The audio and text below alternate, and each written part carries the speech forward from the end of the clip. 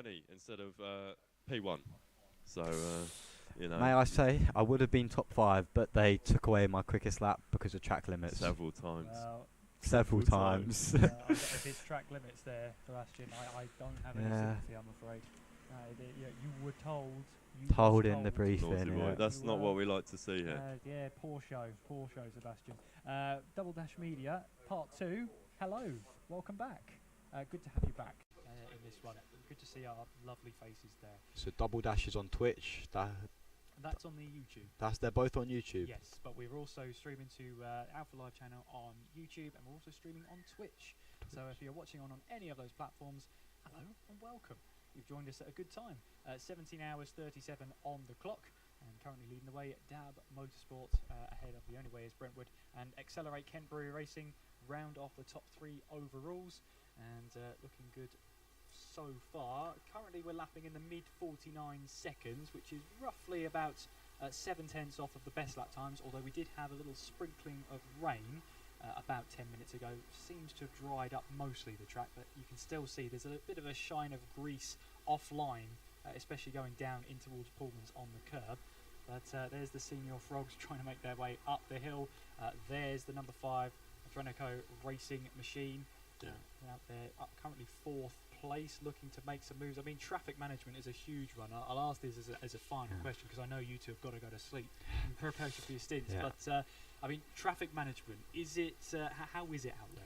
Well, I'd assume me and Anthony both deal with it quite well. I don't know about the other drivers, because obviously we are used to the shorter races, so we're always used to in and out of traffic, so we get through it quite quickly.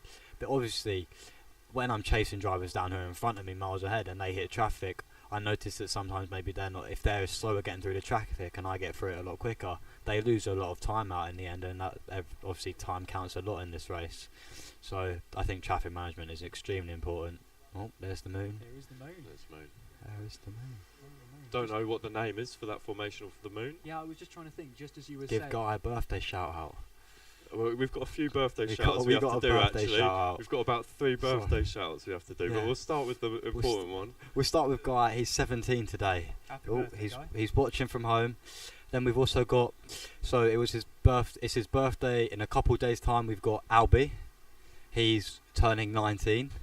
And then lastly, we've got Boris Jones. And he is turning 18 in only 2 weeks. Gosh, that's a good name. There we go. There's the shout-outs done. There's everyone pleased. Well, apart from, I've still got a few shout-outs. Oh, you've got your shout-outs to your mum. Just like to shout out my father, who had his birthday yesterday. So oh yeah, I forgot about that. Yeah, dear. There's a lot of birthdays. Turn it.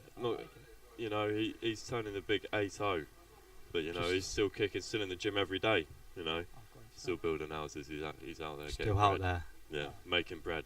Great stuff. Anthony Amato, Sebastian Block, pleasure to have you, but I've got to let you go now because I'm sure you've got to go to sleep. That is very fine. Preparation of your night stint. Thank you for having us. I'm going to shake your hand. You can shake my hand, absolutely. I'll shake it as well. It's Thank you very much. Absolute pleasure. Good luck in your stints later on tonight, and yeah, you're more than welcome back. Thank you. Club 73 Young Guns, everyone. Keep a looking. Here we go. Club 73 for the win. Get out, send your frogs in the chat. We got this, boys. We got this. Like looking Young for Guns. A W. Thank you very much. Thank you, guys. Thank you very much. Goodbye. So that's the Club 73 Young Guns. They're currently in 6th place at the moment. 2 of their drivers in Sebastian Block and Anthony Amato. Great to have their insights. Great to have their personalities on here as well. They're going for the win. Of course they are. Why else would they be here? They are 6th place at the moment. 2 laps down on the race leaders in Dab Motorsport. There we see the number 24 Trophy or Trees machine. And you can see Sanderson is behind the wheel there as they make their way now up the hill towards Cafe Curve. And update, of course, we had that little sprinkling of rain earlier on, and it really was a little sprinkling. Having a look at our unspecified weather app that Sebastian may or may not have dropped the name of, rain starting in 8 minutes. So we'll see how true to life that's going to be. If there's rain in 8 minutes, looks like it's going to be light rain for half an hour, so about half an hour, and then it stops for a period of time, and then we have a bit more rain up until 10 o'clock. So the rain is looking like it's on its way. Andrew, welcome back. Thank you very much. A shout out, a very important one. Sebastian Block's mum because he forgot to give his mum a shout out. Sebastian's mum has been texting him furiously. To be fair, I'm gonna praise Sebastian here. He's been on the air, he's been on the mic, he's been the prime professional. He's not been on his phone. No. He's not been doing that. He's been concentrating on his commentary, and that's why he didn't see the message, Mum. But there's your shout out from me to Sebastian Block's mum at home. What we got going on now? We've got the number 2 and the 24 having a bit of a fight coming out of Hairpin 2. Yeah, I was going to say as well, Ryan in the chat, in the Double Dash Media Motorsport chat, saying there was a waxing crescent. There we go. Thank you very much. There you go. So the waxing crescent moon on full display as we well and truly enter the night time. I think we're in witching hour now as well. Shall we get cursing some people, everybody? No. What have you got in mind? Oh, the whole field. The whole field? Well, apart from Zesty Drink Racing, well, because and Club 73, because they've provided peace offerings, and so far it's worked for them. Yeah, that's true, but you haven't really stuck to this 1 per hour. No, I need to catch up. I need to catch up. Yeah, that is the thing. We'll wait and see on that one, but at the moment, Dab Motorsport lead the way by 23.7 seconds. Top 4 still on the lead lap as it stands. We've got Dr. Vapes in 5th place. They are a lap down on our leaders, but again, a lap down is anywhere between 50 and 100 seconds, really, so it's not a lot of time whatsoever. Plenty of time in the race to make that back up, and I'm really looking forward to seeing how it all plays out. We are well into the second quarter of this race, and it, as I was saying, it really does fly by when you're having fun. Does indeed. I think we're coming up to 9 o'clock as well, so we'll have a short word from one of our sponsors in a few moments' time, and we'll also have a rundown of the order as well for you here. Live coverage of the Buckmore Park 24 hours for 2023. Andrew Mather from Double Dash Motorsport Media and Kieran McGinley on the microphones for you. I am told that our third voice is also whistling his way down probably the M1 and around the M25 to get to us. Don't worry, you won't have to hear to just us two through the middle of the night. But yes, I think it is now time. Let's go for a run down the order then, with 17 hours and 30 minutes remaining. And, well, to be honest, it's not really changed that much since the last hourly update that we did, apart from it's now 467 laps completed by your race leaders, the number 6 last year's winners, Dab Motorsport. The gap that they have, it's been floating around that 17 to 27 second period, and right now it's pretty much bang in the middle of it. 23 seconds is the lead for Dab Motorsport over the number 2 of The Only Way is Brentwood. They've been holding off a charge themselves from the number 3, the Accelerates Kent Brewery Racing Team. The gap between second and third at the moment is 3.773 seconds. And you've got to go a further 9.5 seconds back to find still very, very much in this. The number 5 in 4th place. That's Adrenico Racing. 2 laps is now the gap from first back to 5th, but Dr. Vapes are still there. The number 17 in 5th place. They're having a good standoff, I would say, at the moment between themselves and the Club 73 Young Guns, who we just heard from there with Anthony Amato and Sebastian Block. 35 seconds is the gap between Dr. Vapes and Club 73 Young Guns. I think that battle is going to get spicier as the night goes on. 7th place, it's been a good hour for the Bayford Bandits. During the last rundown, they were just losing 9th place. They've now worked themselves back up to 7th spot. Now they've got to knuckle down now because they've got at least a lap to get up to the Club 73 Young Guns. But they have got a good gap behind of pretty much almost a lap as well over the continuing to improve CS7 Racing. Remember, that's the team that started the race after an early black flag right at the back of the order. They are now inside the top 10 for the first time in this race. Also still there, a further 25 seconds back are the Williams Esports 1 teams. So the guys from Williams' Formula 1 esports efforts. They're still there in the top 10, doing some good work, definitely showing that they are a pro team. It's the top 9 that are all pro teams at the moment, and we are going to get on to a couple of designation changes shortly. Before we get to that, though, let's talk about Clubman. 10th place overall, leading in Clubman. 5 laps off the overall lead is the number 19 of Team Rango. The gap that they have is 33 seconds over Zesty Drink Racing. In the number 21, they stand in 11th place. And Team ARD have come back into this as well. 6.4 seconds is the gap between Zesty Drink and Team ARD. And it's also very close with Team Daneros in there as well. 3.2 seconds further back. They're all 6 laps down. 14th place are the Senior Frogs. Ethan Payne, I think, is still out for them. Bazinga holding that squad in the top 15 and in the discussion for the Clubman podium. Remember, they were 4th last year. They're 7 laps down. The current gap to Daneros is 13.7 seconds. But crucially, going on to page 2, they've got an 11-second gap over Club 73, Not Fast but Furious. There's then another 1-lap gap back to the number 16 in 16th place. That's the Ditch Finders. And then we find our first designation of the race. TRX Racing have now been declared as a Clubman team. They've been demoted by Race Control. 34.5 seconds is what they need to find to catch up to Ditch Finders. For now, though, the number 7 are in 17th place. It's been a tough couple of hours, we should say, for Brighton Motorsport. They were in the fight for the Clubman lead in the early hours of this race, but now, at around gone past a quarter distance now, they find themselves in 18th place with work to do. 5.5 seconds up the road to the next kart. 6.7 back to the next one, which is Club 73 Team Silence there in 11th place. Mini Boost still hold inside the top 20, having a good run. 31 seconds is their deficit to Club 73. They've got a 7.2 second gap over a recovering Formula None number 15 kart now in 21st place. They hold a 1-lap lead over South Coast Racing in 22nd. It's then another further lap back to Trophy or Trees. That's the Formula 1 and Motorsport Influencers team. They have a 7-lap lead now over Williams' second of the esports teams. They are the other change in order and designation for class, so they are now a Clubman team.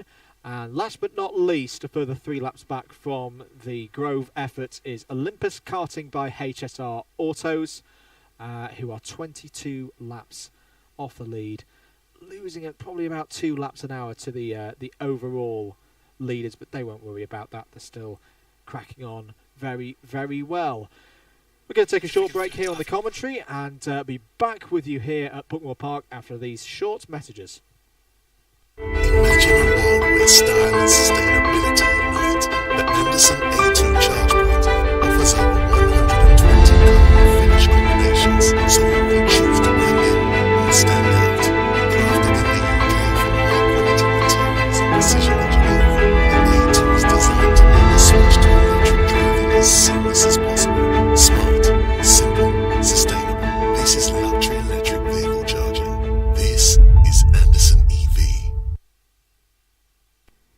Thank you very much to Anderson EV for their support of this year's Buckmore Park 24 hours. Kieran, good chat for you there with Anthony and Sebastian. Yes, it was. Great to hear their opinions and personalities. That's Yes. That's a good word to describe it. Oh, look at that. Hello. The Rain is here. falling. So it's just light at the moment, but I think if I look at the weather radar, there's some rather heavier rain coming from the west. It's Oh, there's a spinner. and right. So I was going to talk about how it's dark now, and you know there's that side of challenges to deal with. You're now throwing a bit of rain. This is almost a bit of a repeat of last year, because I remember when we were checking off the air. What was it, around 9:30 last year? That's when the rain started to fall. Yes. Lap times at the moment, they're okay. I mean, they have dropped a little bit, so I think there is a bit of moisture there, but we've dropped to the 51s and the 52s. Yeah, I mean, we were talking to Sebastian and Anthony. The grip falls away so quickly Yep. once it starts to rain. You get that layer of grease on top of the tarmac, and you can see there, just from Team Rango flicking the back end out, there's the grip just disappears, like it's not even there. Although there just seems to be good grip through hairpin 2 still, because well, Senior Frogs took full advantage of that one as they make their way now down through Symes Sweep and in towards Pullman's. This is a place where it can catch out drivers where there's just no more grip, and it's horrible when the first place you find out there's no grip is Symes Sweep. That's one of the worst places to find out. Probably you've got turn 1 is a bad place to find out. I found it out once there before. Hairpin 1 on the braking zone in hairpin 1, that's a bad place to find out you've got no more grip. And I think Symes Sweep is up there, and Pullman's. So yeah, pretty much half the track you don't want to find out that you've got no grip anymore.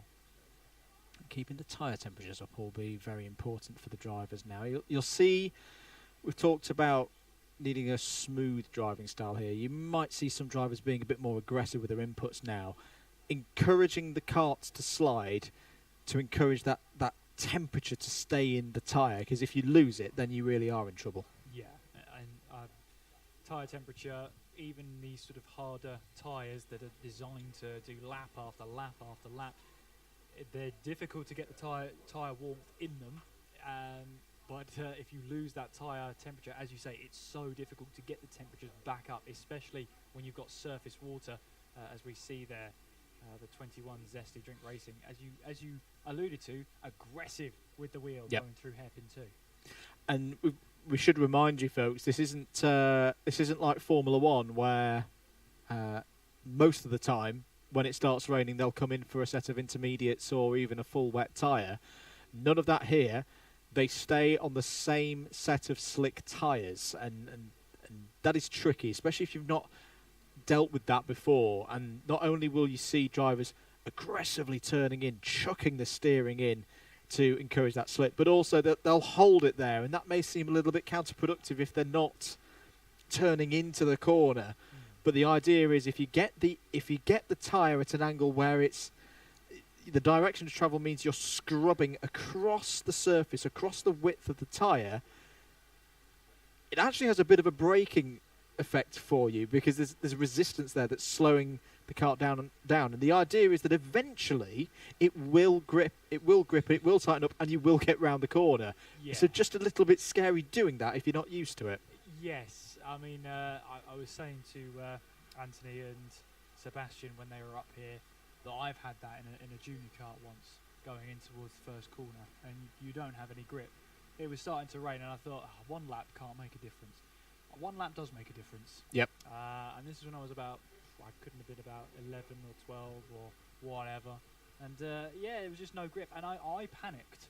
And I'd like to say that in preparation of hitting the tyre barrier, I hit the brakes, flicked the cart around so I'd go backwards so I could drive away. But I'll be completely honest with you. Yeah, but I'll be completely honest with you. I just panicked and hit the brakes. Yeah. And everybody does it when you're starting out. But these drivers have a lot more experience, maybe not so much in changeable conditions, especially in greasy conditions. As our drivers were saying to us before, they much prefer it to just be completely wet, standing water everywhere, because at least they know where they stand with grip. I don't know. I think it changes from driver to driver. I quite like these conditions. I think you're in a minority of drivers. I'm in a minority on many things.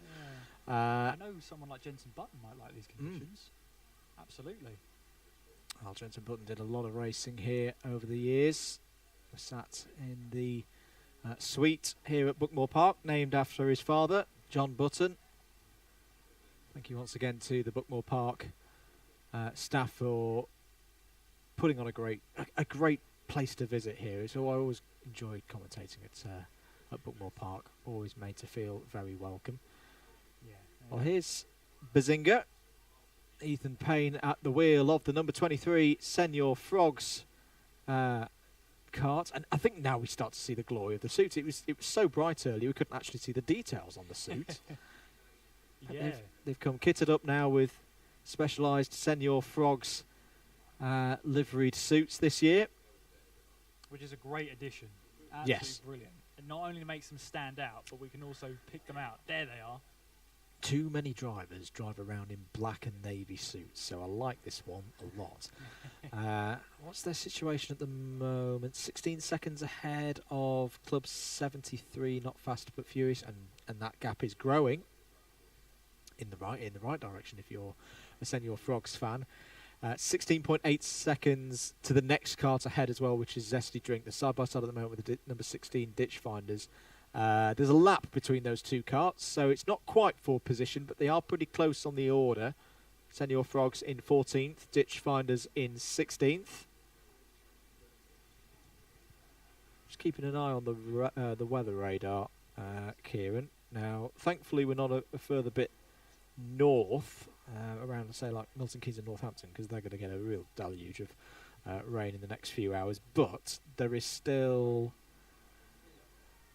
There's a yellow and red radar which indicates heavier rain clump, shall we say. I'm not a meteorologist. Neither am I. That made sense to me. That could, not in the we're not talking the next half an hour, folks. We're talking like in the middle of the night. Could be coming our way. We'll keep an eye on that one. This could be yet another one of the very interesting elements to keep track of across the course of the night. If you do have to go, we'll fully understand that you may be busy on other parts of the weekend. You will be able to watch the whole race back for free here on the Alpha Live YouTube channel and on Twitch as well. Hello to our viewers on Twitch. Thank you for joining us. Do give us a subscribe and a follow here on Alpha Live if you don't mind. Now it's into the pits. Has come the number 20 Team De Niros squad. That feels early to me. 48 minutes since they last came into the pits. Is this a tactical change ahead of some potential weather? Yeah, it could be. I mean, in theory, you do use less fuel when it starts to rain. So this could be a bit of a strategic decision. Maybe they're expecting a little bit of rain so they can carry a bit more fuel and extend the stint as much as possible. We'll have to wait and see as we see Sanderson there in the Trophy of Trees cars make its way up the hill and towards Cafe Curve. I think it's Jack Etheridge who's just got in for Team De Niros with the bright blue helmet that says you can't miss it. Well, I'd agree with him there, if I'm right in my estimations of reading what's going on there. Trophy or Trees, tough race for them so far. They're already down one driver, Matt Amos, out with a dislocated finger. Yeah, it was such a shame. I mean, I was having a chat to CBGT when he was up in the commentary box about Matt's injury, and it sounds so easy to do. Well, it's so easy to do, but it sounds like, a dislocated finger, surely it can't be that bad. Well, around a physical track like this, where you need all the parts of your body, if you can't grip the wheel properly, you're already at a huge disadvantage, and you're putting the rest of your body under strain as well. Yeah, and the sporting element, you're probably losing 1 or 2 seconds a lap on that one. It's I'm sure Matt, the valiant side of him, will be like, yes, I will go out on circuit again. But to be honest, he'd be so far off the pace because your brain then starts taking over going, I'm in pain here. The last thing the body then wants to do is start thrashing the cart around and going even quicker. That's not what it's concentrating on. That and the fact that he was given doctor's orders, wasn't he? That's true. He has also been told by the doctors to not go back out on circuit. I wouldn't go against the doctor's word. No. I think I would trust them on that one. Which is a shame. A shame to lose Matt so early because I know he was excited to get behind a car, get racing here at the Buckmore 24-hour. But hopefully we'll be able to see more of him next year. Hopefully that's just an excuse to say I'll do it again next year. Yes. But I wish him a speedy recovery with the finger, and hopefully see him back in a kart quite soon. 21 seconds is the gap between Dab Motorsport and The Only Way is Brentwood. The flurry of rain that we had, I think, has now passed on by because the lap times, Kieran, are back down for the leaders into the mid-49s. Yes, it is it's a conundrum, this one. This is the sort of similar scenario. We had that short, sharp shower earlier on, about half an hour ago, and the lap times got into sort of the 52s, 53s, and then they came back down to this sort of mid-49 areas. So it's no surprise to see them having come back down to this point, but I think we'll stay there because that does show that the track's not at 100%. There might still be bits of grease, the track temperature might have gone down slightly, Last lap from Dab Motorsport 49.5. So that's got all the makings of a track that's just not quite what it was. Keep your questions coming in. We've had a question about Harrison Kirkham. Which team is Harrison Kirkham on? Well, I can tell you that he's on the number 5 Adrenico Racing team, which are currently sat in 4th place. I don't think we've seen... We talked to Harrison earlier on the grid. I don't think we've seen him out yet so far in this race. 5-driver lineup on that team. Callum Jones we've seen already. Dante Dillon started the race. Sam Lovelace was out earlier as well. Robin Cassom is the other member of that team. This is, of course, the moment where he then flashes through shot and is sat in the number 5 car, and he's out there right now. Adrenico Racing, we talked about them at the top of the show. A lot of people have them as... Yep, right on cue. There he is. They are the dark horses, and I think they're showing exactly why, because they're still on the lead lap. They're performing very well, and Harrison Kirkham at the wheel of the number 5, setting good pace at the moment, 49.847 last time around. Yeah, and in these really changeable conditions, I suppose as a driver you're sort of wanting it, well, can this weather just decide what it wants to do? Is it going to stay dry or is it going to rain? It's sort of in this in-between stage where it can't quite decide what it wants to do. But we see Toby McAllister Brown in the number 1 Club 73 Young Guns kart making his way through in towards hairpin 2. But there is your leader then. Sorry, not the leader, the number 5 kart, Adrenico Racing in 4th place. They hold the fastest lap of the race. I did ask Sebastian of the Young Guns whether that time could be beaten. He said he's going to beat it. So we'll have to keep an eye on that. He said he's got it in the bag, which is why I love having these personalities up here. 2 karts working together. Just to mention that it is the Club 73 Young Guns just behind there. Both of them in the mid-49s at the moment. Toby McAllister Brown doing the business at the moment. And they do have some work to do. They have had some penalties along the way. But, 2 laps behind the overall lead. That's absolutely fine. With 17 hours and 10 minutes to go. Keep your comments rolling in. Yeah, because as you said, 2 laps is no gap whatsoever. I mean, you're looking at about 100 seconds, which is less than 2 minutes. So you're not actually that far behind if you're 2 laps down. Much the same that Olympus Karting, who are currently 23 laps down. It's not the worst position to be in. There's still, that's not bad pace considering you've got best lap times over the field. The fastest lap they've set, we've got a 48.8 being the fastest lap set during the day, and the slowest fastest lap, if that makes any sense at all, send us a postcard, is a 49.7. So it just shows you how tight this field actually is. The fact that the whole grid, when we got to qualifying, was 1.2 seconds between everyone's fastest driver. That just shows you that 23 laps is no big gap at all. And that the field, in terms of the machinery that's been turned out by the Buckmore Park staff this weekend, there's always going to be variance kart to kart. I'm not expecting them to be, doing exactly the same lap times, but that's a pretty good spread, I'd say. Yeah.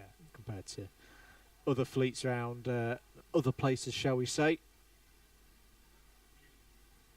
Testament to the time and effort that Clint and the whole team have put in here. It's been a spectacular event so far here at Buckmore Park. Hope you're enjoying the stream. I'm conscious as well that on time we're probably running towards the end of part 1. I feel like we want to go for another bit of a likes drive. Should we try and get 600? Yeah, you want to. Go on. If you haven't done so already, wouldn't mind clicking that like button if you're on the YouTube stream. Thank you to those who've tuned in on Twitch as well.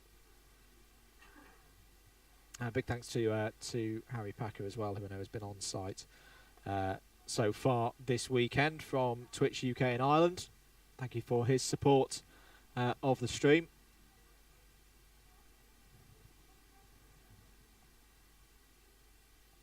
Through comes the only way is Brentwood, past one of the back markers there. It's the number 24 of Trophy or Trees. I think Adam Sanderson still driving for them.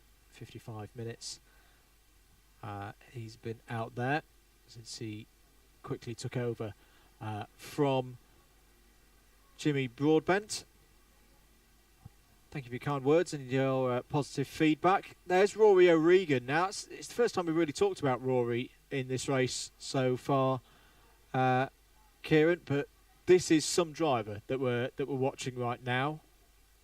I was kindly invited down to the Buckmore Park Awards a couple of weeks ago, a couple of months ago, just down the road at the Village Hotel, and this is a young man who had more trophies than he could carry by the end of the night, including winning the very prestigious Buckmore Park Chairman's Award.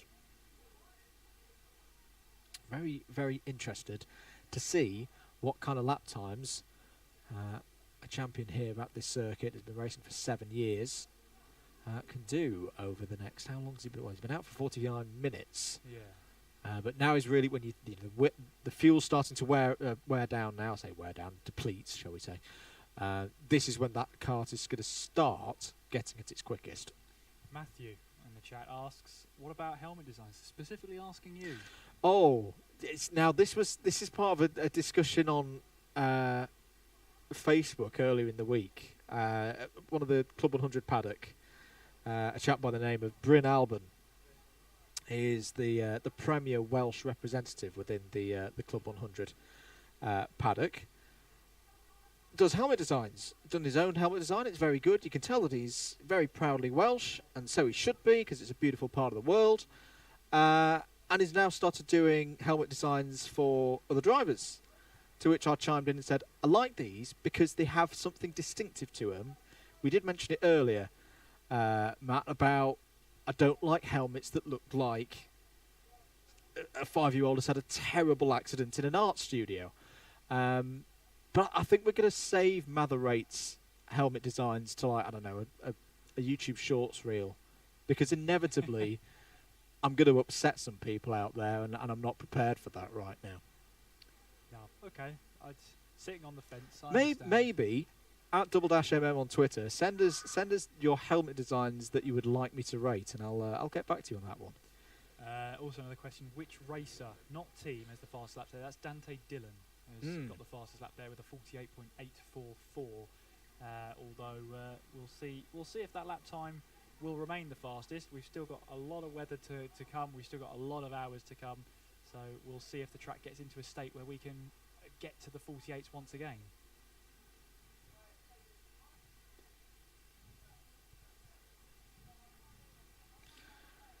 So 17 hours and 5 minutes of the race to go. The lead is having one of those periods again, Kieran, where it's creeping down, but it's not rapidly dropping. It's back down under 21 seconds. No, it's kind of under control at the moment for Dab Motorsport. The only way is Brentwood did close the gap by about 0.2 of a second. They've got it underneath 21 seconds at the moment, but we shall see how they keep pressing on. It was a 49.8 last time, so the gap's gone back up to over 21 seconds. So a little bit of traffic management, a couple of maybe bits of traffic to deal with, and we'll see that. There's the Young Guns. I reckon they're going to come in for a fuel stop, Andrew. What do you reckon? I think you might be right They there. might be soon. Yeah, I don't know what gives me that idea. I think it's just coming to my head. But I reckon they're due a fuel stop soon. How long have they been out there for? In fact, they might have just... No, their track time is 0 minutes, so they must have just been in. If that's right, then yeah, 1:36. So yeah, they have been in for a fuel stop. There you go. Good question from Sergio Medina. Keep them coming in, guys, because I know it's we've got some new people following the race. The diff column, yes, that is the gap between one car to the next. So as there's a black flag for Zesty Drink Racing. So 21 seconds from Taweb up to Dab, 6.8 from Accelerate Kent Brewery Racing, or XKB as they are on your timing tower there. So yes, that is gaps between... it's basically the chasing gap that a given team is trying to whittle down to get up to the next cart ahead. Max O'Shaughnessy in the chat saying, Andrew, don't be slating my lid. No, I like Max's because I can tell it's him. It's not all helmets with Dayglow yellow and Dayglow green that I don't like. It's when it's a distinctive design, which Max's is, and I'll have a full-on TED talk as to why later on. That's fine. I can always spot that it's Max from a distance because he has details of flags on his helmet. There you go, Max. In fact, there you go. There's the short version of it. Max has details of flags on his helmet, so it's the combination of the colours with something distinctive. It's when it's just the combination of colours and it looks like a mess that I don't like them. Oh, well. There you go. That was Andrew going through Max's helmet and saying it's okay. Sorry, I've done it again. You've done it again. No, I'll tell you what, it's so easy to do. We've had a couple of people up in the commentary box, and I think the third headset wasn't quite working, so I gave my headset to the guest, and we sort of swapped around and haven't really swapped back. So when we go and mute ourselves, Andrew's sitting on the left, I'm sitting on the right, but our mute Buttons are the other way around. Are the other way around. So Andrew's on the right and I'm on the left, and it's caught us out a couple of times. So you know what? The idea should be we probably swap them back, but we haven't done that yet. So I guess we're happy with this, which is fine. We'll be fine. It'll be fine. Dab Motorsport still leading the way though. Only way is Brentwood is in second place. We're almost getting to the top of another racing hour, Andrew. So it's getting nice and good there. And yeah, we're going to be into hour number 8 very, very shortly, with 17 hours and a minute on the clock. Keep your comments and questions coming in. We'll do our best to answer them. But maybe we can ask them to another driver. Maybe you want us to interview somebody. Let us know. We'd love to get you involved as best we can. There's the number 18 into the pits. Number 18 being Olympus Karting by HSR Autos. They are currently running in 25th place. They are the one of the esports racing teams that have come out here in towards the Buckmore 24 hour. It's great to see them out there. Great to see them giving it a go. And really great experience building for them. As we've got a new driver coming into the car. And away they go and leaving the pit lane.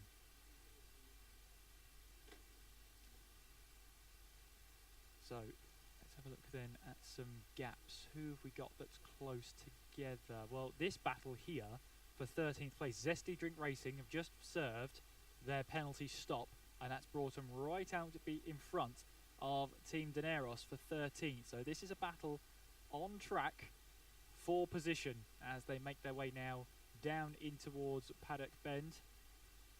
And Team Daenerys has got a good run, got the inside line as well in towards Garda. Can they get the power down? Because then Zesty Drink will have the inside line and take back the position. Up the hill they go and through in towards Cafe Curve, on towards the start-finish straight, and that's great swapping and changing positions from Zesty Drink Racing and Team Daenerys. And that was great battling between the two of them in that final sector. Really like watching that one. So that sets it up really nicely for the next few minutes or so. However long they want to keep battling on for. But I have some fantastic news for you all. We're into hour number 8 of the Buckmore 24 hour. We are over 500 laps completed as well. It's 2 good milestones here, Andrew. I've got also good news that fresh resources on its way down the road from Milton Keynes. So Yousuf will be joining us in the not too distant future. Well, you can have a rest, mate. Yeah, because I'm back for the night shift. Yeah, so I need to get 40 winks, maybe 20. Maybe 20. Maybe 20 winks. We'll take any right now. Yeah. To be honest, yes, absolutely.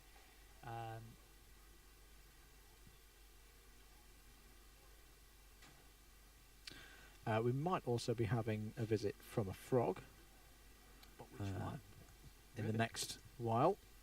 Yeah, but which one? Who's going to be making their way up here? It's a tombola. We don't know who it's going to be until they're up here. We shall see. Yes, lots of fan favourites for Senor Frog. Of course, they are going to be going up there. They are currently 12th overall at the moment, 4th. Apologies, 3rd in class at the moment. Zesty Drink Racing had to serve their penalty, so they've been brought back in to play with the battle in fourth in class. Good news, we will be having a visit from a frog, a senior frog, and it will be their team manager, Calfreezy. But it'll be happening on part 2, because we've got about half an hour left of part number 1. And then we'll switch over to part 2. This is on the full video stream, by the way, ladies and gentlemen. So we will kick that one off with a bit of a chat with Calfreezy. So there we go. There you go. That's good news, isn't it? Everybody liked that. Everybody. Yeah, and Senior Frogs currently third in class, so they're going nice and swimmingly well. Considering they started from the back of the grid, they have done a fantastic job to bring themselves back up into contention, as we've had a change of position then. Team Daneros moving ahead of Zesty Drink Racing, as they will make their way somewhere out in hairpin 1, I believe.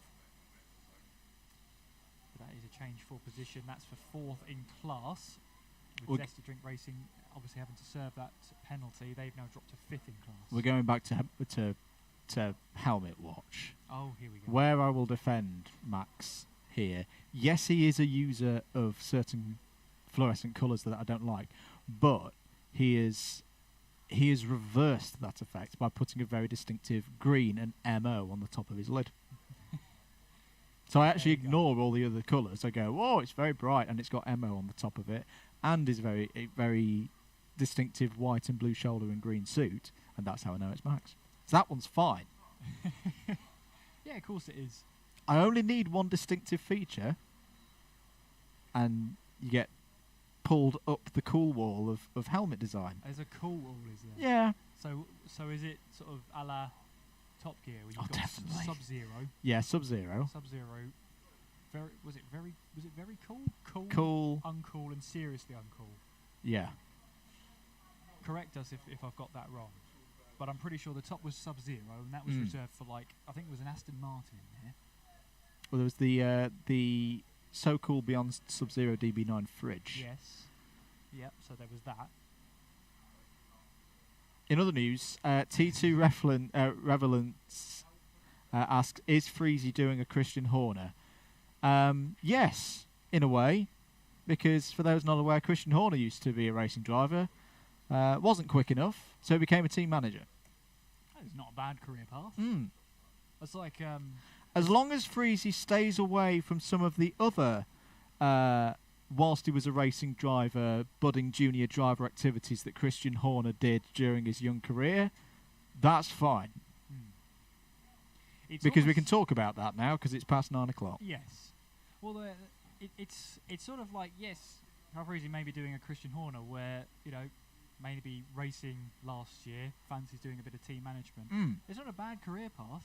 It's almost like if you're not quick enough for racing, you can just come up to a commentary box. I don't know who. That's true as well. Who would go by that? That is true. I'll be honest with you. I couldn't tell you who would go by that route. And all I'll say to round up the Christian Horner point of, if you know, you know. Don't search it on Google. Let's get back to the race. Don't say that people don't do it, because you know the one thing they'll do is the exact opposite. But if you look it up, it's your own fault. That's what You've been warned. Disclaimer. So Senior Frogs up to 12th place now, but they are owing us a pit stop, which would drop them back behind Team Daneros and Zesty Drink Racing. But this has been another really good stint. In this case, for Bazinga, Ethan Payne has had to deal with a little bit of rain out there, like he did 12 months ago. And I know we talked about it before with the start of the race, starting with Will and E, because Will started the race last year. He's got that experience of what is a very busy point of the race. Putting Chippo in for when they needed to assess what speed does this kart actually have, whilst the kart is definitely in a good shape, because Will have taken good care of it.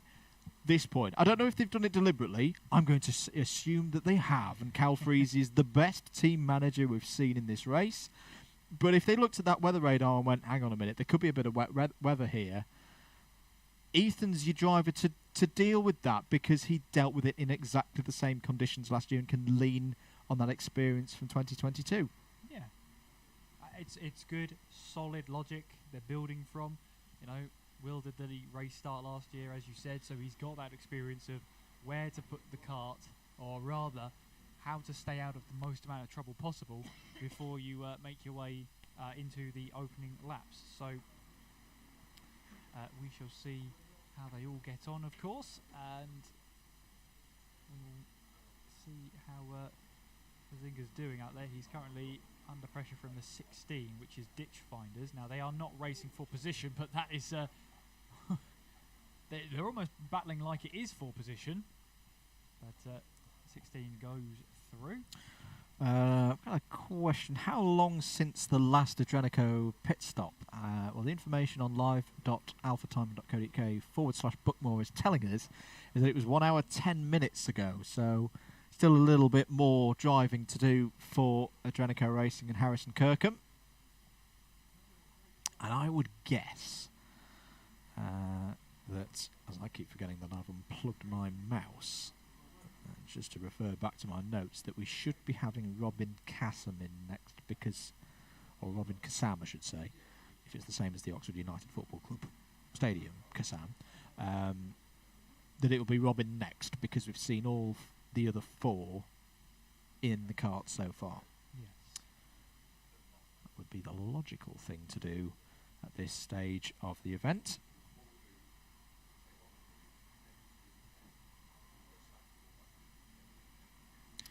Also, a couple of questions about the service stop, which, we haven't talked about for a while. We're still a few hours off, guys. 1:30 in the morning is when the service stops will happen. So it's as we cross into the 12th hour of the race. So after 11 hours have been completed, 1:30 a.m., that is when they will start. Each team has been allocated a 10-minute time slot, and the order in which they will come in has been determined by a random, almost FA Cup style draw, and it's 2 carts in the service workshop at any one time. And I believe I may get clipped around the head for saying this by producer James, that we have a feed down into the abyss, as I like to call it, to see how those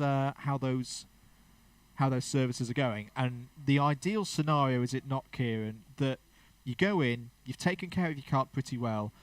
You have to sit in there for a minimum of a minimum set of time within that 10 minutes. It's not just a case of like, look, we're here. Oh, look, it's fine. Let us go again. But the idea is that you don't want to go beyond that minimum time. You don't want to be in there for 25 minutes per se, because the team assess the cart and they go, well, that's about to break and that's about to break, and we don't want that to happen on our carts. You're going to sit here until we fix this and got this cart good again. Yeah, and the service stop, obviously, because everybody has to do it, it neutralises how much time you technically lose and how many positions you lose. As you said, it is a set limit, so pretty much the service has to be done in that time. It can't be under, it can't be over. It's got to go through it. No, it's got to be exactly that time. So everybody has the same amount of time doing the service stop, and that way it neutralises it for everybody. We've also more questions coming in about lap times. As I say, the places to look if you've got a second device, live.alphatime.co.uk/Buckmore, or on the DDMM comms box cam and data centre, because we've got the time on track, the TT time, listed on the screen for you. We have had a change for position, though, have we not? The number 16 and the number 12. Apologies if we missed out there on circuit. The Ditch Finders have just taken 15th place away from Club 73, Not Fast But Furious. Yeah, just a bit more on that cart servicing. It is 10 minutes maximum each service, and will be the same for each team. And in the event that your team's cart is not ready at the end of this time, and you'll be issued a replacement cart. So the idea is that everybody's service stop is 10 minutes, therefore nobody loses out too much. In fact, hopefully no one loses out anything, because every service stop is exactly 10 minutes. But because it's exactly 10 minutes, even if the mechanics finish the service in 4, they can't let you go until it's been 10 minutes. But it's good because you then get a little bit of a chill. You're not actually losing any race time because everybody's going to have to abide by that, and it gives you that nice tick in the box of like, yeah, we've been managing this kart well because they've not had to spend too much time servicing it. We have had a black flag, and it's the first time I think I've seen this in the race this year. It's a speeding under yellows flag, so it's not a racing under yellows flag. It's a speeding under yellows flag, and that will have been done based. I was having a brief chat with Clint, and we talked about that early chaos, shall we say, when the top 6 all got racing, so pod to pod, and not withdrawing from a battle whilst going through yellow flags. And I said to him, it's like, well, what kind of delta time are you looking for when you're going through those sectors? He said, well, we're looking for about 3/4 of a second at least to see that, yeah, a driver has fully backed off under yellow flags and then resumed racing. So they have got a measure, and TRX Racing has unfortunately not got the right side of it. Good move there by the number 12. Yes, Club 73, not fast but furious. Getting away past Mini Boost. Yeah, Mini Boost. So they move up now, but Mini Boost are getting straight back up the inside at Garda. And drivers and teams watch on. And, look out for what they can see.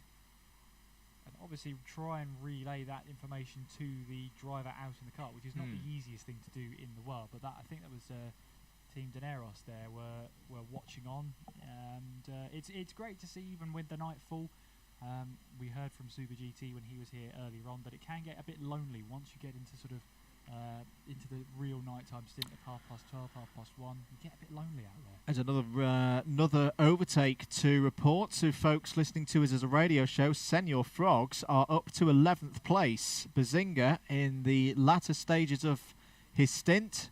The fuel going down. He's been out there for an hour and 45 minutes and has just got past Team Rango for 12th place.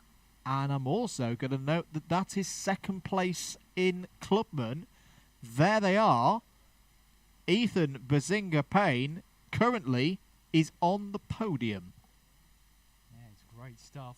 And just shows you really that Senior Frogs have really battled their way through to get them up to the pointy end of the Clubman class. It also shows you that qualifying, especially in the non-Premier class, in a 24-hour race means absolutely nothing. Yes. Yeah. Not absolutely nothing. No, absolutely nothing. No, I disagree. It's important where your track position is at the start of an endurance, because you really don't want to be in the melee in the midfield. You either want to be at the front, leading away, or, if all else fails, start at the back, let all the madness happen in front of you, which I'm going to say that was the tactic they had from the start. Okay. They've done that. They've now paddled their way through up towards the pointy end, and they're now challenging for a podium in the Clubman class. I'm going to disagree. It's like LMP2. I'm going to die on this hill. It's like LMP2 this class. So for the non-motorsport aficionados, because I know we have got a few of you watching, LMP2 is the secondary class at the Le Mans 24 Hours, and by definition, you have to have a non-professional driver in the car, in your team of 3 drivers. You cannot win LMP2 because it's so competitive. You cannot win LMP2. You could have you could put Max Verstappen and he could set pole position in LMP2. But if you have a dog-slow amateur silver or bronze driver in your LMP2 car, you're not going to win the race. It's all about the whole team and what they do across the course of not just the fastest driver's stint, but the second fastest, the third, the fourth. That is what we're starting to see now with a number of the Clubman teams, like Senior Frogs, like Team ARD from last year, because they are our reigning Clubman champions. That is what you need if you're in that secondary class to come out on top. To say the cliche again, there's a very long way to go, but we're now starting to see the rhythm of this race really come into effect, and Senior Frogs are part of the discussion. Yes, they are, and they do have a stop upcoming in sort of the next 10 or so minutes. But if England can make the use of the lighter car, less fuel on board, and try and open up a bit of a gap, he can take the car in and in the changeover try and rejoin, losing a little bit less time than maybe he wants to. So that would be great if he can, of course, for Senor Frogs. And you'll see how they get on. At the pro class, still the same top three. Dav Motorsport leading the way. Only way is Brentwood is second, and then Accelerate Kent Brewery Racing rounding off the top three. But as you said, it's Team ARD who lead the Clubman class, and they've had a bit of an up and down race so far, haven't they? But they now find themselves at the pointy end of Clubman. They do indeed. Motorsport Magpie asks on the DDMM comms box comments. So to be clear, is Cal Freezy doing a Christian Horner and spending over the budget on cake? Hey, if the cake is coming towards us and Yousuf when he gets here later on, I don't care. Well, that's fine by me. Cake count is 1. There's no spending regulations in this sport when it comes to cake. Bring on the sweets. Yeah, especially if it comes to the commentary box. That's a good thing. We're still on 1 cake, so if anybody is listening out there, have we found a knife for it yet? Will and he was going to have a little piece of the Victoria sponge earlier. He was going to break it, wasn't he? He was going to be the first one, but then we didn't have a way to cut it. I don't think we have, to be fair. Would you? You know what? It's fine. Should we test how powerful these wristbands are? If I go downstairs and it's like, what would you like to order, sir? I would like to order a cutting implement for a cake. I don't actually want any food. I don't know. I don't know if you'd get away with that. Personally, but you know, I'm not for the man for trying. Josh Entertainment asks, why are Trophy or Trees so far back? Did they have cart issues? Not cart issues per se. They've burnt through a couple of drivers a bit quicker. They haven't been maximising the stint lengths, I think it's fair to say. For example, they've been in 6... Well, actually, no, the number of pit stops hasn't been particularly high, but they have been running with a couple of drivers wounded. Matt Amos in particular, who unfortunately is out of the running for this one because he dislocated his finger in an incident in around, I want to say, about the third hour of the race. And Jimmy Broadbent, unfortunately, out of the race as well. He wasn't scheduled down to drive, but he stepped in to do some subbing. Was struggling a little bit with some fitness and some asthma issues, which I can fully sympathise with him in, because there's some nasty bugs going around at the moment. 16 hours and 40 minutes to go. Here, maybe for an interview if you fancy it. And I'm going to turn to my esteemed colleague to my right and say, toodle off and do an interview. I'll toodle off and do an interview. And we'll carry on here with a track limit warning for Zesty Drink Racing. 14th place for them at the moment. And just a warning for now. No penalties for them, but they don't want to pick up more of them. Now, there is a note from race control saying that the rain has returned, and this is the problem that I think some of the drivers have got now, is this rain is going to keep coming in and out for at least the next hour, is what we're told on our weather forecast. The lap times in terms of speed have dropped again, i.e. they're taking longer now. The average speed has gone down. We're into the 51s and the 52s, and if you're Club 73 Young Guns, you've just done a 55. So another shower running through. But sorry, just to finish the story on Trophy or Trees. Yeah, they've had some troubles with hitting like those 1 hour 30 plus stints. And a bit more of an inexperienced team this year compared to the natural successor, I think we sort of say, that was the Team 87 squad last year. That one had some very experienced drivers in it. This one not so much this year, but still doing a good job there in 23rd place. 2 laps down on South Coast Racing. And with that, I think we're going to pass over to the interview podium, where Kieran's got a special guest. Yeah, thank you very much, Andrew. I'm here with Chris Stevenson from the Olympus crew. Chris, obviously, you've just come out of the karts. You said to me you were shattered as you were coming up here. How is it out there for you? It's started to get a little bit slippy now with the rain coming in and out. Everybody's really quick, which is good and bad for us, being last. No, it's really fun. I'm really enjoying it. Yeah, it's knackered now. Yeah, obviously, I'm guessing you've done a bit of the night shift, as you were saying. You've had a little bit of wet weather to deal with as well. I mean, was it just the case of showers on and off this whole time? So it started spotting about 20 minutes into my stint, and it got slippy and then dried up again. And then got slippy and dried up again. It's been just in and out all night so far. Found it tricky in the hairpin at the bottom, hitting the brakes. The cart just wants to kind of kill you. But other than that, no, there's still a lot of grip out on the track. Cart feels really good. So now you're part of Olympus, which is the sort of esports organisation. How has that transition been for you all in this Buckmore 24-hour? Tough. Going from a sim rig to jumping in a go-kart for an hour at a time is something completely different. I go-kart my local team sport in Sheffield, so I knew what to expect. But I think everybody else, same as me, achy and sore and tired. What would you say is the main difference then? What's the main learning point you'll have from today? Pain. The bumps, stuff like visors fogging up, don't get that in sim racing. Trying to keep calm, I think, with everything else going on around you. When you've got carts bumping you and all this and that, it's tough to stay level-headed and cool. But pain is the biggest difference. You're not selling this very well. I mean, it's great fun. It's great fun. I recommend it to anybody. However, just come prepared. It's bumpy. There you go. Good advice there from Chris. So what's the aim of the team tonight then? We're sort of past the quarter of the way stage. What are your expectations for the rest of the race? Just try and keep it as clean as we can. We'd like to try and not finish last if possible.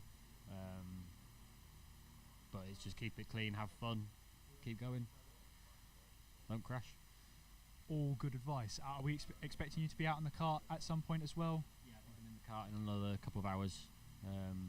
I've got TC Thomas Cope's in the car at the moment, and then Callum is getting in after him, and then I'm back in the cart again for another 2 hours, it looks like.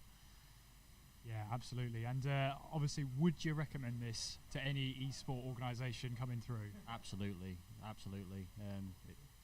We didn't come as prepared as we probably should have done. But no, it's amazing fun, great fun, loving it.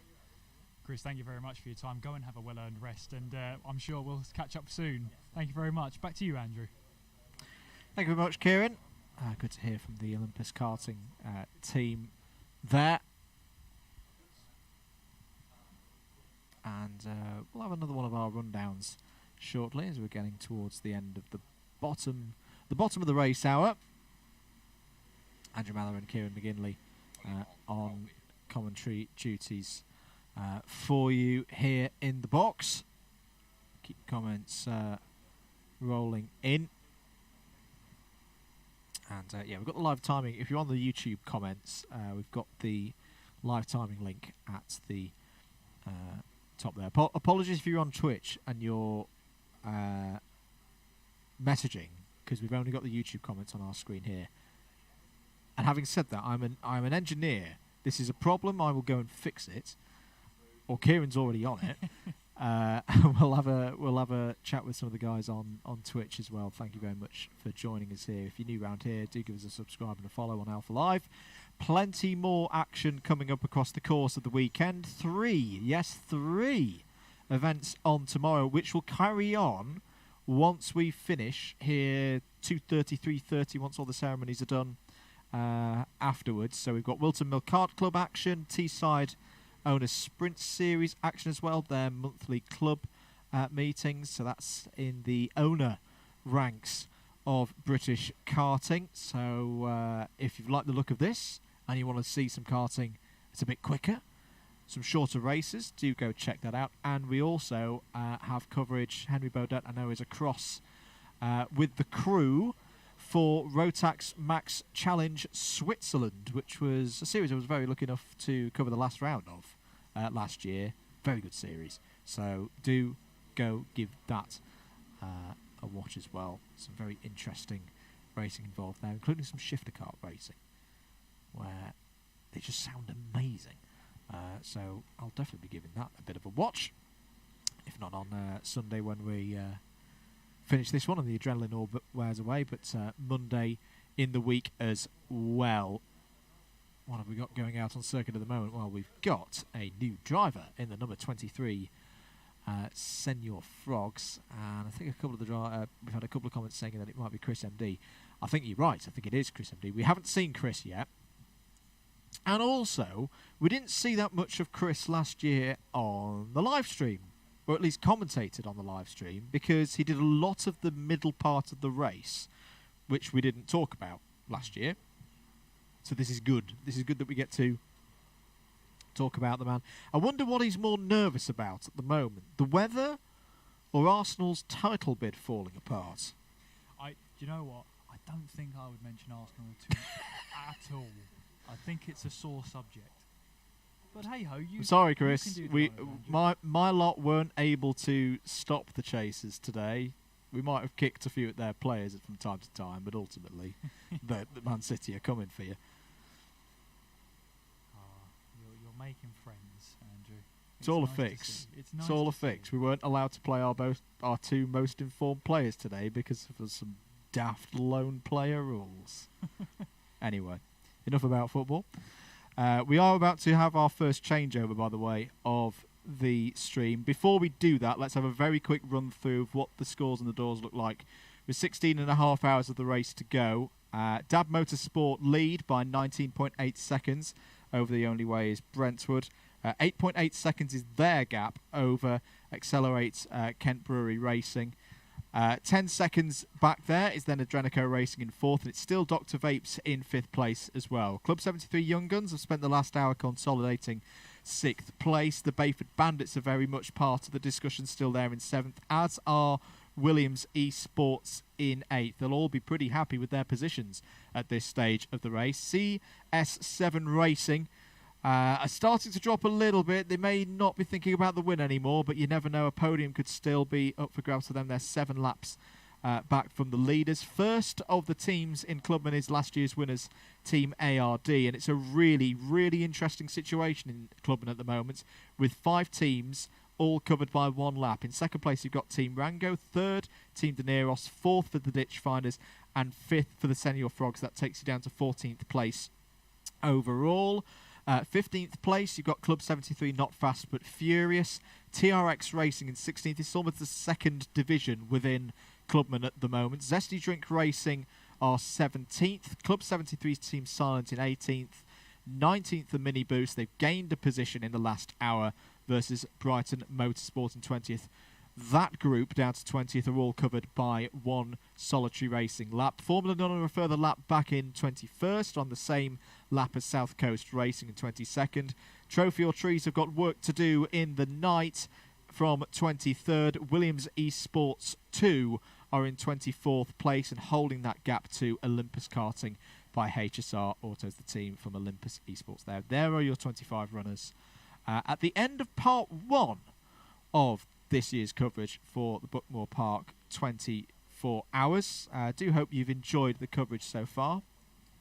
And a second. Apologies for that. So yeah, we will be back for part 2 shortly. And before we go there, there's a quick mention from one of our sponsors as we're at the top of the hour.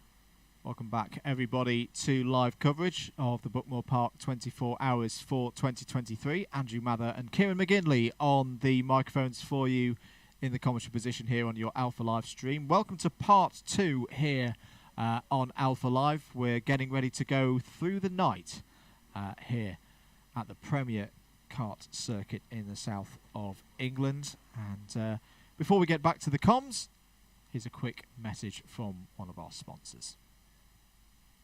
Imagine a world where style and sustainability unite. The Anderson A2 charge point offers over 120 car finish combinations, so you can choose to win in or stand out. Crafted in the UK from high-quality materials and precision engineering, the A2 is designed to make the switch to electric driving as seamless as possible. Smart, simple, sustainable. This is luxury electric vehicle charging. This is Anderson EV. Thank you very much to Anderson EV for their support. We will have a special guest joining us shortly in the commentary box. We'll have it for an interview to catch up with one of our most eagerly followed teams out there on circuit. And weather watch, track conditions coming back to the drivers. I can see lap times are dropping in terms of timed tours of the circuit back into the 49s. So the good kind of dropping. They're getting quicker out there. But other drivers maybe not quite picking up the pace as quickly as others. It's probably one of the widest spreads in terms of lap times from fastest to slowest that we've seen so far, Kieran. I see some 49s in there, but also some 52s. Yeah, and it comes to that part of the race where you're sort of thinking about fatigue as well for some of these drivers that have been out there. Some of them would have been out there when the track was just about dusk, and now it's completely dark. That does have an effect on your fatigue. But it's also, we're coming into that sort of circadian effect where it gets to the part of the night when we'll get to about 2 or 3 o'clock in the morning as well, and this will happen again. Yeah. Your body naturally says you should be asleep, and you feel more tired and you feel a little bit up against it, and that is genuinely because your body's sort of saying, well, it's night time. Why are we still awake? But of course the adrenaline's overruling that, so it's a bit of a weird feeling when you're up at 3 o'clock in the morning racing a kart around. Most of the team is asleep just to basically recover and make sure everything is all tip-top for when they wake up on their side. But the other side of it is, when you get to this nighttime stage, you'll start to get the fatigue, you'll get a bit inconsistent, you'll start to make some errors. And it is just one of those things about endurance racing, it's just keeping those mistakes, if possible, down to a minimum. Indeed. Hello to Aidan Townsend, who's tuned in. Yes, if you're still watching and a bit delirious at the moment, yes, we're on the new stream now. It should have auto-directed. If you were watching on Alpha Live YouTube, it should have auto-directed from part 1 into part 2. Shouldn't have needed to do anything at all. It's clever. It's like magic, and we're here. Hello to Charles Boschel. Sorry, I nearly went in Formula 1 style there and called him Charles Leclerc. But Charles Boschel, who's a bit tired and sore, but having fun. I imagine that's when he's been out on the circuit. He's not been doing anything else. Hello as well to Katie Hugh, who's loving a bit of the night karting. There was a question about attending and spectating. If you haven't got a ticket already, you won't be able to get in. Unfortunately, it's a closed and ticketed event. There are not any tickets remaining to come in and spectate here at the circuit. Please do not try, because you'll be disappointed when you get turned away by security. 16 hours and 24 minutes of the race to go. And we've not been talking about the leaders a lot, to be honest, Kieran, because there's not a lot been going on, but I'm still quite excited by that, because it's almost... we've got these four... I'm going to go back to the heavyweight boxing match analogy that we talked about earlier, of if you watch your heavyweight boxing over 12 rounds, and if it's two really good fighters in there, it doesn't really get decided before the 7th or 8th round, really, and we're nowhere near that stage yet. At the moment, these 4 teams, Dab Motorsport, the only way is Brentwood, I nearly said Brentford then, but I didn't. Accelerate, Kent Brewery Racing and Adrenico Racing. They're keeping that momentum up, they're keeping the speed, they're definitely asserting themselves over the rest of the field per se, but they haven't started taking shots at one another to break the other's spirit or force them into a mistake, whether that be out on circuit or with strategy. Well, I'm just looking at the last lap times as well. They're very consistent and pretty much in the same area, mid to late 49s, which is incredible pace. And that all means they're staying on the same lap as each other. They've kept the gap and stabilised them as much as possible. But also, it keeps it intriguing. And you said, Andrew, that we haven't really seen much of them or discussed much of them. And I think for them, that can only be a good thing. If we haven't really talked about you and you're leading, you're probably doing something right. Yeah, the going under the radar is pretty good position to be in as we're entering this second quarter of the race. I think it's Trent Maroney out for the number 6 leaders out there at the moment, Dav Motorsport.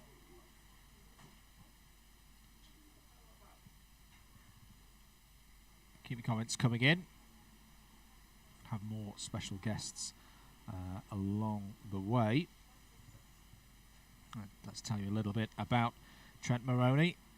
He's a very experienced racer in a number of different categories. He's been racing for only about 4 years, but he's gained, I say, a lot of experience in that time. He's mainly been at Brentwood karting, but he's also been doing a bit of BPEC, which to the uninitiated, because we've just dropped in a very British karting term there, it's the British Pro Kart Endurance Championship.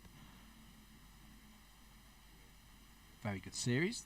A number of drivers over the years have moved up into, just from racing like this, they say started in this doing some arrive and drive karting and then moved up into, I say, the BPEC category, which has teams running their own machinery.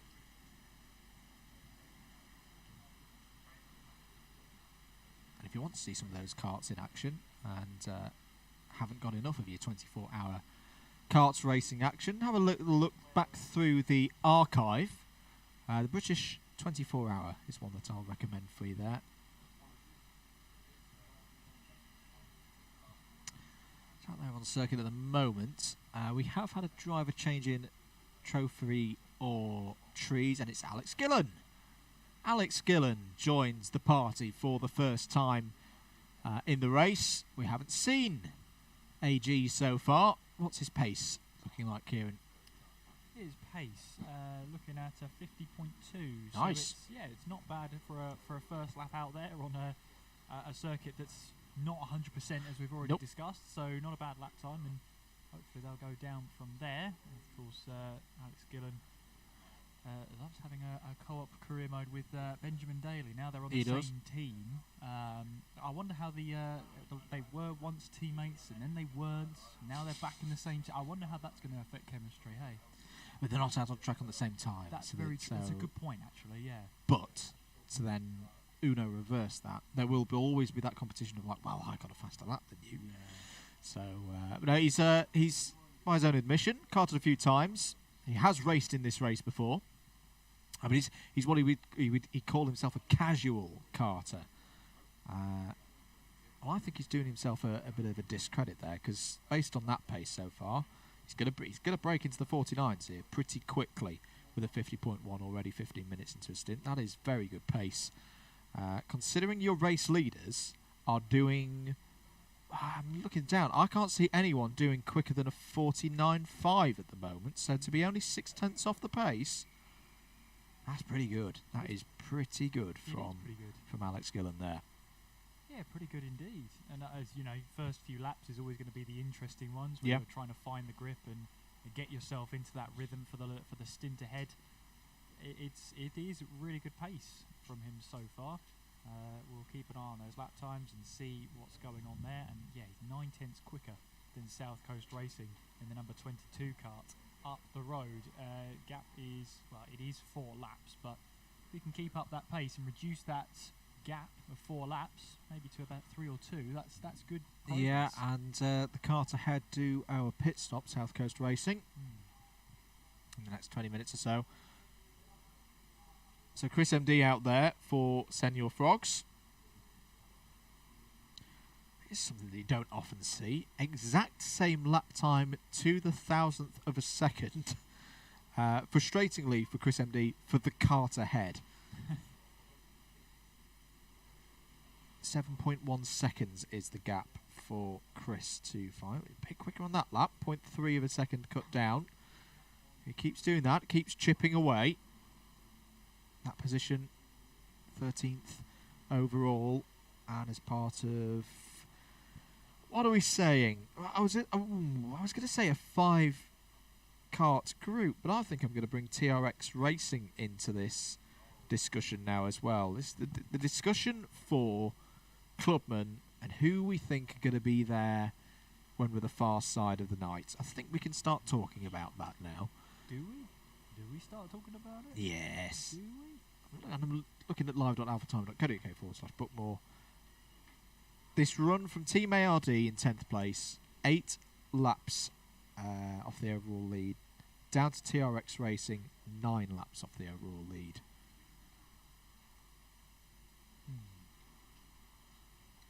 Commentators, where's Freezy? I wish I knew, T2. I wish I knew. He's late. He's probably doing busy team managerial wizardry somewhere. But we did promise a Freezy. Producer James is going to go and sort it out. And we will deliver you a Freezy. Yes, Not often that we're able to command such high-ranking YouTubers, so we make the most of it. Absolutely. We've had a question about track limits. Oh, yes. And how they're being sort of, what's the ruling? It's half a cart.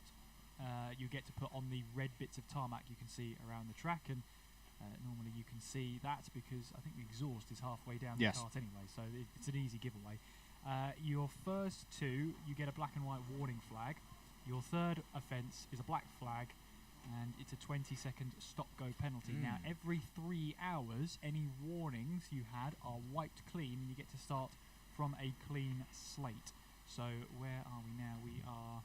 so in about an hour and 15 minutes' time, there'll be a new clean slate for every team and every team, because no matter who's driving the cart, the warning is assigned to the cart itself and the team, not the driver. So you could have had 2 warnings. Your next driver gets 1 warning, and they get the black flag. So it's towards the team. What you want to do is use all your get out of jail frees, like in the last 10 minutes before a 3rd hour switch. Yeah. We're joined by another driver who's been out there on circuit. We saw him in the very early stages of this race. Alex Mitchell from Brighton Motorsports joins us. Alex, you probably won't be able to hear yourself. Don't worry, we'll tell you if the microphone's not working. That's right. I'll try and be quiet. How have you been, mate? That looked a good amount of fun out there in the first into the race. Yeah, it was good fun. It was a bit brutal because I did practice quali and then the first stint. Oof. So it was kind of like a stint on a bit. Yep. I really had no idea where I was. Like I said, I was really confused. The black flags. Did you know you were in the lead of the race at one point? No, I had absolutely no idea. I thought I was about 5th. I was fighting, I think, with the 12. I think one of the clubs sent me 3 teams. And I saw kind of 2 guys up ahead, and I thought they were the leaders. So I was kind of trying to work with him, not actually realising it was for the race lead. Yeah. So that was fun. Did it confuse as well? Because we wondered if there was an element of you saw the front guys disappear off the front, and maybe in your head you would go, well, eventually they're going to come round and catch us up, but not for a good 90 minutes or so. Wait, hang on a minute, they're here, and we're only 35 minutes into the race. Did that clock? No, that was the position? I saw the black flag numbers, and I knew that they were the ones that were up the front. So I knew that when they would come back through, they would eventually catch us up. Yeah. But I didn't think all of them. I didn't realise all of the leaders had been done. So I looked back from my laps. I kind of went from 7th, and then in 4 laps went from 7th to 1st. Yeah. So I didn't quite realise actually who had got black flagged. Right. I didn't realise all of them. How do you deal with that kind of situation as a driver when it's you've been in one of those stints for an endurance race, all is relatively calm, and then bam, someone flicks a switch and it all goes a bit crazy? You just got to stick to the plan, really, and our plan is just kind of do laps and not lose time. That's something that I've learned is when to fight and when not to fight. Yeah. So I was trying to work with the 12 a lot to try and catch the guys that I thought was the leader. So regardless of whether I thought I was in the lead or thought I was in fifth, it's try and go as quickly as possible. Yeah. And when they come back through, they come back through. Try not to lose time. It's a long race. It's not a 20-minute sprint. We've been talking about BUKC a lot, and I've been conscious of this because I know we've got a lot of people new to this style of racing, in fact any racing at all, watching today. And when we talk about the BUKC, you have competed you're still competing in the BUKC for Brighton University. For those who are not aware of the wonder that is the BUKC, because they've got some content to watch later in the week if they want, what's it all about? So BUKC is for universities in general, and for me it was basically a way to get into karting. I'd never done karting before university, and for me it was something that was cheap enough to come and have a go and do something competitive, because the level of guys in BUKC is not low. No. They're winning Club 100, they're winning, they're competing in British GT, they're doing Formula 3, Formula 4, so the level is up there. Yeah. So for me it was to come and have a go, have a learning experience, and I've seen myself improve over the 4 years I've done it, finishing 25th in my first year most of the time, to then finishing 20th, to then finishing 15th, to now competing for the top 5, top 3 positions. So for me it's a learning experience about how to do competitive karting, and it's been really, really fun actually. And now you've got a team here as well, so this isn't an event sanctioned by the BUKC, but you've been able to build a team that is all either current or graduated Brighton drivers. How did that come about to enter into the event here today? So it really stemmed from the 24-hour, the BUKC 24-hour that we did at Teesside.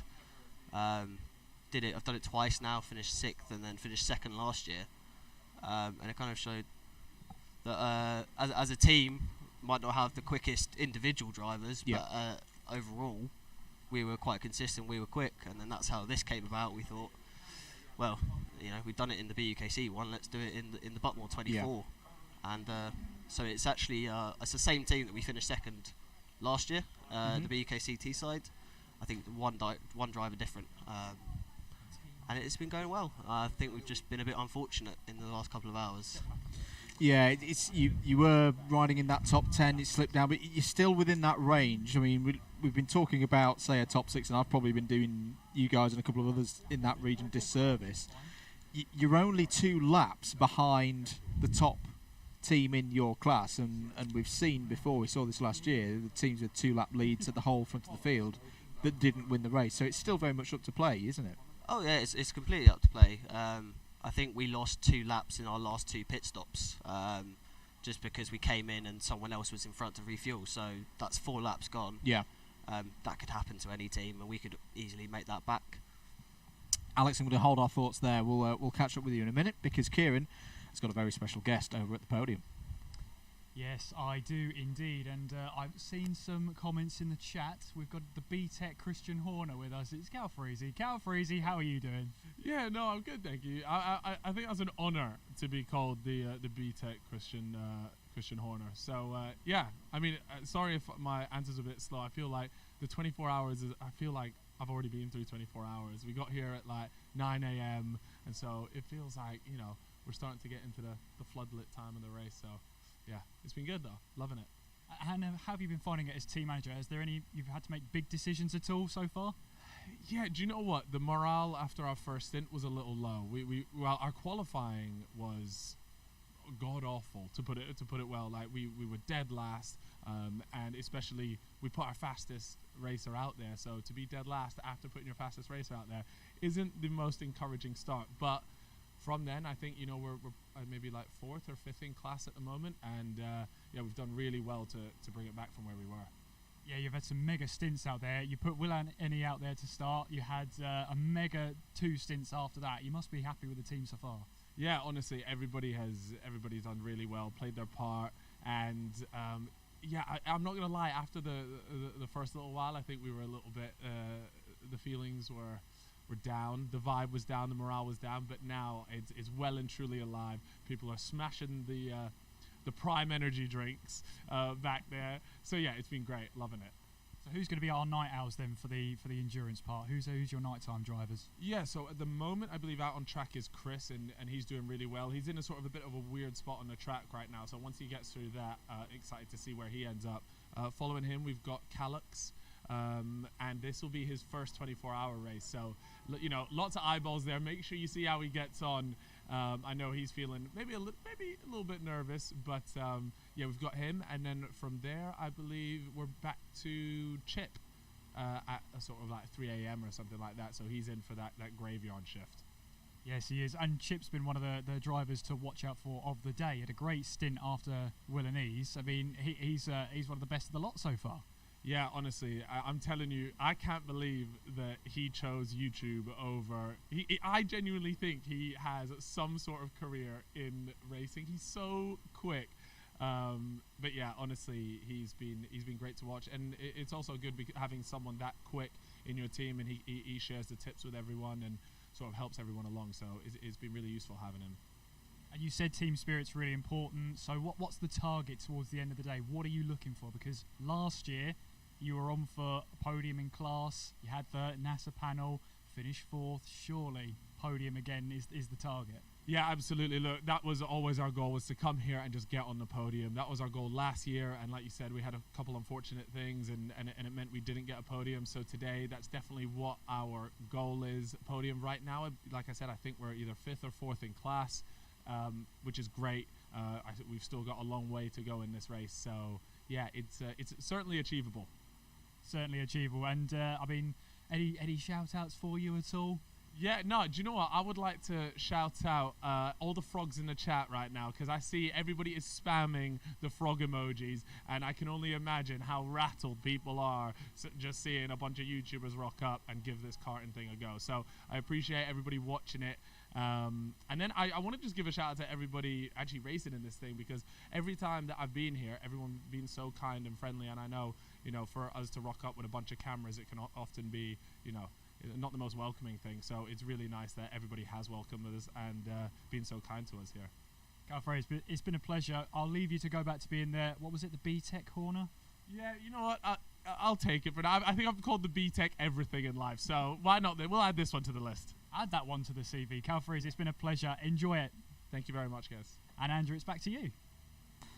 Thank you, Kieran, and thank you to Callum there. Great to hear from the guys. And yes, the frogs. Oh my goodness! I think this is one of the biggest runs of frog emojis we've seen in the race so far. There. Thank you, guys. Thank you for keeping engaged with us here on the stream. Alex Mitchell from Brighton Motorsport is still with us. We're talking about esports a lot in the race so far, because we've got a few teams that are very much esports drivers first. You've dabbled in it a little bit yourself. What is the appeal from your side as someone who's both raced in real life but also is doing some esports on the side? It's really the price, as I think a lot of stuff to do with motorsport is. It's a very cheap and accessible way to drive, a GT3 car, an Indy car, an LMP car, and to do these events, the 24 Hours of Le Mans, a Monaco Grand Prix, Indy 500, do these events that usually would take years and millions of pounds to do, that you can do virtually at a very high level, and the sims that you can run nowadays are very, very accurate. Yep. So that's kind of the appeal, is you can almost feel like you are actually doing it without spending the millions that you actually need to do it. And what skills would you say are for both sides of it? People who raced in real life looking to get into sim racing the other way, or someone who's kind of like maybe in the middle, hasn't done either, and may do sim racing first. What skills would you say are transferable between the two disciplines almost? Nowadays, quite a lot. I'd say the main one is racecraft. In karting and in sim racing, racecraft is very important to not losing time, to being able to gain positions, to be able to read your opponents. So I'd say that's the biggest one. But nowadays, with the equipment that you can have in a sim, the braking, your throttle, your driving line.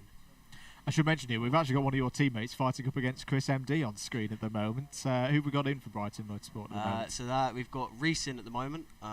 He's about to make a pit stop, I believe, in a couple of minutes. He's got the inside. He's got a proper good scrap with Chris MD. This is not for position. Senor Frog's currently in 13th place overall. It's nice to see Reece is picking up some pace. Yep. He does struggle around here. And he was worried about the wet, but it hasn't quite come yet, thank God. And nice clean overtake. Let's see if he can keep Chris MD behind. Is he going to have a look? Yeah, I think he's going to stay behind, I think. Yeah, I think Chris is going to stay behind. Takes a bit of curb there through Garda. But yes, we're coming up to a third distance, aren't we, Kieran? We are. It's flown by this. I mean, Alex, we're a third of the way into the race, or thereabouts. I mean, how are you feeling? How's the team feeling? Because as we heard from Cal Freezy, it's all about sort of keeping the team morale up. How is it down there at Brighton Motorsport? It's quite good actually. We're a little bit downhearted with our pit stops. Chris MD comes back. That's a brave one, Chris. I think he even clipped the wall on the inside there. He did. Don't see many overtakes on the entry into the S's. Reece, I'm very disappointed. Yeah, Chris is going for it.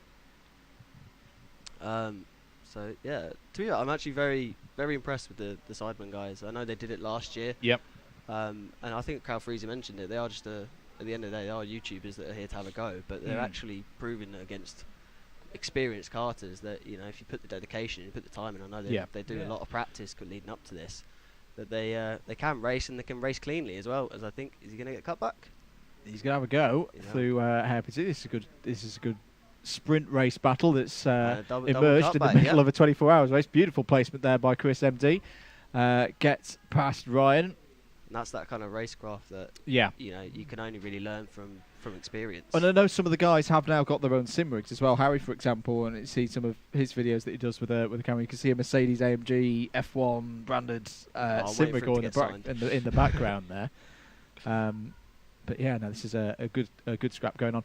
We were talking with Luke Battersby earlier on the Dr. Vapes team who works here as well. He was talking about how these karts, the way that they're set up, and particularly when it's in comparison to, say, the previous fleet that they had, they're very manageable as a kart for someone who's new to the sport to pick up.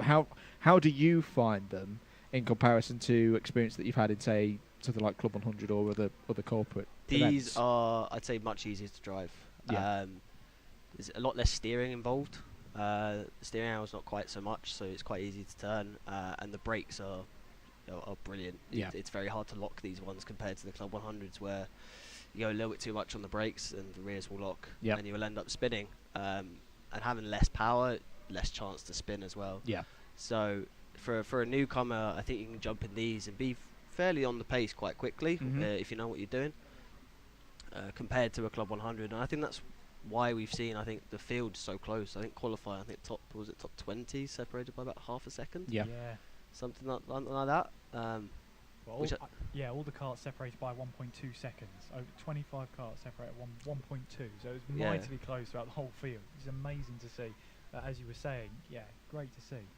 It's brilliant to see the field so close. I know that's just one singular driver, then the whole team. It is really much a team event. You could have one driver that's insanely quick, but if the rest of the team can't keep up, you are gonna slip down. So I've been really enjoying it so far. I'm going to be a bit bruised come the end of the race, so I've got 4 more hours to go.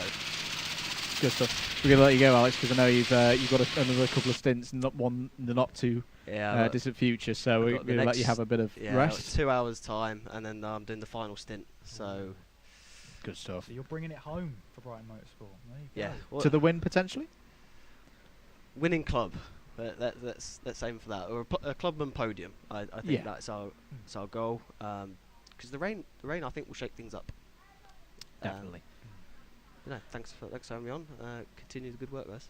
Cheers, Alex. Good speaking to you, and best of luck to the whole Brighton team for the rest of the race. Alex Mitchell there from Brighton Motorsport, the University of Brighton motor racing team. Kieran, we have passed the third of the race point. We're into the 9th hour of the race. The second third of the race, which is always great. We've got someone who's really taken the brunt. That's a tyre driver. That is a tyre driver. I've been there, although when I've been there, I've been so exhausted that I've rolled out the car. It's not ideal, not the way you're supposed to get out, but it's the way I go. Yeah. There's a comment coming in about Dr. Bates' team. Yeah, still running well in 5th place. 4 laps down on the lead now as the 22 kart is in for a pit stop. That's Mini Boost, then the number 13 behind of Brighton Motorsport. Now the frustration there is those 2 karts as they were positioned in the pits there, Kieran, that was for position, but Brighton weren't able to overtake because they were sat in the exact wrong spot. One more lap there, and that would have been actually a very good move on the strategy, and they probably would have jumped Mini Boost, but instead they sat behind them for a considerably long amount of time. Yeah, and it's always frustrating, but unfortunately there's only one fuel bay, so everyone's in the same boat. You have to time that fuel bay stop to perfection and try and get in there with no traffic whatsoever. Harrison Kirkham, we've not talked about for a while. There he is. 2 hours and 4 minutes he's been in the Adrenico Racing number 5. This has been a brilliant stint from Harrison. Had some great pace at the weekend at Wilton Mill as part of the Club 100 Sprints Championship. I see Nathaniel Gollan has gone out for Brighton Motorsport, so this might be good. But look at that! So we talk sometimes, folks, about a pit-affected lap, and the unique thing about, well, I say unique, I'm sure there'll be another version of it somewhere in the world. The pit entry and the pit exit here are both before the start-finish line, where the timing beam is. So we get a very nice representation of what the in-lap, the pit stop, and how that affects the lap time. 2 minutes, and we were talking about 1 minute 30 being a good one for if you've come in, fueled, out again, cross the beam, 1 minute 30. Brighton Motorsports was 2 minutes 14 there because they've had to sit there for not only their own stop, but also a not particularly quick Mini Boost stop.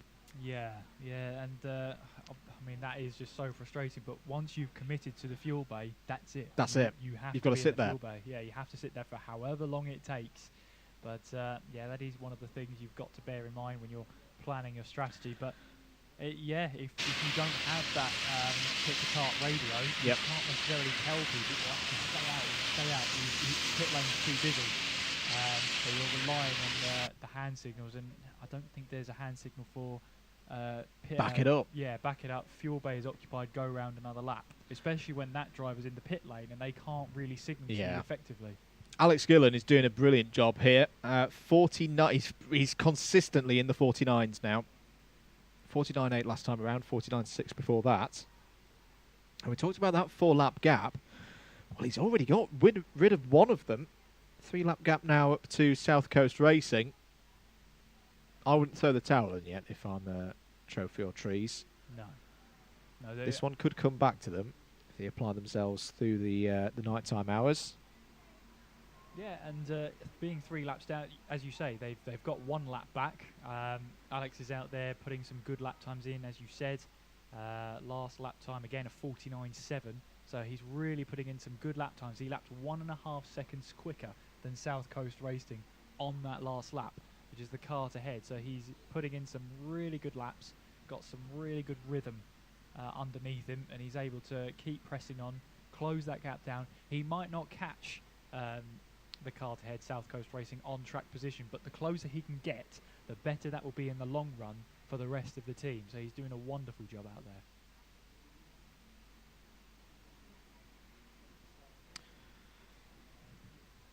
Indeed. We will, I think, be having a conversation with Matt Amos soon here on the stream. He's going to come and join us for a little bit of commentary. Hopefully as well, our commentary colleague. I'm just going to check in with him that he's not okay, that he's all right. He's still on the road from his previous event, but Yousuf Bin-Suhayl will be joining us for the night stint.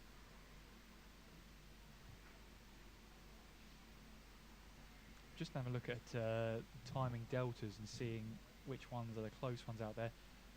5th place between the 17 of Dr. Vapes and the number 1 of Club 73 Young Guns. And that's a battle for 5th place overall, and the gap between them last lap was 1 second. Now, Club 73 Young Guns lapped 6/10 of a second quicker than Dr. Vapes. There's Cal Freezy, the team manager. Big Tech Christian on, is that harsh or is that true? I don't know. I'm going to let Cat decide that one, but he's doing his duties as team manager. And Raven Morel seems to be the one that's gone down well. Yeah. Yeah, definitely. Joshua Pound's asking, will there be commentary overnight? Yep, Absolutely. all the way through. All the way in some through. shape or form. It may get even more delirious than it is right now, Joshua, but... more delirious? Yeah. I thought this was it. No. we're nowhere near the precipice of this mountain yet. We've not even cracked the... what have we got over there? What? Still remaining. What are you looking at? Well, the cake's been untouched. Which I'm really I'll upset just about. notice, ladies and gentlemen, the how do I put this without actually mentioning them on stream?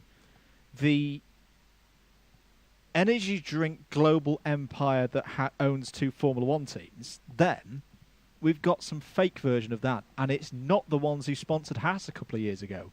What on earth is Red Thunder? Well, I think you've just perfectly described it in that bit before. What? I'm staying away from that.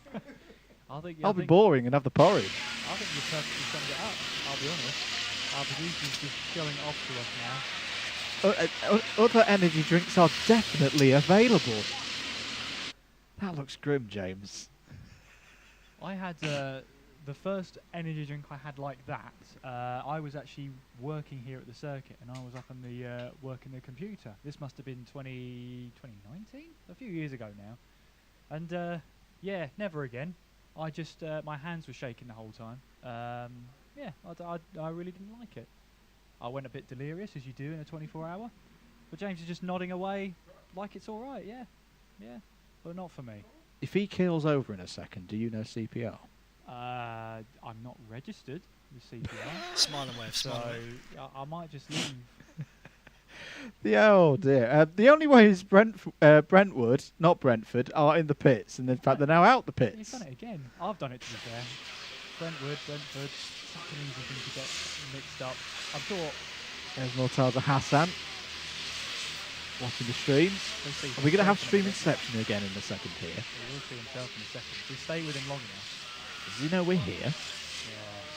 Yeah. Dr. Vapes have dropped to 6th place. I think that's because they've just done a pit stop, and yeah, they're off cycle with Club 73 Young Guns at the minute. He's a bit of a delay there. He must be on a terrible connection. But keep your messages of support coming in. Emmy says B-Tech Red Bull must have come from the B-Tech Christian Horner. I like that. To be fair, I like that a lot. He might have brought in a bag with him. That's fair enough.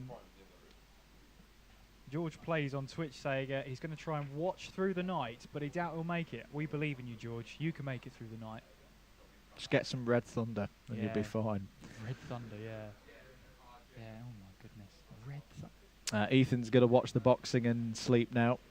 Well-earned rest, mate. That was a cracking stint once again.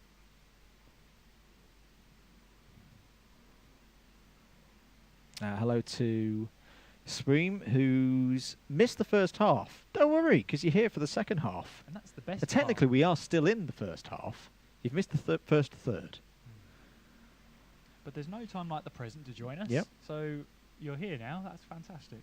Good to have you with us.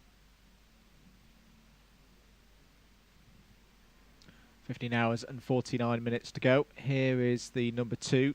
The only way is Brentwood kart, and it's Charlie Ratford back at the wheel for them.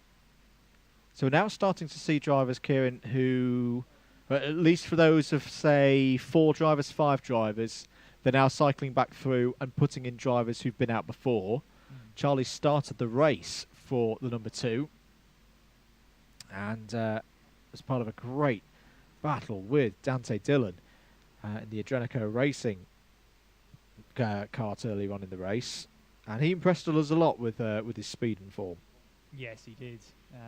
Really good stuff to see. And yeah, as you said, really impressive. As the driver changes ready and waiting there. I think that's one of the drivers there. Yep. Ready to get going.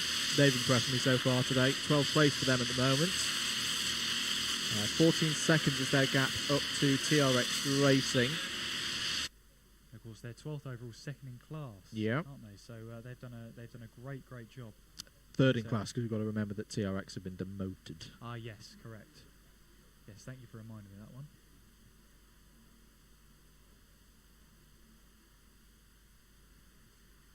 The drivers continuing to go around. We've had no retirements yet. Still 25 karts running around there. There's number 20 of Team Dineros going through shot.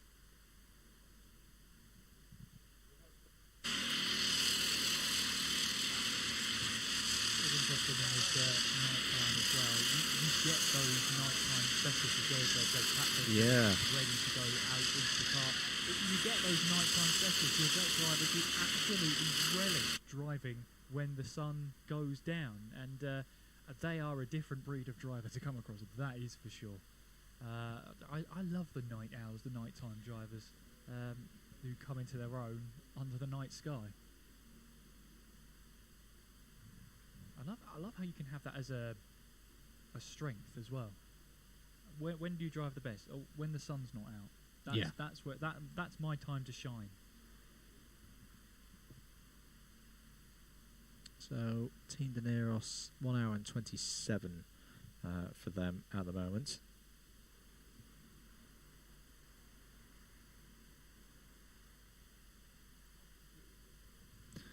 We've had a question regards Accelerate Kent Brewery Racing as who's in for them at the moment. We'll try and find that out for you, Stephen. G Hammer comments, like out racing in Sims, can't afford to try it in a real car. It's in a way, well, it depends on how you set yourself up in real life.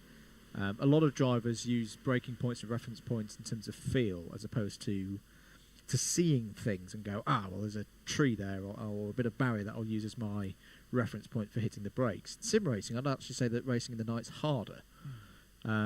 Because if you've not done that practice, if you've done all of your practice in the daytime and then you go out and do nighttime running, it's like, oh my goodness, it's a completely different circuit, because all of your reference points, unless you're one of those really high up people and you've got things that make bits of your rig shake and do all sorts to give you that feel element underneath you, then it can be very, very difficult when you get into the night time. Yeah, no, it can, and that's why there are people who are really good at racing in the night, because it's slightly different reference points, the track gets cooler, and you get those drivers out there who start to make mistakes, especially in the early hours of the morning.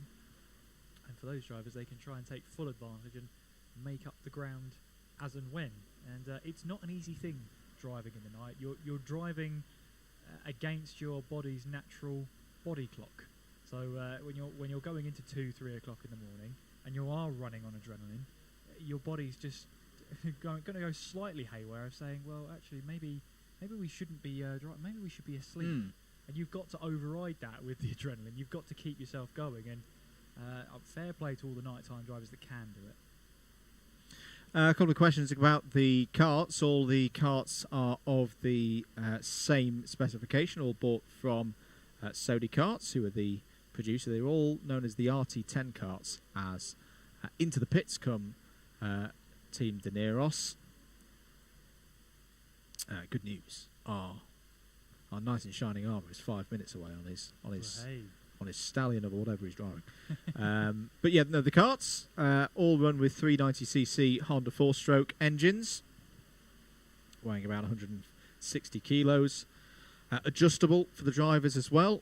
So you've got a short driver, a tall driver, different pedal positions, different seat positions as well. So the seat goes back and forward and locks in place, of course. And we've talked in the last couple of hours about how the carts are quite deliberately set up for, in terms of steering and the steering geometry, to be easier to drive and less on the edge, as you may get in other carts higher up the ladder. And let's say for anyone who's looking at this today and going, well, I fancy a go at this, but I'm not quite sure how to start. And Alpha Live have got a very good video on how to get started in karting and what the ladder in Britain looks like.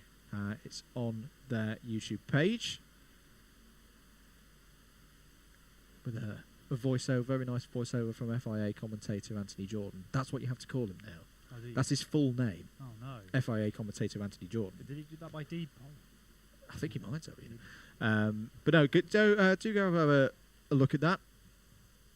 Put out at the start of the season, and we'll let you know what you need to know to get into kart racing, particularly here in the UK, and get on the karting ladder. Alex Gillen still pounding round. 51 minutes he's been in the kart now, has been Alex Gillen, and he's cutting that lead down. It's 2 laps now to South Coast Racing ahead, doing a superb job. Yeah, he is, and really looking all the better for it. Half a second quicker than South Coast Racing on that last lap alone. So, yeah, he's scything down that gap, and yeah, if he can get it to maybe a lap by the end of his stint, maybe even on the same lap entirely as the kart ahead when they come into the pits, it's entirely possible that he could do that, and that would help the team even more, because he'll then be able to hand over the kart, maybe a lap down, and say, fantastic, I've got the kart this far, let's keep going. And there's nothing like a great stint to carry on a little bit of momentum, because as Cal Frazee was suggesting, it's you've got to keep the morale up as a team manager, and a performance like this really will put the team morale back up, straight back up there. As the number 21 going through the shot, Zesty Drink Racing, Adam Britton driving for them at the moment. Helmet watch, like this one, good, clear, distinctive from Adam Britton. Nice clear race suit with his name on the back. Commentator's dream. 10 out of 10. 10 out of 10. Tom Walwyn says he's the Club 100 GOAT. Ooh. I think there's some other contenders for that. Adam could be one day. He's got a way to go yet. There's Chris MD in the Senior Frogs kart, making its way now through in towards Symes Sweep and into Pullmans. Looking at the lap times here, they're looking still in around about the mid 49 seconds is our leader's pace. So yeah, strong pace, and matching that is Alex Gillen. Yep. Only about a tenth away from that pace, so he's putting in a really good shift at the moment, nearly a second of a lap quicker than South Coast Racing on that last lap. So he's having a great time out there. The interesting thing I'm looking at the moment, and as this battle goes beyond the teams that I'm about to mention, Chris has been out there for 58 minutes at the moment. That is similar to what Team ARD have done with their latest drive. We'll try and catch up with who that is in a moment in the 25. They've done 55 minutes.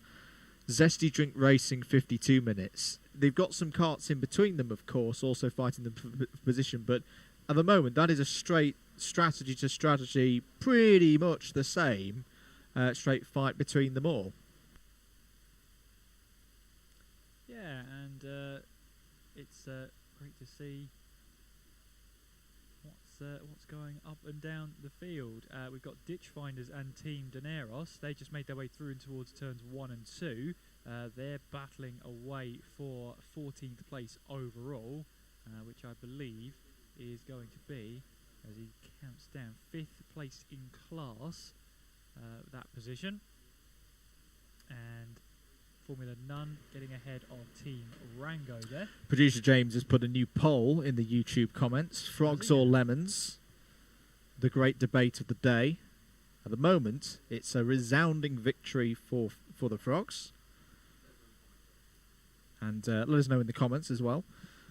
Keep your likes coming in as well. Thank you for your continued support of the stream. You're watching live coverage of the 2023 Buckmore Park 24 Hours.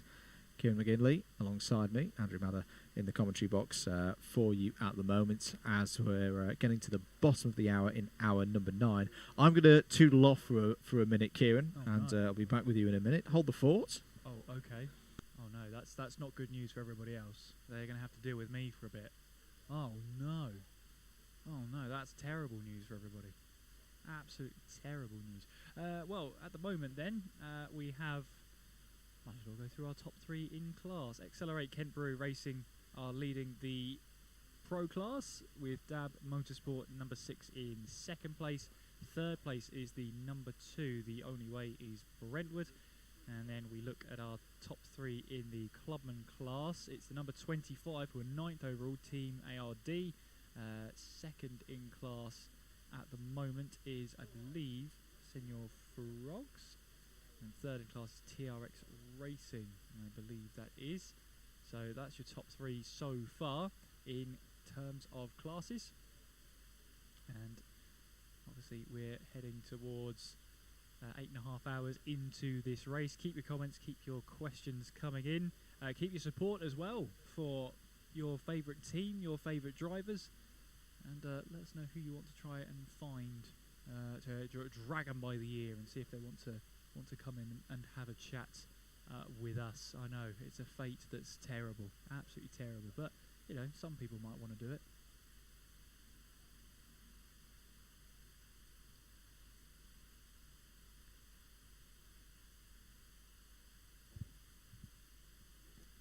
Well, I think Andrew's found somebody to have a chat to in the meantime. I have indeed, Kieran. Tom Cope from the Olympus Esports team joins me. Tom, you've just come out from your stint. How do you find it? Very difficult. Obviously, sim racing to this is completely different. Obviously, the physical factor, and then the whole real life deal of the weather. It's completely different to sim. What kind of experience did you have personally before getting in the kart today? Just a bit of local Club 1000, or not Club 1000, but team sport stuff. So nothing too special. First time ever down at Buckmore, so I'm enjoying the venue and enjoying the whole hospitality of the track. How do you find the track? It's quite a physical one, isn't it? Yeah, it definitely is. I can only do an hour. I can't do 2 hours. It's way too much to do a big long stint like that. As a team, what was it that originally attracted you to taking part today? Just doing the whole real life racing. We've got a couple of guys who've done real life racing before, so they wanted to do the whole event, and then a couple of us were like, yeah, let's have a fun time and enjoy it, and that's what we're doing. We're ultimately just having fun out here this weekend and enjoying it all. What of you're a big group, Olympus Esports. Not all of you are here this weekend. What are the others who've been watching it at home been making of it so far? I don't know what they're making. I know they're all watching the stream, so hi to the guys who are watching in the Discord. So yeah, I hope they're all enjoying it.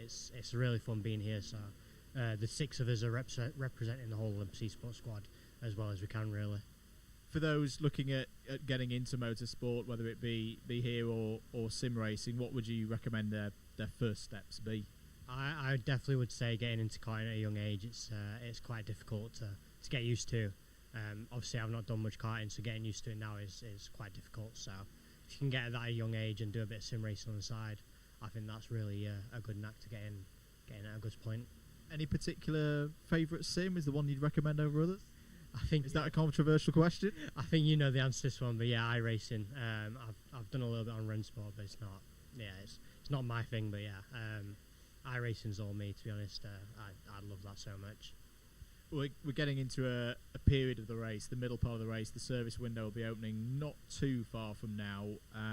What are your hopes for that? Do you think you can pick up a couple of positions as we get through the night?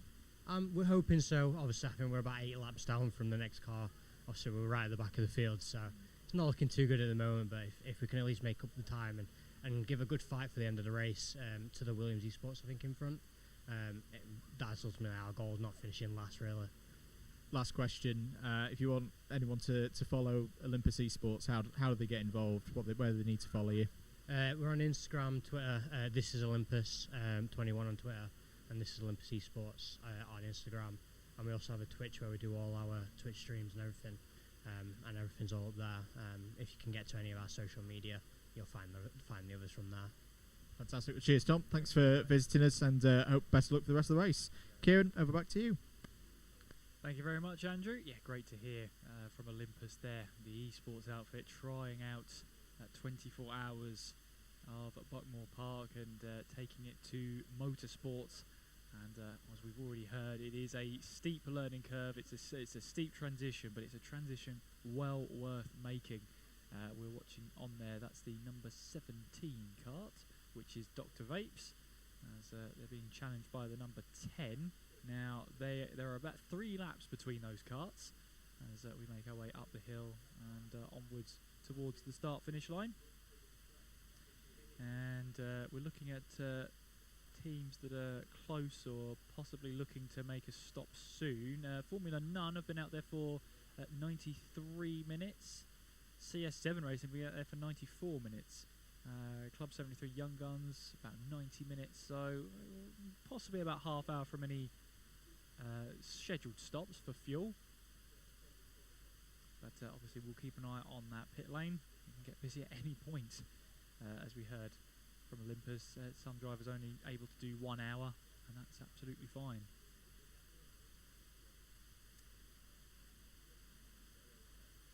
We see the number 7 karts making its way up the hill.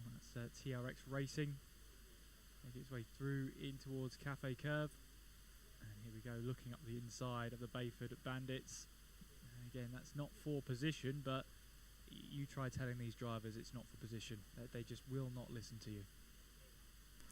We've got 2 guests. Have we now? Yeah. Ah. Going to let you have a little bit of a break. How are you now? This is James, our producer. Hello. Who's come onto the mic. Oh, it's 2 minutes to 11 if you want to do adverts. I'll be honest, this is my first ever time. Yeah, on this side of the mic. Mm-hmm. Yeah. So, I mean, highlights of the stream, we saw 6 dogs. We did. We haven't seen any dogs since, so I assume that's on purpose. I've made sure there is no more dogs. I thought so.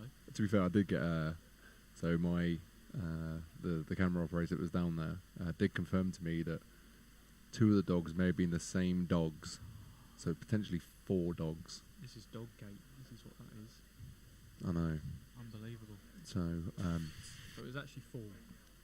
Yeah, so if you have a dog and you're looking to come tomorrow to watch, we're looking for 2 dogs, please. Yeah, there you go. There's the official advert brought out there. But yeah, like I said, we've got 2 guests, and they want to take over and give you a break, give Andrew a break. That sounds like a plan. We shall do that then. I shall hand over my microphone, and I'll go on my way for a little break. Indeed.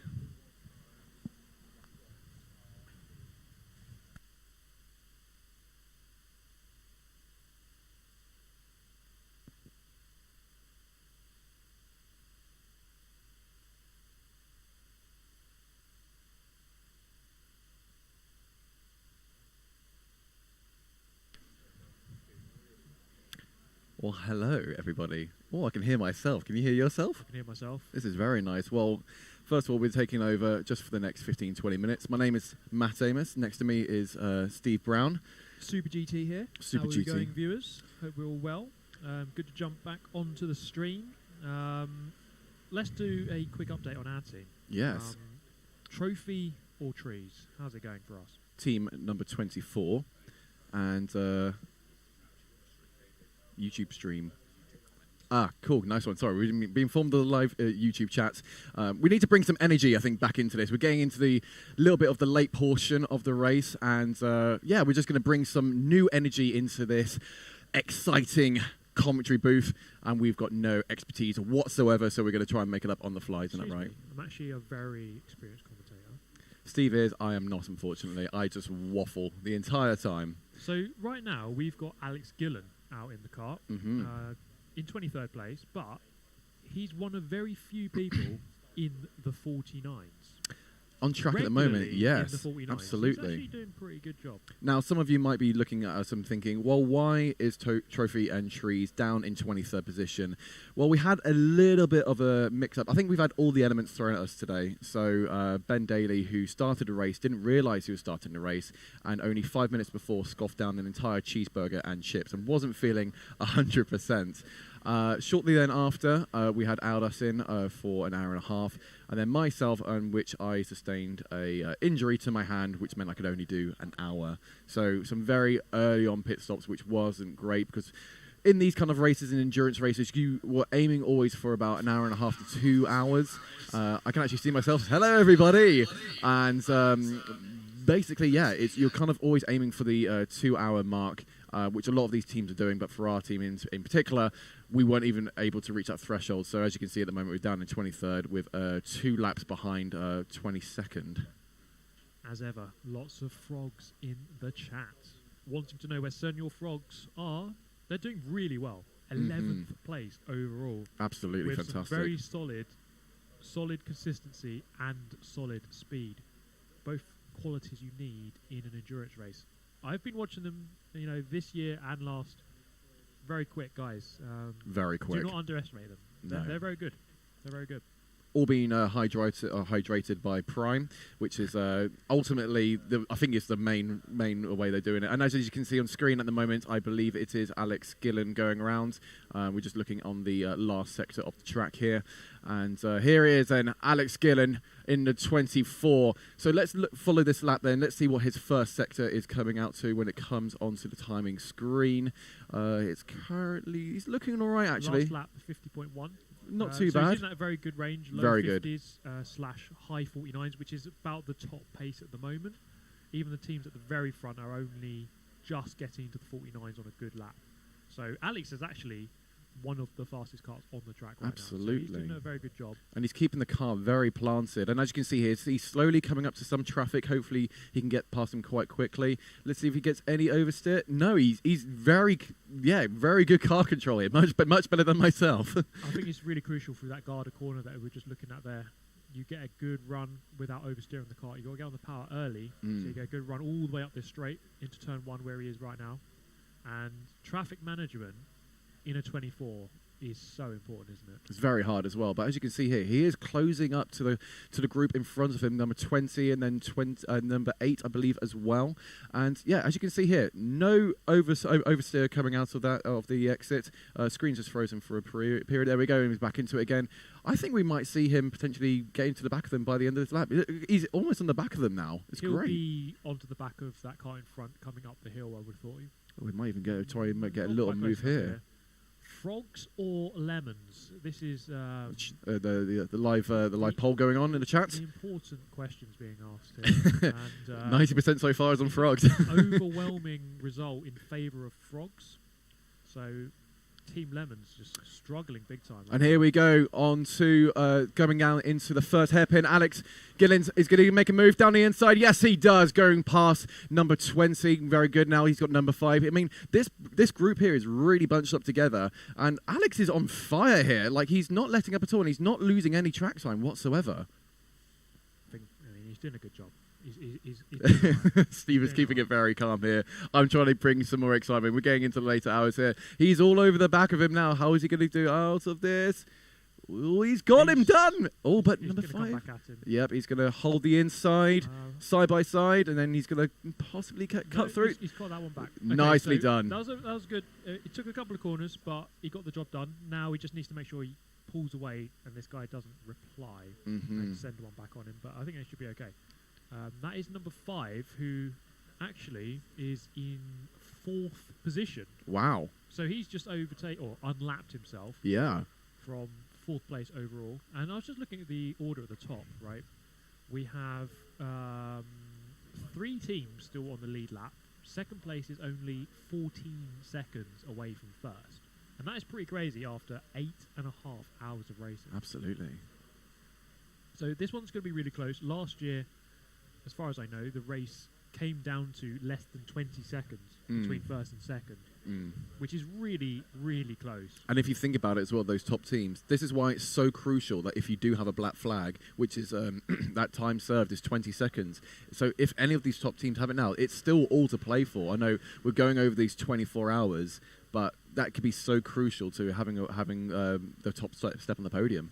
Yeah, there's so many factors that go in. You've got to be fast, you've got to be consistent, but also you want to minimise those penalties. Any penalty that you're serving that another team isn't, you're losing a good half a lap maybe. Absolutely. So you can't really afford to have too many of those. And obviously at the moment we are just focusing on Alex Gillen because he's part of our team.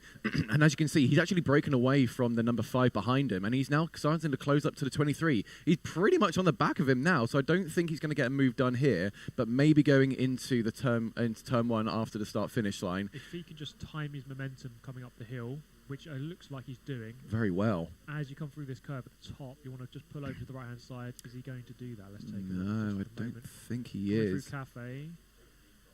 Onto the inside. There we go. Oh, a little bit of contact there. Number 23 not wanting to let him pass. It took him 2 corners to do that. That is Senor Frogs, actually. He's just gone back. Wow. Past, so he's unlapped himself from...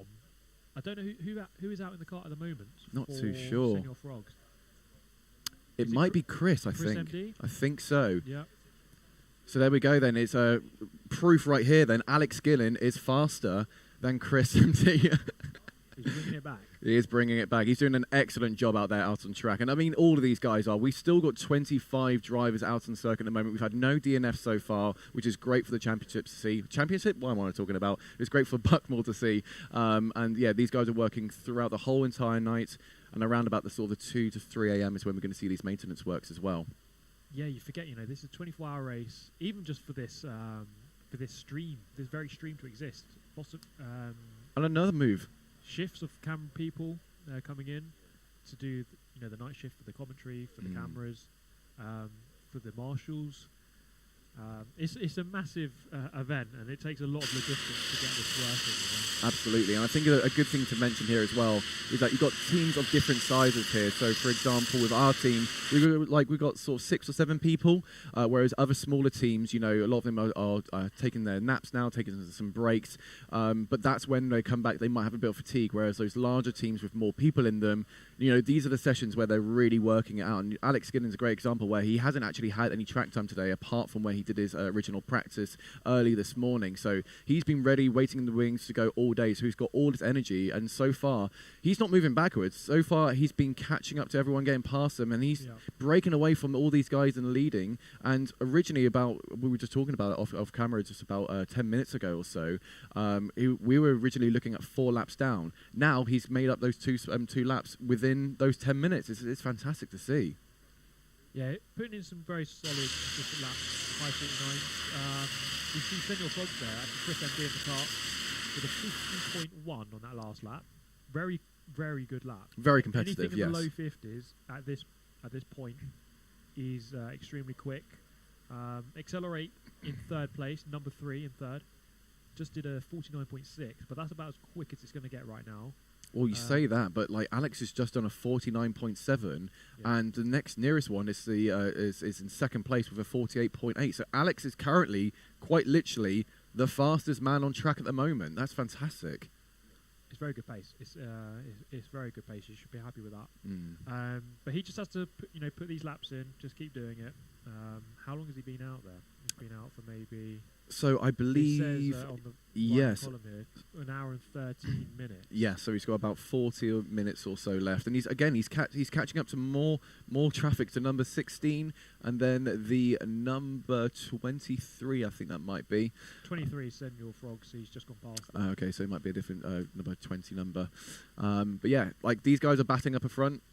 And it's just going to work in his favour. This is fantastic to see. And also, I think it might be also easy for the camera operators to just focus on the number 24 as well. And he goes down the inside. Lovely done, but I think number 16 might get the switch back here. He's pointing him through. Very nice.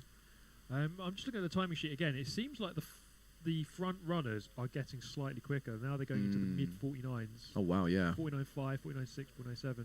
So that's the pace.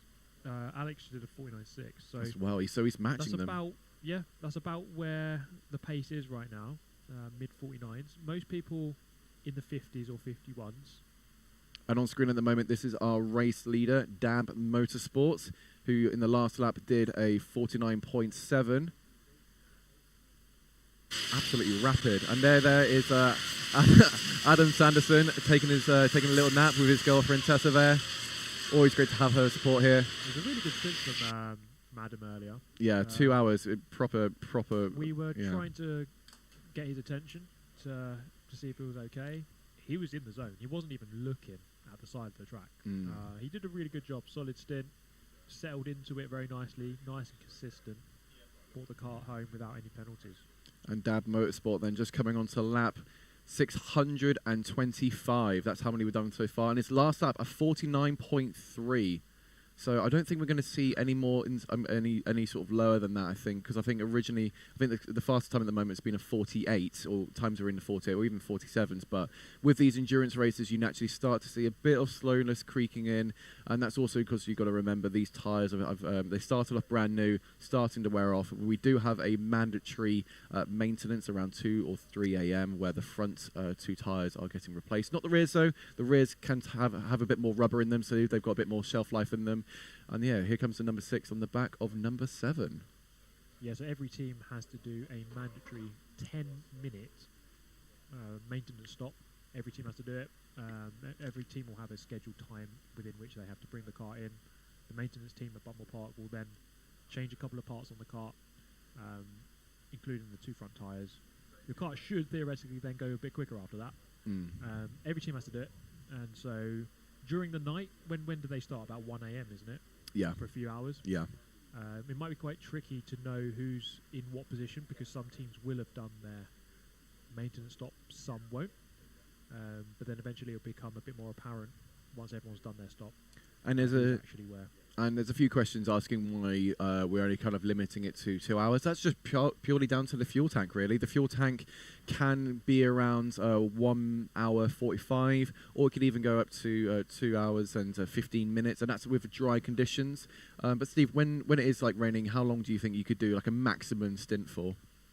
I think 2.5 hours is probably pushing it. The risk you run there is if you don't really know how long it's going to last. You don't have a gauge in the car telling you telling you how long it's going to last. And the last thing you want is to run out of fuel. But yeah, in wet conditions, you might be able to last 2.5. And we've kind of been threatened with wet weather. A couple of points in this race, they have flashed up the wet weather warning at race control a few times, but it hasn't really properly come down. It might have come down a tiny bit, but Buckmore Park is one of those weird places where the weather is just very unpredictable. Absolutely, and especially as we're also very close to an airport as well, so sometimes it'll be bright, dry sunshine, and then all of a sudden you've got this huge hail of rain, as windy as you like, because of those conditions there. And obviously a load of you who are watching at the moment are obviously supporting Senor Frogs, and they're doing a great job. I've got to be honest, like I know a few of these guys love coming to Buckmore Park. They've got a double decker here as well for when they're wanting to go sleep and relax and what have you, or get hydrated with Prime. And they're doing a great job. They've got radio communications as well, hosted by Cal Freezy, so he is basically the team principal in control. So the guys out there are not left on their own. So there you can see Chris in kart 23. On the side of his helmet, you can see a little radio device. And I think that's really helps, especially in endurance races, because for a lot of these guys, when you don't have a radio, you're just there with your own thoughts, you get into your own sort of rhythm. But when you can actively hear someone else who can give you a bit of encouragement when going into these early hours in the morning, just having someone near being like, hey, you're still doing great, we're monitoring how you're going. And I think for these guys, this is why they're known so well, because of that camaraderie. Yeah, karting can get very difficult in these endurance races, especially at night when the track gets a little bit more lonely. You see there's some people still hanging about by the clubhouse there, but as the hours pass by and you start getting to midnight, 2 a.m, 3 a.m, it gets a little bit more quiet, and sometimes you're out there on your own and it's nice just to have a word in your ear saying, hey, keep going, you're doing really well. That can mean the world to you at that moment when you're really lonely and it's freezing cold and it's 2 a.m. Sometimes just a quick word in your ear is all you need. Okay, we've got a hand up that might signify a yellow flag. Oh, yep, just the marshal on track, just rebuilding the barrier. That's where a few guys have gone a bit too close to that inside curb. But yeah, if we do follow then Chris here, taking a very late exit and then all over the curb. So Steve, on this lap then, I would love to hear your analysis of how Chris is actually doing. What curbs you would be kind of hitting, and what ones you think he could probably try and avoid to try and get trying to maximise a bit more. Coming up to turn 1, you see they're running the apron on the left-hand side to open up the angle for the corner. You kind of missed the second apex of that corner, of the first corner. Again, running the apron on the entry to hairpin 1, back over to the right-hand side, and you want to run a late curb here, and slightly into the exit here. Perfect. Like half the car into the red area, which is exactly where you want to be. Then down the hill, you are going to touch this curb on the right-hand side, as he does. And then this left-hander he's just going through now, you want to really go all over that. Exit of paddock as he comes up to ride that curb quite nicely. He's taking all the curb, all of it, exactly where he should be. And late apex on Garda, running through Damon Hill there on the left, again on the curb, minimising the track distance. So Chris just showing like really good knowledge of the track. You know, we all know him for his football stuff, but I'm really impressed. He's taken to karting and racing really well. He's doing a really good job, very consistent, good lap times in the low 50s. I think a sign of, you know, a good racing driver is someone not only that can be quick, but someone that can be consistent as well. And he's doing exactly that.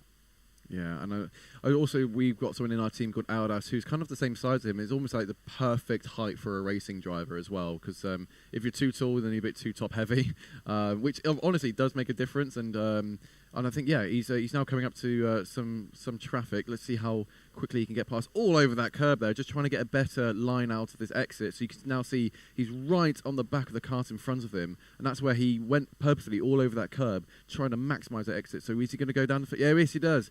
Chris going down the inside. Oh, he's getting close to the door there.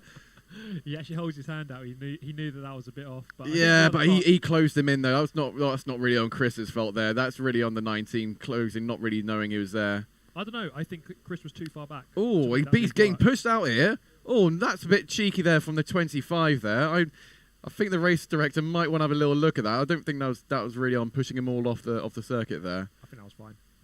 You would say that, wouldn't you? There's nothing wrong with that. He was on the outside. He's got to back out. Fair. Simple as that. Well, to be fair though, the number 25 did dive bomb into that hairpin. The space was there. He kind of maybe a bit flustered from the contact a couple of corners ago. Just left the space open. The other guy took advantage. There wasn't really any contact. He just ran him wide. Well, let us know in the YouTube chat, guys. What do you think? Do you think the race director should have a look at that little punt there from the 25 on Senor Frogs? No, he shouldn't. Oh dear, we're having fun here, aren't we? Yeah, this is great banter, isn't it? It really is. It's little moments like that can just unsettle your stint a bit. So Chris now has just got to just settle back into this one. He's got a bit of clear air. He's not got anyone right on his tail now, and he's got a bit of space in front. So. And I'm sure Cal Freezy's on the radio to him, be like, "Yeah, just eyes forward, mate. Yeah. It's not a race with everyone else. Just keep it nice and smooth." And he's doing very good out there, very, very good. What's his last? Yeah, so that last lap time was a 51, which was obviously purely affected by that, by the little contact. So But just a little bit of inconsistency there with that incident, but nothing too bad. Just lost a bit of time, just maybe a second, but just get his head down. He's got a bit of gap in front of him. He can just try and catch up with his next car in front. And I suppose that's the main thing you're doing in one of these stints. You know, obviously you're out there for many hours on end, but you're just trying to set yourself lots of short-term targets. Like, can I catch up with this next car by the end of this lap? Yeah. Little things like that just to keep you going. Am I braking at the right moment here? Am I turning in a bit too early? Am I getting on the power a bit too early, or what have you? It's all these little micro thoughts you're having throughout, because you've got nothing else basically to really focus on. And obviously, it's not like a normal karting race where you're literally trying to battle each other the whole entire time. With these endurance races, it's all about just the longevity of everything. So, is it worth you battling with someone for a couple of laps, or do you just rather let the faster person go through so you can just focus and not slow each other up, basically? For the most part, you just got to run your own race. If someone's quicker, they'll find a way through. Hopefully, they do it cleanly and quickly and efficiently. And then you can just tuck in behind and hopefully follow them in the draft. if someone's maybe 2-3 tenths quicker than you, sometimes you can just follow them in the draft and you kind of get pulled along at their speed. And so sometimes that's an ideal scenario to find yourself in, tucked up behind a slightly quicker driver. And you can gain, as long as you can stay in their slipstream, you can gain a good couple of seconds by doing that. Now, I feel like Chris is starting to get a bit of fatigue here, because I've noticed a few times that his hands are starting to, like, every now and then when he's on a straight, to trying to, like, get a bit more grip into them in terms of, like, you know, just trying to grip his own hand to get a bit of frustration there. But then also coming down the hill as well, he was moving his neck a little bit back and forth just to try and, like, get a bit more comfortable into it. And that's where the fatigue of all these hard bumps, as we go down here, you can see how much the cart is bumping around. It's all those little micro jitters which are just go through all your entire body and which does fatigue you, just getting more and more tired. But yeah, there's obviously ways to combat that. You know, you got seat inserts, you've obviously got rib protectors as well, and also having decent padded hands, padded gloves as well. But yeah, we got a question here on the YouTube chat from Morgan asking if teams can run their own helmet, run their own radios. Yes, they can do. It's not supplied by Buckmore Park. The teams have to supply that themselves, and you can only do it to your own helmets as well. So that's what Senior Froggers have done here. Yeah, he's doing well. Last lap 50.1, but he's been out in the car for an hour and a half now, which is, you know, you're getting into the last half an hour of your stint. By this point, you're very knackered. Yeah, I was done by this point. Probably your forearms, your wrists, your hands. You may well have a blister, and maybe like you've got a cramp in one of your legs.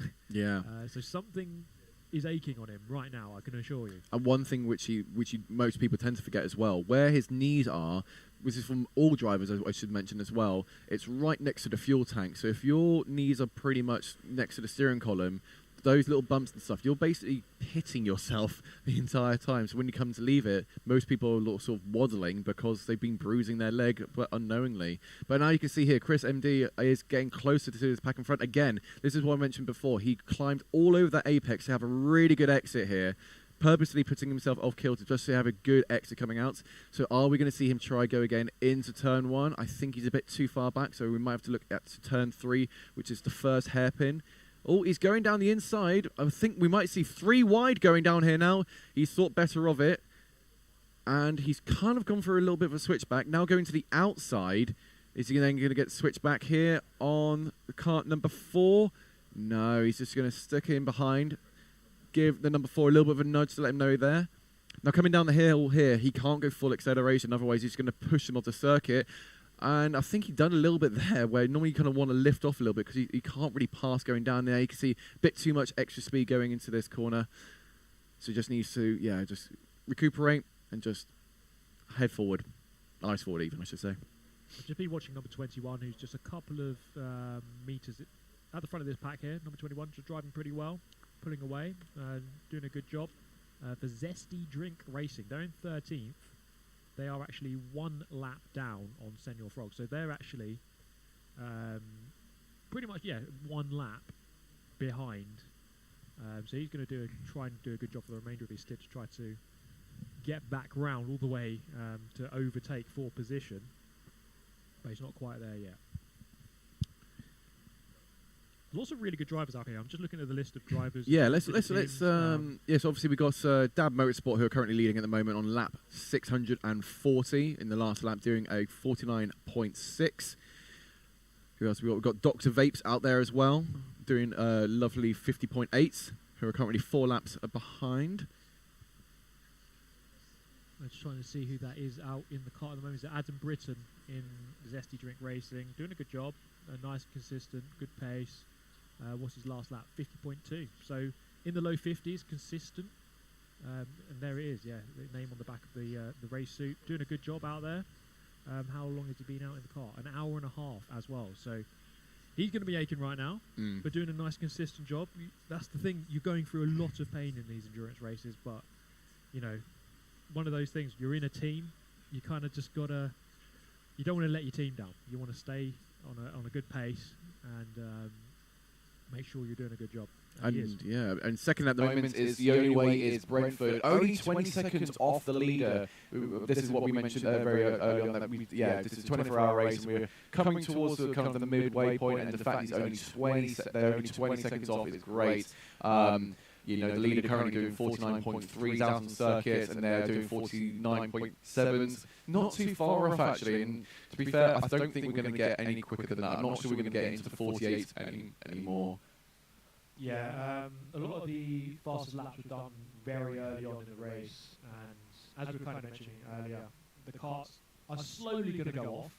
There is number 2 in position number 2, 20 seconds off the lead, and it might not sound close, but I mean, after nearly 9 hours of racing, 20 seconds is very close. I mean, just one little mistake from the leaders, and that is going to be a position change, there's no doubt about that. And even with that, you know, you got Kent Brewery Racing only 14 seconds behind second place at the moment, if anything. So he's actually closer to what second position is to the leader. I mean, great from both these, all three of these teams at the moment. I mean, like, we've seen these guys before; they've done very, very well. Track limit warnings, we're going to see, I think, a fair few more of them coming up for the number 21 Zesty, which I believe Adam Britton at the moment is driving. Thank you, Tom, for mentioning that in YouTube chat. He's just got a track limits warning, and that's basically where your cart is well over the red line. Basically, the way they are ruling it is that if your cart is more than halfway over that white line onto the red, and therefore you might get a track limits warning. Now, they're not going to always be doing that on the corners, but basically coming up to these sections here, so like coming down the straight here, as we see, if the cart goes more than halfway over, so a little bit there from the 21, which he's already got a warning for already, that's when you can start to see some. So I believe it is 3 warnings, and then it is a black flag, is that correct? Something like that. Yeah, and then that black flag is going to be 20 seconds. So 21 needs to make sure to not do any more of those mistakes. Number 3 is right behind him at the moment, looking like he's trying to get past, and I think the 21 might be getting a little bit spooked. Might be worried why he's getting these track limit warnings, but he's using the whole width of the track. Number 3 is looking for a little move. Coming side by side, and there we go. Number 3 is coming up now. Yeah, one of the best places to do an overtake into Garda. Puts his hand up to say, yeah, thank you very much, let's make it clean, and let's just get on with it. So good job there by number 3. Nice, clean, decisive, and efficient overtakes. And you don't need to do any braking on that one. I think you can just sort of lift and turn, basically, can't you? Because it's going uphill. Into Garda, you're definitely going to have to brake a bit. But yeah, just... Oh, I'd be doing it completely wrong then in that case.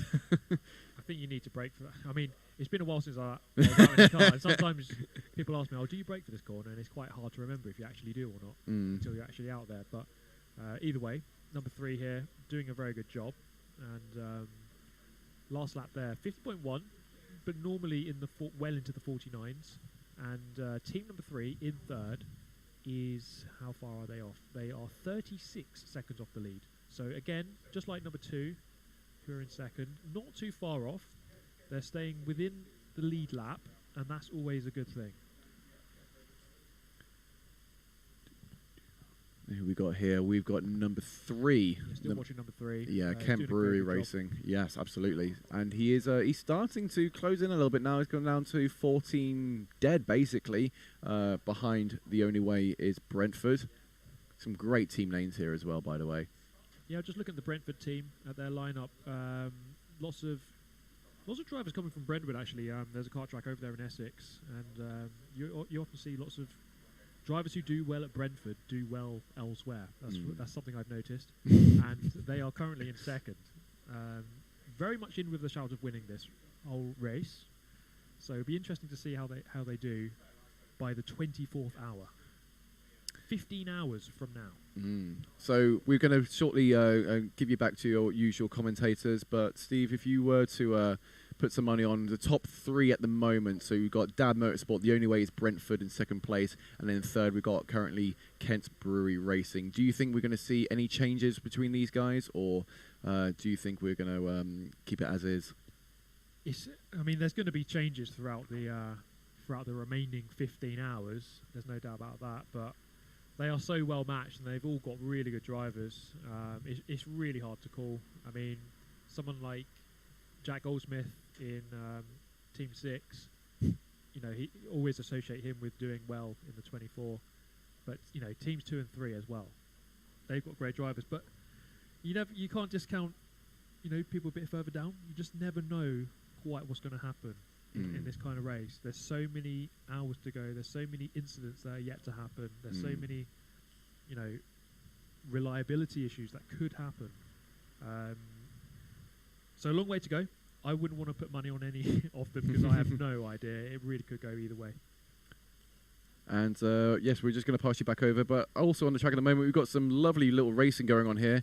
I'm assuming these are some of the quicker guys going past some lap traffic. I think the number 8 might be a bit of traffic, but it's kind of hard to tell with these ones, with these groups, because obviously there's so many different teams to see. And like, obviously you've got the telemetry on the left-hand side, but as you can see here, I think someone just done coming out the pits there as well. We're kind of going 3 wide into turn 1. That's not really going to work. Yeah, so this is number 2. Is this Goldsmith? I don't know if it's Goldsmith or not. But no, he's in a different team. That is Charlie Ratford, I think. Just trying to look at this list. He's just doing a very good job, nice and consistent, making decisive moves past the traffic, no fuss, and that's exactly what you want. That's the model endurance racing driver right there. And I think with that, we're going to pass back to your usual commentators. Thank you so much for having us, guys. We have been from Trophy Entries, currently running in P23 with Alex Gillen at the moment. But yes, make sure you stay tuned. We're going to be on more streaming throughout the whole the whole 24 hours, isn't it, basically? So. Well, yeah, this stream ain't going anywhere. Yeah. Stay tuned, and if you haven't already, make sure to like the video and make sure to comment down below who you are supporting. But see you very next time. Cheers, guys.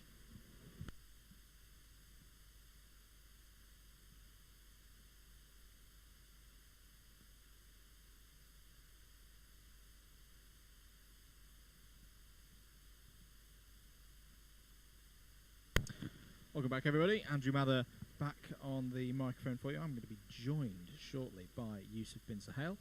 Before we get to that, let's have a quick word with one of our sponsors.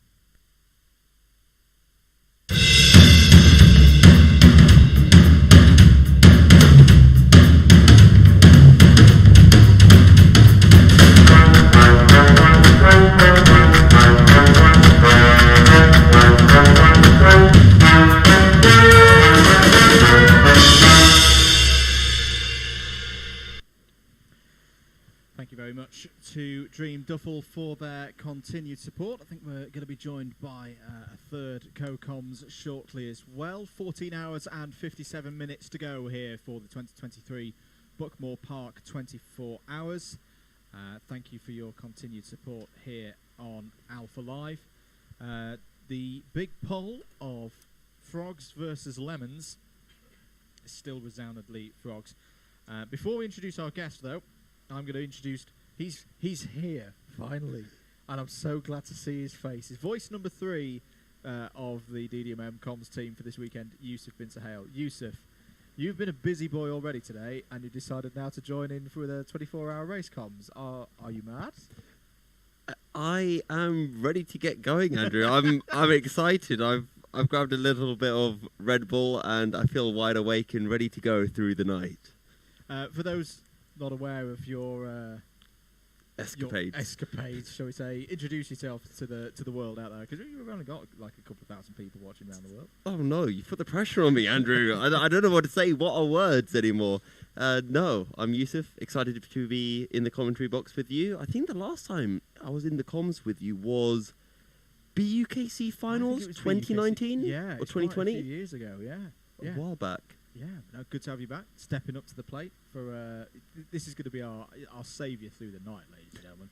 And we've got you on DDMM Comic Box Cam here as well. Thank you to those of you who tuned in. I love this stage of a 24-hour race, personally. This is where it starts to get properly magical. You know, you've got your drivers out there. We talked about them earlier, about the ones who really love going through the night. Yeah. Is this a part of the race that you enjoy? So, I've been in 24 hours from different perspectives, and one time, or sometimes I'm racing, sometimes I'm commentating. When I'm commentating, I don't want to do the night shift, because it's always funny, and it's always amazing to be on the comms for the first 6-7 hours. You go to sleep, and you wake up, and you think, what on earth has happened over the night? And then you get these weird stories of just random chaotic events that happen, and things just happening to go wrong. But as a driver, I really like driving at night. There's a little bit less grip, and the kart's a bit more slidey almost, and it seems to at least suit me a little bit better anyway. We are also joined by Josh Ball from the Club 73 organisation, if I'm correct in saying that. Yeah, that's right. Not fast but furious we are. How's the race been going for you, Josh, so far? Yeah, we had a brilliant stint to start off when we went out. Started 16th, went out, ended up making a couple of positions on the start, and then all the chaos went on with the front pack, all getting black flagged. That gave me, and I believe it was Cart 13, the Brighton guys. Me and him just worked together, pulled a nice little gap. Ended up leading for a little bit of the race. I remember going to my teammates on the comms, like, how far in front is the next guy, because I couldn't see anyone, and they were like, you're in the lead, mate. Yeah. And just hearing that, it was different level, because a race like this, to be leading it, even if it was for a short amount of time, just an amazing experience. A lead to lead, isn't it? And you guys were there. We had Alex Mitchell from Brighton Motorsport with us earlier. He didn't have that level of comms. He didn't actually know that you guys were working at the front for the lead of the race. Was there any confusion? Obviously, you had a bit more communication with the team there. Was there a bit of confusion of how that scenario had played out? Yeah, a little bit. I obviously saw a couple of the guys getting black flagged, but I didn't realise the whole pack of the front runners had all been black flagged. That's why I was on comms to my teammates, like, how hard do I have to push to be able to get, and then me and Alex, we just worked together, swapping over every couple of laps, just to see who's quicker and make that time. So Club 73 is an organisation, for those who aren't aware of it. What's it about? How did you become part of it? So for me, I started indoors, saw Club 73 about as like a nice corporate championship. They run half-an-hour races. All the championships are set out, so you got clubman all the way up to Super Pro. Yep. All the grids are based on championship order, so you will always be fighting pretty much similar skill level to you, which makes it brilliant. And it's such a competitive but friendly atmosphere. We're all like a family, us lot. And the championship tours around as well, so you get an example of different circuits and different venues. Yeah, it's brilliant for me. Last year was my first year, really competitive. Started at Brentwood, but that wasn't for me. So I wanted to move up, and Club 73 was the perfect opportunity to be able to experience different tracks and really build on my racecraft. Indeed. And then stepping into this arena with a 24-hour, what did preparation ahead of today look like? So I did Pro Series for a little bit, but bank account ran dry for that one for a while. So I stopped that, but I was offered a seat for the RHPK Championship. Yep. So that was really my main preparation in terms of the stint length. It's as close as I could get compared to where we were before.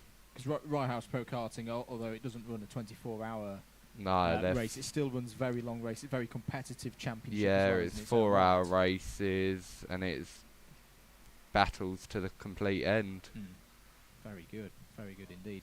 The number 12 on your screens at the moment, so the Not Fast But Furious crew.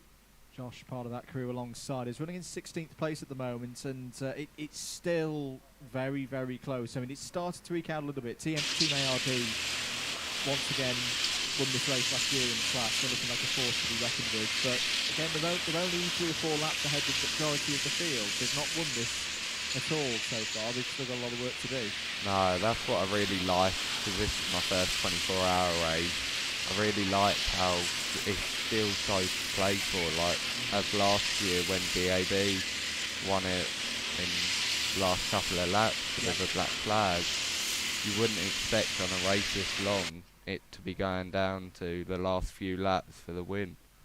Indeed, very, very even class system that we've got at the moment. So Dab Motorsport still leading. This lead, it almost seems like an elastic band at the moment. Every time I look at it, it's somewhere between 17 and 27 seconds. It keeps varying, but it's still. It doesn't seem like Dab Motorsport are able to. Maybe they're not trying. Maybe again they're just running to a rhythm to break away from the only way is Brentwood and take that lead lap for themselves. And a lot of the time you'll see in these endurance races, whether it's a 6-hour endurance race or a 24-hour endurance race, it also just comes down to when you catch traffic, and for a couple of laps there'll be the driver at the front who catches that traffic, and it does look like we've got a bit of rain. And I think we've got a little bit more rain. This has been, if you've just been joining us, this has been the story for the last couple of hours. We get these little showers that just run through past the circuit here. For those of you wanting to know your geography, we're near Maidstone, so east of London, out towards the sea, so it can be quite changeable. The lap time's holding firm at the moment in the 40s and 49s and the 50s. That's been our fairly standard pace, but just looking at the weather radar, this could be the start of the prolonged rain period that we have been talking about since before the race started, that could be in for the next couple of hours. And one of the most important things for the drivers and teams at this point in a race is the fact that even though the rain is coming down and you think, okay, the track's going to get really slippery, if you can keep some heat in the tyres, it's practically dry. And I remember a couple of races I had actually back in BUKC when the rain came down. As soon as the yellow flag came out and everyone started slowing down, that's when you really felt how slippery it was. Until that point, you could drive as if it was pretty much bone dry. And how, as a driver, Yousuf, do you tend to start? We were talking about aggressive turn-ins earlier when we had another one of those showers. How do you deal with that as a driver when you've been on slick tyres in the wet? It's really weird because it's one of those things that you can't do until you do it, and it just makes no sense because you yank the steering wheel, you fully throw the cart, and then it just ends up gripping, and you think, I don't know how I did that or how the cart did it, but it works. So it's the strangest feeling ever when you lose grip and then it just catches. It's strange, but you sort of start to get a feeling for it, and then you can start gaining the tense. I've got a feeling, Chance, this next 15 minutes could be very important for the story of the race, particularly in Club. You can see the worry on Cal Freezy's face there. We can see on our radar, yes, this is the prolonged rain. Periods of rain for at least 2 hours is what our information is telling us. And this is going to be the heaviest rain as well. Yes, we are seeing you pick your nose, Cal Freezy. We'll skip by that. But this is going to be a real test of the drivers now. And it's just finding as well, looking at the white lines, because sometimes those can get really slippery. Yeah. And then you get also certain points where you really want to use the paint and use the curbs. And if you can get on the curbs, it actually helps you rotate the cart around, get it turned for a corner, when these carts can just understeer so much as soon as that rain comes down. And you were mentioning about yanking the steering wheel. The other one that I do really like to see, and you'll probably see a lot of the more experienced drivers doing that if the rain does come down harder, is using their body weight, kind of leaning onto the front outside of the car, just to make that front tyre dig in and get a bit more grip on the front end. Yeah, and what I've found with Buckmore, especially on the top section, round turn 1 to turn 2 and even hairpin 1, it gets very slippery round there because of the tree covers as well. It doesn't dry out nearly as quick. And if you go on the paint around there, good luck trying to find any grip.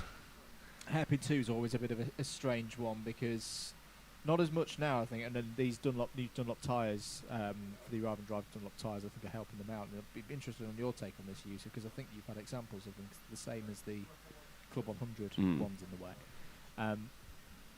I've seen sometimes, is the number 8 seat, this is it, this is starting to get a bit slippery. The lap times are now into the 52s, 53s, 54s, and if you start losing temperature now, you're going to start losing seconds. Hairpin 2, we'll start seeing drivers almost deliberately look like they're having a bit of an off, but what they're doing is shooting past where they would be turning in and going for a very late, very sharp turn in, and then a very late apex, and the idea being that you're going to get the good run down the hill through Sam Sweep and down to the bottom of the hill. Yeah, because around the outside of Hairpin 2, it's a different concrete, and there is so much grip. And I can imagine there's even more with these new tyre compounds. And in fact, right on cue, that is the line. So if you're wondering why are they all suddenly driving to the outside of the circuit, that's surely a longer way round. That is the wet line. That is the classic, when you hear about it on Sky Sports Formula 1, the classic karting wet line. You've got to go and find the grip now, and the lap times, my goodness me, chaps, they are really going out now. When I last looked at the timing screen, we were in the 53s and the 54s. I'm now starting to see 1 minute something appear quite readily through the order. And we have hit that transition phase where the track is now really wet and the drivers are going to start to feel it. We've got a bit of a battle starting to emerge for second because Accelerate Kent are closing onto the only way is Brentwood, and now there's less than 7 seconds separating them. So we'll try to keep our eyes on that gap for second place. It's almost like a hush has fallen over the circuit as well, because the engine revs aren't as high. As off there goes, that's Alex Gillen. That's Alex Gillen off the road for Trophy or Trees, and being caught now by Senior Frogs. You can see now that red paint is really slippery coming out of hairpin 2. That's when I've done the practices in the wet. The moment I get on that red paint, especially coming out of hairpin 2, you just lose any traction your tyres had before. The bad news as well for the Senior Frogs, as you just saw there, Chris MD's just had to finish his stint. He'd completed his time on track. I can't think of a much worse circumstance in particularly when you're doing driver changes in the middle of a race. So being out in the wet is bad enough. Going out in the wet with a bunch of drivers who've been out there for the last hour and have experienced the transition in conditions, that is really, really tough ask for any driver. I think the best bit, though, about being able to get that driver change is that the driver going out gets to put a wetsuit on, so they don't get soaking wet. Yeah. How much time would you say do you gain by not being soaking wet in your racing suit out on circuit? Probably around a tenth, because I know I hate it when I go out and it pours down in the middle of your race and you just come through absolutely sodden wet. And the wetsuit just helps that little bit. It might not be much, but it could make that difference between you and the driver in front. Yeah. I was just going to know, I think Josh Larkin, Chippo, is back out on circuit for Senior Frogs. So I wonder, again, have they played the tactical masterstroke here? Because they've put out the driver, I think we very much know now, is the strongest member of that YouTuber squad. He's done the most number of miles around this circuit. He's got the most experience. They've put him out in these tricky conditions at the moment. He's taken to them very nicely. Lap times have stabilised now, so we're in the 62-63 second bracket. Dab Motorsport. Now this could be a key move for their race, because we talked about we hadn't seen the lead out beyond 30 seconds. Whilst all that's been going on, gents, with the rain, the lead is now 40.8. Dab Motorsport have done really nicely with this little downpour. And with this downpour, I do like to take a look at some of the lap times, because quite often you'll find that the drivers who are very quick in the dry won't necessarily be the same as those who are quick in the wet. And I'm actually seeing some very quick lap times coming through from TRX Racing in the number 7 car, currently running in 10th place, matching Dab Motorsport. So they could be on a bit of a charge with this weather change that we're experiencing as we kind of approach the 50% mark of the race. We will check that, guys, whether it's Calix who's gone in as now, because you are right in saying Calix hasn't been in the kart yet. That may have been an incorrect identification from myself because of the shoulder cam that Josh did have on earlier. So we'll try and establish whether that is Calix in the kart or not. Lead extending, it's now 43.5 seconds for Dab Motorsport. So a couple of drivers hands in the air there, forcing yellow flags down at the bottom of the hill coming out of Garda. And what I've noticed, the driver for Dab Motorsport is Jake Taplin. He's won, I believe, a couple of championships at Buckmore in the Pro Series, so he's going to be very experienced around here in all conditions, and he should be able to get grip. Change for 5th place. That is the Club 73 Young Guns going past Dr. Vapes. That is an overtake for position out on circuit. And now, even in the dark, you can see the rain is teeming down now. This is the heaviest rain that we've seen in the race so far. Proper wet conditions. Lap times getting slower and slower now into the 65s, 66s, 67s. There's also been a change of position for 18th place overall, Team Rango, who've had a tough couple of hours. They were right up there in Clubman around 8 o'clock p.m., but they have just gained a position back there. 18th place for Team Rango now. We might have a bit of a battle as well for P7. Williams Esports closing in on the Bayford Bandits, taking about half a second out of them on the last lap. So that's another battle that we can keep our eyes peeled for. As you mentioned, Andrew, that range is coming down harder and harder. And I guess for any people at home who are kind of wondering, what does it feel like to drive in the rain, and why do people take the wet line? The way I always like to explain it is, imagine you've got a rubber or an eraser. It feels really grippy. As soon as you add water to that, it slips and slides like nobody's business. Yeah.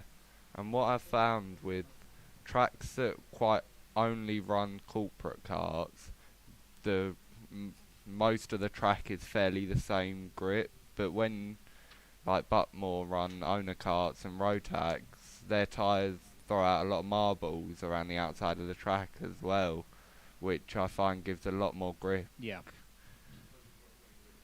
I think it's also a case of when you have those owner-driver carts coming in, and particularly the two-strokes, the TKMs and the Rotaxes, they put so much rubber down on the racing line, and that's when you really start to experience kind of the difference between being on the racing line where you have that rubber and you have that grip, or grip in the dry anyway, and then off the line where you don't have the grip, or in the wet where you will have the grip. And Senor Frog's really struggling with keeping it in bounds there. I'm pretty sure that it is Calyx at the wheel for them. Just checking the name on the helmet. Yeah, that's that's longer than Chip. So I'm pretty sure that yes, it is Callum McGinley at the wheel for them now. This is tough for Cal. This is really tough because he's the debutant in the team.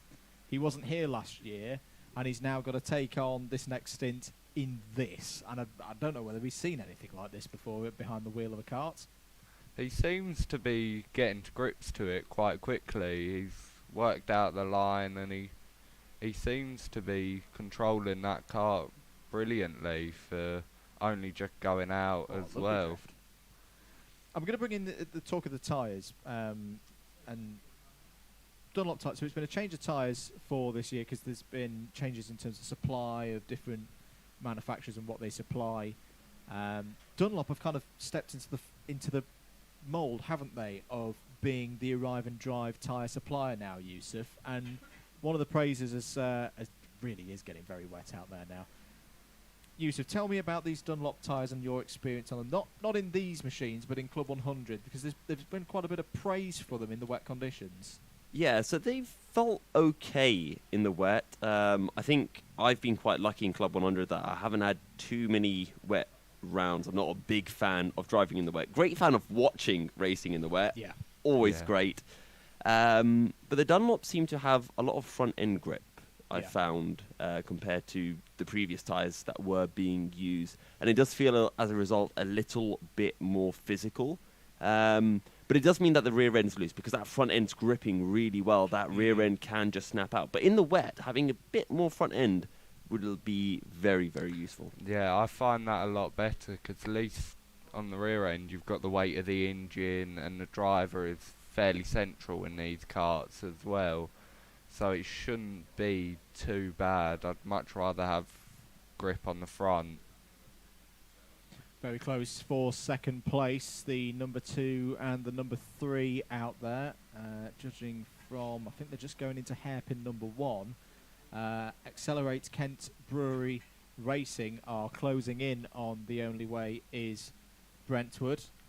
On the tracker, they're just coming through hairpin number 2 now. 1.4 seconds is what Accelerate took out of The Only Way is Brentwood last time around. This could be an upcoming change for second place in the race. That's really surprising considering the driver they've got out there now, Charlie Ratford. He won it last year. There it is. There's the change. There is the change for second place in the race. Accelerate Kent Brewery Racing through and past. The Only Way is Brentwood. I think it is it Dan Brown or Mark Puxty currently at the wheel for Accelerate Kent? But I believe it's Dan. Yeah, Dan putting in some really quick laps in these wet conditions, up into second. And to be honest, for the team, they can't really want too much more than that. Now it's just a case of can they hunt down Dab Motorsport. They're kind of lapping around the same as the team that is currently leading the way, and the gap between the pair of them is about 50 seconds. But the hard work done now for Accelerator. Now they can just try to get themselves a bit of breathing room versus the Brentwood team. Yeah, and they've built a nice little gap already, so hopefully drivers notice that, and he's just focusing on closing as much time as he can, because it can't be an easy job for those drivers being out there. They can't have got much sleep, if any, since this morning. Fatigue will really start to be setting in soon for a lot of these guys. Absolutely. There's been a pit stop for the Zesty Drink Racing team. They're in 15th place at the moment, so that is after their black flag, remember. So the black flag will trigger the pit lane as Thomas Layton goes out for Zesty Drink Racing. He started the race for them. So that's a scheduled pit stop, just to allay any fears of why have they only done a 24-minute stint. That's because the whole stint of a much longer length was interrupted by a black flag, and that shows you how tricky it is. Layton into the wall, the number 22 follows. That's Mini Boost. That is for position.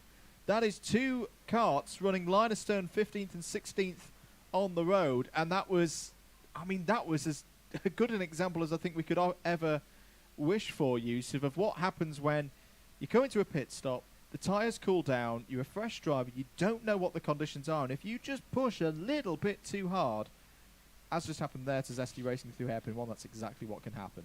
Yeah. And you've got no real judge once you go out on circuit and it is wet. You kind of just have to get a feel for it instantly, and I think there's a lot of pressure as well when you go out as a driver for whether it's your first stint or whatever, but once you're going back out onto circuit, to make those first few laps count, because it's so easy just to contact. Oh, that looked big. Into Cafe Corner, and I think just in the damp conditions, one driver understeering, tapping the rear end of another. There they are. It's the number 22 Mini Boost, who've just been off. They just followed their part of the incident at hairpin 1. I think that was one of those of, oh dear, a driver's go off in front of me, panic, and join the accident. But they've just had another one there. That's an exciting lap for them. Now, I think was that a yellow flashing light? I think it was. I was just querying myself whether that was a red. But no, I think it's just a blinking yellow. As in it's blinking on the screen. That's not being cross about it being a yellow. There was definitely blinking, but yes, the colour kind of hard to judge. There's a story about that I'll tell you. Okay. But, we will be having a special guest shortly now as well. Before we get to that as well, let's do an earlier than usual rundown of the order with 14 hours and 31 minutes remaining on the clock here at Buckmore Park. Here's your scores on the doors at this point of the race. Dab Motorsport, it's been a big hour for them. In the story of this race so far, 47.721 seconds is the biggest lead that they've had. They've completed 678 laps, and they've put a good 20 seconds on the rest of the field at least through this oncoming rain that's hit the circuit in the last half an hour. Accelerate Kent Brewery Racing have had some good pace in the wet. They have overtaken The Only Way is Brentwood for second place, and they're pulling away because the gap is now 2.5 seconds. Not a good hour for Adrenico Racing. They've fallen not just off the lead lap, they've actually now fallen 2 laps back. It's not a disaster. That is still a position that is very strong at this stage of the race, but Adrenico Racing will have that on their minds for the next few hours. Can they find the way back onto being 1 lap down, maybe even onto the lead lap? They've got to be careful now. They've got to make sure that they make no mistakes now and start to drop out of contention. They're still there for now, though. 5th place, the number 1, Club 73 Young Guns. They've just taken that position in the last 10 minutes or so, and they've put a 17-second gap on the Dr. Vape squad. Both of them still 5 laps off the overall lead. The Bayford Bandits are running strongly still. 8 laps off the overall lead in 7th place. They're 7 seconds ahead of the Williams Esports 1 team. Then we find the first of our clubman entries, the reallocated TRX Racing, who really had a tough time in the early hours of this race, languishing down around in 23rd, 24th place at some stages. They have pulled themselves back up into contention, not just in the top 10, but now for a clubman victory, because they're leading the class. They're 9 laps down, and their lead over Team ARD is 11 seconds. Team ARD, last year's winners in clubman, still there in the top 10. Clenaghan Strike 7 Racing, they're in 11th place, 10 laps off the overall lead, in a bit of no man's land at the moment between these clubman runners. They're still in the mix. They'll be looking at potentially getting back in the top 5 over the course of the evening. Ditch Finders are 12th. The gap between those two carts is 16 seconds. Further 20 seconds back, you've got the Senior Frogs, and it really has been a good story again for them so far this year. They started from the back of the field. They had some concerns after qualifying, but they're in the picture for a clubman podium. Can they improve on their 4th place last year with all the support that they have here in the chat? Thank you for your input, guys. 14th place, Team Daneros. They've been fighting with Senior Frogs for a good few hours now. The gap is 10.8 seconds between them and Senior Frogs. 15th place are Zesty Drink Racing, who are 13 laps back. They've got a lap to find between them and Daneros. Great scrap actually going on for those that are on 667 laps at the moment. Zesty Drink are 2 seconds ahead of Mini Boost, who in turn are 8 seconds ahead of Club 73 Not Fast But Furious, who in turn are 6.5 seconds ahead of Team Rango. We're not done there, folks, because they're 5.7 seconds ahead of Formula None. So quick maths, that's about less than 20 seconds, covering 4 or 5 carts there. Really good stuff. South Coast Racing are in 20th place. They're 42 seconds back from Formula None, 14 seconds ahead of Brighton Motorsport, who are pulling away now, having taken 21st position from Club 73 Team Silence. The gap is now 4.3 seconds and growing at a rate of about 2.4 seconds per lap. Trophy or Trees, Alex Gillen put in a great stint but got caught out by the wet weather. He has reduced the arrears, though, to the next cart up the road, which is 3 laps. They are 7 laps clear from the Williams Formula 1 team. Williams eSport 2, that is the sim racers without experience of in real-life motorsport before. And they are 12 laps ahead of Olympus Karting by HSR Autos, the Olympus eSports team, who we talked to Tom Cope earlier, one of their team members, having a great time out there, 37 laps of the overall lead. Can you throw it to an advert, please? Have a chat with one of our special guests in a moment after a few words from one of our sponsors. Imagine a world where style and sustainability unite. The Anderson A2 charge point offers over 120 colorful finish combinations, so you can choose to blend in or stand out. Crafted in the UK from high-quality materials and precision engineering, the A2 is designed to make the switch to electric driving as seamless as possible. Smart, simple, sustainable. This is luxury electric vehicle charging. This is Anderson EV. Thank you to Anderson EV here with Chris MD from the Senior Frogs. He looks a bit tired. That looked tough out there, Chris. Yeah, it was tough. I think you can see it in my eyes. Yeah, I came off at the right time, though, because it started absolutely chucking it down. What do you do in that position as a driver with perhaps a bit less experience than some of those around you and the rain starts coming down? I think say to my team, please get me off the track. That's pretty much how it went. And we put poor Callux out there, and I don't think he's having a good time. It's been a really good effort from you guys again so far this year. I know there were a few concerns at 2 o'clock, 2:30 when the qualifying wasn't that good, but the cart's got some pace. You've pulled it back through. Yeah, I think we had a bit of a disaster class from one of our first drivers who won't be named. But you know what, the team morale's much higher than it was around 2 o'clock, and I think he won't be doing another stint probably. You were I don't think you were in a stronger position at this point last year, and you got that 4th place. Does that give the confidence that you can go at least one better? I think we're hoping that we can get on the podium this year, although we're not great in the wet weather, so I do think that could be our downfall. And it looks like there's going to be a lot of wet weather, so I'm not going to hype us up too much at this point, but fingers crossed. Between last year and this year, I know you guys have been doing a lot of practice. What's been the thought mentally since from 22? How much practice have you put in? How many times have you been down here? Not as much as we should have done. I've only been here like 2-3 times in the last year, so we really should have been here more. But I think we're getting to the point where you just start to sort of learn little things about the kart, like leaning, and you really start to nail different corners and sectors. Also, we've actually got an actual headset this year, which really helps because you can literally. We don't know, last year we just had the whiteboard, and it was quite difficult to relay. You've just done a good lap, and then kind of work out what you can tweak and stuff. So it's a lot more helpful this year. So in general, the whole operation's feeling a lot calmer than it was last year.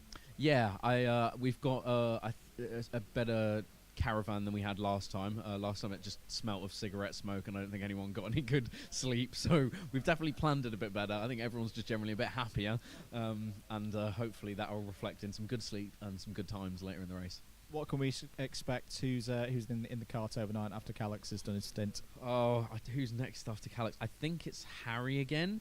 So I think he's quite good in the wet. And we're recharging Chip with everything he's got at the moment. We've got him on a drip with Red Bulls being fed into him, I think. So that's the plan, and just try and get him to do as much as possible, really. Is there any potential future plans to step up into an even bigger race with faster karts, do you think? I mean, let's see how we do today again, because at 2 o'clock there were talks of us going home at midnight if we were dead last. So the times have changed very quickly, so we'll see. Motorsport gives, motorsport takes. Thanks, Chris. Thanks for coming to talk to us. Have a good rest of the race. Thank you, mate. No worries. Thank you for that, Andrew. Right. How are we doing? Pretty good, yeah. Pretty tired, but pretty good right now. Oh, as I think car 11's just had a bit of a spin, actually. Oh no, that's coming into Cafe Corner. Bit of a moment. So, where are we with Zesty Drink Racing? Currently in P16. I think you've actually just dropped a position to Mini Boost. Yeah, it's I think all of our drivers in this team, it's our first time using the corporates at Buckmore, and it's also the first time they've ever driven in the wet. That's Tom, my team out now, so I think he's just trying to navigate the wet conditions. I'm trying to think of it. I don't think he's only ever driven in the wet once or twice, so it's going to be quite interesting to navigate. I think all of us kind of expected the rain to come, having seen the forecast, but it's just about getting that experience with time. So he's just started his stint. I reckon as he goes into it, he'll get a bit more experience, and then after he's gone out, we'll hopefully have a few more experienced drivers in the wet coming in. So we'll see how it goes, but it's a 24-hour race. I mean, you've done the BKC 24 hours. You know how it goes. Yeah. You have ups and downs, and it just all ends up coming together by the end. So 14 hours left. Too much time to tell what's going to happen, really. And everything, as you mentioned, does eventually come together, and kind of the bad luck that one team will face, then eventually another team ends up getting that, and it evens itself out. I do have one question for you, though. Mm-hmm. You mentioned that you haven't had much experience in the wet. What is the plan then? Because I'm trying to think back to my first time in the wet, but it's so long ago that I can't remember how I really approached it. So the way I've been doing it, I mean, for me personally, I don't know about the team in general, but me personally, most of my wet experience has been in the club and undercarts, and I think the biggest difference when you're wet driving in the club and undercarts between and these corporates is the rev ranges. So obviously the club and undercarts are a bit quicker, the rev a bit higher, so you can use the throttle a lot more to turn the kart. This will be a bit different, so it'll be a lot more about steering input. And then the way I've approached it is because I knew it was going to rain a bit more before the race.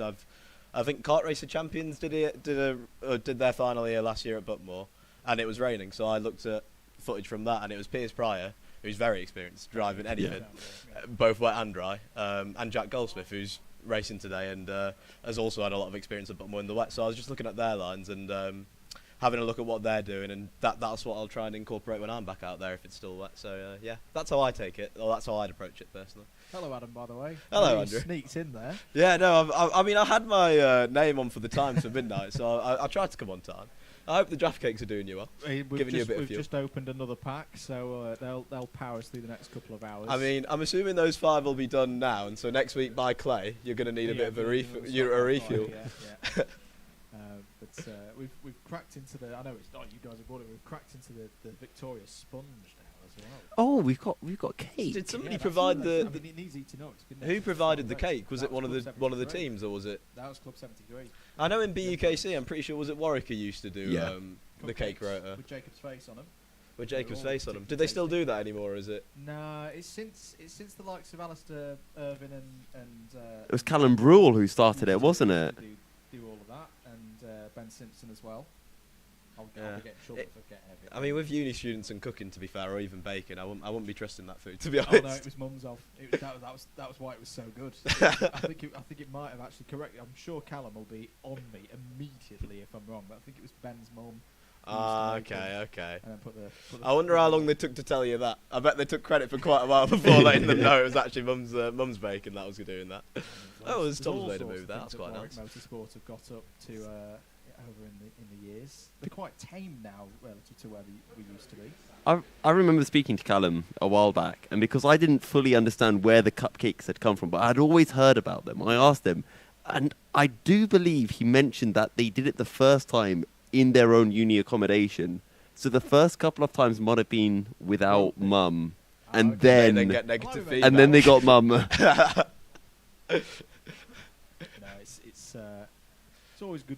Bit of the fun of BUKC. Oh, there's going to be a spin. Oh, that's a spin for number 9. Well avoided by both the 12 and the 21 there. I had a heart in mouth moment there. If Tom went and collected him, that would not have been nice for me. But what is a battle for position if we've not mentioned it already? So the 12 have got ahead there of the 21.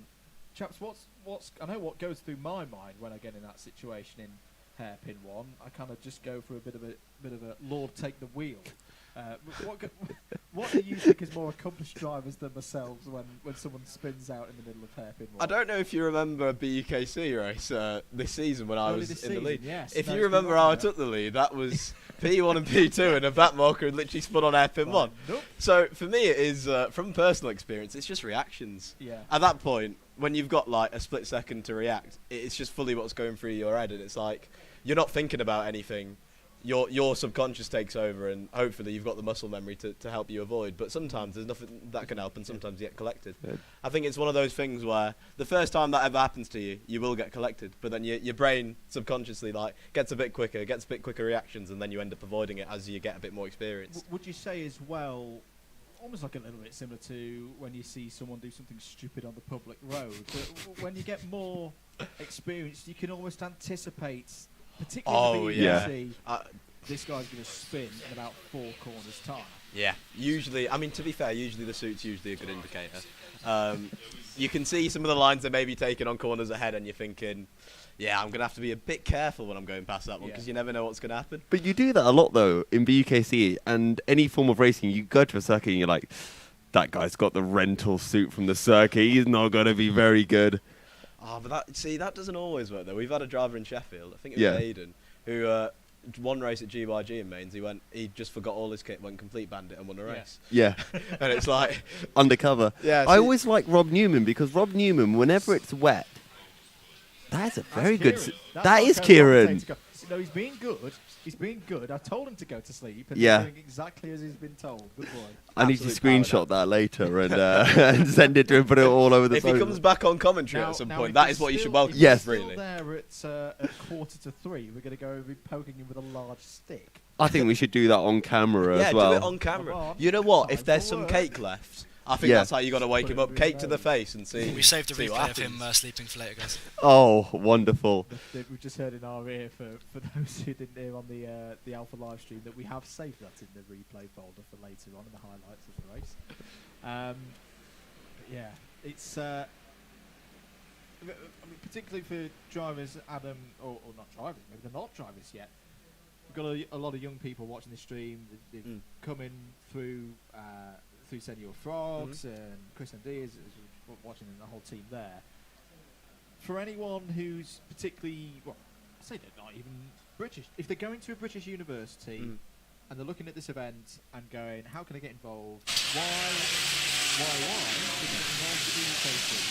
The UKC in particular. Well, I mean, I can speak from personal experience. When I started university myself, I hadn't done any karting apart from like any birthdays, birthday parties, those kinds of events, or when you're on holiday as a one-off.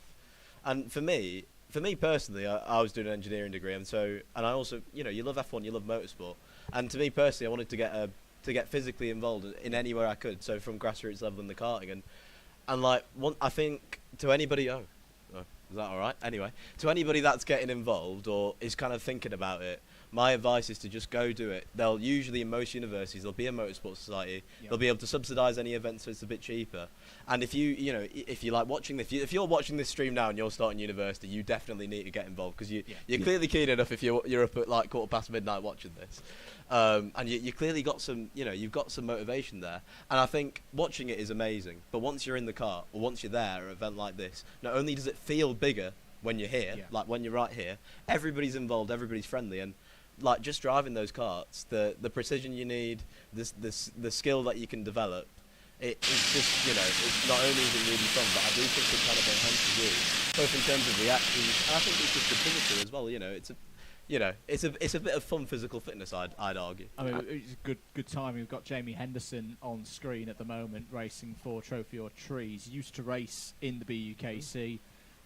One of the other good things with the BUKC is, as Jamie experienced, you've got a ladder there, haven't you, Adam? 100%. Yousuf. So if you do come in, you can start in rookies, no pressure, no expectation, but then work your way up over a number of years. Literally, my first year, I didn't do the rookie series, but I just got my Inters license, and my first ever Inters race at PFI, I got black flagged, had the slowest fastest lap, and I finished like almost dead bottom.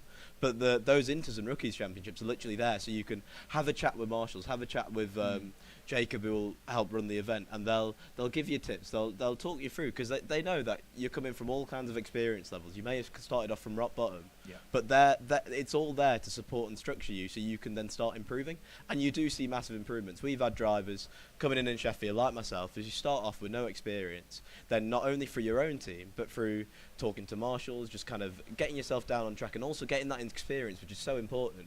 You end up getting better, and then you end up enjoying it more because you can fight up further on the field. I'm going to raise you one on your first ever BUKC race. So my first ever BUKC race was 2016. It's at a track called Warden Law, and it was the one time BUKC went there, and it was chucking it down. If you ever go to Warden Law, it's you know how a cat always lands on its feet? It always rains at Warden Law, and the track is so greasy and slippery. This Inters race, you know how there's always memes on the BUKC Facebook? Yeah, that's another reason to do BUKC, to be fair. All of the memes that weekend was people driving in a straight line and spinning in a straight line. No input in their steering wheel. They just hit a puddle and do a 360. It was absolute mayhem. And I had a previous experience in TKM. I've got a TKM at home that I used to do a bit of practice in. And I've finished dead last, just spinning every other corner. It was horrendous. And just in terms of getting involved in the BUKC, I think the other thing is it's such a good atmosphere. 100%. Everybody's so friendly. Like you said, talking about the memes on the chat. Everybody, it's a university event. You've got all students around you from similar backgrounds, doing similar degrees probably. And so everybody's kind of in the same boat. And so everybody will love to have a chat with you. Anybody who might have a bit more experience will usually love to try and help you improve as well, because everybody just wants to be friendly with each other. It's just a bit of fun at the end of the day.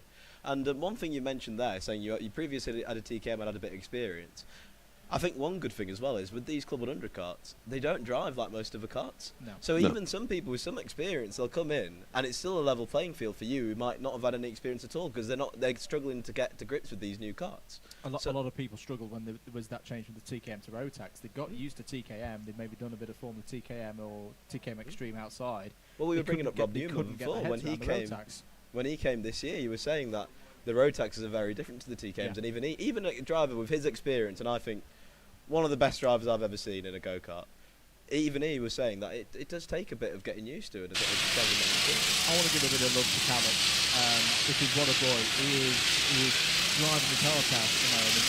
You cannot get much more difficult than this for a debutant in karting. In the middle of the night, cold, tired, wet. I'm not going to lie, his pace is not setting the timesheets alight, but he's keeping that thing pointing in the right direction, and that could be a very, very important thing for the Senior Frogs at the end of this race. 100%. He's just done a 1 minute 10.364. I mean, to say the pace isn't lightning quick, the fastest drivers out there, the majority of them are doing 107s, a few in the 106s. You know, if he can keep steadily going around as he's just done there, a 108.626, that's good pace. Yeah, for somebody who's not done any wet weather driving or doesn't have the experience, I think that's amazing from him, Yeah. Alex, really. These are such, you know, it feels like you're on a knife edge constantly, whatever corner you're doing. And because it's raining and then drying up, the conditions change every lap, and you really have to kind of work your way through it. So for Calix to be doing that right now is absolutely amazing, and he should be proud of himself, and hopefully the Senior Frogs are cheering him on right now as well. Oh, they absolutely will be. And again, it was something I was asking earlier to Josh about driving in the wet. With you having come into the UKC and that being kind of your road into karting, it is quite interesting to hear from everyone how they experience wet weather driving, because when you first go out in the wet, it is just a different beast. And you know, probably your first time out is when you're at university and you go to an indoor karting track and you're like, oh, okay, this is fun. I'm kind of close to the pace. Then you go outdoors and it rains, and all of a sudden, instead of being a second or half a second off the pace of the quick guy, you're now 5, 6, 7 seconds off, and you're thinking, what on earth am I supposed to be doing? Yeah, like it does feel a complete night and day. That's when I think that when it rains is when like the true experience level really shows. Because I think the skill gap. Oh, as Calix has a right tank slapper there. He's done really well to keep the car pointing in the right way there, to be honest.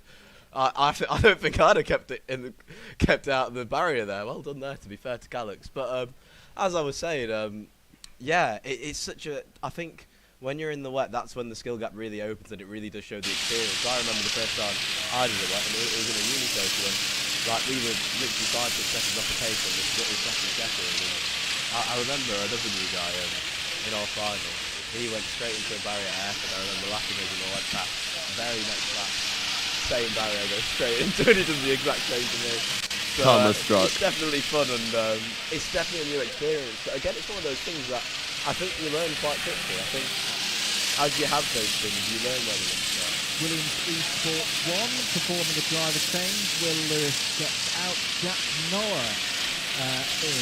Buckmore was the first kart circuit that he ever competed at in a higher kart event. He's done a couple of years of Club 100.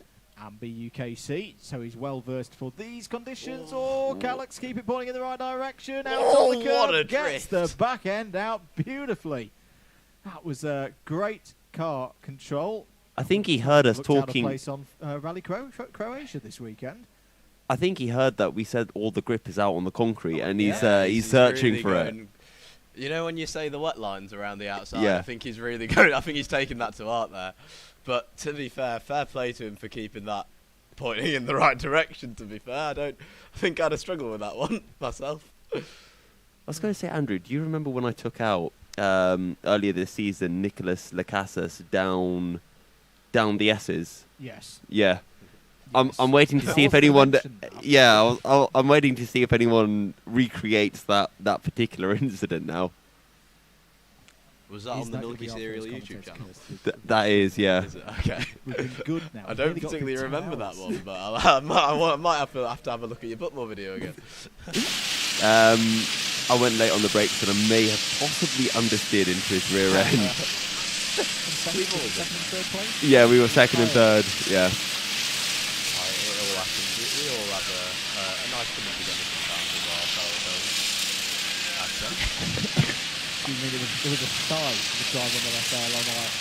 He looks very cross, doesn't Here he? we go. Right, I'm going to have to go and drive out of this. There was a slump of the shoulders there. I'm like, I've got the wetsuits on, but I've got 2 hours of this. I tell you, have you ever done BUKC 24 hours? Yeah, I've done it 2 years. We had speaking of Rob Newman again, we had him in the Sheffield team last year.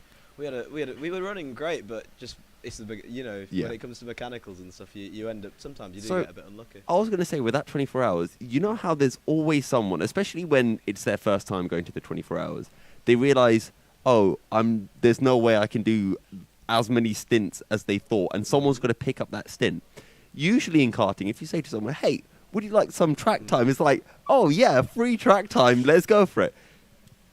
BUKC 24 hours, it's, please no, not me. Anybody else? There have been times where I've got into the car and I'm like almost in tears at the prospect of how much pain my body's going to go through for 90 minutes.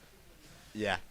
We literally had that situation with our B&C team last year at the 24. I'm personally somebody that will just do it no matter the cost to my body because I love it. But yeah, because it is so grueling doing a 24 hours. Like once it gets to the later stages, you are really feeling it, and the prospect of going in a go-kart starts to feel a bit less appealing towards the end.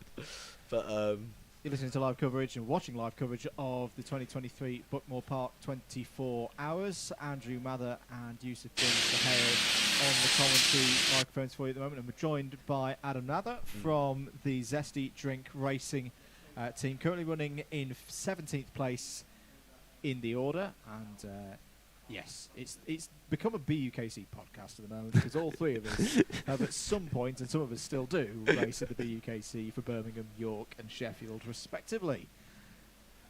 And it's oh dear, oh no, that's going to be a soggy bottom for that frog getting into the cart. Well, I thought frogs are quite good in the wet. They should be quite good. Amphibians and all that. Yeah, that's true actually. I hadn't even thought about that, yeah. They should be where they they're should be strong. delighted. But, he doesn't that look guy to the delighted. right, it's not in camera shot right now, but he was still crossing his arms. I think because the rain only started maybe an hour ago, he probably was waiting for his stint thinking, I'm still going to be in the dry. I'm still going to have a nice dry stint where I can keep consistent. And now the heavens have opened up and he's thought, oh no, I've got to go out in the wet now. Now the bit that's confusing me now, I'm going to have a stab at who I think is in the cart, but there's been a change of helmet, so it won't have the driver's name on it. Is it Harry that's getting in? I can't tell, you know. If we've still got our roaming camera out, that's... I thought they all had black helmets. You're getting called out in the chat for stealing jokes, guys. They've got the wet helmet out for one of the drivers. I will leave you to do that. I'm going to go... Oh wait, you might be able to get I was going to say as well, you know when you've got a stint coming up and you're trying to calculate, do I put on the wetsuit or not? And you then decide, you know what, it's going to be dry suit on. And then it starts to rain and you just think, why didn't I just put on the wetsuit? I mean, firstly, I'll be honest, I think I'm quite unique in this scenario because I've had a wetsuit and I personally actually don't like wearing it. What I prefer to do is, I've not got it on right now. That's down at paddock. That's the number 12 of Club 73, Not Fast But Furious. That's quite big in the club win game, I think. That is quite big in the club win game. I think they're going to lose. They've already lost 2 positions with this. Zesty Drink Racing have gone by. That's good. That's Garda. Adam. Yep, Oh, happy about that. And sorry, paddock, not Garda. yeah, It was down paddock. paddock corner. I think so. What I think's happened there, chaps. Feel free to disagree with me. That is a attack it down through Symes and through Pullman's, and suddenly realise, oh boy, there's a very sharp right-hander coming up in the middle. You just lose it on the back end, breaking the car. I think one of the really tricky parts about going into paddock in the wet is your back end's all over the place anyway, because you're trying to get the car turned from a left, you're understeering, you pull it over, and exactly, it's an off-camber corner.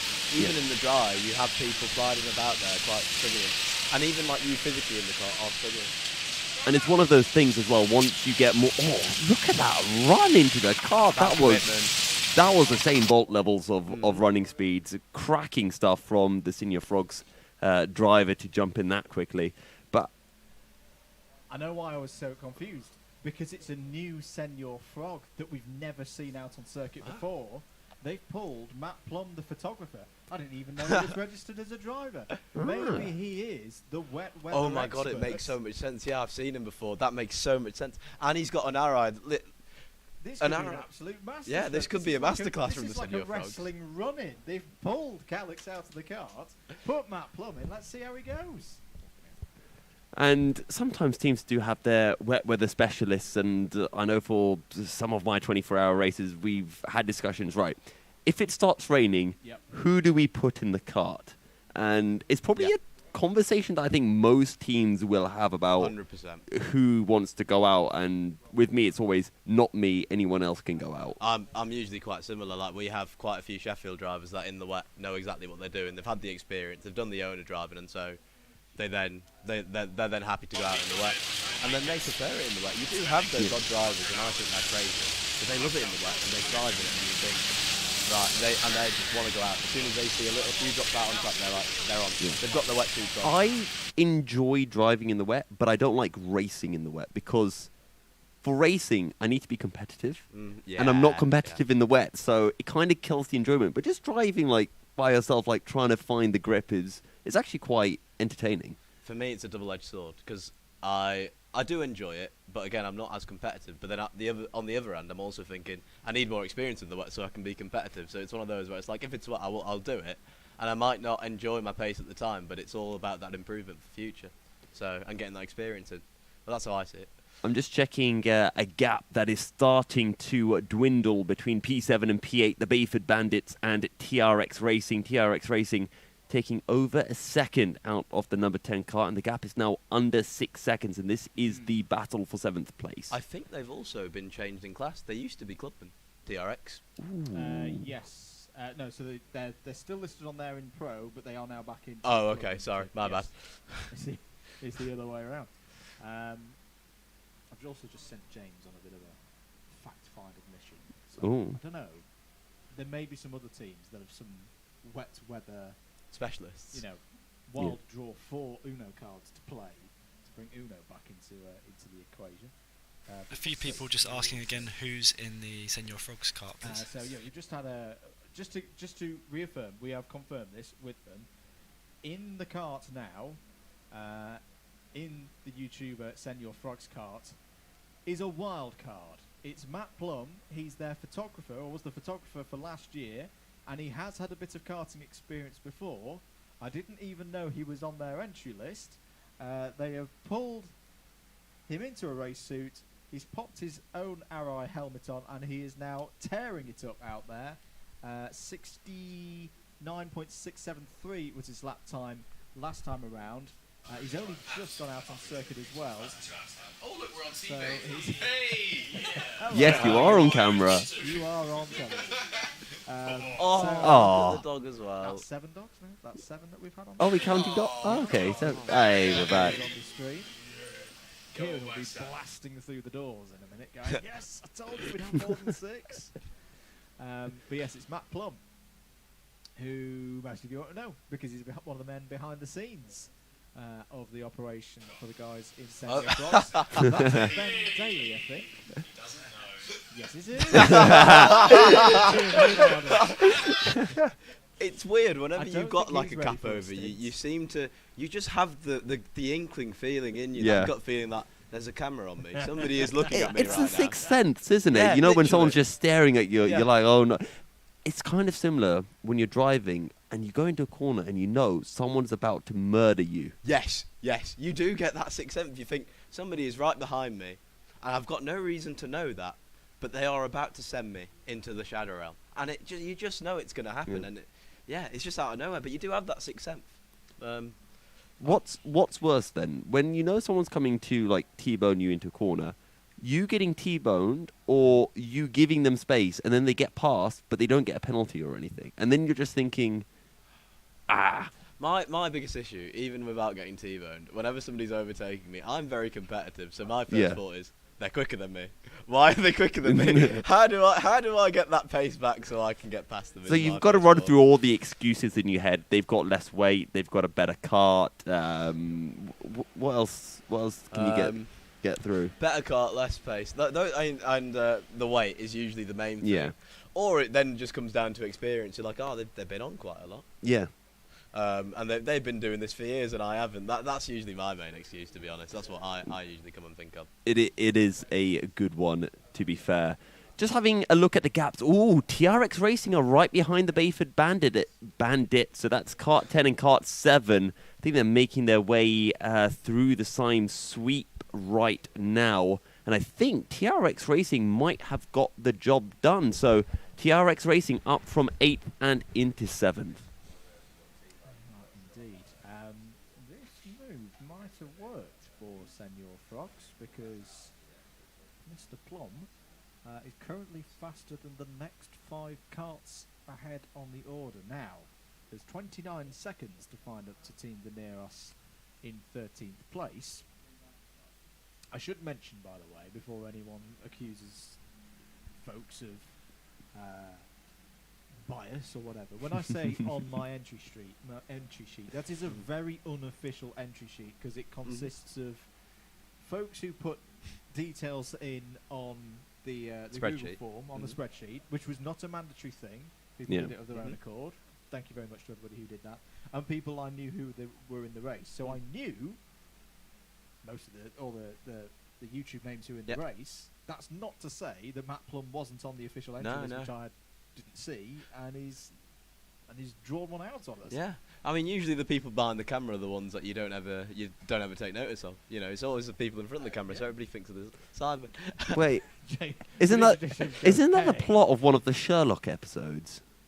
Yes. Yeah. Yes, it is. The person taking taking photos was the murderer. Yeah. In that particular Sherlock episode, because nobody ever suspects them, or nobody ever thinks about them. So and I think Senor Frogs have pulled a masterclass, to be honest. Senor Frogs are pulling a masterclass. TRX Racing with JJ Hind at the wheel has actually just unlapped himself versus the Club 73 Young Guns car. So now on the same lap, trying to hunt down Dr. Vapes, and that battle goes all the way up into 5th place. And, well, some very good laps being put by Mr. Hind, who is at the wheel, and a driver I've actually seen a fair bit of karting. Very, very talented driver. I think he's been doing the corporate series at Buckmore Park, if I'm not mistaken. I think so you're right on that. Must have some experience here, maybe in the wet as well. I'm sure. Possibly Club 73, because there was a video on the YouTube, not on YouTube, on their Facebook group, where Club 73 were at Buckmore, and it was last year when it was snowing. Oh, God. And it was a video of all of them going around, just understeering in the middle of the snow. Because obviously, right, they've all paid for karting, and no one's saying, we're not karting. It's, you go out in the snow. And that's one of the great things about karting, isn't it? Yeah, you go in rain or shine. I mean, if I had a chance to go out in the snow, I'd be the first thing out there. And, especially once you paid for it, you think, yeah, I'm going to have a go at this. And, you got to think, if you're a karter, you think, if it's snow, it's going to be fun. You might be slipping and sliding, but it's a new challenge, and it's not something you really do every day, because most tracks are usually quite shut around that time. So, the worst experience... Oh, that was a nice send up the inside by Kart 6. Oh, our race leaders, Jake Taplin Showing at the us wheel. why they are the leaders. Yeah. I remember when I first raced against Jake Taplin, the only time at Red Lodge, I was very annoyed because he beat me. And I was thinking, who's this young guy who's beating me? But very, very quick is young Jake. One of the worst rounds or races I ever had was back at PFI. This is when I was about 10. I was like yay high, little boy with mini aspirations. And it was freezing. It was about -10. There was ice on the track. I remember I was sat next to this little heater in the awnings. And they got, because there was ice on the track and they put grit down, they got people to go out in their actual cars round the circuit to grit the track. Oh, wow. That's crazy. So yeah. Do you remember Beast from the East? I'm too young for that. A few years ago. You're definitely not too young, Adam. It was only about 4 or 5 years ago. I weren't at uni. I weren't in the karting scene then. Big snowstorm. It wasn't a karting thing. But anyway, PFI. Why is it always PFI? It's always PFI. There was a run where for a good few years I only ever went to PFI in the snow. It happened 3 or 4 times in a row. One of the most amazing commentary days I've ever had. Me and Chris McCarthy. He won't be listening right now because it's at Imola this weekend for Fracker. But good evening, Chris, if you're listening back to this one. Me and him doing commentary on it was more like Rally Sweden. We had actual snow. There was no trouble with track limits that day because you just had snowbanks. They cleared the snow and got on with the race day. It was brilliant. Wow, crazy. Chris also did a VT piece the day before with snow just in his face because it was going sideways. That is mental. I mean, it just shows what lengths people will go to be racing, to be honest. You'll go rain or shine, any condition. if it's possible for you to be out on the track on that day, you will be out on the track. do and it. You'll do whatever you can because you want to be racing at the end of the day. That's what we all love, and that's why we're all here. Yeah. A couple of shout-outs to give to some of our new subs on DDMM. Apologies that the camera's being a bit jerky at the moment. But DJ B, thank you very much for subscribing. Alex Hamilton as well.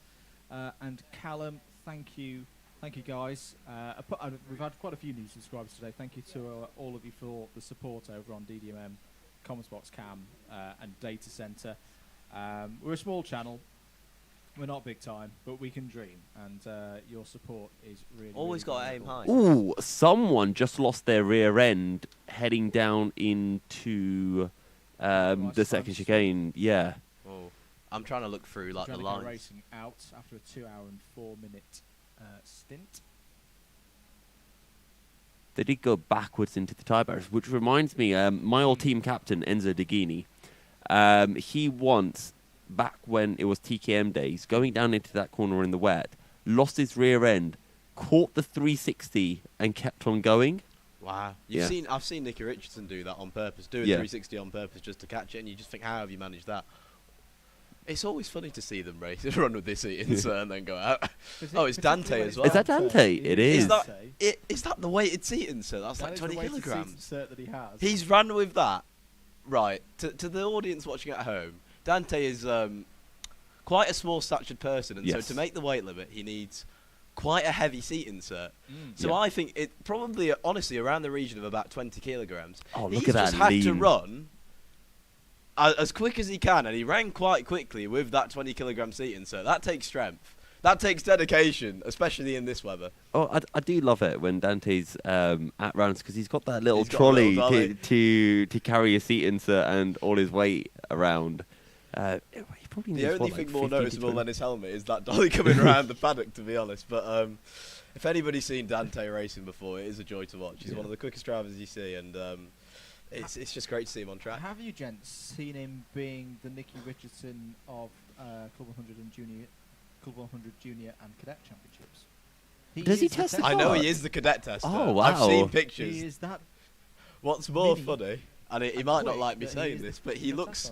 If you ever look at him in a senior Club 100 car and him in the cadet Club 100 car, he fits well in one of them, and it's not the senior one. Dante running in slow motion if you want, guys.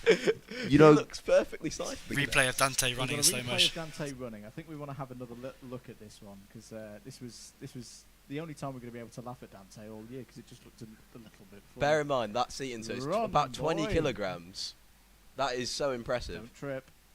I can't laugh. He's going to be my teammate later this season, so I've got to stay on his good books. What are you racing with him in? UKC 24 hours. Oh, Trent doing a team? Or? Yeah, not Trent. I've made, apparently it's called an all-stars team by others. So I've got like Fraser Brunton, Sam Lovelace as well. Run through this team again. So we've got Fraser Brunton, Dante Dillon, reigning Club 100 champion, current leader in Club 100, Sam Lovelace, who put it on pole last year for BKC 24 hours. This absolute melon called Yousuf Bin-Suhayl, and Dan Seeger and Tom Fox. Tom Fox is coming back. Tom Fox as well. Yes. Where did you get all this? How did you manage to set this up? How much money have you paid to be on that team? I tried to get Ed Bars as well, and Rob Newman, but Rob Newman said he'd race with Sheffield. Well, he's not racing with Sheffield. Yeah, I've heard. He was meant to be, but he's that stag do. Very true. First of all, yeah. Thanks for trying to nick our driver. He's a Sheffield lad through and through, I'll have you know. You're not getting him anytime soon. But yeah, I don't know how you managed to set that up. You know how he got on the team because he set up the team. Yeah. It started off. I was at Buckmore and I just said to Fraser and Dante, "You guys want to do 24 hours?" And Fraser was like, "Yeah, sure." And then I just started messaging people. So we almost had. It was going to be a different team, but now we've got essentially two teams. So one is Manchester, Leeds, a lot like Ocean Beach, Kane Shepherd. How am I forgetting his name? Kieran Harrison. Kieran Harrison. So it's Leeds and Manchester again like last year. So they're going to be a group. That was the team I was racing with last year. Mm-hmm. We should have won it. I'm still a bit upset. I don't know if you've seen the spreadsheet, but there was a spreadsheet again, for anybody watching at home, this is the BUKC 24 hour. Yeah. So this, but the British Universities Karting Championship. But At somebody made a Teesside. spreadsheet of running pace. Yeah. So all of the teams, whenever you're not got pit stops, Yeah. not got mechanicals, We were the and quickest. You were quickest, and we were second. Yeah. And we if you look at where we ended up on the actual results, we weren't first and second. And that just shows you like how many moving parts there are in a 24-hour race, and how much can go wrong and how much can go right. What is the craziest like mechanical you've ever had? First year I did BUKC 24 hour. Yeah. Sheffield had 21 failures in Oh the my first God. 15 hours of the race, of which 15 of them were all chain snappings. Okay, so I don't think that's crazy. Andrew, what have you I don't had? think that's crazy. Chain snapping, that's standard. That's 15 like in about do you know 20 odd hours. that is a lot. This one is, well, it's a failing of the cart, but I'm also going to say it's a failing of a team. I am Birmingham through and through, but at the same time, I am allowed to criticise them. And I want to say it was the second BUKC 24 that we'd ever done. So what will that be? That would have been 2015. And it was wet. It's not too dissimilar to this, actually, in the daytime, but not too dissimilar to this. And it was practice. And this was the Birmingham B team, so let's be honest, it wasn't expected to do particularly well. And we'd had 2 or 3 drivers out at this point, and the kart was just miles off the pace. And I got in, and pretty quickly noticed, probably with a bit of JLR time helping on this one, that it only had 3 inflated tyres, because when I turned it to the left of the Battle for reverse 19th is it close, just did not 19 go and up the 13. hill. Side-by-side battle 4 position here. That's the 13 of Brighton Motorsport going past Team Rango. That is for 19th spot. So they put Alex Mitchell back out, and that is them through. But yes, that's more of a failing of my teammates who drove a kart around for nearly 15 minutes and didn't notice that they only had air in 3 of the tyres. You do have that sometimes. I mean, at the Club 100 Endurance first round this season at Buckmore, my teammates in Zesty Drink went out for all the practice. I go in for the qualifying first lap, and I'm like, these brakes don't work. And I just remember saying to them on the radio, how have you guys done this lap? Because you can't even lock the brakes up here. What have you guys been doing? And they just said, we thought it was the new tyres, because obviously they've slipped to Dunlops, and they just thought, we just think it's really hard to brake. And I was quite shocked. The real key point was, as I was struggling for grip on only 3 inflated tyres, and then once coming out to the reverse corkscrew, I was then out-dragged. This was back when BUKC 24-hour was multi-class. Oh, and you I had never even knew you that had a existed. 200cc class, and you had a 150cc class. Now, obviously, the good thing about being in the 200s is you should pull away from the 150cc. Oh, no. I pulled it in and go, I don't think this is right. I've just been overtaken in a straight line by a club cart. Can you please check it out, please? And it only had 3 inflated tyres. Did you ask them, your teammates? Did you not notice? I did. I mean, it's probably not repeatable on what we're doing. So we got 4 tyres inflated, and all of a sudden they went 8 seconds a lap quicker. It's crazy. It's all right, none of them are So the worst one that I've had was this was actually from our second team. Mhm. I'm in the paddock, minding my own business, and then one of the guys comes round, and he holds something. Ooh, just as number 5, Dante just going past a few. Dante just carving his way through the field as somewhat expected. As Dante does. Yeah, as Dante does. One thing I'll level at you, chaps, is one thing you've kind of got to understand in the wet as well is there's very much a wet line usually at tracks where there's a bit more grip around, say, the outside of corners. But when you've then got to overtake somebody on the inside in order to actually overtake them, that line then just you lose the grip as you're going down the inside, and it becomes a very big challenge to manage to actually overtake people like that in those conditions, because you're thinking round the outside you've got a certain level of grip, and now you don't have that grip yet. You have to get past this cart, and for Dante to be kind of carving through this field as he is now, sending somebody down the inside of turn 1, it's just really impressive to go on that less grippy part of the track and still make a move. Is very good on Dante's part. Yeah, it's one of those things that you'd think, because when you watch Formula 1 and stuff like that, you see more overtaking when it's wet. But when you're actually in a car, it feels like it's so much more difficult to do it in the wet. And as a result, you end up taking people out. And Dante just four-wheel drifting wide. And you know what's most impressive about that? He somehow still managed to get a better drive out of hairpin 2 than the cart behind, which just shows you what. Oh, he got a track limit limit warning for it. I wonder what that's for. But again, it just shows you the skill of some of these drivers in the wet. It's crazy how some drivers just have the ability just to eke on that throttle pedal that tiny bit more than another driver and just feel where the grip is. Because when you're out in the car, you have to be constantly just flipping between no grip, I'm going to spin, and this is perfectly safe. And the best drivers can just toe that line really, really well. And it's so bravery related as well, as you don't know. You know, on a dry track, you know pretty much where the grip is. You have no idea on a wet track in changing conditions, and you are having to push yourself every lap mentally to say, actually, there might be a bit more grip here. Actually, I can brake a bit later into here. I can go on the throttle earlier. And that is really difficult to do. That mental barrier, I think, might actually be one of the hardest parts about driving in the wet, rather than just the kind of physical aspect. We've had a good question come in, chaps, about the service periods. We're not far off the service windows opening, about 40 minutes. 1:30 in the morning is when they'll start. If you've got your ears paying attention, we'll give you the running order for them. So it's 2 carts in every 10 minutes. So we'll have, and it was a random draw earlier on in the race. So Accelerate, Kent Brewery Racing and Ditch Finders, they'll be in at 1:30. Team ARD and Club 73 Team Silence will be in at 1:40. TRX Racing and Club 73 Young Guns at 1:50. Dab Motorsports and Formula None at 2 o'clock. Not Fast But Furious and Team Rango at 10 past. Brighton Motorsport and Olympus Karting at 20 past. Daneros and Trophy or Trees at 50 Zesty Drink Racing and Williams Esports 1 are both in at 2:40. South Coast Racing and Dr. Vapes at 2:50. The Only Way is Brentwood and Mini Boost at 3 o'clock. Senior Frogs and Williams Esports 2 at 3:10. Bayford Bandits and Clunigan Strike 7 Racing at 3:20 and Adrenico Racing at 3:30. Yes, we will go through those again. Don't worry if you forget any of them out. We'll keep abreast of them as we go through. But yeah, we're about 40 minutes away from the start of mandatory service. Spicy.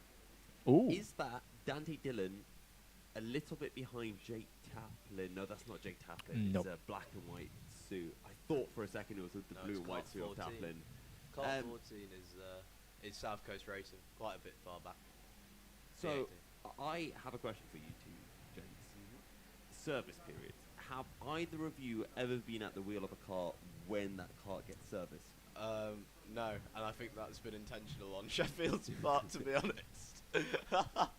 I don't think I've got the trust levels in the team for them to be like, they know I've not done a service period before, and they're like, we'll just keep it that way, because you don't want to overcomplicate things for people who haven't done it before, I think. So, it is one of the most blissful experiences one can ever imagine. You're driving out there, and you think, you know what, I really like this car, this is nice. You come in for the service, you go back out, and then the tyres have no grip, because they're brand spanking new on the front end. After about 20 seconds, they grip, and you think, wow, I can have this much grip on a car? And you think back to your previous stint, and you're like, so that wasn't having grip. Change for position there. Sorry, guys. Brighton Motorsport going past South Coast Racing. That's for 18th place. That's 2 positions for Alex Mitchell in this stint. He's having an absolute stormer. Is there 4 years of experience now in the BUKC for Alex Mitchell. He's really become a strong member of that squad. That Brighton did very well last season as well. I think they won Clubman, if I believe, Yep. one of the Brighton teams. And it just shows the importance of putting a driver who's capable in the wet out at the right time. As he's come in, they know he's a good driver in the wet, and he's got the pace, and now he's been able to make up positions as to other teams who might not have their most experienced wet weather driver in. I have been keeping an eye on Trophy or Trees as well, because I know there's a lot of keen followers of the F1 and motorsport content creators.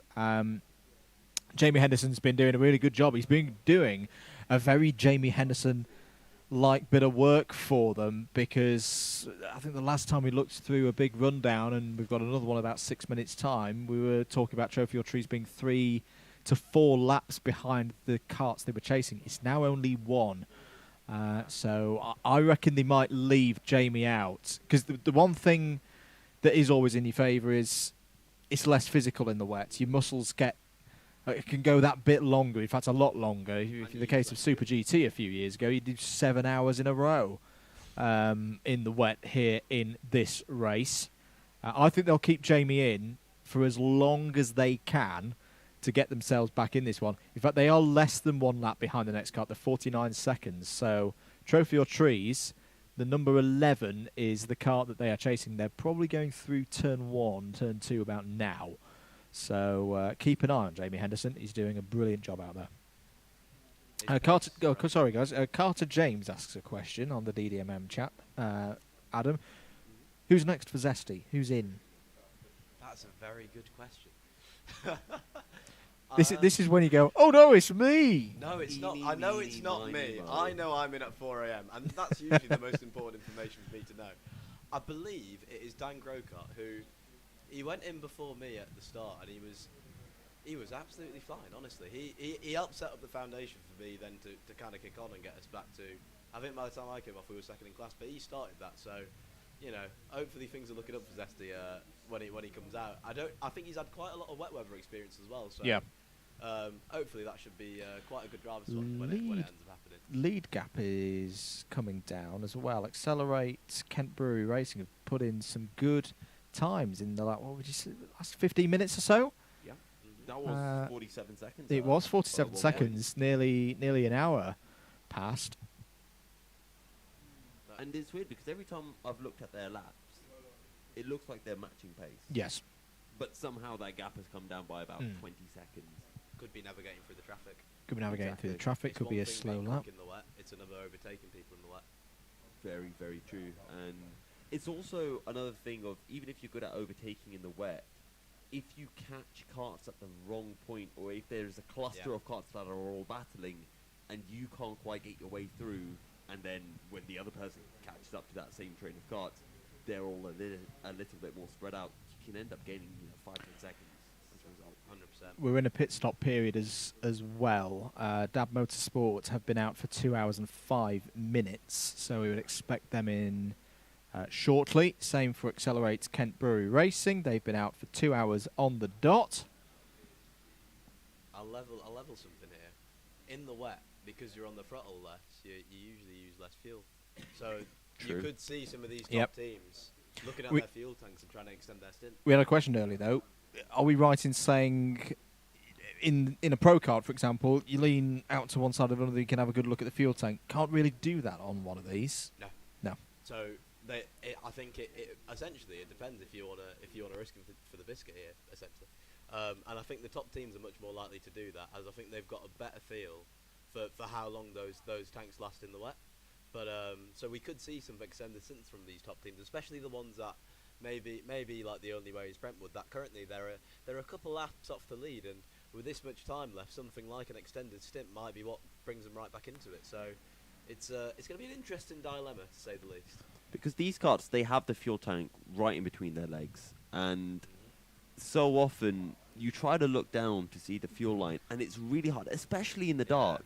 And you're kind of looking for a shadow, and you see it, and you just think, how low down is that in the fuel tank? And then you think, okay, this is really low. You make your pit stop, and then realize, hang on, there's probably a litre or so left. Just could have stayed out for another 5-10 minutes. So genuinely being able to judge how much fuel is left in the tank is a major skill, actually. 100%. And that's what, again, this is one of the other reasons why those top teams are at the top, because they'll be able to judge it perfectly. Which is something that a lot of other teams may not want to risk. But those top teams, they've done this enough time, they've got the experience to know exactly how long they'll last in the wet. So we've got a bit of a battle emerging for P12 Ditch Finders and Team Dineros, now separated by 3 seconds. And we have a Brighton spinner off. as well. That's Brighton. It's Brighton, no. Did we jinx them? I think you might have jinxed I think that's the one. I think that's we're searching for one. That's the first commentary box. Is that the first one of the day? We've been saying it. Just how well Alex Mitchell's been going along. On the plus side, it's already a new day. We're past midnight. So yeah, we got into Sunday. No curses on the Saturday. Is it last year here where you had 5 and 15 minutes. Yeah, 5 Yeah. and Oh my 15 God. Including Steve Brown. Whilst we had Jimmy on That on would've gone well with with the us, live chat, I we had Loughborough Legends. It's because I was looking through it and I made a reel about it the other day. We got Accelerate, Loughborough Legends and Neil, Dab Motorsport, Motorsport UK Academy, and Team 87, all in the space of 15 minutes. I'm going to go make myself coffee. So I'm just hoping that we can get a camera on kart 16 and 20 because they are closing in this battle now for P12. Ditchfinder's currently running in 12th place. with Team Daenerys just behind, yeah. Oh, you can even see, if you look at the live time, if anybody's watching the live timing, you can even just see from those little lines, just them slightly edging back, and I think this is definitely like the competitiveness in me, or just like the kart enthusiast in you when you are just looking at these little lines on live timing to think, oh, you're catching up, or have you made an overtake? Has that line slightly gone past? As we see, has that been the move made? That is the move made. That is indeed. Team Daenerys now up into P12 in that kart number 20. And you know what they've done as well? They've got a kart in between them, which usually means they don't have to defend into the next corner. That's a Dr. Vapes car. Forward. Is that? That's Dr. Vapes, yeah. I'm just trying to recognise the helmet because I do know the Dr. Vape drivers relatively well. I've commentated on them for a while. Is that the white helmet of Mo Hassan? It's hard to tell with his wetsuit. You see, if you ever see the wetsuit, it's got very, very, very roughly done stupid. With these wetsuits, it's hard to tell, but I think that's what could be more. Because Mo Hassan has the red suit, Mortaza Hassan has the blue suit. I'm trying to remember who else they have. They have Yousuf, and I can't say his second name. I'm not going to try it. I think he has a blue one. Yeah, he's got a white and blue. Yes. Blue suit. Mortaz's is like a light blue, so that's how you tell between those two. And that's their most main drivers as far as I know. But I think it is Mo Hassan out right now in that Dr. Vapes kart. Is it red and black? I've just come back. Yes. Yes, it'll be super. Well, we can't see. The wetsuit. Yeah, you see the dilemma here. So it is the 17 kart, which is on our screen now, and that looks like a bell helmet because this is something I've spoken to them about. Because I essentially said to them, what's going on? Why do one of you have a bell helmet and one of you have an RI? Whilst we saw that, let's have a quick word from one of our sponsors. We'll be back in a minute, guys. Imagine a world where style and sustainability unite. The Anderson A2 charge point offers over 120 finish combinations, so you can choose to bring in or stand out. Crafted in the UK from high-quality materials and precision engineering, the A2 is designed to make the switch to electric driving as seamless as possible. Smart, simple, sustainable. This is luxury electric vehicle charging. This is Anderson EV. Thank you very much to Anderson EV, one of our sponsors here for the 2023 Buckmore Park 24 Hours. Andrew Mather, Yousuf Bin-Suhayl and Adam Nather currently on commentary duties for you. We've gone through the bottom of the race hour, so let's have a look at how the race is shaping up after a full hour of wet weather racing since we last did one of these. And we talked about 60 minutes ago how Dab Motorsport had a really strong run through the wet conditions when the rain came down. It's now flipped back kind of to where we were 2 hours ago. Dab Motorsport have now completed 736 laps, but what was a 47-second lead is now back down to 20.5 over Accelerate Kent Brewery Racing, the number 3 kart there in P2. Not a good hour for the only way is Brentwood. Early pace setters, early leaders, they've fallen 2 laps off the overall lead and have work to do. They won't panic yet. That is still a position that you can win from. But yeah, not the strongest of hours that they've had so far in this race. A further 2 laps back are Adrenico Racing in the number 5. They've also dropped back a little bit. I think it really shows how good the pace for Dab and Accelerate has been. in these wet conditions at Buckmore Park. Club 73 Young Guns, they've had a good hour. They've held themselves on 6 laps down. They're in 5th place, and they've now, importantly, got 2 full laps over the number 17 of Dr. Vapes, who sit there in 6th place. The Bayford Bandits, they've had a quiet one the last 60 minutes. They're still there in 7th place, 10 laps off the overall lead. Similarly, another 2-lap block back. They've got a 44-second lead over TRX Racing. That's the first of our clubman entries, denoted by the black number board on your screens there at home. The lead they've got over the Williams Esports 1 team. That's the first of the Sim Racers team from Williams Formula 1. So that's the number 8 in 9th place. 42 seconds. It's just updated on my screen. 42 seconds is the difference between TRX and Williams Esports 1. Then in 10th place, we find last year's clubman winner, the number 25 of Team ARD. They've got a lap to find up to Williams ahead. They've got 44 seconds over Clenaghan Strike 7 Racing there, the number 4 in 11th place. They have got a lap over Team De Neros in 12th place, who are currently 3rd in class. 6.9 seconds is the gap they've got to the Ditch Finders. I think they've just wrestled that position away, actually. Team De Neros are pulling away now from Ditch Finders. That's 12th and 13th. The Senior Frogs are in 14th place. They've had a solid hour. They've had to change their strategy. Callum Calix McGinley was pulled out of the cart. Not good conditions for Calix, being the debutant in this team. They've put in a bit of a surprise, but registered in the race, unbeknown to us in the commentary box, Matt Plum, who is their photographer but has karting experience, and he's set some lightning times. He's almost up there with the leaders of the race at the moment. So Senior Frogs currently circulating in 14th place and holding position, which is good news for them now in these tricky conditions out on circuit. 15th place are Zesty Drink Racing. They are a lap and a bit behind Senior Frogs. They've got 23 seconds over Formula None in 16th place, who have a full lap over South Coast Racing, who are another one of those teams who are just bringing their way back into this. They're now into 17th place. They were outside the top 20. Brighton Motorsport have been up, down and around the order in the last hour. So they gained a couple of positions but had a spin with Alex Mitchell at the wheel there in 18th place. 6 seconds behind Mini Boost. They've just got past Mini Boost for that spot. And they're pulling away now. 3.4 seconds is the gap between Brighton Motorsport and Mini Boost 18th and 19th. Mini Boost have an 8.7 second gap over Club 73 Not Fast But Furious. They're ahead of their teammates in Team Silent by 1 clear lap, who similarly are 1 clear lap ahead of Trophy or Trees, but Jamie Henderson has been putting in a sterling effort to try and bring the second of the YouTuber teams back into contention here.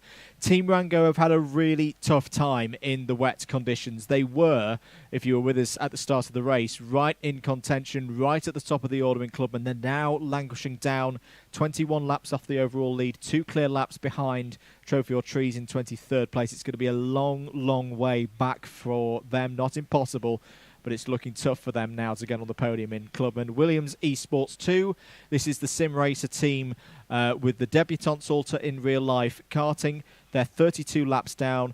They're really in a battle with Olympus Karting by HSR Autos, who similarly are all sim racers. First time they've done any in real life karting. They are 40 laps off their overall lead. 7 laps is the gap between those two last teams. That is your order with 13 hours and 22 minutes of this race to go. I believe, chaps, we've had some pit activity for our former leaders. We have indeed, because Dab Motorsport have come into the pits. They are now in 2nd place, 27 seconds behind Accelerate Kent Brewery Racing, who are still to pit. Now, I am wondering as well, is the track drying? Because I have seen some 105 deads being put in, which is the quickest times we have seen in a while. It's definitely stabilised out there to the track conditions. And you've also now got drivers who are used to these conditions on the whole. Hello to George Morgan as well. I think I just saw in the chat. Hello, mate. Hope you're doing well. I'm sure he's busy somewhere this weekend. Great commentator is George. Great to have you along for the ride. And he said he'd love to bring his right chassis Honda GX 160 twin down here. Reckon it would be a blast. I'd join you for a bit of that. That sounds really quite a lot of fun, particularly in these conditions. Oh, definitely. And some wets as well. Can you still get tickets, says James Brown? No, unfortunately you can't. If you've not got a ticket for the event here today, please, please, please, don't waste your time. Don't come down. You'll get turned away by security. Watch it here on Alpha Live and share the stream. Let's get a share drive on the go to get more folks involved with what's been an absolutely fantastic stream so far, midway through part number 2, and we're still here on the DDMM Commons Box Cam. We've had a little bit of fiddle with settings. Hopefully that's improved things a bit. And hello to everybody on the GoPro. Thank you for watching. Thank you for tuning in and subscribing. Here we are for the rest of the night. I just realised I've got like a tuft of hair sticking up. You've got I've got commentator's helmet hair. You know, that's that is quite a concoction. So you've got a mix of race helmet hair from Milton Keynes early on the day, and you've now stuck a headset on your head for the last. I was actually racing against James Brown himself in the YouTube chat. Yeah, we had a good little battle in the damp condition. Also, you know, bandit-wise, Adam Sears is in the chat. Adam Sears is always in the chat. He is, yeah. Keenest driver I know. I love him. Love Adam. Did you see he was on? He's on both chats. Is he on both of them? He's on everything. He's everywhere. He's hiding in the comment box. He's on this harder than a BUKC enters in a legible seat. He's absolutely all over it. He did ask. What was the question that he asked earlier that was quite funny? It was about the team that you formed, Yousuf, and just how. Oh, what was his question? I'm trying to find it now. He'll probably. Can you tell me on since the start of the race? Oh no, we were talking about weird mechanical failures. He had a wheel come off after a service stop coming into Rib Bend at Teesside. That's a bad one. I've seen that. That's a sucker punch. If so you've just done your mandatory pit stops, and then you break a stub axle. So out the pits. I never got to say what mine was. I've got one reaction to that. Oof. So I'm in the paddock. One of the teammates comes up to me from the second team, and they're just brandishing something with, you know, like semi-smile, semi-crying face. It's just their steering wheel that has sheared off from the steering column, and it's snapped on all three things. So spokes, yeah. So he's just holding a steering wheel with like a bit coming up. Is it a bit like that? Hold on, I may about to sigh here on the. Is that a little bit like that James May Top Gear episode where they did the limos and he did the one that was the half Saab, half Alpha, and his steering wheel just falls off. It's one of my favourite Top Gear moments ever. It's like, oh, the wheels come off. That is exactly what it was. But the celebrity in the back, on the other side of the Saab Alpha, was absolutely losing his mind. I was told he's a bit like certain cars I've worked on. I won't say which that ones. Celebrity was very, very angry after that. Lamar. Hilarious. Do you remember Lamar? That was the celebrity, Lamar. Oh, it was Lamar, yeah. Yeah. He stormed off. He had an absolute rant at James. It was hilarious. That is one of my favourite Top Gear challenges. That and the 24 Hours of Silverstone. 24 Hours of The 24 Hours of Silverstone was great. Last year, or a couple of years ago, when some of the Manchester / Leeds guys during COVID era, we couldn't do BUKC 24 hours, so we did the British 24 hours. We made a shirt. I've still got it. It's literally my racing T-shirt. So whenever I go to a race, I've got that shirt out, and it's got all of the sponsors from that Silverstone 24 hours that Top Gear did. So it's got a special place in my heart, that one. I think one thing that this Top Gear 24 hours managed to get across, which hopefully we're doing over the commentary we're getting across, is just kind of the camaraderie the team had throughout the event, and that is something that every single team here will feel throughout this event. It is, you know, more than a race, it is a full experience, and hopefully we're conveying that for you at the audience at home. And if we are, feel free to share the screen.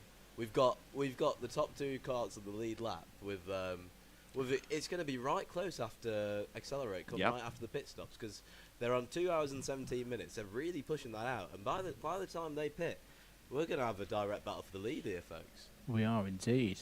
Let's get a likes push as well. Can we get up to 300, ladies and gentlemen? That would be wonderful for part number 2. Thank you for staying with us. Let us know if you've been with us. Oh my goodness! Don't be looking on DDOM Comms box stream. Producer James has reached that point of the evening where he just starts gurning at the GoPro. Let us know if you've been with us since 2:30 p.m. yesterday afternoon. Who's been here since the start? We'll give you a shout out.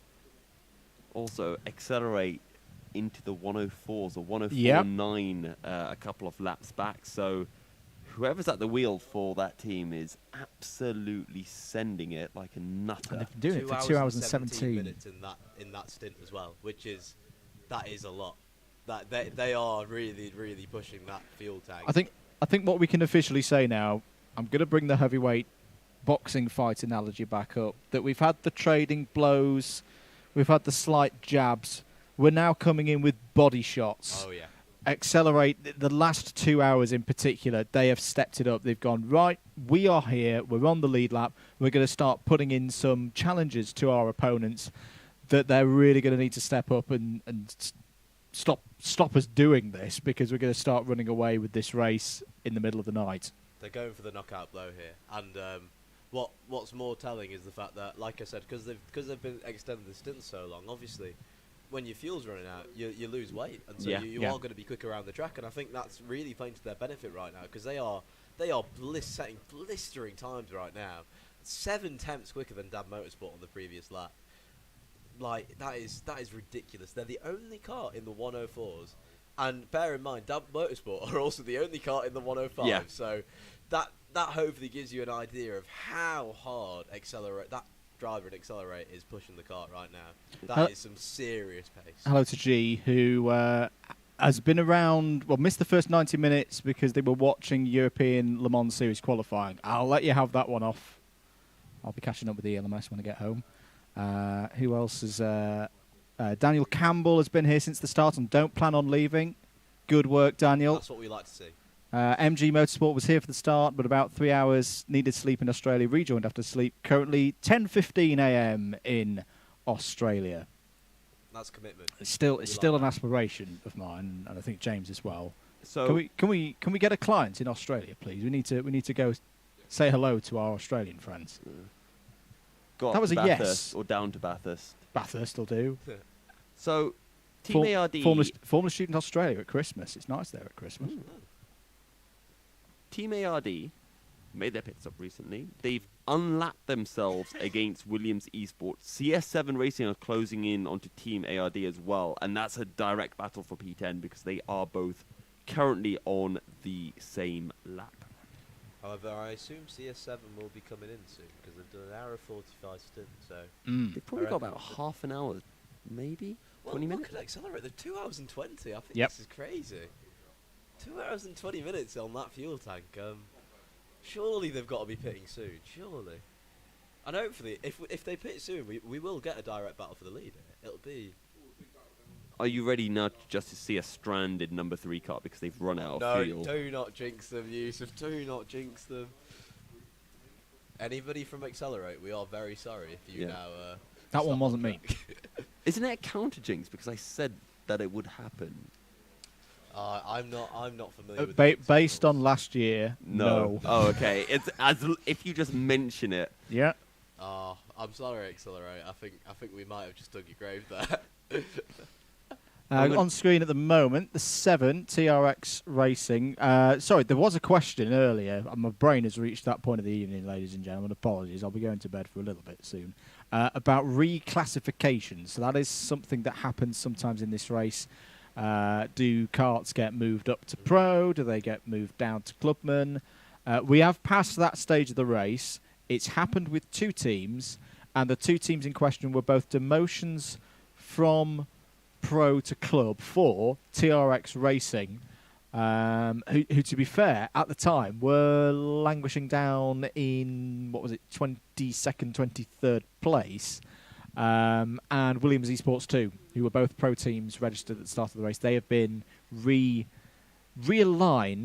bopped, in class terms down into Clubman. I think that's the right decision on balance. Yeah, definitely for Williams Esports too. And I think we're still not into the second half of this race to see whether TRX Racing are going to stay up there in 8th place.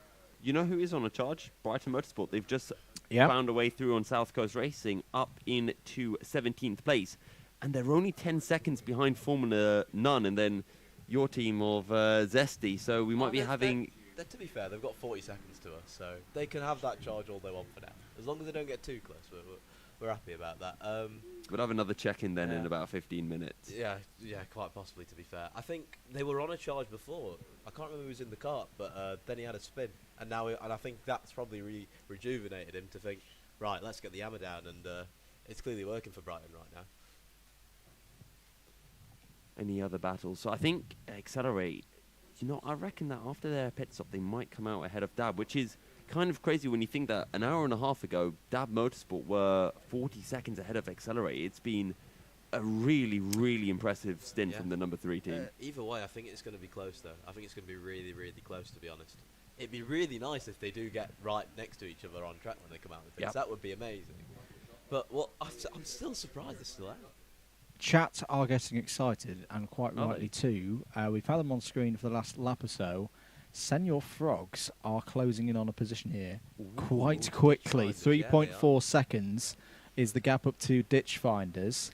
1.2 seconds was the gain last time around for Matt Plum. This would be for 4th place in class, back to where they were last year. And it is the number 16 that you are looking out for if you're following the Senior Frogs. What was it last time around? 3.0 now is the gap. That'll be agonisingly close for Matt Plum right now. He'll be able to see that from his viewpoint. The number 4 down the inside. That's CS7 Racing. And Matt's got him, I think. Yeah. Yep, we'll have the inside line. Oh, no, number 4's hung it round the outside. What a move that is. And I think that just comes back down to the fact that you are on the racing line. So there's the 16. A little bit less grip, and we can see really closing in onto Ditch Finders. See, I told you Frogs are good in the wet. Yeah, Frogs are clearly. Matt Plum he's really channeling his inner Frog right now. I can tell you that much. Hello to JZ Racing, Zach. I haven't forgotten Zach that we're trying to get Bo Sullivan on the call. I might leave that one to the guys overnight, just to remind him. Try and hunt him down. He's a camera shy boy, is Bo. So you've put a challenge to us there, Zach. But don't worry, we'll get him on. I've just realised as well that Zesty Drink Racing are in this battle with Senior Frogs and Ditch Finder. So are we? Yeah, you are. So the 3 on track teams. Position. We're unlapping ourselves. Yeah. I think. Or are you getting lapped? Yes, I don't know which way around it is. I hope it's the former. But Sorry, I did have to just poke that one at you. It's fine. Listen, there is still 13 hours left, so I will keep optimistic. Enough time to get lapped another time. I mean, listen, I've still got to go out there again. True. We'll see what I can do in these wet conditions. Which I don't know what the answer to that is, but we'll see. Just looking for any more gaps. 2 hours, 25 minutes by Accelerate. This is ridiculous. I mean, this is practically 2 stints at this point. So where are they getting their fuel from? I don't know. This is... Is he driving around collecting fumes from other carts and putting them into his fuel tank? Speaking of, they're He's in in. the Oh, pits. this is going to be close. Here we go, ladies and gents. We might be having them coming right out next to Dab Motorsport. So if we look at our mini-map, where are Dab Motorsport? We're looking for that little silver Coming circle. into Sector 3 right now, I'd hazard a guess. Yeah, coming up the hill. They're behind 3rd place, on the track at least. They're a few laps ahead of they're about Brentwood. Through Cafe they go. This is going to be so close. close. I think they're through. Yep, they are through. So Dab Motorsport retake the lead of the race now. The one I'm going to pose to you, chaps, is they've run 2 hours and 25, and they've come back out. So their pit, that's actually quite a slow pit stop in a way. 1 hour, sorry, not 1 hour, 1 minute and 51 seconds was their pit affected lap. So yes, they have run. They've run very far, 2 hours and 25. but refueling back up to the brim is inevitably going to take them longer.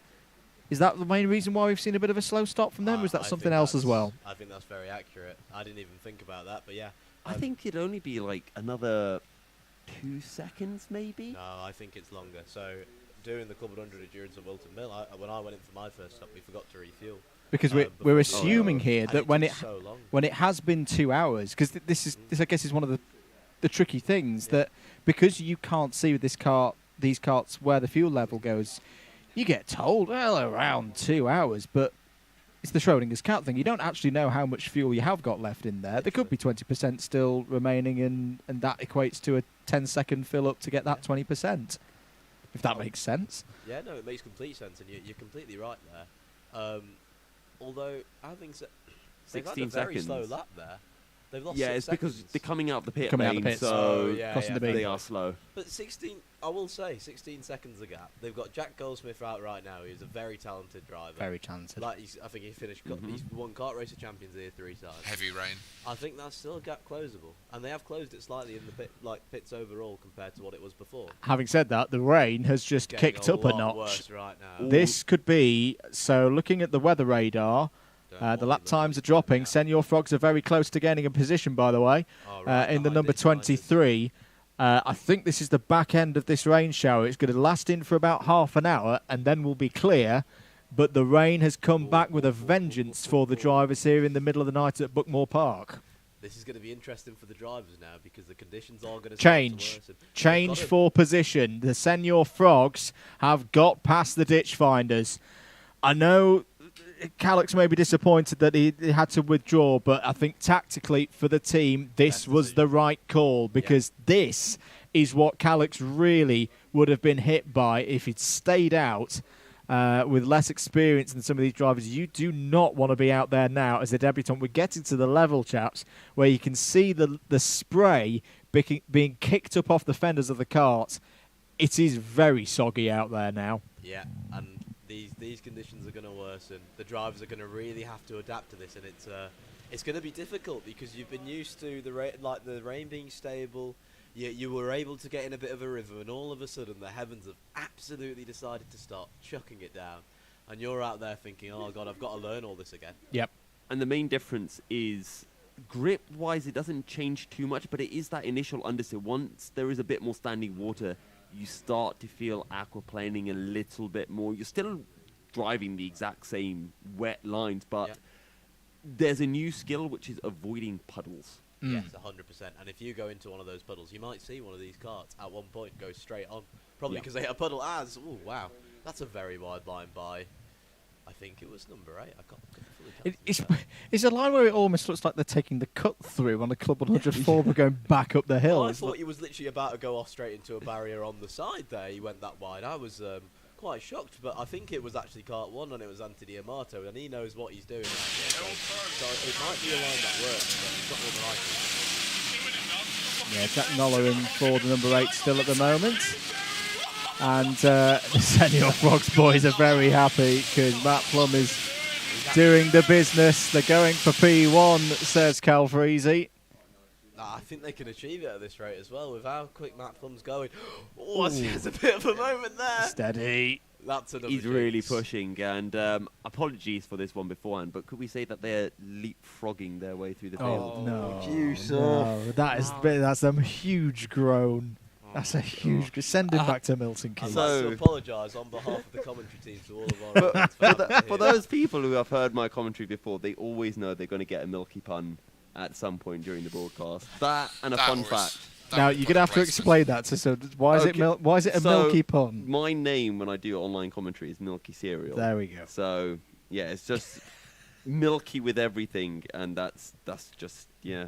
You wanna hear Just to something clear really that one up. controversial about cereal, Yousuf? Don't you dare say that you're going to put the milk in first. No. Even well, you might find this even worse. As a kid, I used to have cereal completely dry, and I've had milk. You know, it's depending on the cereal, it is doable. If it's like Weetabix, then you're just a Neanderthal. No. But if it's Not like Weetabix. cornflakes, that's an like acceptable. cornflakes, Dry cornflakes when you ill. I used to have when I was young. Just something to get down. On the topic of cereal and food, you know what is the worst take of all time, even worse than, pineapple on pizza. People who have porridge with water. What? That's not porridge. That's gruel. They that's gruel. Oh, is served it? that Okay. in It's gruesome. workhouses in the 1850s. Yeah. If you're wondering, ladies and gentlemen, what on earth is going on right now, welcome to an endurance race It's and the raining at commentary Buckmore. halfway through the race. This happens on every single one. I think that number 9 was trying to point them through there, but as the wet, it's quite difficult to. Well, it's Williams Esports 2 trying to point through Williams Esports 1. Oh, and a bit of a shove for good measure. Williams on Williams contact. That's really benefited the Senior Frogs here. Maybe they can mount a move here. I'm now trying to rack my Formula It's like 1 Nigel memory. Mansell and Nelson Piquet in There we go. 1986. I was trying to remember when the last time Williams collided with There's each not other, but many. not in recent There's not time. It's many. usually Mechanical flag for Accelerate. Oh, big no. moment. Big moment. Now, can we get a shot of the number 3? What is that for? This is the first time we've had a mechanical in the whole race, and it's hit a big one. It's 2 at once. 2 at once, ditch finders as well. Is that how What they is call it them in? Is that how they call them for? in? Is that how they call them in? Sorry, of course. Sorry, Okay. you got way too excited. Thank you very much, James. It's 1:30. Calm down, everyone. That's fine. Yeah. It's the mandatory service window. We needed It to has pick me now up for the opened. chat. James is on the ball, not us as the commentary team. It's the mandatory service window. Sorry to all the chat there for giving you a heart attack.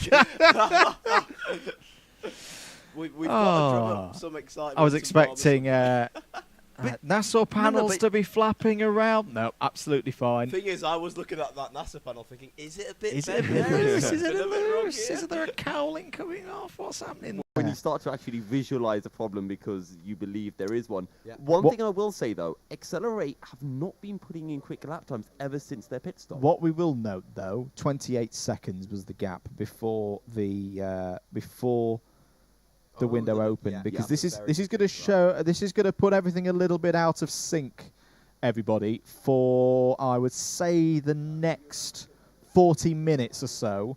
Why I say 40 minutes is because 2 o'clock British summertime is when Dab Motorsport have their mandatory pit window, so we won't really know how much this is going to affect things, especially as these are the first ones coming in.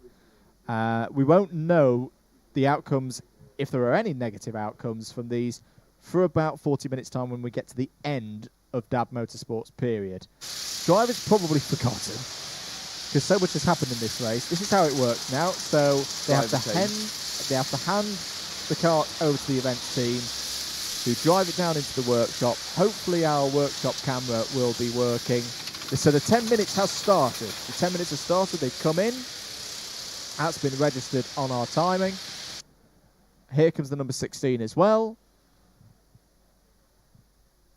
Pit symbol shown on theirs. Hop out, sir. Here we go with our view down in the workshop. So you can see there's new tyres on the side there. They pick it up onto the forklift and get to work. That is very cool. Check It's underneath. almost like a car ramp, but with a forklift. It's like taking it down your local MOT centre. That's essentially what's happening right now.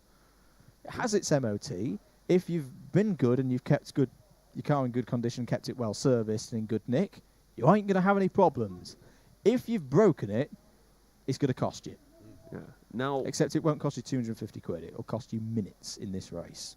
Now, I have Senior Frogs about to make a move on 17. Yes, that's not for position, but the number 17 of Dr. Vapes, that's a quick carton. Oh, Matt Plum. Flying through the order, yeah. So, Senior Frogs' next target up the road is Team De Neros, who they seem to have been next to or around in the standings for pretty much since the end of the first hour of the race, I'd say. Or in that period where Chip got in the cart. 32 seconds rather is the gap. So, correct me if I'm wrong here, guys, but I do believe all of the scheduled maintenance stops are timed, so everyone Yes. everyone will lose the exact same amount of time. I think if Unless you've damaged the cart Yeah, sufficiently. really So it's badly. works similar in how we've seen in the British 24 hour and the BUKC 24 hour. There's a minimum service time that all drivers, all teams have to go through. But if it takes 25 minutes to get the cart back into a state where the mechanics are happy to send it back out on circuit, you're going to lose 15 minutes and you're not going to get them back. Yeah. But to be fair, like I think they usually just change the tires. So unless they were losing like loads of time beforehand, in which case they probably would have brought it in earlier anyway for whatever issues they were suffering, and the mechanics tend to be very quick with getting any issues sorted out.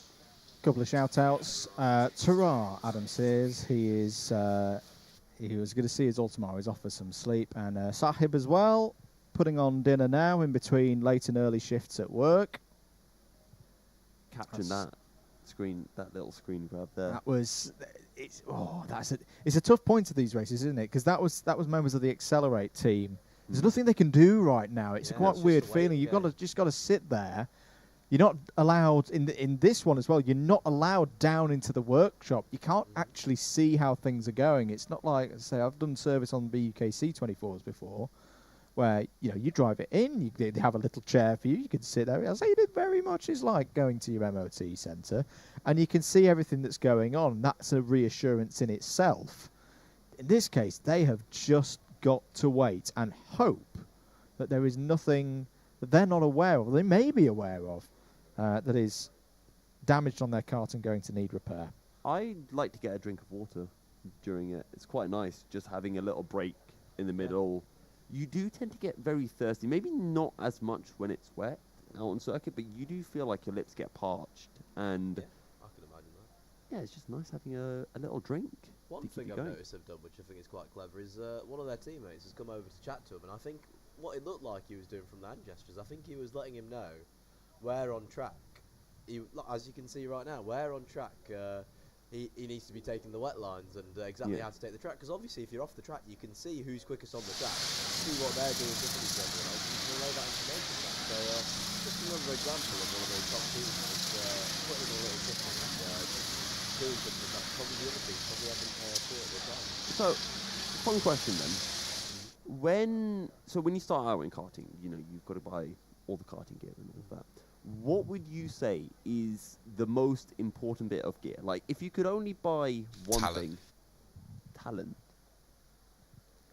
I don't think you can buy talent, unfortunately, but the answer should be a rib protector, in my opinion. Rib protect. It's the least flashy, but it's what protects you. It does protect you. It doesn't give you pace. It'll help you in a long race. Endurance is rib protect, definitely help. I'd say gloves. I think that's fair. That's fair. When you have like the mechanic-y gloves, you just don't really have a good feel. I'm not even sure anymore. Oh wait, that's not for me. Goes out to everybody, to be honest. Yeah, is that a question or a statement? It's like You are okay. Yeah. You will stay out of circuit. Stay out in this weather. Don't you dare come in this pit lane. It could just be words of encouragement, like you are okay. Yeah. Things are okay. You're doing all right. Could be worse. But I was going to say, sure, gloves are useful. Rib protect is very useful. Racing boots as well. Yeah, boots. Comfy suit, all of that. In these endurance races, one of the most valuable things you can have is radio. Yeah. Yes. 100%. Particularly around here. Chat to people. And no lap times. There's a couple of reasons for that. One, telemetry. Just to know that was a quick lap. Okay, I know that what I just did was good. I can keep on doing that, because otherwise when you go out in karting, whether it's a rental race, BUKC, whatever, you change your driving style a bit. You have no idea if what you just did was quicker or not, unless you've got another quick driver around you to act as a benchmark. That's one thing. The second thing is to know who you're battling with, to know, okay, are you catching a person? Yep. The third one is, in these long stints, having a bit of company, really useful. And I remember last year in the BUKC 24 hours, I had the final stint of the race. And when you get to the final stint, it's your second or third stint, you're really tired. This is a good battle between Adrenico and Club 73, and that's Dante Dillon getting a position for Adrenico back up into third. Right right next to him.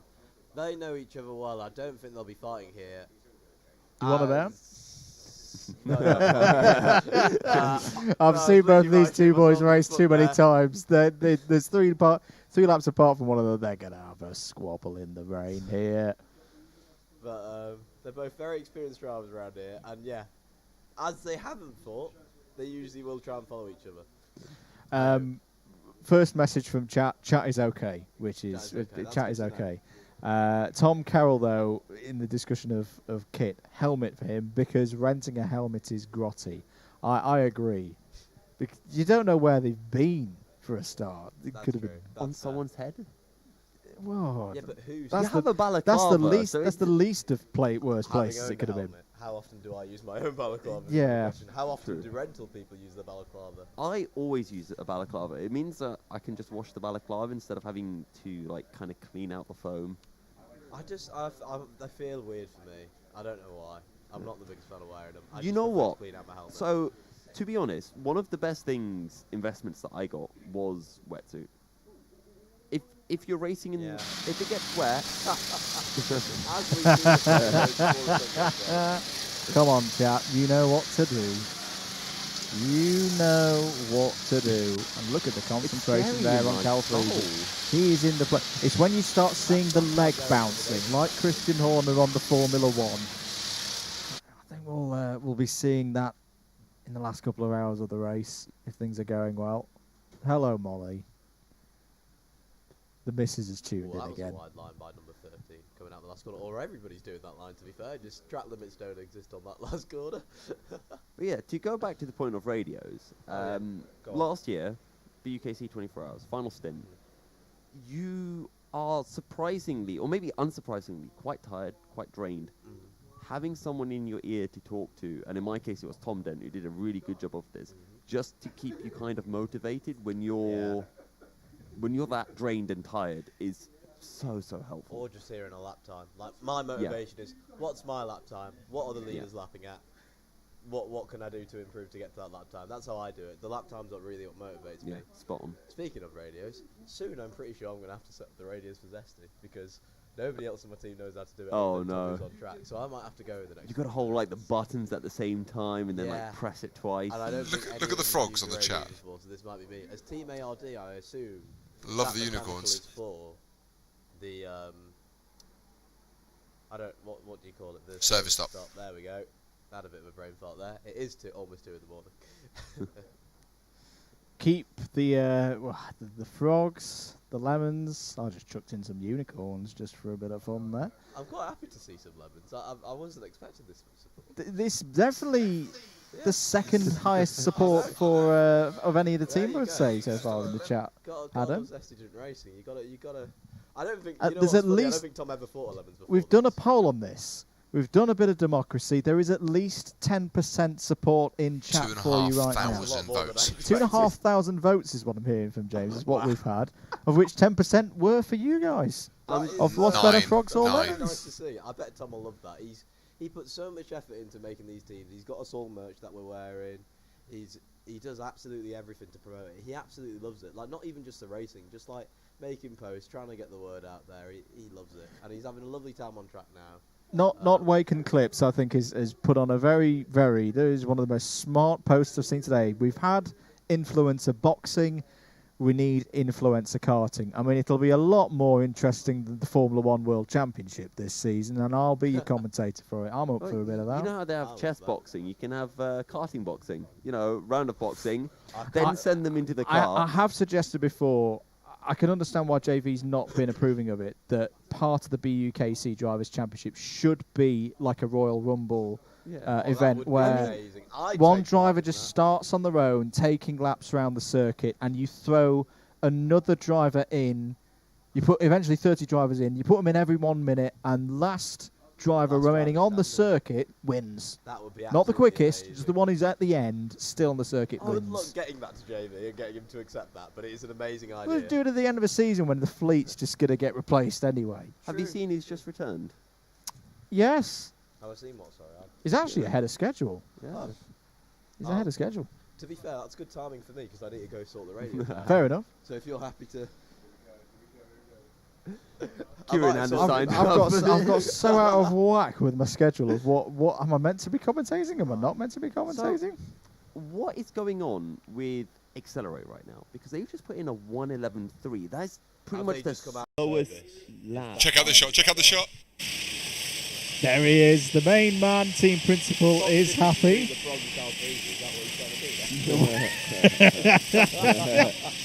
That is a happy boy because he's made a brilliant call for the team. And it's just given them 12th place as well. Now, is that... Team ARD are in. That's Team ARD are in for their service stop. One shout out I will give to Cal Freezy is, what some of you may not know is that he is not racing today. He is fully their team principal. Yeah. And you can see how much he's enjoying it. Not being in the karts, but just trying to help out, chat to everybody on track, and he's really getting stuck in it. It's really nice to see, these YouTubers chatting to everybody on track, all these people who love to see them, and just getting involved, even if they're not racing. He is. He's been with them since the very start, and it's a hard job. It is. I've done it, and not for 24 hours. As I've done it for 2 hours and 4 hours. It is a hard job because you need to take all that responsibility away from the drivers to just let them drive. That's the number 25 Team ARD kart in for its mandatory stop, and full credit to him. He's piloting them through the non-driving difficulties very well.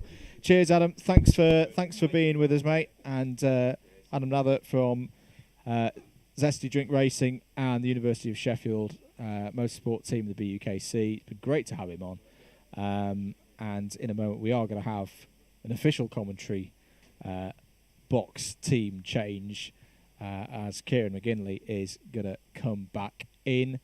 And in fact, I'm going to look over to him now. Are you ready? He's ready. So I'm gonna relinquish control. I'm going to relinquish control and pop off. Thank you, everybody. I think this has broken the record. Oh, we've got a replay. Oh yes. Oh yes, from course. earlier. Kieran, this one's especially for you. As we saw earlier, you did a very good boy. He went and got some sleep, and now he's back ready for another 6 hours. Ladies and gentlemen, I think this has been a record DDMM run in a comms box. For me personally, 11 hours and 16 minutes as we are there, with a couple of coffee breaks and a couple of run-arounds to grab interviews along the way. Thank you very much. If you've enjoyed the commentary from me, at least at _MM, and I know you're going to enjoy the commentary for the next 3 hours, as we're going to have Yousuf Bin-Suhayl and Kieran McGinley take you through the next few hours of the race. I'm going to go for some kip, and I'll leave you guys to it. I'll see you all in a bit. Thank you very much, Andrew. I'm glad we got that replay in, because now I get to plan how I'm going to sleep, because I need to make sure I'm far, far away from the cameras. But I don't know if that's possible. We can travel. Oh dear. There's going to just be a hunt for where I'm sleeping. Right, just taking a look then at some of the gaps that we have and some of the gaps that are closing down. Team Dinero's closing in onto CS7 Racing in the battle for the final spot in the top 10. Currently just under 14 seconds separating the two teams as Mr. McGinley has got his headset on. How are you doing? You've all set a precedent now. Filming each other when we're sleeping. You've all set a precedent now. I'll remember this for the days to come. Yeah, it was... I got a wink, not 40. But here I am, ahead of schedule, as Andrew pointed out. But I'm here now, and it's rained quite a bit since I left. It has. That's what happens when you go to sleep. Yeah. The rain comes out. So that does seem to keep happening when I do go for a bit of kip. I do seem to miss weather or significant events, but that's just the way it is.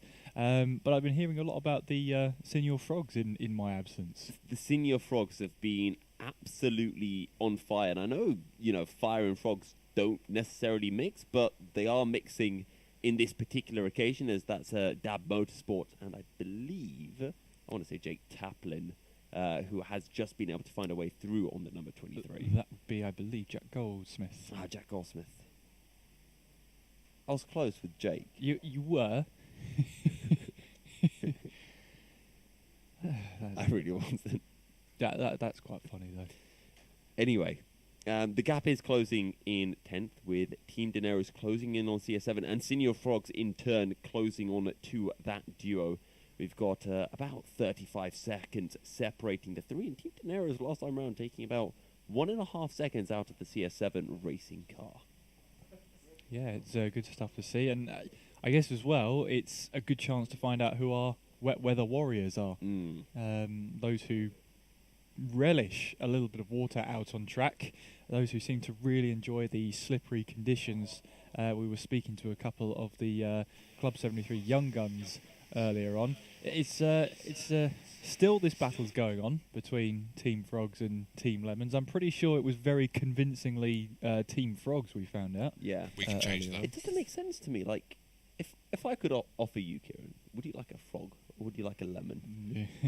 Do I have to answer that? No, not necessarily. Because it's probably going to be frogs. Yeah. As the old saying goes, when life gives you lemons, go get a frog. Yeah. A very well-known saying. Yeah. You're absolutely right, Yousuf. Bayford Bandits, 4 seconds behind TRX Racing. We'll segue ourselves back to a battle out on circuit. I think TRX Racing, Bayford Bandits have just made their mechanical stop, so are now a few seconds behind TRX Racing, who have been having a very good stint so far. Yeah, they really have. And obviously they're now a Clubman team, so they are leading the Clubman class. And they seem to be doing a couple of good laps there. Race leaders are doing low 1 minute 6s around the track, so if you're anywhere near there, you're going to be looking pretty good. And you're pointing out Brighton Motorsport closing in on Zesty Drink Racing by nearly 1.2 seconds on that last lap alone.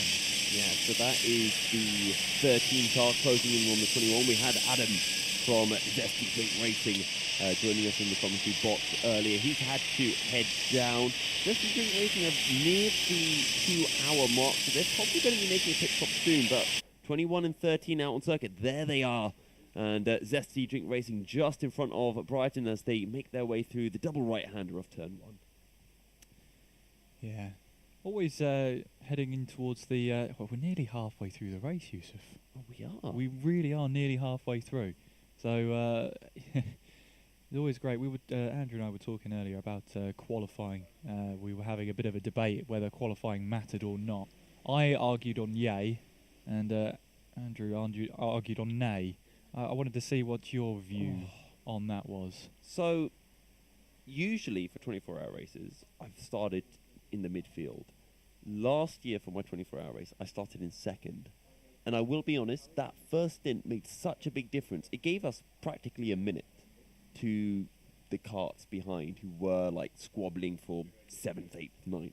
So I'm going to go with yay, it does make a difference. Okay, there you go, 2 against 1 in the commentary box. Let us know.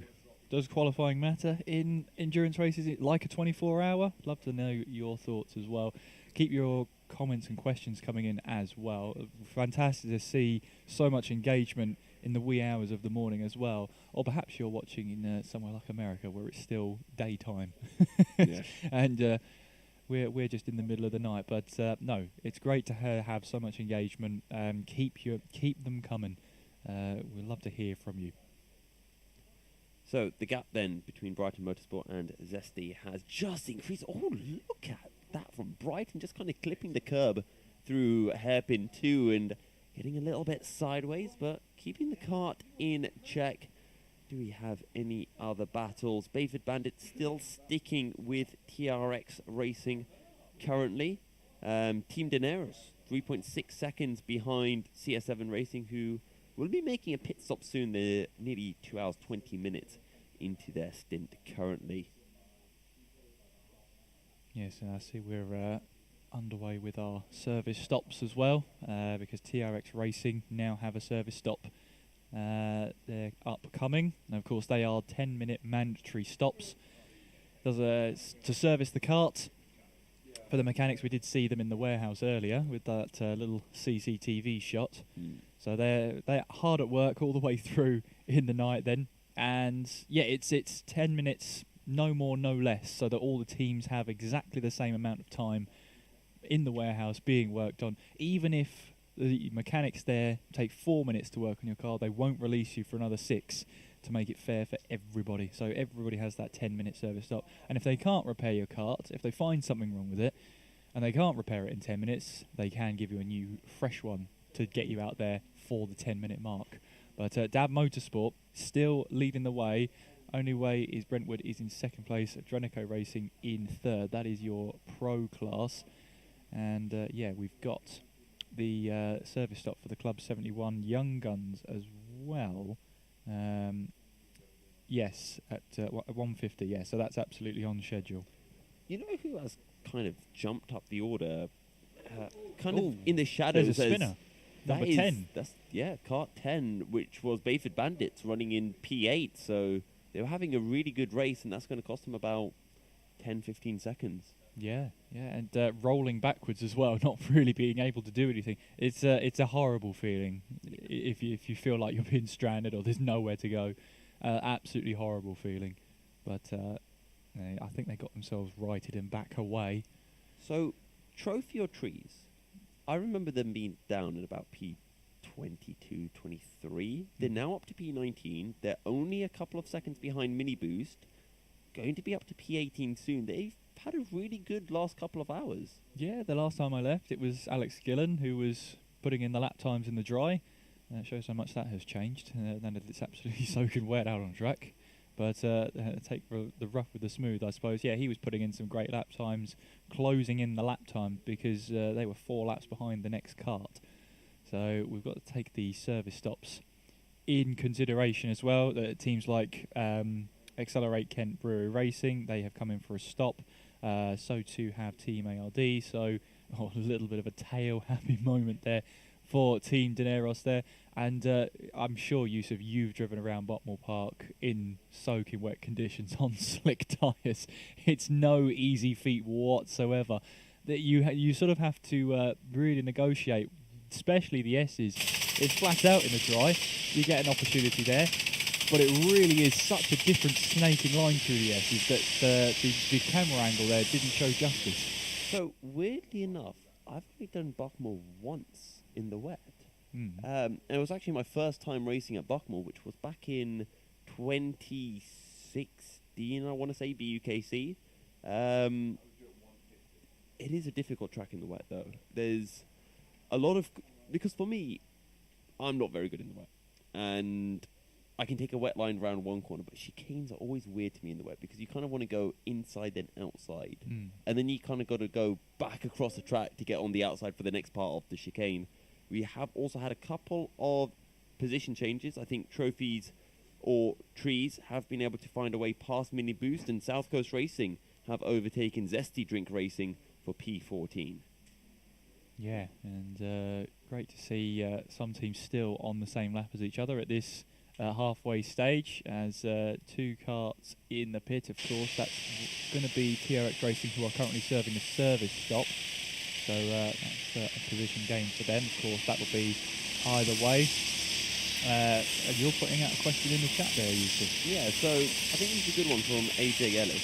Wouldn't you want to be early for the service stop to lose less time due to the weather if it's supposed to be improving soon? And I think you...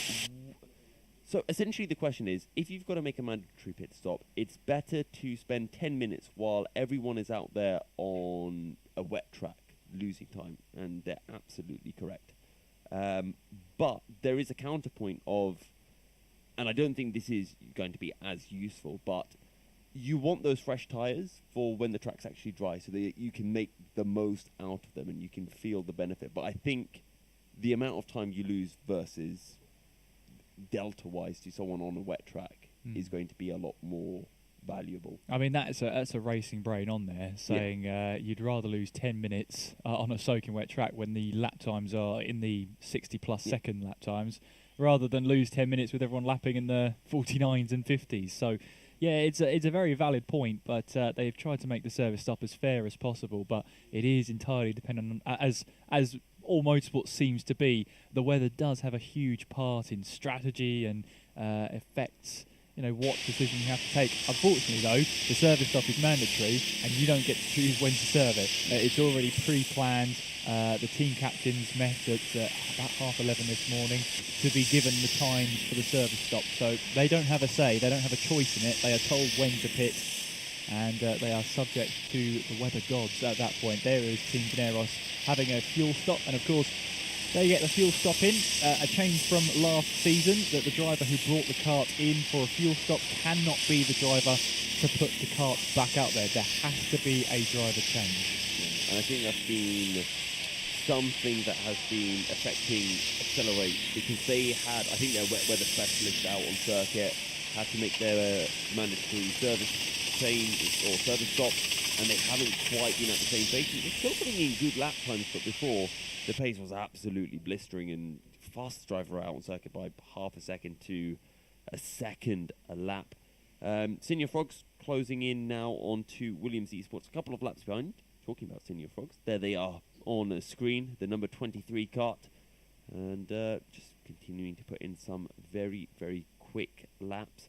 South Coast Racing, I think, might be trying to close in onto Brighton Motorsport, about 5 seconds between the pair of them in the battle for P13 currently. Yeah, and as we were talking about, putting your wet weather specialists out there is probably a good idea. It seems like a good idea. Frogs have just said Chip is going into the car next, I believe. And Chip, we hear from down at Senior Frogs that Chip is going into the car next. So prepare those lap boards and prepare those lap times, because Chips is ready and waiting. But for the moment, the cart is still out there making moves, not for position, mind, but still confidence about them. I think there's a slight ventilation problem. You can see that the visor has been fully lifted for the 23 cart, because it's just completely misting up, I'm assuming, every time he puts it down. And it's really annoying to have the visor up, because you can see, but it's also really cold, because you get all of that air hitting your face, and it comes down to, would you rather be cold, or would you rather be warm, or would you rather be able to see? You can't have all three at the same time, I bet. Yeah. Yeah, that's the only problem.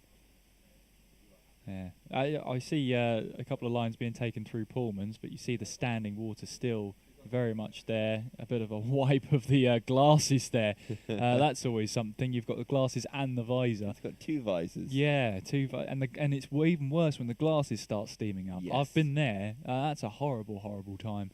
But it sounds like Chips is getting ready to take over. So if you can throw to an advert whenever you're ready, guys. To see what happens there. But we're at the top of the hour, so we're going to have a quick word from our sponsors in Dream Duffel.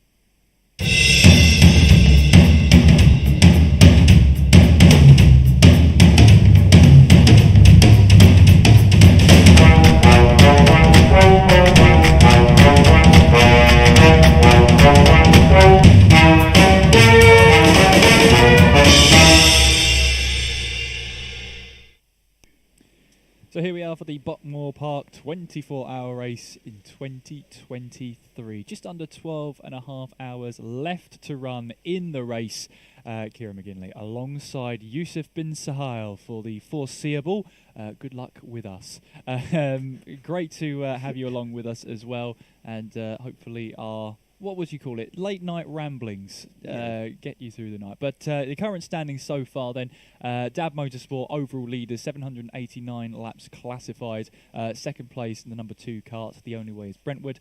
Third place, the number 5 Adrenico Racing. Fourth place, the number 17 cart of Dr. Vapes. Fifth place, the number 3 cart of Accelerate Kent Brewery Racing. Sixth place, the number 10 of the Bayford Bandits. Seventh place, the number 8, the first of the Williams Esports outfit. 8th place, the number 1 cart of the Club 73 Young Guns. 9th place in class leader at this moment in time, Senior Frogs in the number 23. 10th place, the number 20 Team Daenerys. 11th place, the cart number 4 CS7 Racing. 12th place, the number 13 of Brighton Motorsport.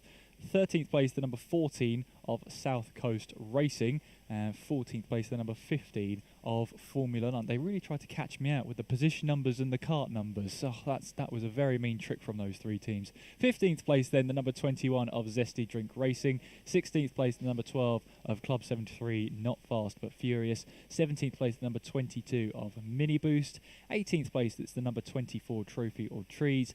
19th place, the number 7 of TRX Racing. 20th place, the number 25 kart of Team ARD. 21st place, the number 16 of Ditch Finders. 22nd, the number 19 of Team Rango. 23rd place, the number 11 kart of Club 73 Team Silent. 24th place, the number 9, the second William Esports outfit. And 25th place is the number 18 Olympus Karting by HSR Autos. 43 laps separates the entire field as we're heavily approaching the halfway mark of the race. Visors down when you're out on track, of course, remember that. No, don't put the visor back up. No, you were right beforehand. Unless you're Senior Frog, then you have the visor up because you've got the glasses. Well, does that work? Well, it's what they were doing. Whether it's working, I don't know. There was a good question in chat, which was, have Gab Motorsport made their mechanical pit stop? No, they haven't, because they have just got the flag. They are now into the pit lane, and you can see the number 6 kart there. And hands up in the air, he's saying, where are the mechanics to take my kart away? They are there. It's 10 minutes. You're not going to lose time. Yeah. But as the competitive Jack Goldsmith is going to wonder where those 15 seconds went. Yeah. But it is a 10-minute stop, so it is a mandatory 10-minute stop. And yeah, you can't have any longer or any shorter than the 10 minutes. It has to be 10 minutes. We see the only way is Brentwood there making their way through in towards the top bend and onwards then towards hairpin 1. They've got the number 25 kart ahead of them. That's Team ARD. A few laps in between them. NM in one of our chats saying, evening guys, watching till I fall asleep. So hopefully we don't bore you to sleep. Hopefully it is just natural sleep. But you know, it happens. It's a 24-hour. You're getting to that point where your body's like, you know, it's the middle of the night, don't you? Yeah. So speaking of doing something until you fall asleep, I once decided, like, you know, when you're in the car. Yes. Sorry, I was just going to say there's a black flag for the Bayford Bandits for track limits. So they've had 3 warnings. Well, that was their 3rd warning. So they're going to have to serve a penalty to boot. Sorry to interrupt you there, Yousuf. No, very well pointed out. Bayford Bandits currently running in P6. But I was going to say, one thing that I did, you know when you're driving on the road and it's late at night and you're tired, I decided that I would find out what happens if I get really tired while driving on a simulator, because, you know, not going to do it on the road. That would be very, very dumb. So I ended up playing ACC until about 5 a.m. Okay. And very fun, I know. Yes. I was literally falling asleep while racing around Zandvoort.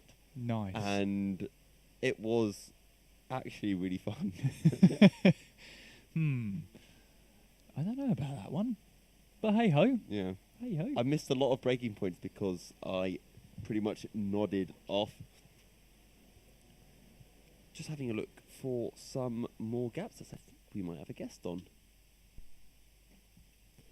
So, what are our gaps looking like? South Coast Racing, less than 4 seconds behind Brighton Motorsport in this battle for P12. Brighton Motorsport's in the number 13 car. We're currently seeing the run in towards Garda, looking at the number 24 car, Trophy or Trees, who have been having a very good last hour or so, really climbing up the order. And currently they are looking to hunt down Mini Boost, who they had previously been able to overtake about half an hour or so ago, but I think they've had to make their pit stop recently, and indeed they have. So they've just come out of the pit about 3 minutes ago and are now hunting down the 22 car, as Kieran McGinley is standing by with an interview. I am indeed, and we've managed to drag Chips up into the commentary box. It's just like me. Just woke up. Just like me, just woken up. And right, when can we expect you out on the track? I'll be out there in 25 minutes. Right now we've got Matt Plum out there. Matt's actually our reserve driver, but we've pulled him out of the trenches and said, get your ass on that track. We need you in the wet. He's a bit of a wet specialist. It's like Max Verstappen out there. So as you can see, he's going faster than everyone around him. We're first in class. You know, people have had their maintenance stops though, so it'll probably get rejigged once we have ours. But it's looking good. We were last place.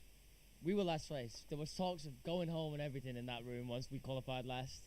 But, you know, we changed things up. We changed the cart, get one cart change, and, yeah, here we are. We made the right decision because once I got in it, I knew it was a good one. Now, Cal Fraser's been talking about morale raising was the most important part. That was the most important decision he made in the race so far. Would you agree with that? Yeah, he's doing a good job. He's still awake. He doesn't sleep at this thing. Like, he didn't sleep last time, but that's what the team principle's about, right? You know, you can't sleep. I hope you've seen his shirt out there, Christian Horny. Yeah. No, I will. We'll look for that now, that's for sure. Cameramen, you're on it. But obviously, you're going to be out there in the wet. You've already done that mega stint you did in the dry, the second stint of the day, pulling yourself up the order. How are you looking forward to these conditions? It don't look great. It don't look great. I'll say that. I don't mind the wet, but I don't love it. So I would prefer it if it was dry. I'm not sure I can kind of match what Matt's doing out there, but we'll go out and find out. But I'm just praying it dries up. Like I just want the rain to stop for me. I don't think it's going to stop anytime soon, but we'll with you as well. But as you were saying, started last, but the 1.2 seconds cover the entire field, so it's a very close grid out there. I mean, how are you finding it? It's good. I mean, when I was out there, I was kind of wrestling with the cart because there's new tyres that haven't been used at Buckmore before, so it's a little bit of a different driving experience than last year. So once you figure out the formula, you're good to go. And then we were setting good times and just catching up the rest of the pack. But the plan is, I ain't leaving here without some trophy, some silverware. So I'll sleep here if I have to, but I'm walking out of this building with a trophy. Well, it was fourth last year. Surely it's got to be in the podium this year. Yeah, that's the fairy tale, right? The storyline from last to podium. It's written in the stars. If we can pull it off, this will be amazing. It will make headline news, of course. Yeah, absolutely. I'm not sure what newspaper published that, but hopefully. Well, we shall find out. Chips, it's been a pleasure to have a chat with you. Good luck out there, and yes, go get something in you before you get out there. Thank you. McDonald's. Alex has ordered McDonald's. Oh. So now you've made me jealous. Yeah, it's just chicken nuggets and chips, but it is what it is. Well, whilst Chips enjoys that, we're chucking in some chips. I'll hand it back to Yousuf. Thank you very much for that, Kieran. Great interview with Chips from the Froggy team. Senior Frogs currently running in P8 as they close in on the Bayford Bandits, who have had to serve their black flag. Things are heating up in the battle for P6. P6 currently being occupied by the number 8 cart of Williams Esports 1. And as all the pit stops and mechanicals have started to be served, Dr. Vapes are now up into P4. They're having a very good drive so far. Dab Motorsports back into the pits, actually. And that one's weird because Dab Motorsports were in the pits not that long ago for their mechanical. They've only had a 1 hour stint, but they are back into the pits now. So that is confusing me ever so slightly. And Jack's asking why they're calling him Chips, because he's the man, the myth, the legend, Chips. Or, I believe it is Burnt Chips on YouTube is more specific. As Kieran McGinley's here. Now, Kieran is a man of impeccable taste. So, oh no, don't set me up. Your interview has led me to an important question, and a question actually for all of YouTube. What is the best kind of, pit-side snack food when you're racing?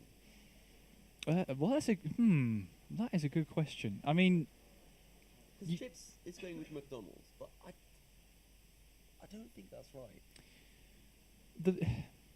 Yeah, it's a tricky one because if you have some greasy food, what it normally does is make you feel sleepy. So that's the complete opposite of what you want to feel. But because it's a 24-hour, it's a one-off. It's not, the normal rules don't apply here. No one judges you for how you sleep. They just film you. So I don't think anybody's going to be judging you for the food choices you make going into this. I honestly, as a man of taste, I don't know why you set me up like that. But any food is good food in a 24-hour, as long as you get something in you to keep yourself going. Especially if you're on the night stint, you've just got to have food in you get some energy in you, keep your stocks up, and just make sure you're having a good time. Yeah. YouTube have correct or chat has corrected me. It was chip, not chips.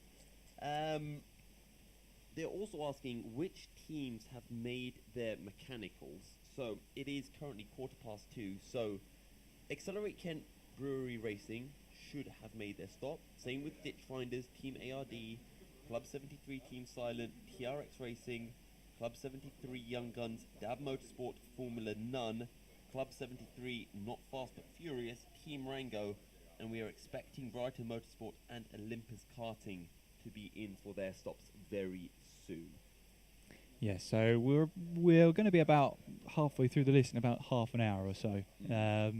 So there's the mechanical flag for the number 12, Not Fast But Furious. So you've called that one. I think we're a little bit behind schedule. Yeah, it's a few minutes behind schedule, but it will run through. So we'll see everyone have a turn in their service stop.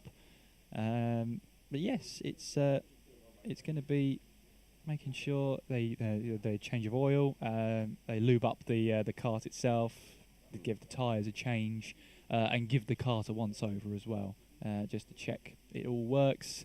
Every wheel is facing the right way. That's always helpful. And yeah, they have to be there for 10 minutes. So even if they are in there for 4 minutes and the service is done, they'll be held for an additional 6 minutes. As that's the 24 running slightly deep there. That's Trophy or Trees running into hairpin 1 just a little bit deep. I think that's Ben Daly in the car there. It is indeed. I think I just saw that through the little wetsuit on the cart. And this was something I was discussing with the young guns, with Anthony Amato and Sebastian, when they were up here having a chat with me. Because Sebastian was saying to me, you don't have the wetsuit on because it's you're adding weight. And I said to him, well, if it's raining out there, surely your race suit's accumulating that. Wouldn't the wetsuit help keep the rain off? So if you have the wetsuit on, you're sort of having a lesser evil by doing that rather than having water accumulate in your suit. Racing gets very, very competitive and very weird. Now, here's the counterpoint to that. One, if you put on a wetsuit and you've got weight, it adds too much weight. You can take off some of your lead. Number two, as I was asking Josh earlier, wetsuit, you're not wet, you're not soaking, you're not cold. That gives you at least a tenth a lap, which is more than what you'll gain from the half a kilo that a wetsuit will add in terms of weight. Plus, when you come out of your car, you don't, walk like a weird spaceman or penguin because you're soaking wet. When you're soaking wet, you can't walk normally. A spaceman or a penguin or a space penguin? A space penguin. Bang on. Bang on, there you go. Who says we're not delirious? Yeah. It's fine, we're all right. Also, going back to trackside food, I have a fun story. Oh, there's a about spinner. this. Oh, we do have a spinner. Just off camera there, to the left-hand side, is a spinner. We'll be able to find out who that was. It's the number 3. Yeah, so that is Accelerate Kent Brewery, who've had a bit of a moment there. Now, I was speaking to Mark Puxty before the stint, and I think it is Mark in the car. So he will not be happy with that one.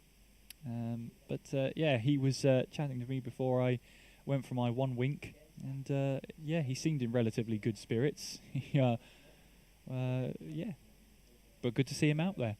They're accelerating, but it's deceleration. Yeah, that's not very nice, is it? That's not very nice. They're going to hunt you down now. They are. They are. I do need to be careful. 17.8 seconds behind Dr. Vape. They were closing in until that incident, so I think the gap might have probably extended to maybe about 25 seconds after that particular incident as they try to make their way back up into the top 3. Still waiting for the only way is Brentwood, Adrenico and Dr. Vape to all make their pit stops. Once they do, Accelerate will be back up into second place. Yeah, interesting to see as we head towards the halfway stage. We've had a little bit of weather as well, which is wouldn't be a 24-hour without a bit of weather involved in all of this. Now it feels like like an endurance when you add some weather into it as well. We've got chat asking when the Senior Frogs have their mechanical. They're scheduled to have it at 10 minutes past 3 local time. We are running slightly behind on the schedule, so probably it's going to be around 3:15 at this rate, 3:15. But obviously, when you see the mechanical flag, it will be past 10 past 3. So we have a bit of a battle starting to form between Brighton Motorsport and South Coast Racing for P12, the number 13 and number 14 karts. Currently separated by less than 2 seconds and pretty much matching each other's lap times currently, as we're seeing Mr. Dan Grocott in the number 21 kart for Zesty Drink Racing, actually a driver I was racing against last weekend over at Wilton Mill in Club 100. Very quick driver is Dan. Yeah, absolutely. As watching on that number 21 tackle its way through in towards Symes Sweep and then in towards Pullman's. It's a fantastic section in the dry. I've heard people say it's fun in the wet. I'm not so convinced because you really have to compromise the line. You really have to go quite the long way round Symes, in towards Pullman's, around the right-hand side. And then you have to switch the car right back over to the left when you size up in towards Paddock Bend. There's an interesting series of corner there once the rain starts to fall. I know some drivers love the wet. I feel like I have an advantage in the wet. But you can just see, I just saw a little bit of a dry line starting to form going into... Yeah, but it's one of those where it's still damp, don't get me wrong, but it's a lot better on the line than it is off it, which is always great to see. And I just want to see if it is still raining out there.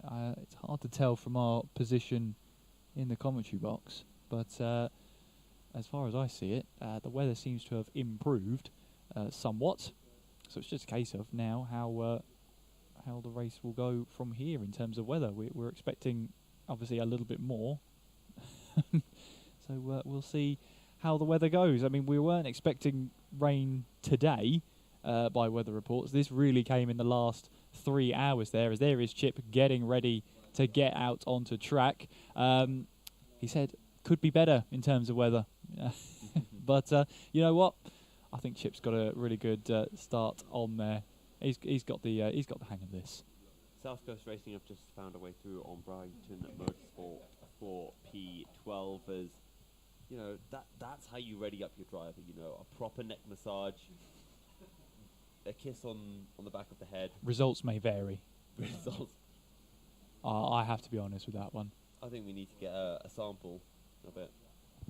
There's always actually, for drivers, there's different kind of rituals that get them in the mood before a race. Like, I quite like it to get a fist bump from a teammate before a race, pat on the helmet. So it gives a little bit of motivation. Yeah. And, I mean, Cal Fraser was talking to us earlier on tonight, or is it this morning?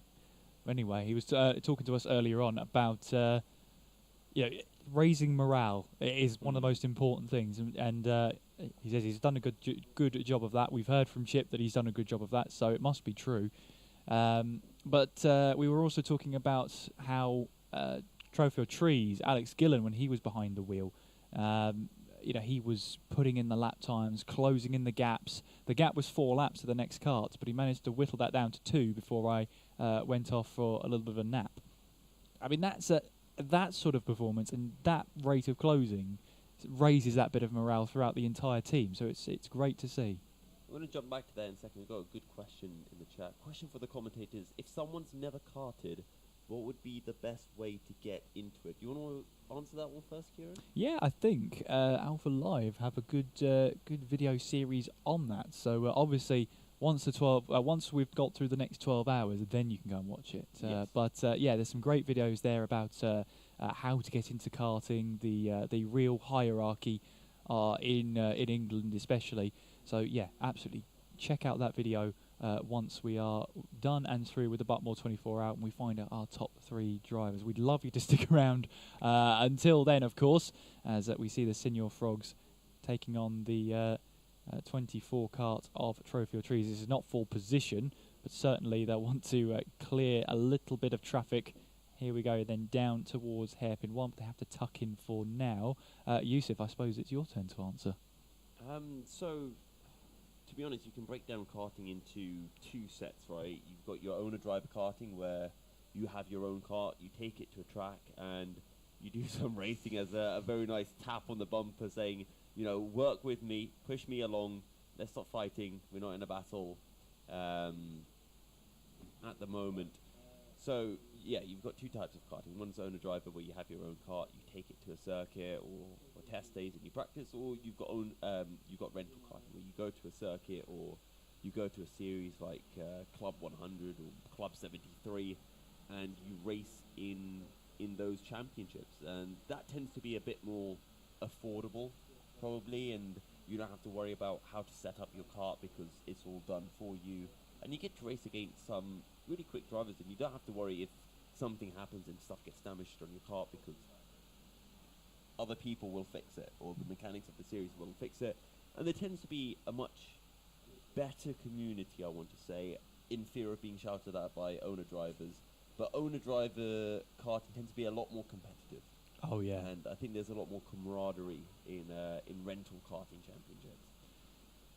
Yeah, so hopefully that answers your question. And, keep those questions coming in. Keep those comments coming in. We'd love to hear them. We'd love to see them. And, hopefully we're taking you through this night stint, as it's currently 24 minutes past 2 in the morning. So if you're up, welcome along, night owls. If you're in a country that's still in daytime, welcome. You're not at night time yet, so lucky you. You get to stay with us for a little bit longer. There's the Senior Frogs, I guess doing some sort of ritual with Chip. I suppose getting the helmet ready and getting a last-minute pep talk from the whole team involved. I see what you did there, Pepe. Sure, that's totally what I meant. Yeah, definitely. Absolutely. For those well versed in internet culture and emojis, or that's definitely what I meant. Yeah. Is it an emoji? I think it's a GIF more than anything. But getting ready to jump in the cart, I also saw a question of what team is Ben Daly in. I believe it's the Trophy or Trees Clubman team. Correct. Yes. Yeah. He's out there in the number 24 cart. So they're currently running in 16th place, 16 laps down on the leader. Now, we were talking about how the laps here, if you're new to endurance racing,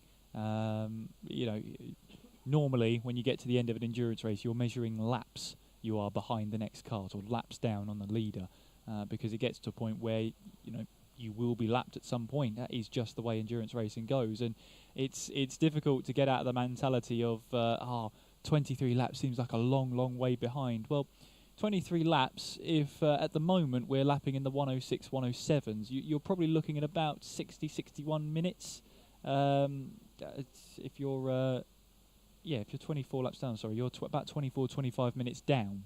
So it's not actually that far behind. It is a distance, but over 12 hours, as we're reaching the halfway stage, to be 24 minutes behind is not that bad. You're losing, that's maths. Oh no, I've set myself up here. That's 2 minutes an hour you're losing, roughly. Yeah. It's not that bad, considering you can do a good 50 odd laps in the wet. So it's not the end of the world. As there goes Chip then entering the pit lane. And of course, recording that content. If you did watch his video last year as well of the event, it was a great video to watch. Because it's some people got some cameos in it, including me in my lovely, I can't remember if it was a yellow or a blue jumper, but either way, yeah. Maybe you do. Maybe. Yeah, absolutely. But of course, it was a great video to watch nonetheless.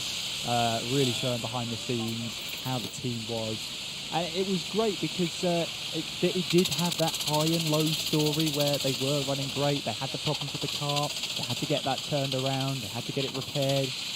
And they managed to recover to 4th place. And it was a great story at the time. And I remember chatting to them, sort of in the middle of the race towards the end of it. And I said, look, this just gives you a good leg up for next year. You can do this now. Surely the podium next year is the target. And that exactly is the mentality here. They want the podium. after this, and having to start from 25th place, having qualified there, they have done a superb job. And as we have majority agreed, qualifying does make a difference. Yes. For the endurance. 2-1 in the commentary box. 2-1. Yep. 50% advantage for the Yaysayers. I'm keeping my eyes on this gap for fourth place. Dr. Bates currently running a part 17. Accelerate 10th in fifth place in part 3, and the gap is now 6 seconds. It's increasing, well, around half a second. The last time round, though, pretty much I think the lap time from the car. Yeah, and I think Matt's out in the car at the moment. He's done nearly 2 hours in that car, in that stint, so he's done really, really well so far. He's making his way in towards hairpin 1, and now on towards hairpin 2. And Chip called him a little bit of a wet weather specialist, a wet weather warrior. So the wet weather warrior has done his bit, getting to the end of his stint, and he'll bring the kart in soon to get the fuel in, get the driver change underway, and of course keep an eye out as well. So it's probably going to be Chip that gets the kart called in for the service stop. So he'll have to wait around for 10 minutes. That's just the luck of the draw, unfortunately. But at least then he'll be able to get the kart out, fresh kart, fresh tyres, and everything working as it should until the end of the race. The true frog. A true frog. Yeah. There you go. Embodying the spirit of what frogs embody. You can't use the same word twice. Embodies the frog that it embodies. Did that make sense to anybody else, or is it me being sleep deprived? I don't know. I'm probably sleep deprived as well, so it's just sleep deprivation of sleep deprivation. Who knows? I'll tell you something. That is a busy pit lane. That is very busy pit lane. This is not the moment you want to be pitting. It is if you pit first. Then it absolutely is the moment you want to pit. Yeah.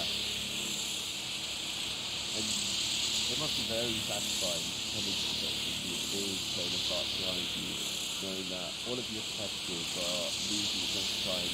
Maybe just have a little stretch before you get back into your car, just to annoy the others a little bit. Yeah, I mean, this is the great thing is that when you come into the pits after a long stint in an endurance, I don't think you're thinking about that. You just get out of the car, that's that done, that's your stint done. You go to your teammate for a little bit of a debrief and a brief for the next stint.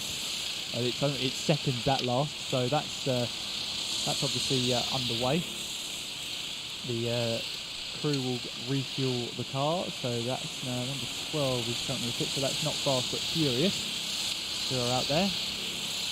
And they're now, I don't think there's a driver there for them, so they now have to move that kart out and put it to the side. So the number 22 can now service, or at least get a stop in that Mini Boost, who are currently making their pit stop, not their service stop yet, their pit stop. As there we go, we are now over halfway through the Buckmore 24 hours. You were here. Well done. You've made it this far. Let's see how far you can make it now. Halfway done, halfway to go.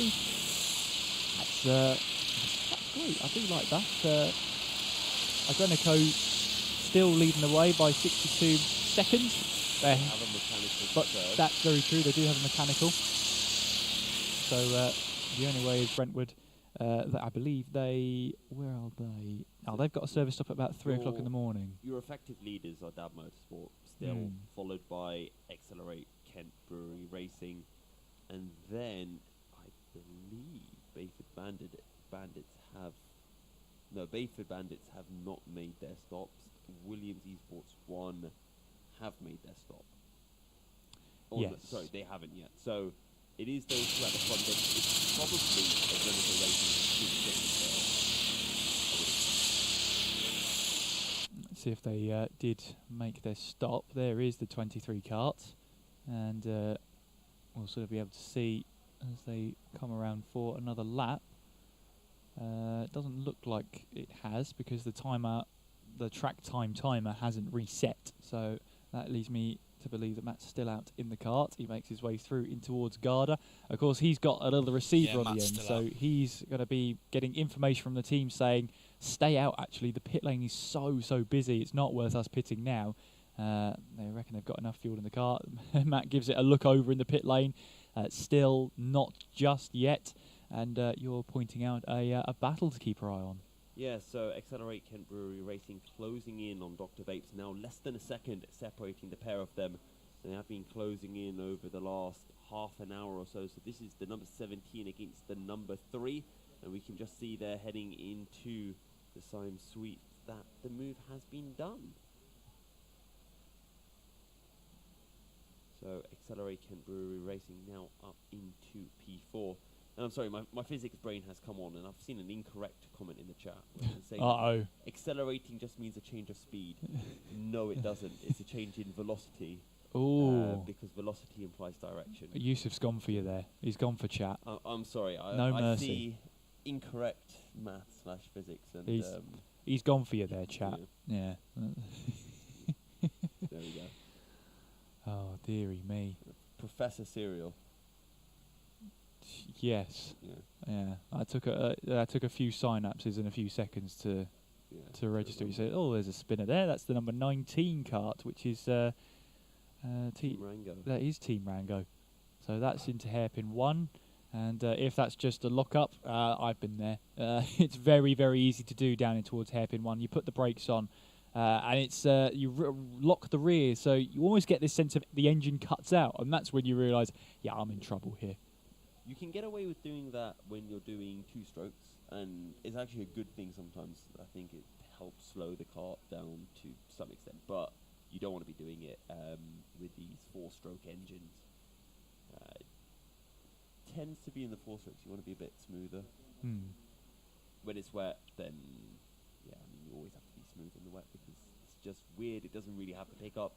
Again, 2 strokes, you can be a little bit more aggressive, a little bit more slidey in the wet because your car will pick up the revs and will be able to pick up speed. Yes, and we shall see obviously how it all goes as well. And yeah, a little bit of help offering there. Let's call it that. Let's call it help for Matt out there in the Senor Frogs cart. You do see really funny pit boards over the course of a 24-hour race, as it always kind of starts off a little bit serious, and then slowly but surely you get whiteboards with almost demotivating messages written on them for their teammates. That's the delirium. That's the delirium setting in. Another question for commentators: if the Senor Froggers keep this pace, do you think they will get a podium? Ooh, it's really hard to say because it's an endurance race. So much stuff can happen in an endurance race. If we go with the house of extra scenario, that's no easy happen. It's possible because I don't think they can make a podium though. So I think the top 3 of Adrenico, Gab, and Accelerate, in no particular order, have enough pace to. I think they've been matching, if not beating, the Senor Frogs pace. So I think they're fine. If we're talking about in terms of class podium, probably can do that. Yeah, class podium is definitely achievable. Yeah, absolutely. And of course, the class podium means they will walk away with the trophy, which will be fantastic for them because they put in. They want that trophy. They do. They really want that trophy. I saw the Williams Esports outfit coming into the pits there. I think that was Jack Noller handing over the cart. And looking at the helmet design, could be Kenneth Gulbranson getting into the car.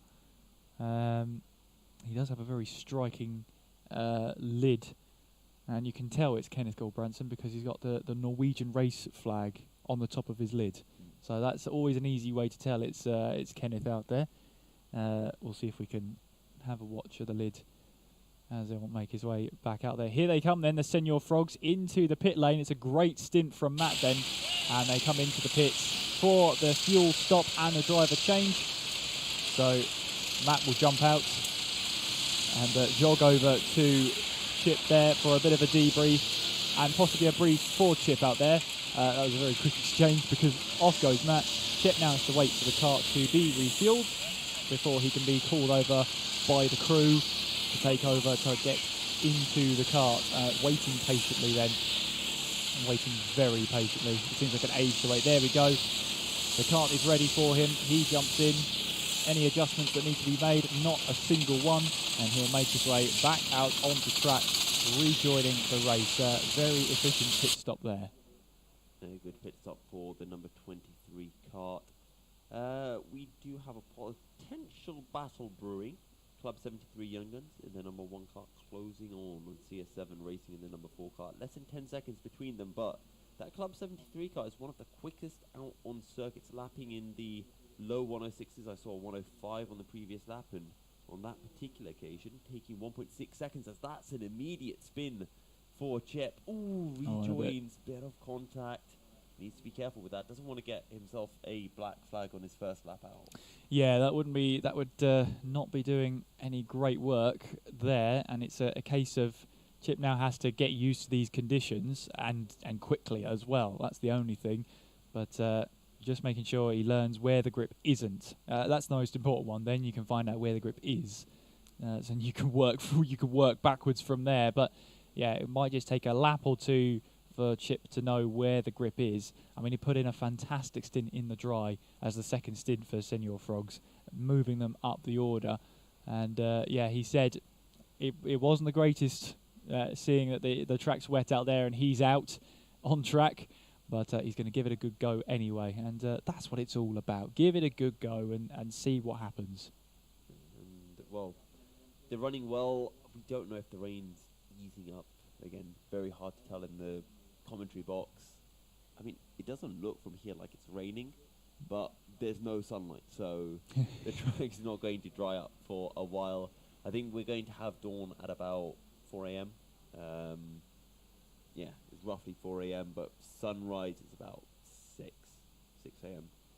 Well, actually, I think it's 5:30 a.m. now. I should know this because I need to go and pray at that point.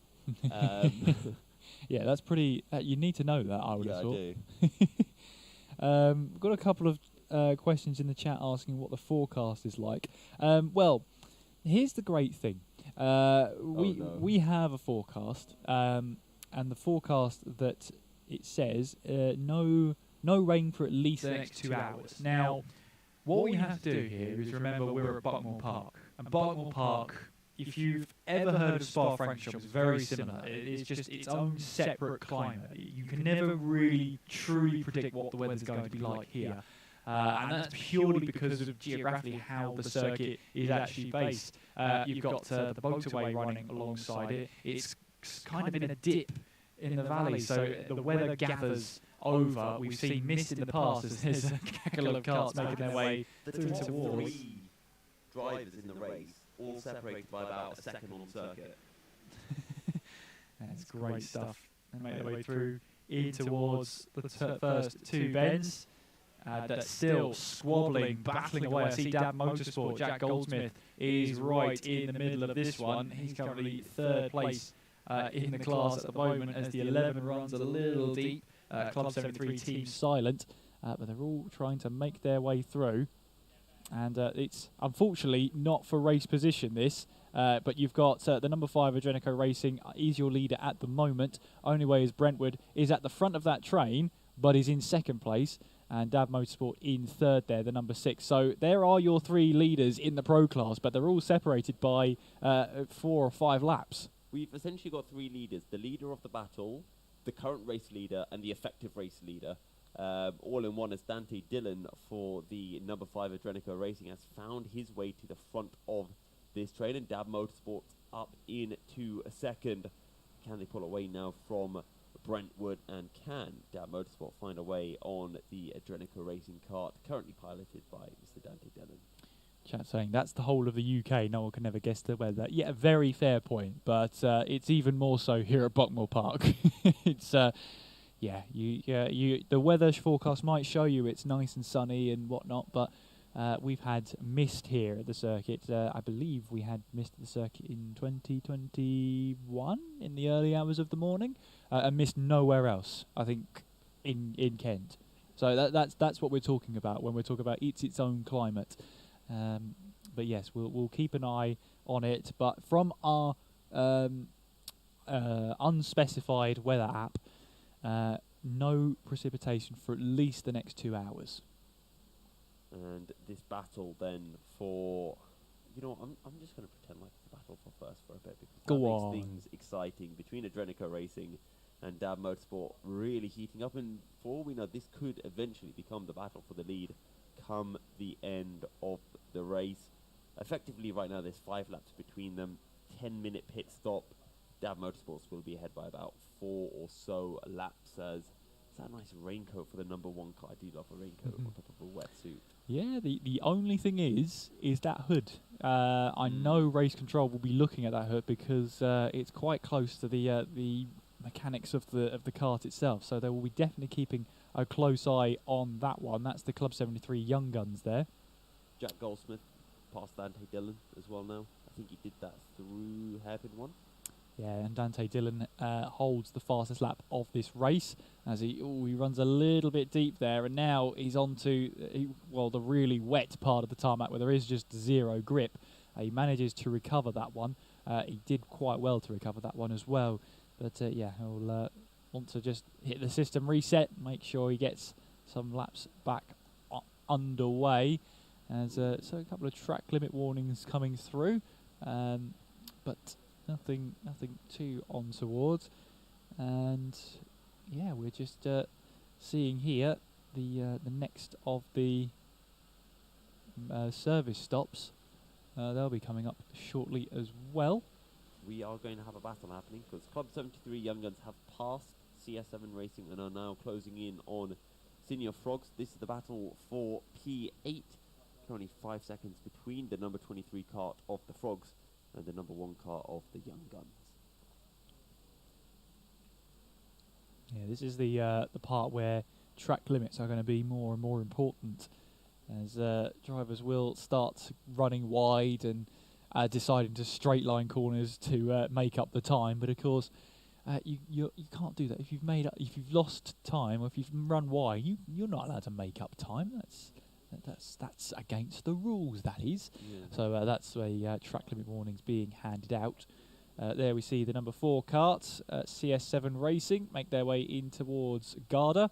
And yeah, Garda is an interesting corner in the dry, let alone when you add some water to the mix. It's a really fun corner, Garda, because you need to get that late apex and it is almost off camber. And when you are running wide to try to get that late apex, you can just find yourself just losing a little bit of grip and just struggling to be able to get the power on. And the main thing with these karts is being able to keep up with minimum speed. You don't want to be jamming on the brakes and then trying to pick up when your kart's bogging down. You just want to keep that speed up all the way through the corner, be nice and smooth, and especially in the wet. And that's what the best of drivers will be able to do. And they do it in crazy ways. They're able to slide the kart around, but always keeping up that minimum speed as much as possible. Yeah, absolutely. 11 hours and 43 minutes left of the race to run, and we're coming up to the halfway point in the service stops as well. Obviously, with the service stops, they're going to run slightly behind schedule. So I think we had the last ones to come in were the number 20 and the 24. So that's Team Dineros and Trofield Trees, and I believe they are still in. Yes, they are both still in the pits for their service stops. So the next 2 we are expecting will be 21 Zesty Drink Racing and number 8 Williams Esports, the primary outfit for the team. So we will expect them in a couple of minutes' time to be called in with that mechanical flag, which is under normal circumstances. The mechanical flag would normally be used to tell you there's an issue with your car, but in this scenario only, it's to inform teams that the service stop is open for them and that they should pit in on the next lap. I'm trying to think of the craziest mechanical flags I've seen. And my mind's just drawing a blank. I've seen stuff with like bumpers kind of semi-hanging off, but There's the classic exhaust hanging off. I haven't really seen anything too bizarre from mechanicals other than that. Sometimes you get it if a helmet's not done up right. or a camera is loose on a helmet, of course. Yeah, I mean, in this scenario, it would be a black flag for something like that. It is for this race. Yeah, the mechanical is purely used for the service stop. Yes. In this race, they would have been briefed that, or they were briefed that, because I was there, I was listening in. Question in the chat then, what's all the blue on their numbers? The blue squares on the kart number denotes the pro class, and a black background on the number denotes the clubman class. So that's how you can tell the differences. The quality of driver really does define where the team is based. It is up to them how they enter. They could enter as a pro, they could enter as a clubman. It's entirely up to them, but it is the race director's discretion that they can move up or down class as they deem fit. So if you enter the clubman in the hopes of trying to get a trophy, by sandbagging and then going full pelt towards the end, race director's not going to take too kindly to that and just promote you up into the pros. So it's a way of making sure that the field is as competitive as possible, and that you've got a real race on your hands. You have to drive hard if you want a trophy. That's the idea of it. Now, I think the track is drying up because Dab Motorsports recently put in a 104.9, and that is the first time we've seen a 104 in, well, I think since the rain came down. So are the drivers starting to find a bit of grip out on circuit? And let's not forget as well, Dab Motorsports, they made their pit stop 34 minutes ago. So that's not even on an empty tank of fuel. Yeah, I mean, of course, when you're in this scenario, you're using less fuel in the wet because you're spending less time on the throttle as well, less time at full throttle, I should say. There you can see the 24 karts. That's Ben Daly out there in that Trophy or Trees outfit, making his way now onwards towards the S's, which is very interesting corner in the wet. It's not quite flat out through there. It can be if you want to be brave and run a little bit wide, then by all means go for it. But not for the one for trying. We have now had the mechanical flags displayed for Zesty Drink Racing and Williams Esports, denoting their service stop is upcoming, so that they should pit in to serve their mandatory 10-minute stop. And if you are just tuning in, wherever you're watching on, if you're watching on the Alpha live stream, welcome to you. If you're watching on Twitch, great to have you along. And if you're watching on the Double Dash Motorsport Media page, you can see our lovely faces as well. So good to have you along wherever you are watching. Keep your comments and questions coming in. We'd love to see them, and hopefully we'll get a couple more questions over the time. CSM Racing had just passed Senior Frogs in the battle for P9, so good stuff from CS7 in the number 4 kart. To be fair though, Chip is starting to put in some decent lap times, has got under the 110s, 109.7 last time round, and now 2 lap gap between the number 23 kart and then the number 14 of South Coast Racing in P11. Commentary question from Scott Hanna, Scoptimus Prime, that's a great name by the way. How come Ben is allowed back out? I thought mandatory change in the service stop. Now that's interesting, because let me have a look at the rules and regs. I'm under the understanding that the service stop is not a mandatory driver change. Could be wrong on that one, but the all-seeing, all-hearing servicing rules are right in front of me, that we can have a look at that one. No, there is no indication that you have to change driver at the service stop.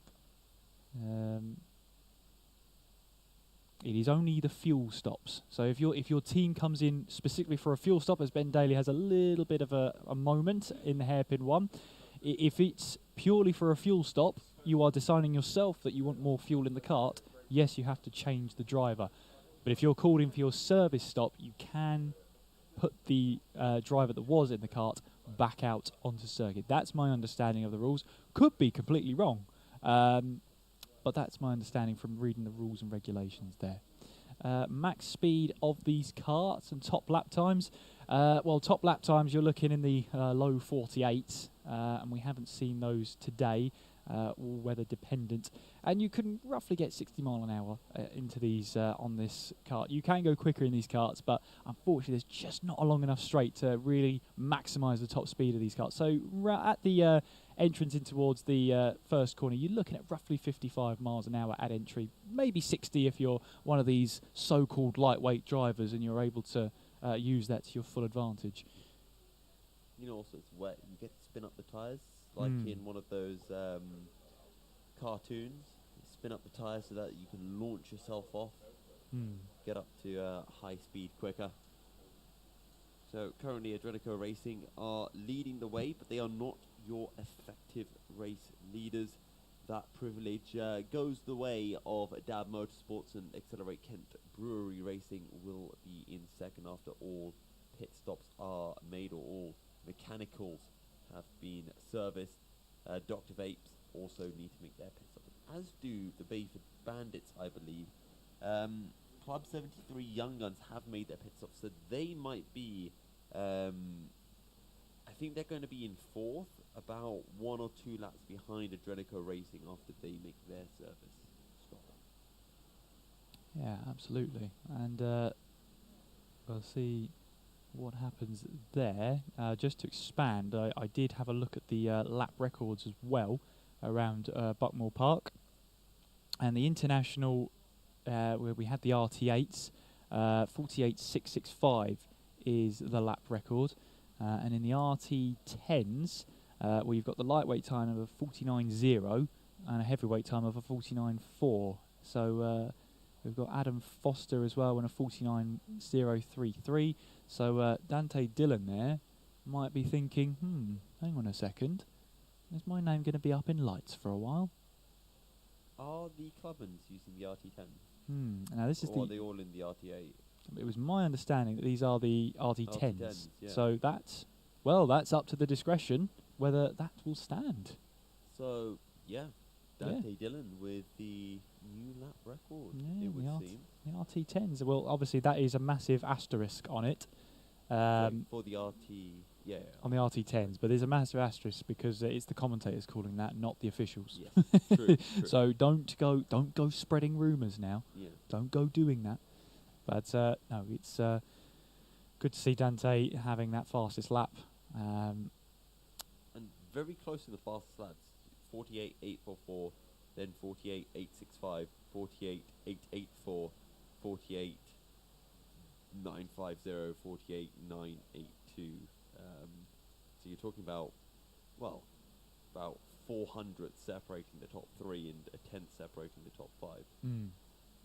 Yeah, I mean, we were talking about in qualifying how it was so close between the entire field. It was, it was great. The fact that it was so close, and we are over the halfway point as there's a little bit of a scrap going on there between the Senior Frogs and the number 16 outfit, the Ditch Finders, sorry, not the Dutch Finders. They're not looking for Dutch people. That's a bit harsh, isn't it? They're looking for ditches, apparently, anyway. Not that that's any better. I mean, to be fair, when you think about ditches, that's what the Dutch are famous for, like building dams, or not dams, dikes and stuff to pull out water. As someone who's from the Fens, the whole Fens was effectively built by the Dutch. Well, there you go. You didn't think you'd be getting those sort of facts, did you, at 3 o'clock in the morning? Absolutely not. Absolutely not. Just taking a look through chat to see if anything is interesting to pull up. Time-wise, might have a couple of battles starting to appear out on circuit soon, but they won't be battles for position. Team ARD, Team Daenerys very close on circuit, but there is a lap between them. That is the 25 and the 20, and actually Team Daenerys have been able to unlap themselves and are now on the same lap as the number 25 car. Yes, and excuse me, it's looking at it here. Senior Frogs looking to capitalise and take advantage of this because they are leading the class in Clubman. South Coast Racing in second with TRX rounding off the top 3 in Clubman, and leading the way in the business end of the field in the pro, it's Adrenico Racing. The only way is Brentford and Dab Motorsport. But of course, service stops still all to play for in the latter stages. We are reaching the top of the hour, so probably a good idea to... Oh, that's a slide and a half, isn't it, there, from the number 25, Team ARD, as they do make their way through. Yeah, great catch. Yeah, unfortunately, he went onto an even wetter part of the circuit and lit up the rear tyres. I mean, that's a massive smile on your face moment. I don't think it's going to find you speed, but it's definitely going to give you a great big smile on your face. One of those goofy grins. I'll tell you what, Chip just put in a 108.5 on his previous lap. That's his best of the stint. 108.8. He's brought his lap times down by about 2 to 3 seconds over the course of, what was that, 20 minutes, and is now kind of matching the pace of the CS7 racing car, or kart, I should say, in front of them.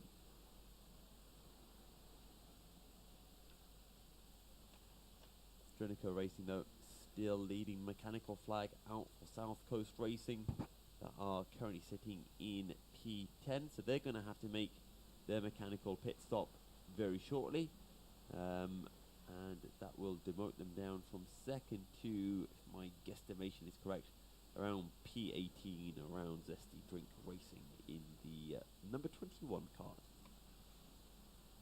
Yes.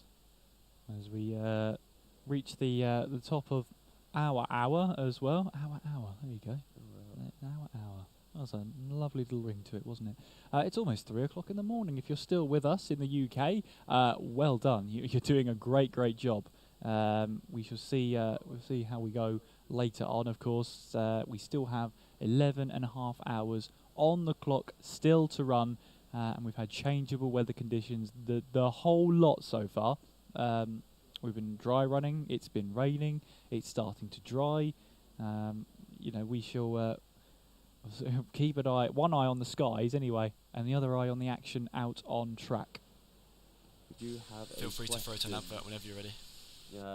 Just going to quickly take this question before we throw to an ad break. What's the average speed that the drivers do around the track?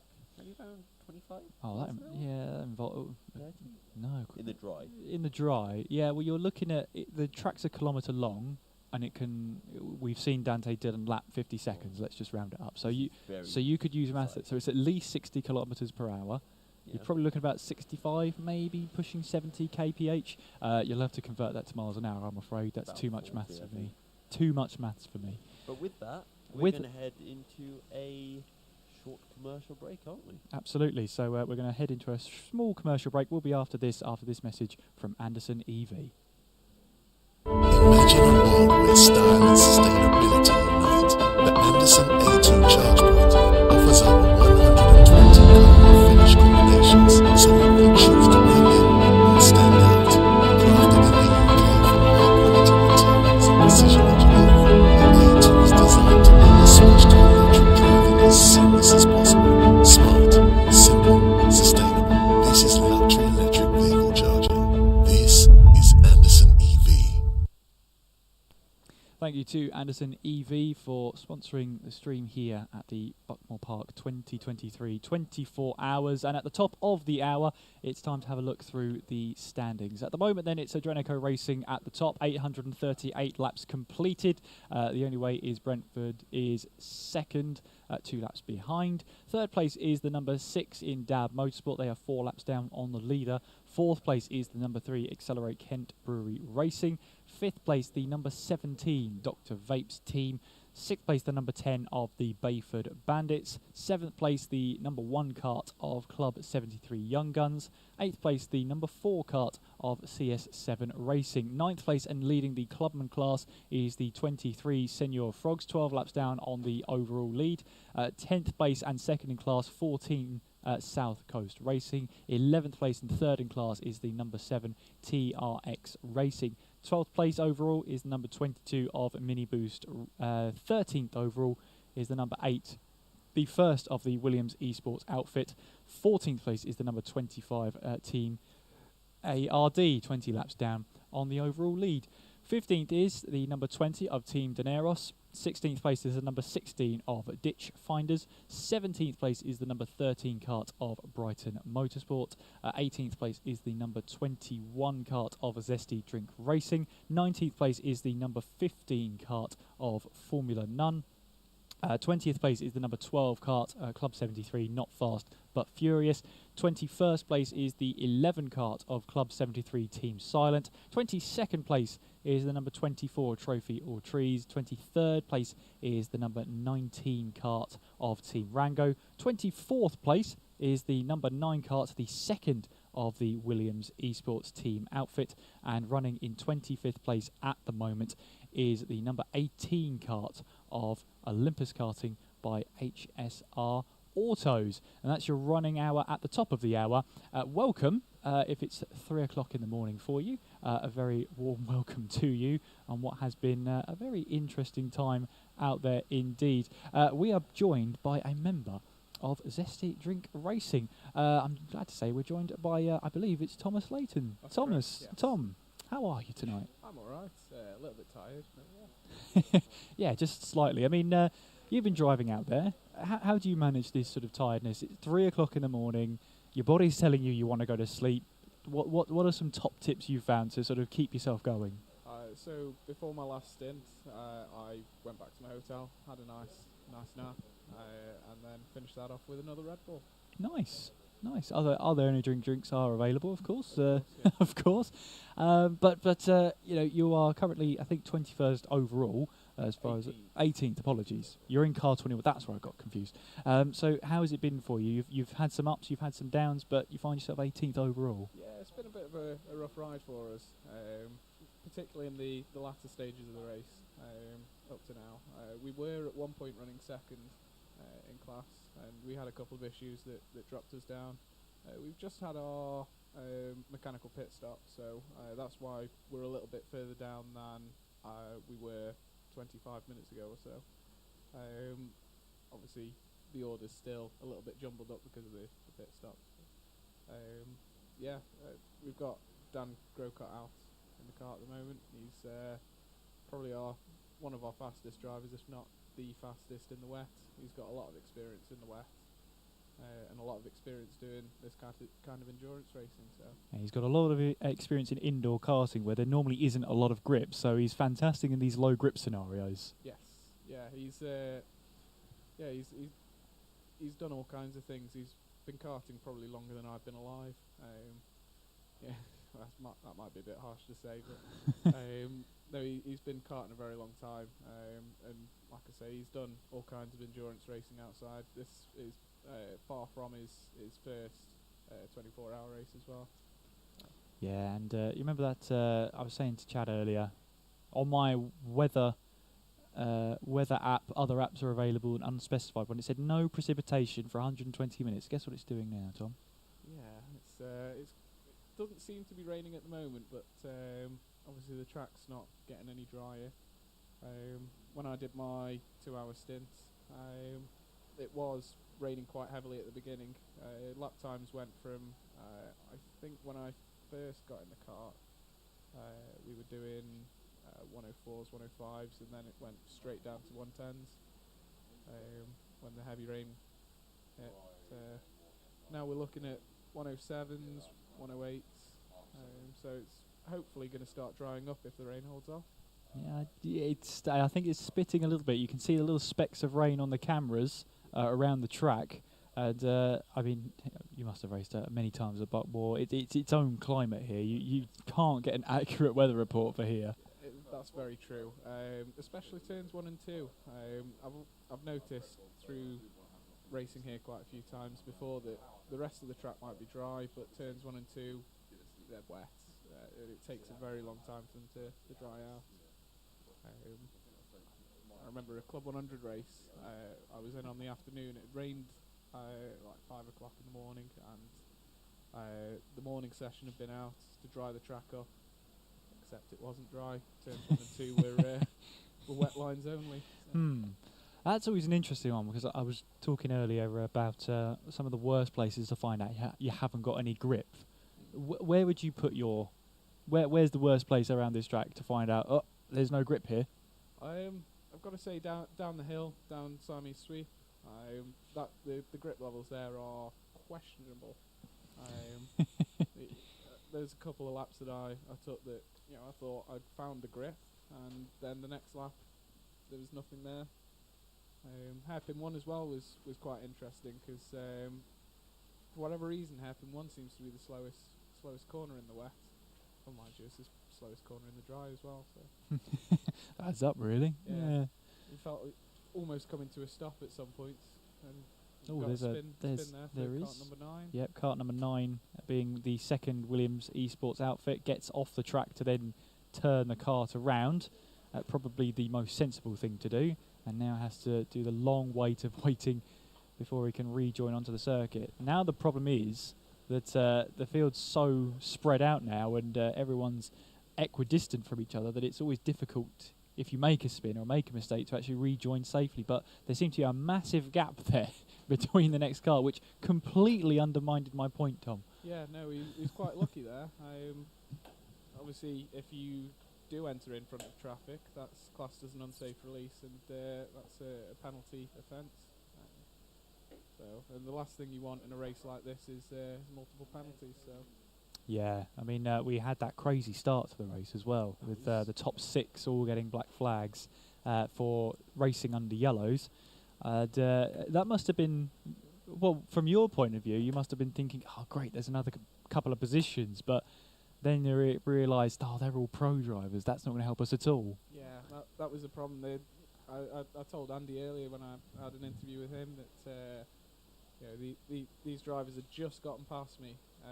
They just lapped me for the first time, and then they all got black flagged, and then they all 5 minutes later came to lap me again. But the good thing with pro drivers coming past you is that you can learn a little bit off them. If you can follow their line for a couple of corners, you can pick up the little things that they're doing that are different to what you were previously doing. And I've found the way that I've learned to drive over my short career in go-karting has been to follow the quicker drivers. Yeah, for as long as you can, anyway. Well, yeah, it's that's the only caveat, is that for me it's about 4 or 5 corners before I lose them. That's that. Yeah. Never see it. Well, not never see him again, but I'll probably see him in about 20 minutes when they pass me again. Yeah. But no, I mean, obviously dry conditions is where you can really pummel out the lap times. Yeah. But how about these wet conditions? Is this damp period something you enjoy out on track? Me personally, no. I guess that's because I've not got a great amount of experience in the wet, and the experience that I do have in the wet has been mixed. I actually cracked a rib in the wet. It's probably only the second time I drove outside in the wet. And I locked up and went straight into a barrier at about 40 miles an hour. So. Yeah. You haven't sold driving in the wet to anybody now, I don't think. I guess that was just inexperience, though. Another time that I've driven in the wet, in Club 100, I actually got my highest ever qualifying. So. Yeah. I mean, talk us through your sort of background, Tom, because you've done, as you said, you've done a few Club 100 endurances in those 2-stroke beasts. How does 2-stroke endurance compare to 4-stroke? It's a completely different kettle of fish. The power bands are completely different. And I guess things like the brakes and stuff, the Club 100 carts are a lot lighter than these Sodi RT10s. RT10s, yeah. They're a lot lighter by maybe 100 kilograms. So there's a completely different driving style. You can be very smooth with a Club 100 kart in terms of your steering input, but these sometimes you have to be a little bit more aggressive. Yeah, and I mean, I suppose that the trick of the trade is to keep to the outside line, I suppose, when it comes to racing in the wet on slick tyres. Of course, it always provides a little bit of fun for everybody. But obviously there's no changing onto inters or wets. You are just on slick tyres for the whole race, no matter what. And that's another thing with Club 100 as well. You are on slick tyres no matter what weather you're in. Whereas obviously owner driver karting, you get choices occasionally, so you do get to try try wet weather tyres, which I can imagine being quite fun. A lot more fun than this, anyway. Now you've done lots of outdoor and indoor karting, so if you had to choose one, Yeah. which would you go for? Outdoor every day. The speeds that you can get up to, especially on tracks like this. I was at Wilton Mill last weekend. The feeling going up to corners like Christmas Corner at Wilton Mill, you're flat out. It's something that only trying it out will show. Yeah, no, absolutely. I mean, just to sort of put it into perspective then, you're currently 18th overall, and I'm trying to do maths to work out what in class that is. I think that's about 7th in class. Yeah. So what was the target coming into this race? And sort of now we're past the halfway point. Has that been changed? Have you had to make any adjustments to your expectations? So coming into this race, our expectation as a team was just to have fun. We didn't know where we would be, how competitive the field would be. I mean, given that entry sold out within 8 minutes, it was difficult to tell. And obviously, we don't get an entry list until a week before the race, so we didn't know who we were racing against.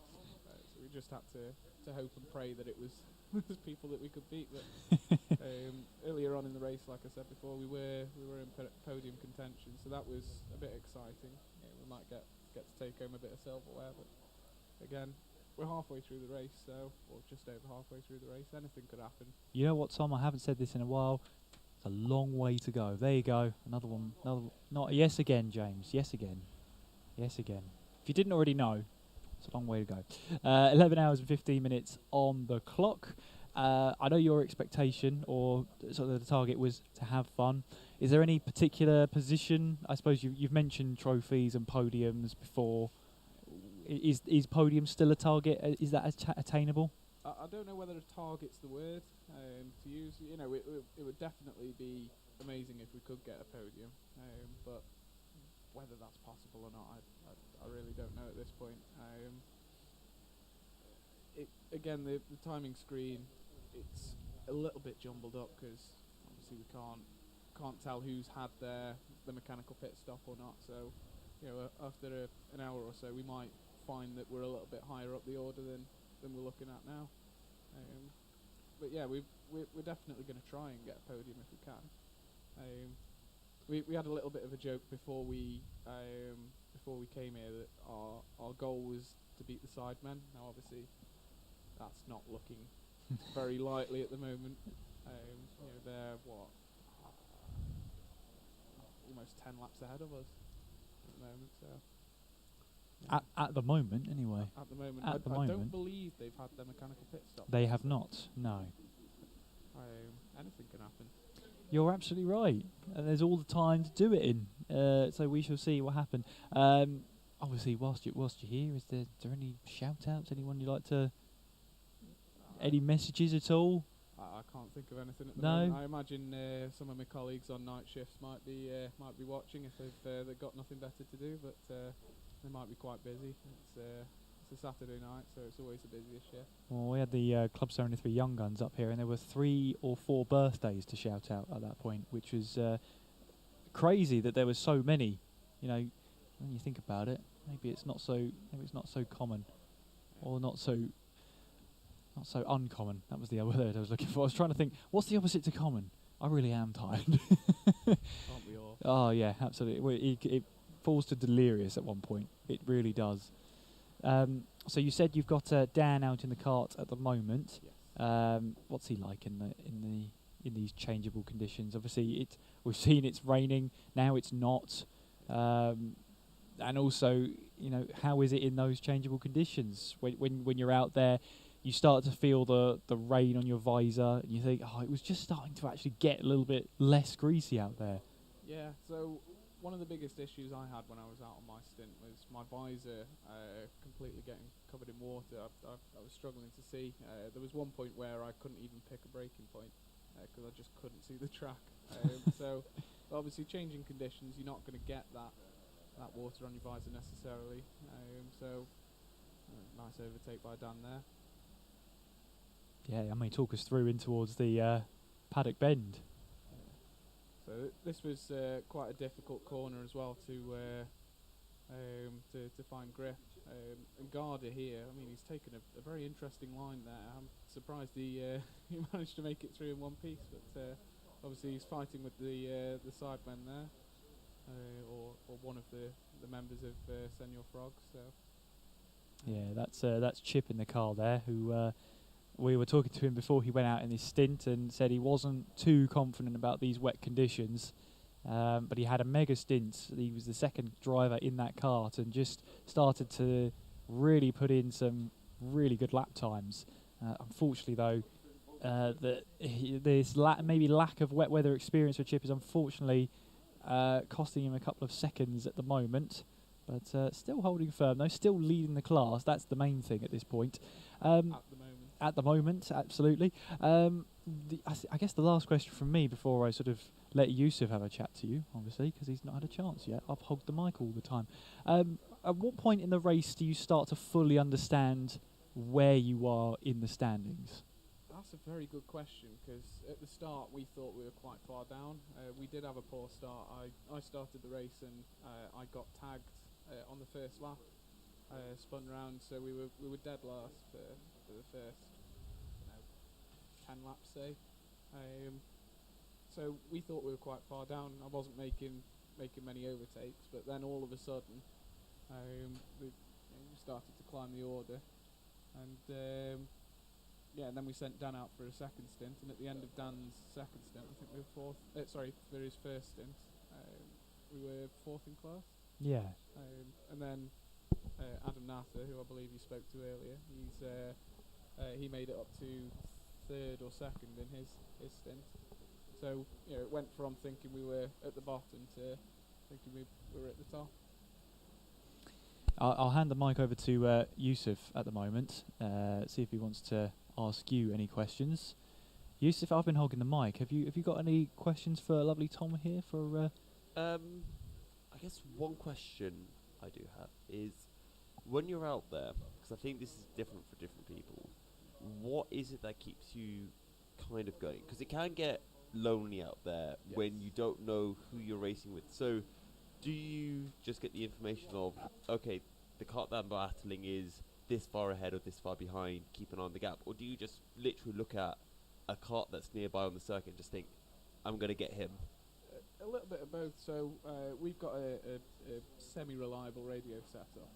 So we're in constant communication with whoever's in the pits or in the paddock building. So we know who's around us, whether that's fighting for position or whether to let them through.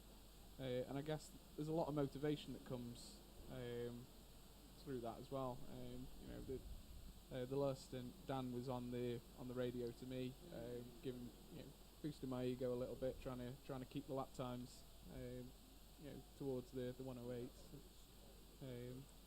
So it does get lonely. 2 hours is a very long time to be sat in a car, going round in circles. But, having that motivation there helps that. Yeah, Senor Frogs, we've just seen there, they've been called in there for their mechanical stop. So there's their 10-minute service stop. There comes Chip into the pit lane. So that's 10 minutes that they're going to have to wait for the kart to be serviced. And they'll come back out and we'll see where they re-emerge. Of course, we're coming to the end of those service stops. We've only got sort of 2 more rounds after that. We've got the Baphomet Bandits CS7 Racing will be straight after, and then Adrenico Racing will be the last service stop, and then that'll be all service stops completed, and that'll be everyone back into some sort of order once again. So the timings and the order should level themselves out, and we'll find out who comes out on top. But Tom, it's been a pleasure having you here. I suppose when do we see you out next? That's a very good question. That's worrying when the driver doesn't know. The next Club 100 round's not until the end of June. I meant tone. Are you not? Oh, tonight. I was going to say, sorry, do you not know your own stints? No, I'm not back in the kart until the end of the race now. Oh, okay. I've done my playing. I'm now going to go to the hotel and have a nap. Sounds good. And you're going to take the checkered flag then? Yes, well, I've organised the team, so it's only right that I take all the glory. Absolutely. Take all that glory and enjoy it. Tom, it's been a pleasure having us. Get some sleep. Get some well-earned sleep. No, thank you very much. No, thank you for joining us. Tom from Team Zesty Racing there. We'll keep an eye on them, of course, as they make their way through. But Yousuf, obviously only a handful of service stops to go now until we rattle through them all, and I call it a day for the hopefully for the crew in the warehouse. Yeah, it's I mean, we've commentated for a while together, and I think one of the things I like to say during an endurance race is I don't know what you're about to say to me now. This has got very philosophical, very deep all of a sudden. I don't know where this is going. Change what I'm about to say. No, you know how I like to say, if you've fallen even 20 laps down in the first 12 hours, well, you can then gain those 20 laps in the second half in the same way that you lost it, right? We're kind of past that point now, right? Because we're more than 12 hours into this race. So this is the point where I feel like things become a lot more critical, right? That it's a point where any disadvantage that you have out on circuit starts to become more real, if that makes sense. I don't know. I mean, Tom was saying there that I guess even as a driver, you're not 100% sure of what your position is heading in towards the end of a race. So if it's the case that sometimes the drivers are not sure of where they stand, even 11 hours to go, then it's safe to say that we're working our way through, making sure we've got everything right. A little Dutch angle camera there, that was pretty nice. But yeah, even the drivers are sort of trying to figure out where they stand, how everything is, working out in their favour, where their strategy leaves them. And yeah, if it's tough for the drivers to work out where they are, then after the service stops, we'll have to work it out ourselves as well. Yeah, and the service stops obviously add a kind of weird thing to the mix. The main thing though is just seeing where you are. Pit stops do come into play, and to be honest, you just kind of do your own thing and just try to focus on the present. You focus on the next 30 minutes and you say, right, we're behind this person. Or when you go into these races, you kind of know where you want to finish. You know if you want to be battling to win the race or if you want to be battling for 5th place, and you're always just looking at that kind of spot on the timings and seeing, okay, how far behind am I? Are we gaining to that position? And then once you get towards the latter stages of the race, past your mechanical pit stops, you start to get a better idea, and you think, okay, we know when they're pitting, we know when we're pitting. Now we can start to think about strategies a bit more, start to think more about these battles. Before that point, just put in your laps as quick as you can, and don't think too much about the people around you, is how I think to look at it. Easier said than done, though, yes. Unfortunately. Always the way. Adrenico are leading the way, but they are yet to make a service stop, their 10-minute service stop, as they will make their way to the pits when they are called, of course. They are the last team. They were scheduled to have it around 3:30, but we're about 10 minutes behind that schedule at the moment. So roughly about 3:40 is where we're expecting them to be called into the pits. For anyone asking what time it is here in the UK, it's currently 3:26 at the moment. Lovely Dutch angle there.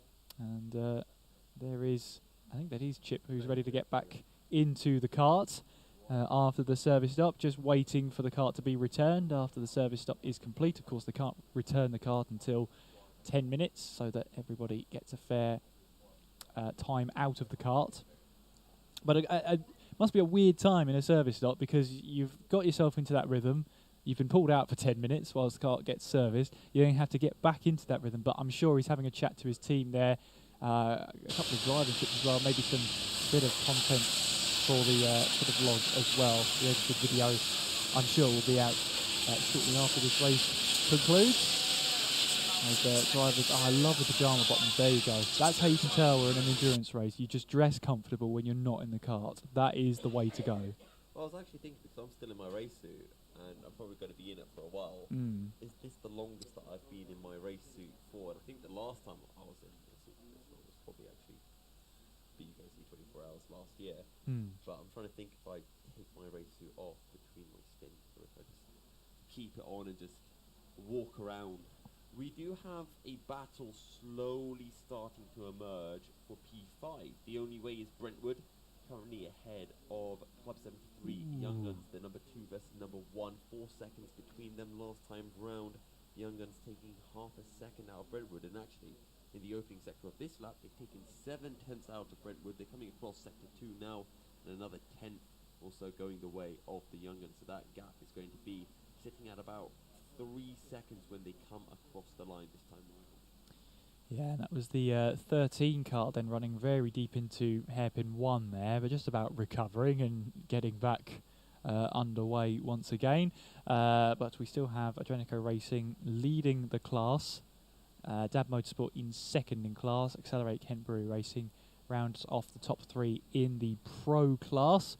And then in the Clubman class, with Senior Frogs making their service stop, it is TRX Racing leading, Senior Frogs in second, and Team ARD is rounding off the top 3. We have 11 hours, 1 minute and 27 seconds to go, well into the second half of this race now, and we are very much approaching the next hour of the race, which would be hour number 14. So we're whizzing through these hours. Honestly, if we get any further into this race, I'm not going to be able to count how far we are in. Yeah, that took. I don't know if anybody heard at home the cogs whirring up here. If they did hear any cogs whirring, I do apologise. That was me. But Kieran McGinley, a robot confirmed. Well, it's I wish. Yeah, no, it's I wish. Yes, Senior Frogs with their service stop. Starting to drop down, of course, as there we can see Team Daneros making their way in towards hairpin 2.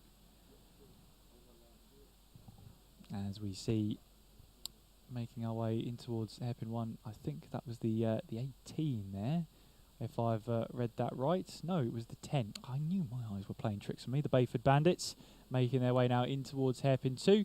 I believe that was Mark Puxty out there as well, in the one of the Club 73 outfits, making their way through in towards. Sorry, it was Accelerate. Of course, it is Accelerate Brent Kent Brewery. I knew that, and I still got it wrong. This is the delirium talking. Everybody, don't mind me. We are getting to that time of the evening or night. I think we're well past evening at this point. It's well into morning now. Well into morning. We're not in morning. We are. Yes, it is. Morning until you hit dawn or sunrise. So what? So okay. So it's 2 o'clock in the what for you, or 3 o'clock in the what? In the night. No, in the morning. It's 3 o'clock in the morning. I think we need to put this to YouTube and Twitch. I think we do. Settle this once and for all. Yeah. Is it 2 o'clock in the morning or 2 o'clock in the night? There you go. We come up with the best polls here. Don't you worry. I'm standing by it. It's 3 o'clock in the morning. I'm standing by it, and you can't. I'm willing to sit on this perch, and that's that. There's the CS7 racing machine getting a mechanical, so to the Bayford Bandits. So they will be into the pits very, very shortly. That must mean that we have Senior Frogs back out on track. Do we know they're still in the pit lane at the moment? So I'm sure. Yeah, I mean 10 minutes is a long old time. Feels like it's been more. There you go, 11 minutes 20. Okay, yeah, that does add up. I thought they would have been a lap up the road, but TRX Racing are now leading in the class.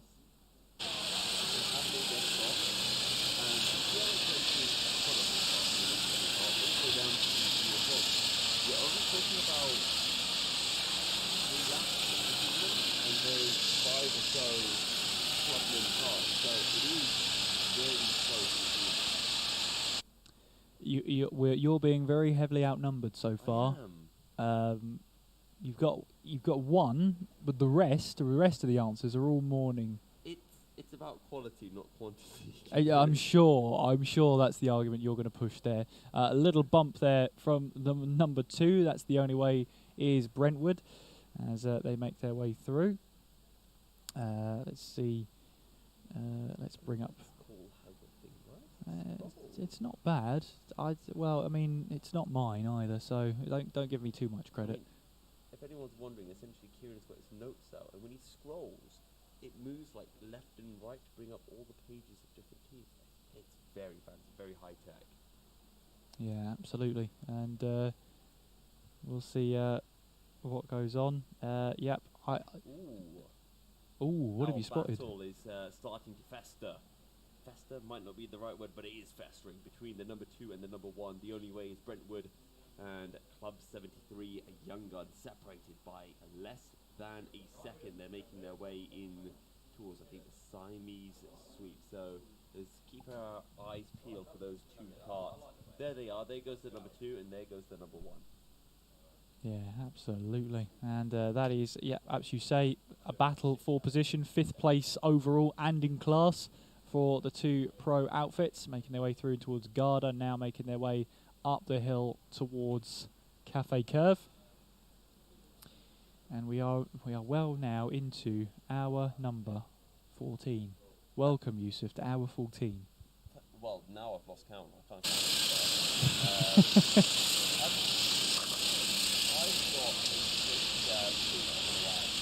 Sure. When you say you're going to pull an all-nighter, does that mean it ends at midnight? They don't say it's not food for thought. Yeah. Now I'm going to have to never use the phrase all-nighter again. I think while we think about that, we should hand over to Andrew, who has an interview awaiting us. Thank you, Yousuf. Here with the man of the moment, Matt Plum. What a stint we saw earlier in the wet. You've pulled the boys back into this. It was all right. Yeah, like I do like the wet. It was raining, and Harry said, "Do you want to do a stint?" And I was sort of thinking, I've never driven this track before. I drove 10 laps of it this morning in practice, and that's all I've ever done here. So I was like, the wet can't be too difficult. Went out and had a ball, mate. Had a ball. It was lovely. It was great. Lovely 2 hours. Not too much experience around here, but you have driven before, haven't you? Yeah, I've been karting for many years. Started at Daytona Milton Keynes many years ago. Got into doing a bit of owner karting, doing some pro kart stuff. So driven a lot of slicks in the wet. So I do quite like the wet. What's it like to work with the Senior Frogs guys? They're a bit of a different bunch, aren't they? It's brilliant. It's all a good laugh. They're all really good fun.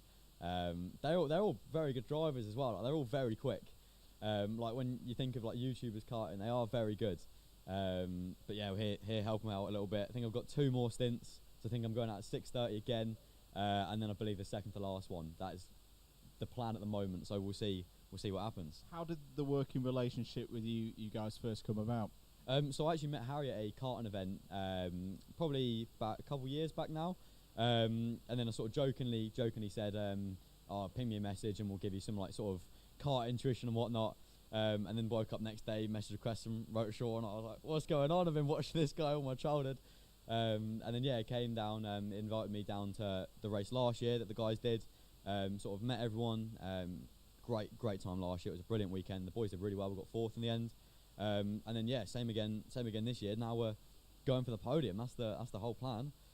It is something I've thought about. I know they're a little bit cagey about it at the moment. I do think they could go on with this. They could go on to bigger and better things in other kart races. Do you have the same opinion? Yeah, I think so. I'm going to try and see if we can persuade them to get them to do the British 24 with us. Maybe get like an ABC boys. If you're watching now, we'll get a team 2 and we'll fill it with the YouTube boys, ABC team 2. So maybe that's in the future. We'll see. A lot more karts in that one as well, and a bigger circuit. There's a lot more karts in that one, and Teesside's a brilliant circuit. If you've ever been to Teesside, it's probably best circuit in the UK. One of like brilliant event, loads of karts there, great atmosphere. All 24s are brilliant though, aren't they? 24s are great. As you say, is it 6:30 you back in the kart next? Around that, yeah, I believe 6:30. Hopefully it'll be another wet stint, because if it's a wet stint, it's all right. It's not too physical. You can sort of just cruise around and it's all right. and then maybe another one sort of like second to last stint. But we will see. We'll see how it goes. We'll see how the boys get on. Very good. Well, cheers, Matt. Thanks for talking to us. And there's a few comments on the street. There's been very lots of support. Very popular. Oh, we love to see it. We love to see it. Thank you very much, everyone. Thank you very much. Love to see it. Lots of frogs. Lots of frogs. So many frogs in the chat. Always frogs. Oh, look, it's all me in the chat. That's so cool. That's so cool.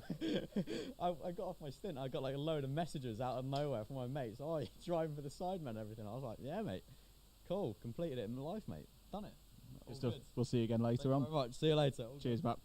Kieran, back over to you. Thank you very much, Andrew. And the man of the moment himself in Matt Plum. Great to see. Great to hear from him. The Wet Weather Warrior. He's got the nickname now, leaving here. And boy, he did a great stint. He did a great job out there. Yeah, and as he said himself, it was all Matt. Now, we do have a battle finished. Club 73 have, I believe, passed The Only Way is Brentwood, so Club 73 Young Guns up into P4.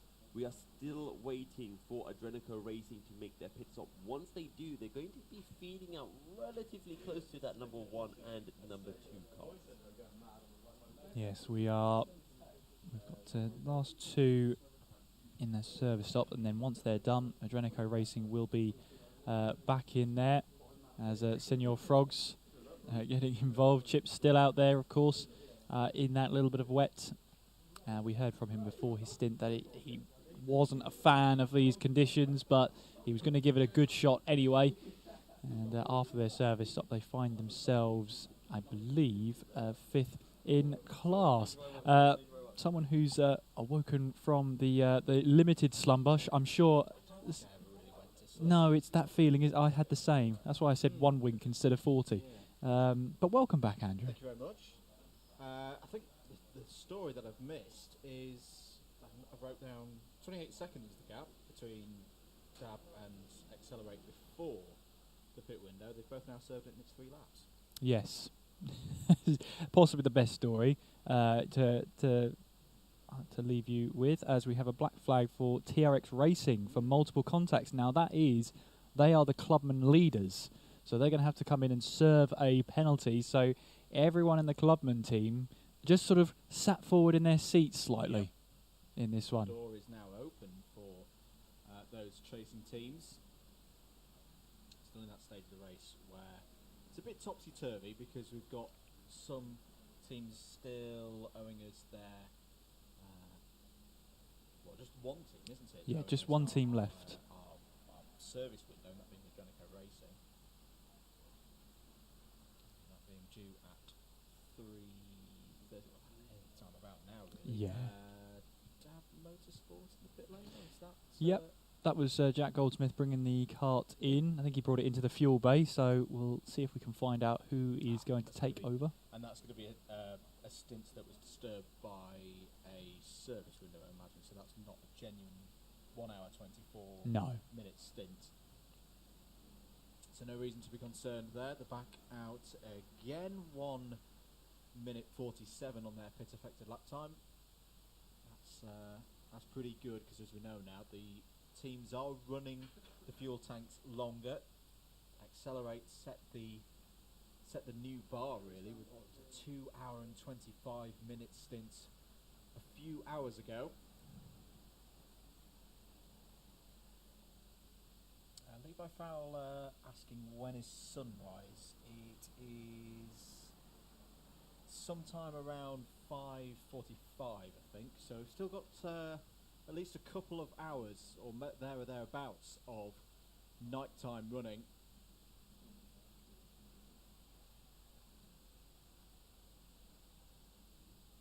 You're watching live coverage of the 2023 Buckmore Park 24 Hours here on Alpha Live on both YouTube and Twitch. Hello to everybody watching on Twitch as well. One of the first times I think that Alpha Live have been running an event such as this on Twitch, and big thanks to those supporting us over there on that platform, trying to broaden it out as well and prove that Twitch isn't just for gaming. And now we have the final mechanical flag for a scheduled mandatory stop. Adrenico Racing, your race leaders at the moment, will peel into the pit lane shortly. But this is absolutely fine. This is scheduled. They are the last team on our list. They will go in for their, at a minimum, 10-minute service period. That will hand the lead back to Dad Motorsport, and we will have cycled round through the whole field. I want to say I've been very impressed, Kieran, with how often in these races you do see a little bit of attrition once you get into the second quarter of the race, the third quarter of the race. Apart from these service stops, we've not been seeing any big incidents that have meant that that mechanical flag has come out unscheduled. It's been very good work by the drivers, good work by the teams, and great work by the mechanics and the staff here at Buckmore Park to get these karts prepared for this grueling race. Yeah, of course, we've had a couple of spins out there. Nothing untoward, but no, absolutely right. There's nothing been massive there. There's a bit of contact from Ben Daly onto the number 2 there. Ben Daly driving in that number 24 kart, the Trophy or Trees outfit. And they've pulled themselves back up a couple of positions. They were down in 23rd. Plugging away, 32 seconds behind Club 73 Team Silent. In fact, they were 3 or 4 laps adrift of the rest of the pack. They were ahead of the 2 sim-only teams, as in they've not done any in real-life motorsport or much of in real-life motorsport before. So again, Trophy or Trees are pulling their way back in. Still definitely something to race for them. Contact warning for CS7 Racing. They've dropped a couple of spots over the course of the last 3 or 4 hours. They're back outside the top 10 again. So Adrenico now in for their service stop. If your eyes are on the timing screen, either the timing tower top left of your screens on the main Alpha Live feed, or over on the DDM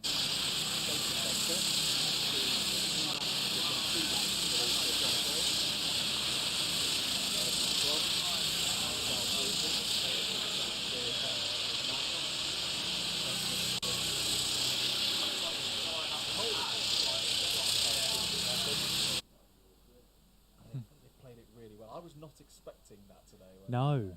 I knew Matt was here, but yeah, a really, really well played strategy so far from the guys. Yeah, they've got themselves a little wet weather warrior, haven't they? So they'll be definitely looking at that for later down the line, maybe in these greasy scenarios. It's great to get Matt Plum out there, but no, he had a fantastic stint, really setting some really competitive times that managed to close up in these.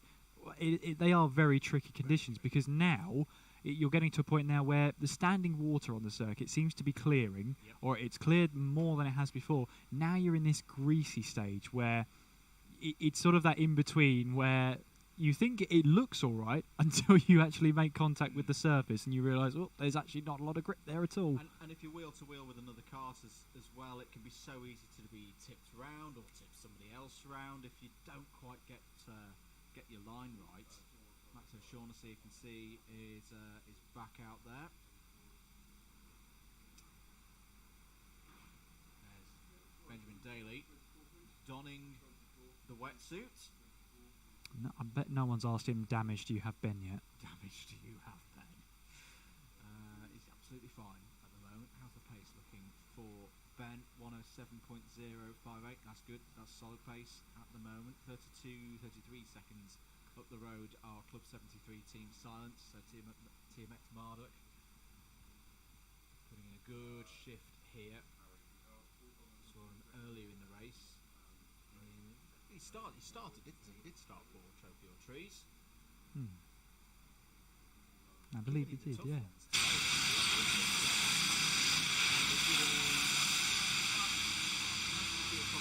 In the wet. We need to get some tips.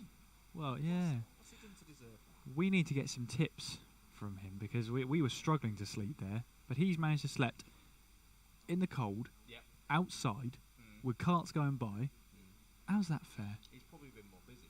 That's very true. Sat here Yeah. for the last going on 13 going on 14 hours now and talked.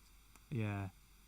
Black flag track limits for the Bayford Bandits. So how's that going to affect things? They're currently in 8th place, 49 seconds ahead of the Williams Esports crew. Might get away with that one. They might just hold on to 8th place, but they are going to have to come in, serve that penalty. There is your race leader, Acto Shaughnessy for Dab Motorsport, 106.011 last time around. And Adrenico have now been released from the lead of the race. They're still in the pits though, for their scheduled stop, so they will probably lose second place as well. And now we really start to see a phase of the race where dare the drivers start to think about the finish and what they're competing for? I don't know. Well, more than 10.5 hours to go, but if you're in Dab Motorsport's position now, you've effectively got a 2-lap lead. You don't necessarily need to be taking as many risks now. You can manage this. You've got to take care of the cars. I think that's priority number 1 as the number 10 comes in for its well, you're talking about sort of, can you predict where you're going to be towards the end? I mean, I was talking to Tom Layton before you came back. In fact, it might have been whilst you were just waking up and coming back round again. He was telling us that it's actually really difficult to tell. He said it was a really good question. I was really happy with that. But it was also a fact that it's really difficult to tell at any point. You won't really know until the last couple of hours where you really stand, because everyone's on such a different strategy at the moment that it's really difficult to tell until you reach the sort of final 3 hours, and that's when you start to realise when everybody's final fuel stop is. Absolutely. Have Frogs done service? All teams but Adrenico Racing have done service, and Adrenico's is happening right now. So this is a genuine order now. No games in hand, no services in hand, in play now. Now the sign sweep. We've got a battle going on here between Team ARD and it might be Williams Esports. Next to number 3 of Accelerates Kent Brewery Racing. And just a reminder of that fastest lap. That's obviously not been set in these conditions. Someone pressed a button, didn't they? Well, Yousuf and I were having a look here at the lap records, and we reckon that could be a new lap record because for the RT10s, because it was in the 49s, but that 48.8 from Dante Dillon could be a new lap record in the RT10s. Number 3 just put his arms up in the air for some reason. I'm not quite sure what that gesture was about from Accelerate Kent Brewery Racing. Yeah, I think that's Mark Puxty behind the wheel there, who gets very passionate behind the wheel. He's a very consistent and quick driver, and he does like to let his feelings be shown when he feels aggrieved. But he's a very genuinely nice guy. But it's that adrenaline that obviously takes over all of us when we get into a car. That's how we all feel. Yeah, exactly. Behind the wheel. Team ARD coming through shot there, number 25. Trying to follow Accelerate Kent Brewery Racing at the moment.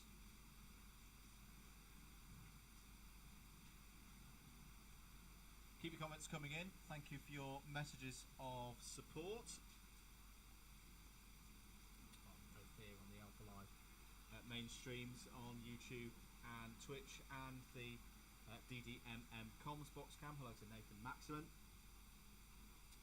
one of our drivers in the 400 the UKCR Racing Championship. And if I've got the facts right as well, we talked to Jimmy Broadbent earlier about some of the Team 87 sim racing competitions with a view of getting more sim racers into karting, into real life motorsport.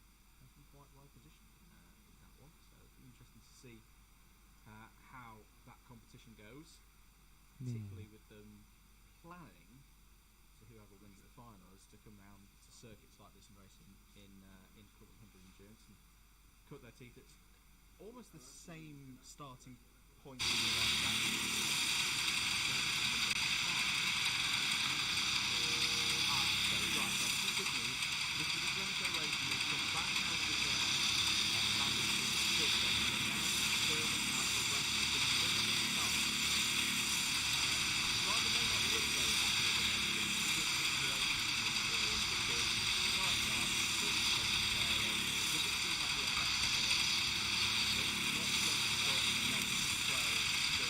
Yeah, that's it. That's exactly it. And whilst it is frustrating that you have to wait there, everybody has to have 10 minutes, and there is no argument. You can't have less, and more importantly, well, you could have more, but the idea being that if they can't meet the 10-minute service window, they give you a new cart so that you can get out there within the 10-minute window. So everybody should get the 10 minutes there, so it's equal for everybody, in theory, of course, as it always is.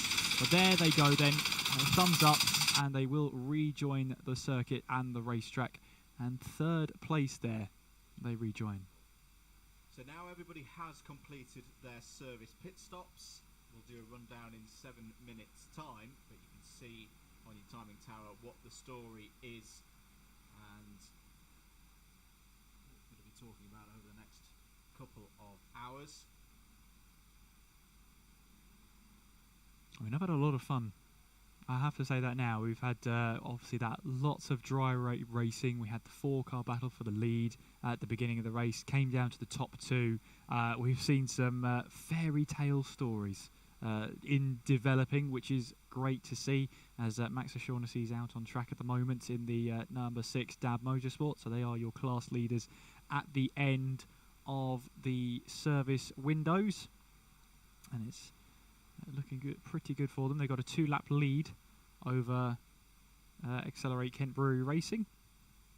But of course, we still have 10.5 hours on the clock, and still we've got dawn to set foot. We've still got the wee hours of sunrise as well, when the sun just starts to rise over the trees and starts to cause a bit of visibility issues, and that's where you'll see drivers break out the tinted visors again.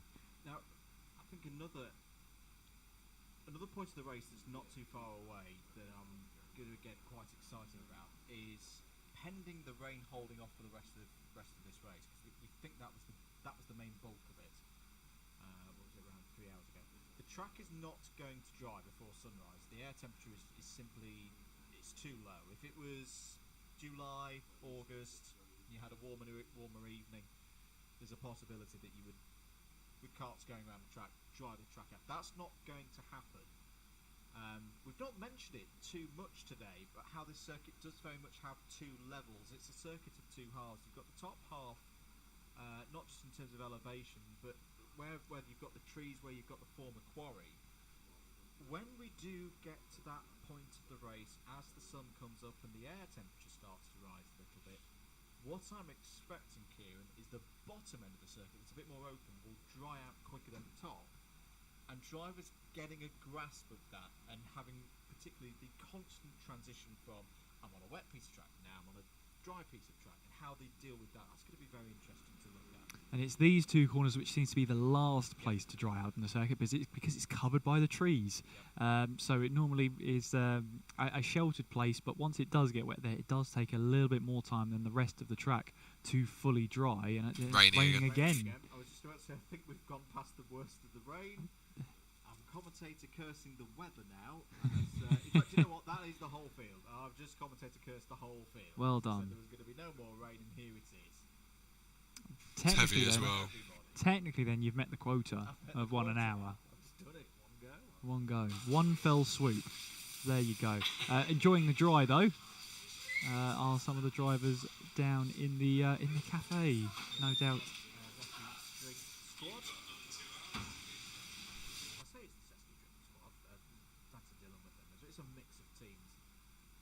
Supporting each other. There's the number 10 of the Bayford Bandits over the line again. They did hold on to their 8th place post their penalty. Team ARD and Williams Esports.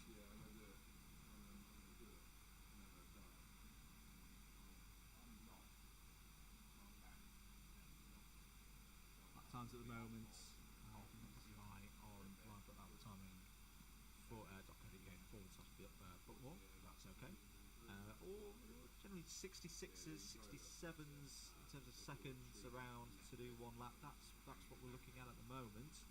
Track limit warning for trophy or trees.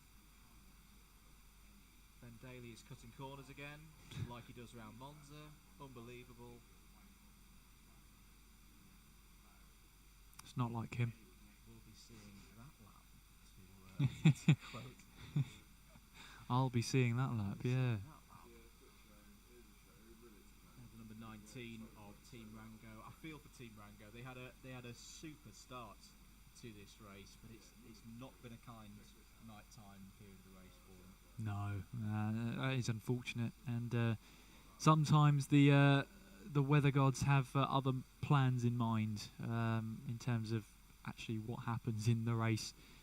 And for the second year in a row, we've had a little bit of rain in the nighttime stint, which is possibly kind of the worst time to have your wet weather stint, because the track takes a while to dry, as we've already mentioned.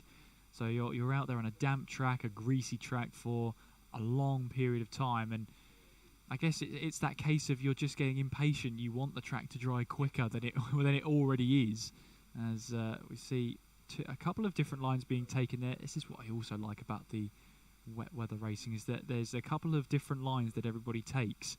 Some of them seem to be as quick as each other. Others seem to just send them fully wide and out on the outskirts of the track. Position here. This is over 18th spot. Club 73, not fast but furious, with Formula None, who are fighting back here.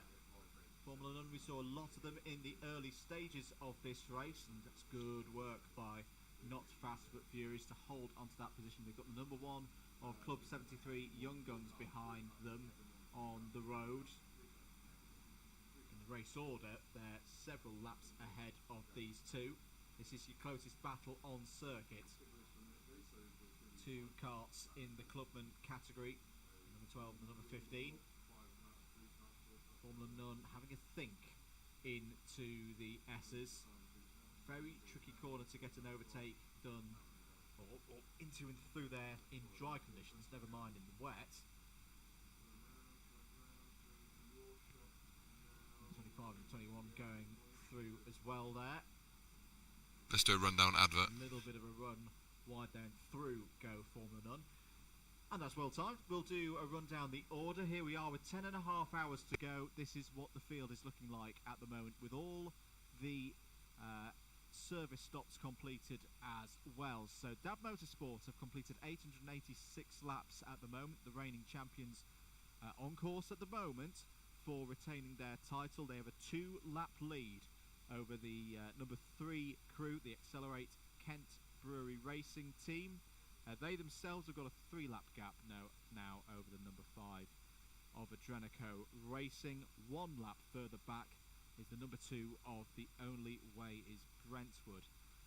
Club 73 Young Guns have had a good evening, if it would suggest to me, because they've closed in their own gap to the Brentwood squad to 1 lap. So Club 73 Young Guns 7 laps down overall, and they've pulled out a 4-lap gap on the number 17 of Dr. Vapes. First in the Clubman category, TRX Racing. They're 3 laps further back from Dr. Vapes. They're in the number 17, 11 laps down the overall lead. And they've got a 1-lap gap over the Bayford Bandits. They'll be more interested, though, in the team behind, which is Team ARD. They're a further 8 seconds back from the Bayford Bandits. And then we go a further 10 seconds back to find Williams Esports 1. That is your top 10 as it looks at the moment. Williams Esports have a 1-lap gap over Team Daneros in 11th place there, who similarly have I was about to say a 1-lap gap, but it's not. It's actually a 16-second gap now. It's just ticked through for the Ditch Finders. That could be an interesting battle to watch over the next period of this race, because that is the spot, that is the last spot on the podium in Clubman at the moment. Clenaghan Strike 7 Racing, CS7 Racing are next up in 13th place. They're 18 laps off the overall lead. They've had the Senior Frogs in this small gap behind them for pretty much the last 4 hours or so. The gap is currently, right now, 16 seconds to the Senior Frogs in the number 23, who were sat in 5th place in their class at the moment. Going through onto page number 2 then, South Coast Racing are next up, 1 lap back from Senior Frogs. Brighton Motorsport are back up to 16th place now. They have run as high as the lead of the race at one stage of this race. They have been down as low as 22nd, and currently they are 20 seconds behind South Coast Racing, and are looking to close that gap as soon as possible. Zesty Drink Racing, all the lemons in the chat, loving their work at the moment. 17th place for karts number 21, 20 laps off the overall lead, a lap behind Brighton, but a lap ahead of Formula None, who we've just seen take 18th place in their number 15 kart, ahead of the number 12 of Club 73. Not fast but furious. They are 49 seconds ahead of their teammates in the number 11, that being Club 73 Team Silent, who are 22 seconds ahead of Mini Boost, having a much stronger run of it this year. In 21st place there, only 22 laps off the overall lead, but being rapidly closed in by Tia McNarduk. Ben Daly there in the Trophy or Trees number 24 is less than 20 seconds away, and closing in at about on that last tour of the circuit, 6/10 taken out of that gap. Trophy or Trees have pulled out a 5-second lead over Team Rango there in 23rd. They have a 20-lap lead over the Olympus Karting by HSR Autos team, who are currently winning out in the in-real-life debutantes battle with Williams Esports 2, who are currently being shown as in the pits. They are currently classified as 73 laps down. That is your running order as it stands, with 10 hours, 25 minutes and 40 seconds to go. Andrew Mather and Kieran McGinley on commentary duties for you here on your Alpha live streams on YouTube and Twitch, and the Double Dash Motorsport Media YouTube channel as well, for the DDMM, Comsbox Cam and Data Center. Some excitingly wild lines coming through the centre chicane there, out wide. But I'm pleasantly surprised at how much grip the drivers are finding. I think once again we talked a lot about tyres when the rain first came down, that those Dunlop tyres are serving our teams nicely at this stage of the race. They're allowing the drivers to have some fun out there. Yeah, they are. Not a lot of grip, but making the most of the slippery conditions by getting the tail out every now and again. And it may not be the quickest way, but if you want a smile on your face, definitely just light up the rear tyres with these tyres on. Absolutely. We'll be back in a short moment after a few words from our sponsors. Imagine a world where style and sustainability unite. The Anderson A2 charge point offers over 120 color finish combinations, so you can choose to blend in or stand out.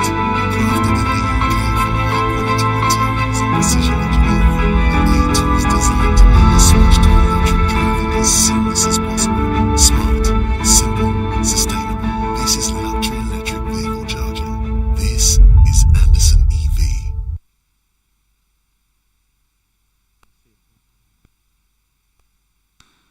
Welcome back to live commentary here at Buckmore Park for the 2023 Buckmore Park 24 Hours. Andrew Mather from Double Dash Motorsport Media and Kieran McGinley on for you for the next 2 and a bit hours. Hello to Alex Mitchell once again from Brighton Motorsport. Great stream, guys. Appreciate the full 24 coverage. And we'll see us for the later stint. I believe he's going to be closing out the race, if I remember correctly, for Brighton Motorsport. And thank you to Alex and everyone who's visited in the first half of the race. It's been great to hear from a wide range of teams up here in the comms box. And if you do want to come and visit us later on in the race, let us know. Send a message up to the Alpha Live team and just tap on the window. So we've got some slots in the second half of the race, definitely, for folks to come and have a chat. We do. We do indeed. Keep your comments coming in. G Hammer says Ben Daly has found his speed now. Then, yeah, I think he's enjoying these conditions. Is Ben? So 21 seconds. Mini Boost actually responding at the moment to the challenge from behind. There is the number 5 of Adrenico Racing. I don't think they'll be too deterred by the situation facing them at the moment. On the podium, 3rd place, 2 laps up the road are Accelerate Kent Brewery Racing. And if you were with us in the very early stage of the race, where we thought the race had got into a predictable rhythm of a front 4 running at the front, and well, that's because that's where they would be, and starting to pull away from the rest of the field, then they all got black flags and it all changed again.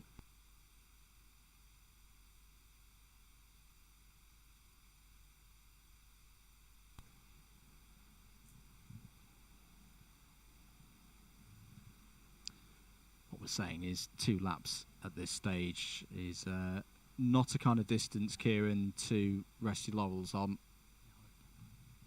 With James next to me, I get to say the phrase because it really annoys him.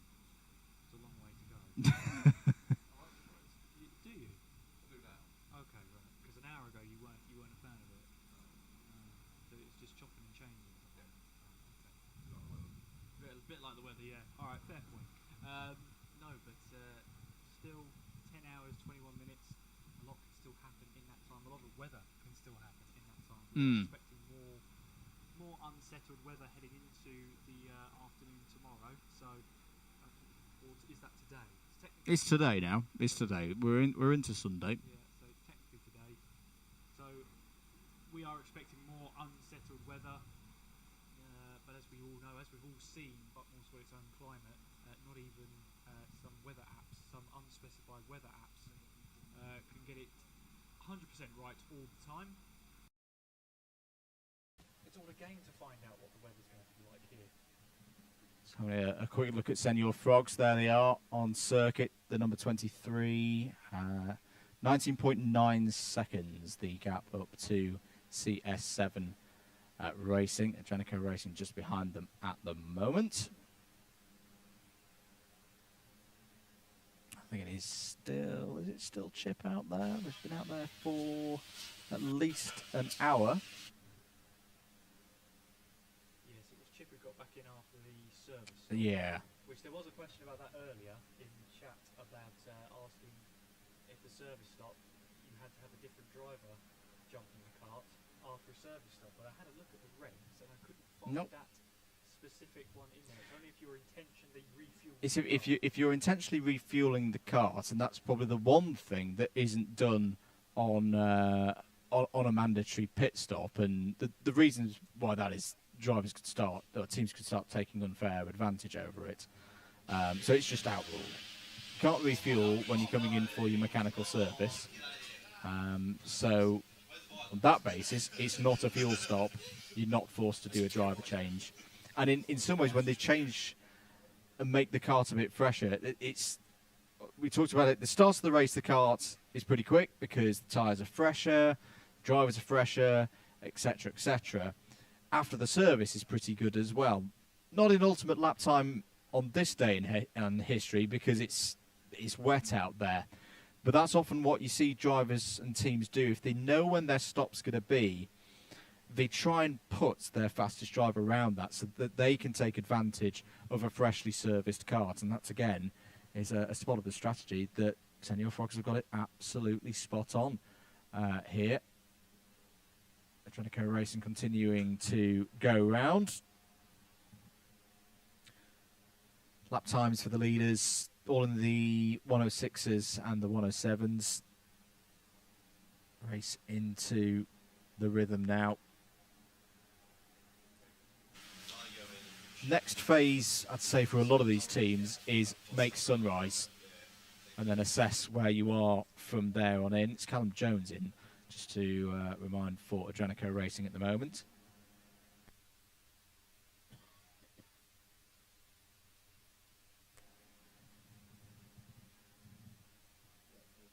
service stops as well.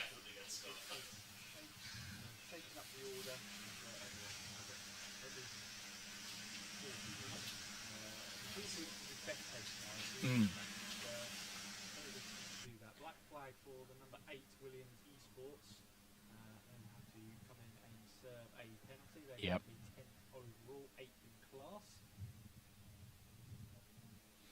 And we should note as well that there's no real let-up for track limits and things like that just because it's wet. You've still got to keep it within the confines of the circuit, as Max O'Shaughnessy is doing very nicely there in the lead karts, number 6. See, now I can go back to Mather, hashtag Mather rates.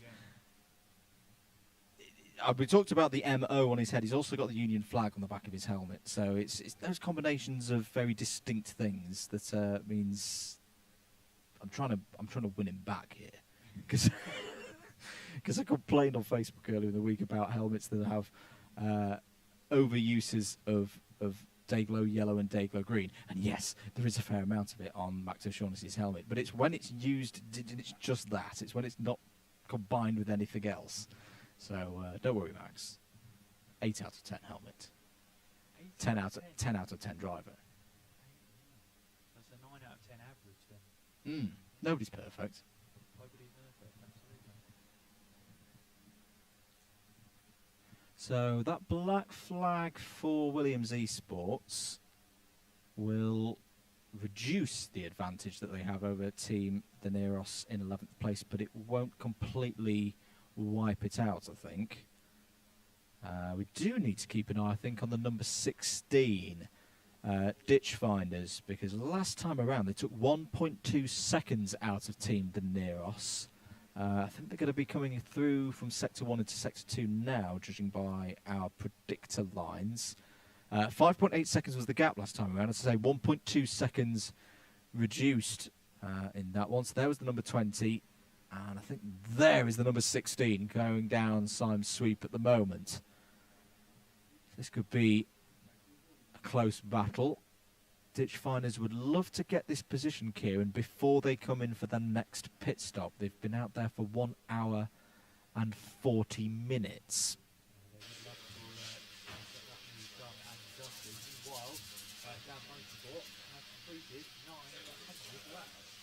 Hey! There's another milestone off the list, if anyone was keeping count at home. 900 laps passed. It was about just over 1,600 last year was the winning distance, wasn't it?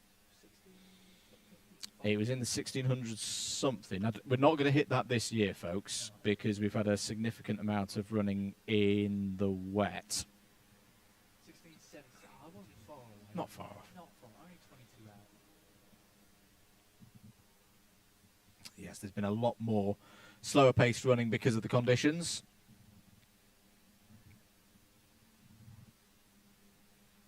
How's that gap looking between number 20 and the number 16? It's down to 4.6 seconds. Another 1.2 seconds taken out by the Ditch Finders.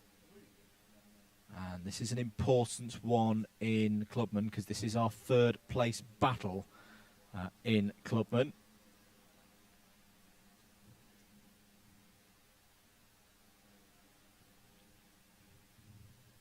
There are the Ditch Finders. Jacob Newman, Johnny Hoth, Sam Lukes, Johnny Angel and Spencer Gent on this team. I think it might be Johnny Angel in for them at the moment. If it is, he has been the 24 hour before.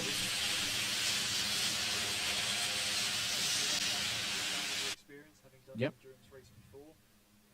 Been there, done that. So, I don't know. I wonder how many 24-hour endurances it takes for you to fully grasp the strategies, what you can prepare for. I wonder how many times you have to do that. You call yourself a seasoned pro. 24-hour races. At least 2.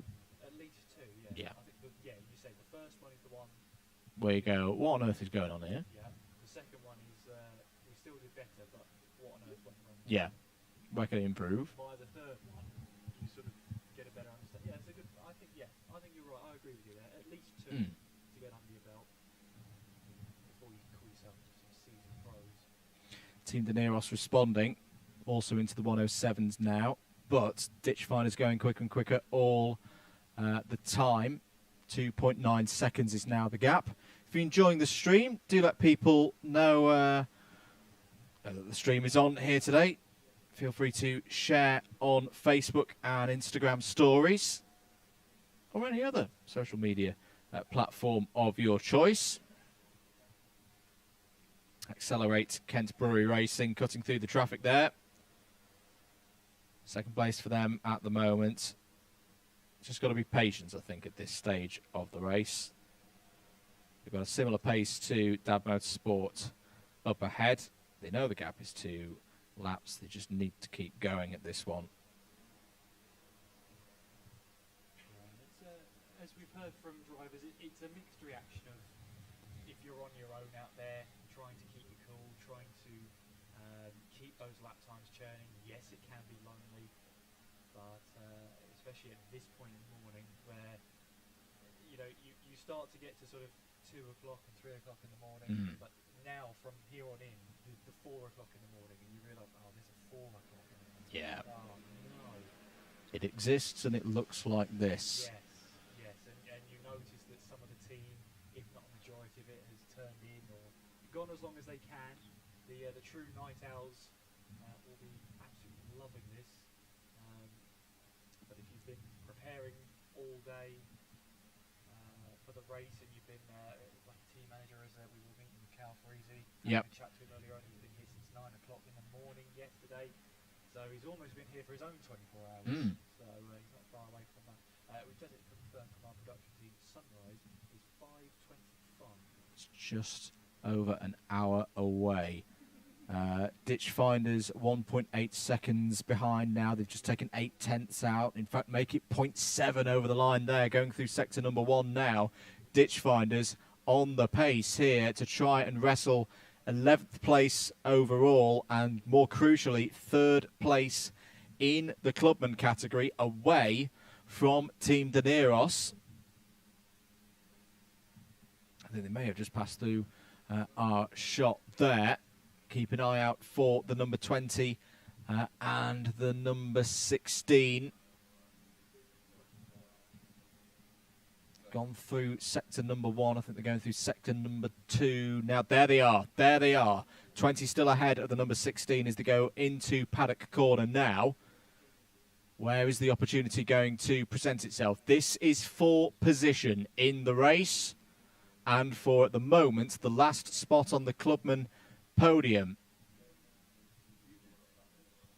Superb driving from the Ditchfinders at the moment. There's an ABC. Oh, we're going to come back to that in a moment because that's quite important in clubman as well. But here is the closest fight for position out on track. 11th place, Team De Niros, finished their 888th lap. Will they complete the 889th? Still ahead of their rivals, the Ditchfinders there in the number 16. Potential opportunity into hairpin 2, you would think, for an overtake, but no.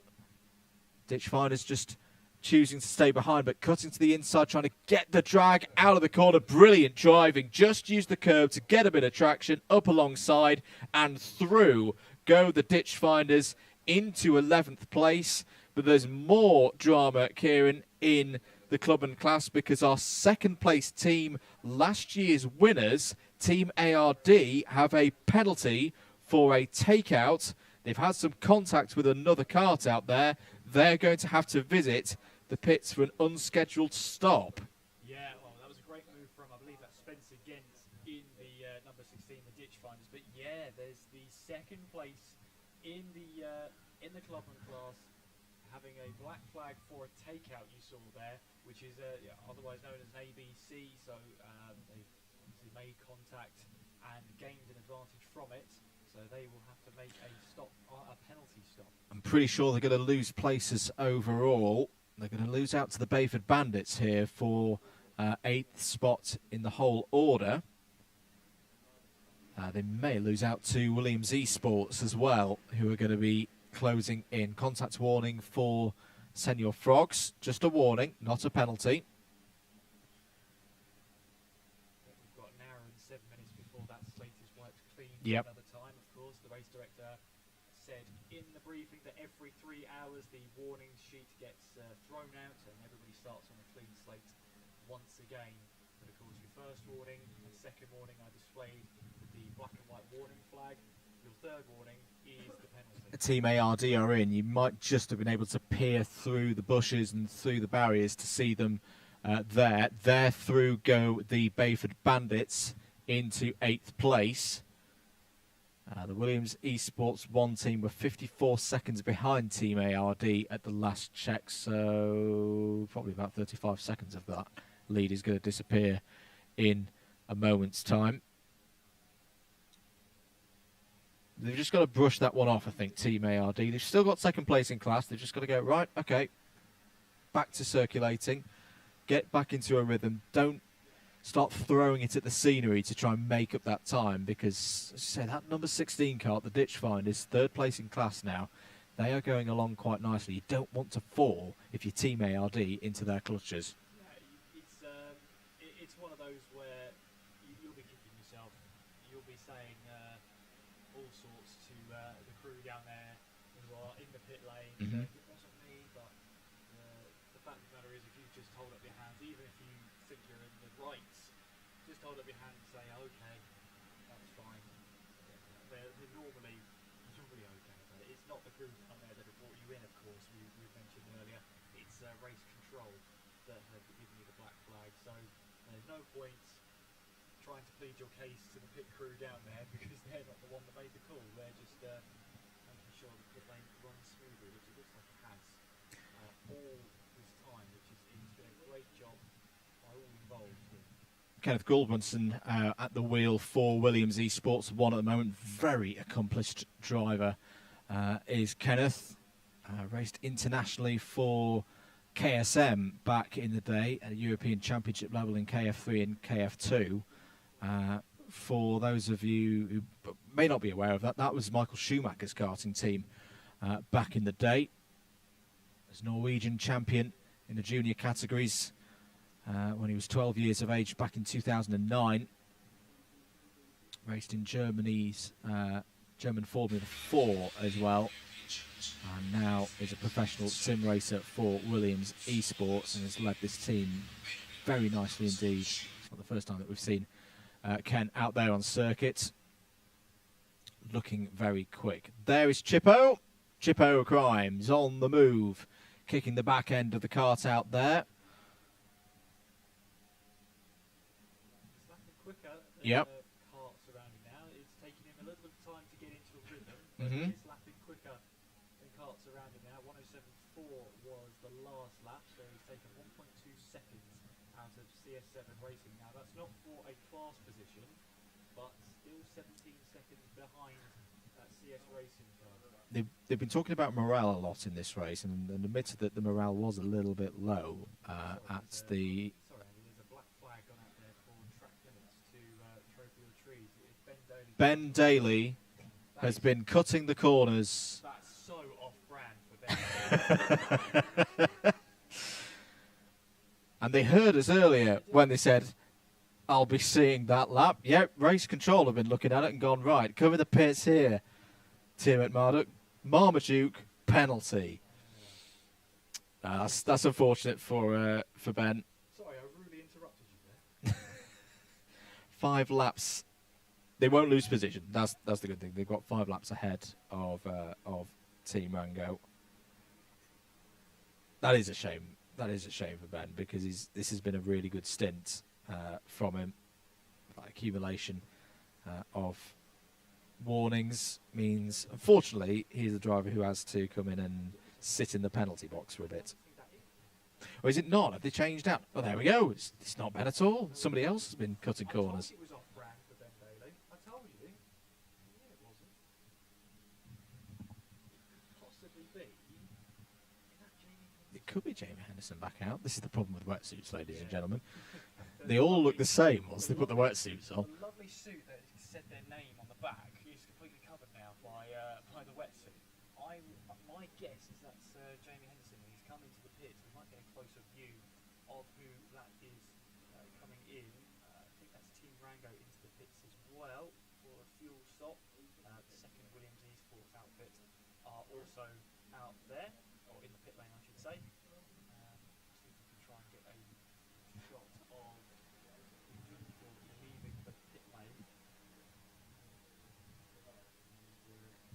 Underway there, yeah, there were two carts leaving the pit lane there. There is the next. It's going to be Ethan. Ethan Payne back in the cart shortly then. That steely look in his eyes that we talked about earlier.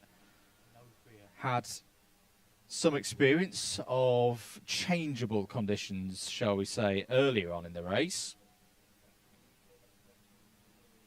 Trophy or Trees have come in and served their black flag to the back out on circuit. Set about trying to close down at Club 73 Team Silence once again. Yeah, I think you're right. I think our process of elimination and the other lids that we know that are in the Trophy of Trees start with, it is going to be Jamie Henderson. So blame him. Well, it's the track limit warnings are awarded to the cart Yeah. and not the driver. So that might have been Jamie's first track limit of that 3-hour stint. And unfortunately, he's the one that has to serve the penalty. So Senior Frogs, we need to keep reminding ourselves that they have had their service stop within the last hour and a bit. So I think, am I right in saying that that Josh, that Chippo's been out there for 2 hours? Yeah, he has. Yeah, he's been either side of the service stop, so yeah, expecting him to be out there for 2 hours. Ooh, Team Neros have just had a slow lap time. 2 minutes 15.348, and that's slower than a pit stop or a normal pit stop. I wonder if they come in for some fuel. I think they come in for some fuel and got held up in the pits. Again, that just shows you how things can change. That's 45 seconds lost, really. Ethan warming up. Need to warm up. It's cold out there. Chilly. Become a father in the last 12 months. Family at home, supporting and cheering him on. Ready to get back into the action is Bazinga. Once again, they're in a good spot here, Senior Frogs. 14th place in the top 5. They need, what, again, didn't finish a point earlier. They need to keep telling themselves with the morale, they are in a better position at this stage of the race than they were last year. And they came so close to that podium. They've just got to keep pushing, keep to their game plan, and they've got a good game plan. They've been playing this race a lot with a calmer set of heads, I think, than last year because of that experience that they gained 12 months ago. Yes, it's not been perfect for them. They will have learnt a lot in the last 14 hours of the race, but they've put themselves in a finishing position now where they can build from this. Let's see if Chippo is in this time around. He's been consistently in the 1 minute 7s when he's had a clear track. Nope, he's going to go around again. Rapidly closing in on Team Daneros, though. 7.9 seconds is now the gap. Now that they're not on the same strategy as a black flag for CS7 Racing. That might help Senior Frogs as well from an overall position perspective, because we've been talking about how they've been trying to chase the number 4 down here. Got Accelerate, Kent Brewery Racing just behind them at the moment, the kart in second place, and Williams Esports 1. I think the rain has started falling a little bit heavier again as well.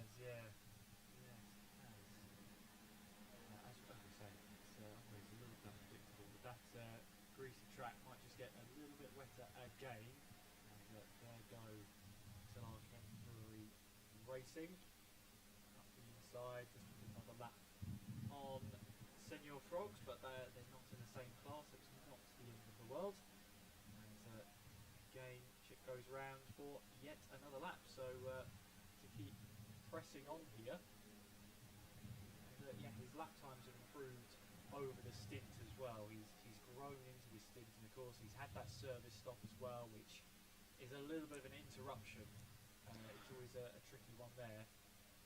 But he's got back into it, settled into a race, settled into some pace, and unfortunately for him, he's settled into that pace now. Got some good pace. Hand up. I think that was an acknowledgement to say, yeah, we're going to be annoyed. It might have been for a yellow flag, actually. Going down. Yes, it was for a yellow flag because there's the green to say that they're through the area of danger. But he's had this good pace, and now he's nearing the end of his stint, so trying to get into that rhythm, and you're going to be pulled out of the card. Yeah. It's one of those things, isn't it? Did pull 3.2 seconds on the number 20 of Team Daenerys last time around. And they're getting a bit of help from Williams Esports behind at this moment. Just need to be careful pulling into the pits if it is going to be this time. They've got a cart right up behind. No, they're going to keep going around.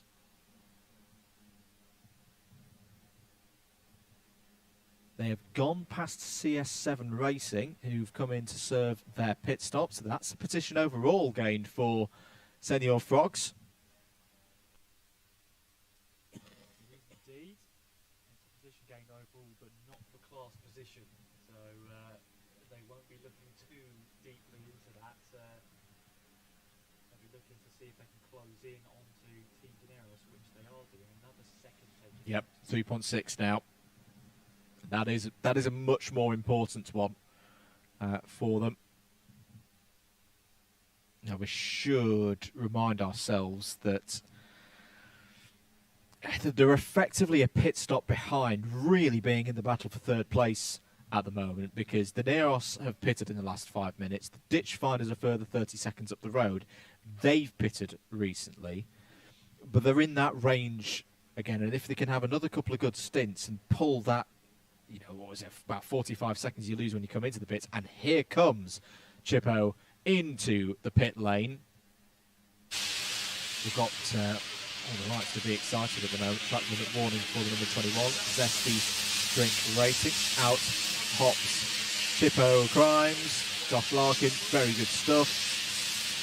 And Ethan Bazinga Payne just waits now until he's called over to jump in the cart and get back out on circuit and see Mo Hassan prepared to get into the Dr. Vapes, number 17 as well. There goes Bazinga. Nice and calm. Good pit stop there from Senior Frogs. They re-emerge, and 1 minute and 49 was the pit-affected lap time. Oh, no, as Bazinga spins on the first corner. Oh, so easily done. Has got himself back on circuit. Dust yourself off, Ethan. And everything will be okay. Pushing a little bit too hard. Oh. That is the clubman leader. The other one was for Team ARD, but it's the second one for one of our real front runners in Clubman. Again, everybody just leaning forward in their seats now. Whoever's the leader in their Clubman, it just seems the black flag's inevitable at that point. I've just realised I've been doing the field a bit of misjustice here by saying, oh, that's not a very good pit stop lap. I'm not considering, of course, that the general lap times are slower at the moment, so the delta between a normal lap and a pit stop lap, it was still looking pretty good there for Senior Frogs. So they were that 45 seconds that we were talking about with the pit stop. Didn't lose too much time as well with the spin, probably 6 or 7 seconds. So where they are now, 36 seconds behind CS7 Racing, and in a second's time we'll also be able to calculate the gap up to the Neros. I think you're looking at about a minute, folks. Or just under that, 55 seconds is the gap between Senior Frogs and Team De Neros. So yes, 45 seconds for a pit stop and a little bit more. That's what we've been talking about. That's the task at hand for Bazinga now. Andrew Winter, hour number 15. Yes. Buckmore 24 hour. We're not quite getting the final countdown out yet, but we're on our way. It's, we're into the sort of single figure hours to go now. 9 hours and 52. In the next hour, we will see some sunlight. We will, yes. We'll see dawn on the way for her, but we'll also see the dawn and sunrise.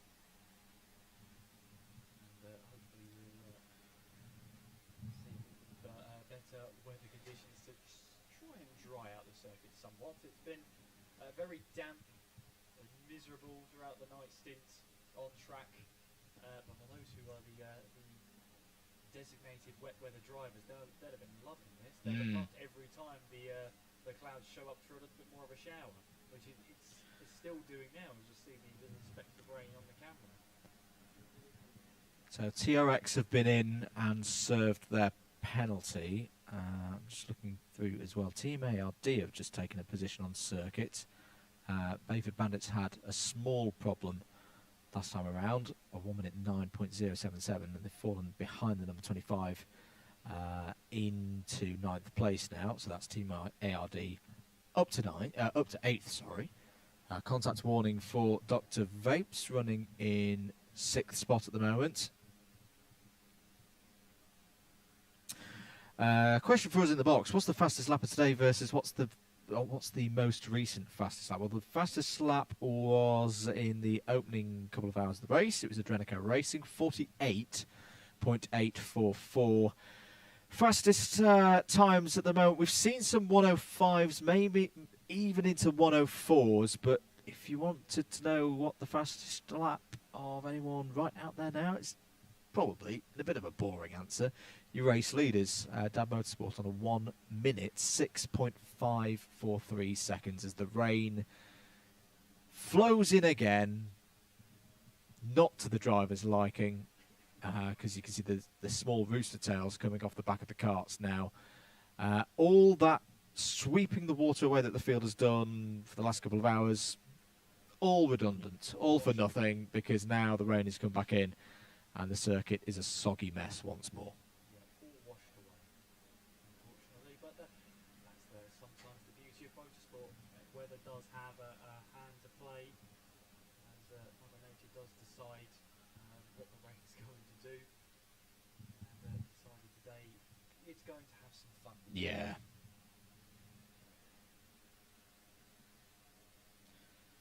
So ditch finders well, everybody's changed drivers through that sequence of pit stops also, of course. I'm just looking at this third place clubman battle. So ditch finders last time around a 1 minute 11. Team De Neros a 1 minute 9.7. Senior Frogs a 1 minute 10.3. That's interesting. Let's see if that trend carries on for the best part of 2 hours for the drivers who've just taken out onto circuit.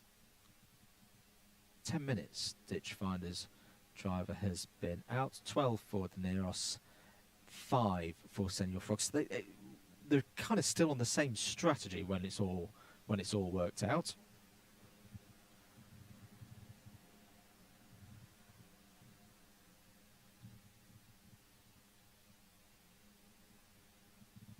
You're watching live coverage of the 2023 Buckmore Park 24 Hours. Andrew Mather from Double Dash Motorsport Media and Kieran McGinley on for you at the moment.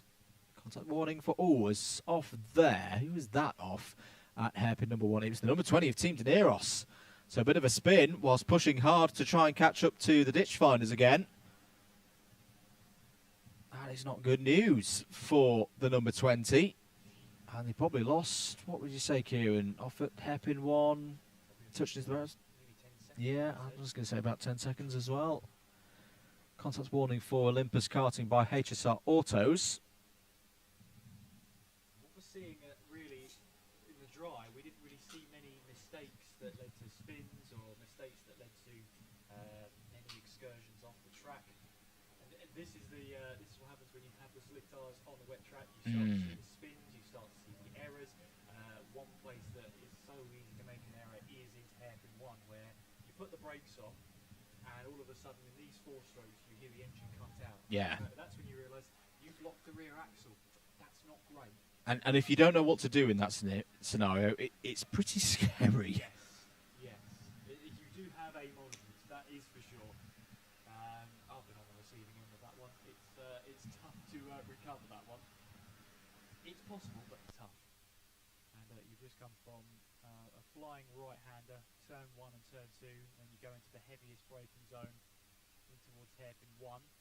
As we watch on here, the number 24 Trophy of Trees.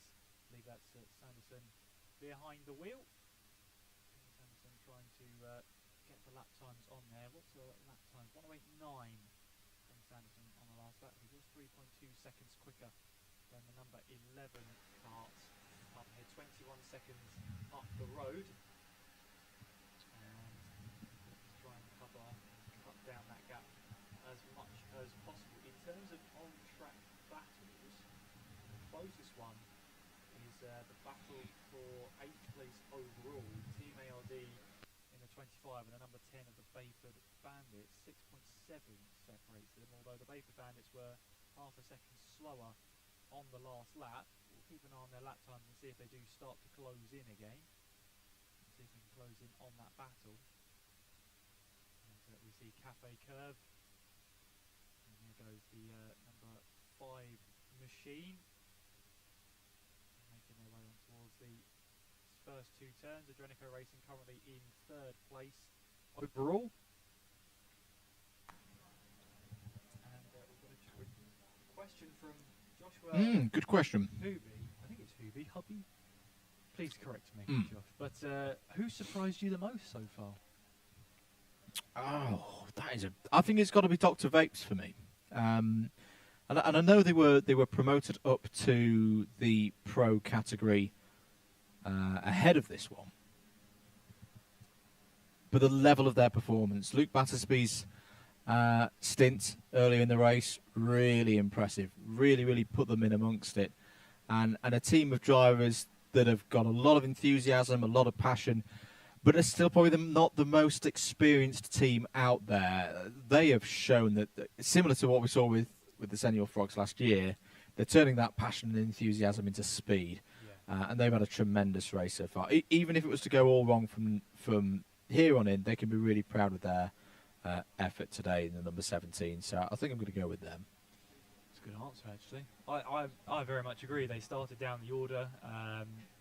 They got that promotion before the race into the pro class, so had all those eyes watching him. And yeah, they've done a fantastic job. And the job that Luke Battersby did to get them up the order as well. He had that fantastic stint in the dry to really get that cart climb up the order.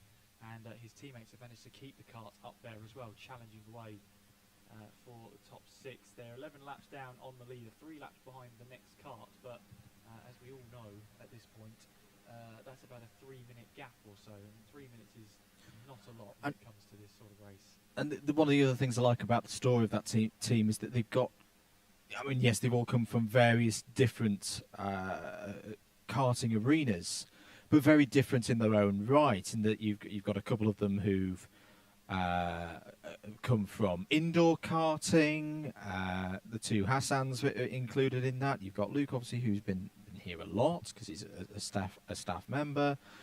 You know, Marcel, who's come from Brentwood, Yousuf Bin-Suhayl, who I've seen race for actually quite a few years because he's raced a lot in owner karting in things like Wilson Mill Kart Club.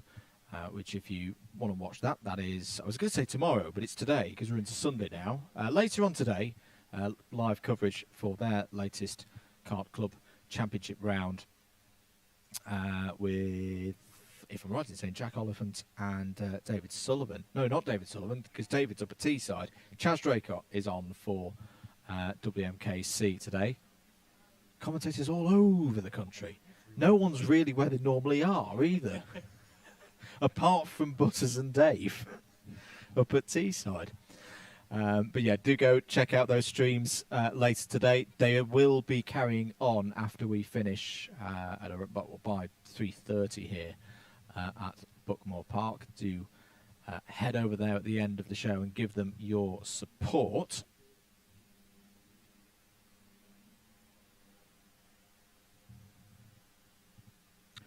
Two laps still the lead for Dab Motorsport then. There's Bazinga out on track. I did think he had a spin a couple of laps ago. I hope his confidence hasn't been knocked by some of the difficulties out there. Got to persevere at this stage in these tough conditions. 1:14.8 last time around. The number 24 of Trophy or Trees just behind. Some good lap times being put in actually by the Trophy or Trees. In fact, let's keep an eye on the number 24 because they are rapidly closing in. If we're right in saying that it's Jamie Henderson driving for them at the moment, 9.6 seconds up to Club 73 Team Silent, 3.5 seconds quicker on the last lap. 1:11.9 for Team Silent over the line there. Here come Trophy or Trees. It's another 3.5 seconds. Super work being put in by Jamie Henderson, we think. Do correct us, guys, if you can hear us and we're wrong.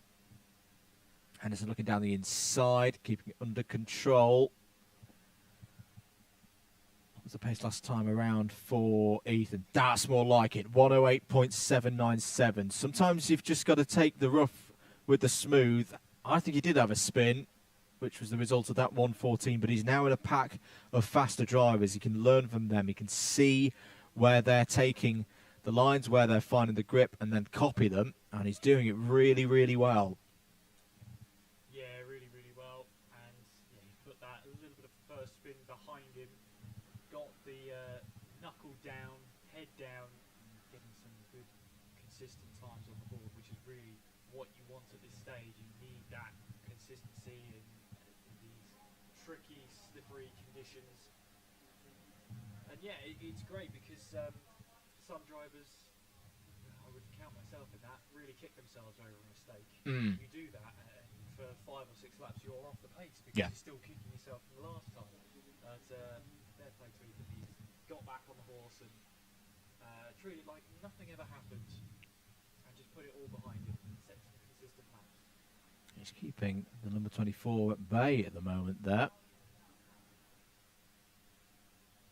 Onto the run down through the S's. I can see the Club 73 Young Guns, I think, have changed driver. And I think Sebastian Block's got back in for them.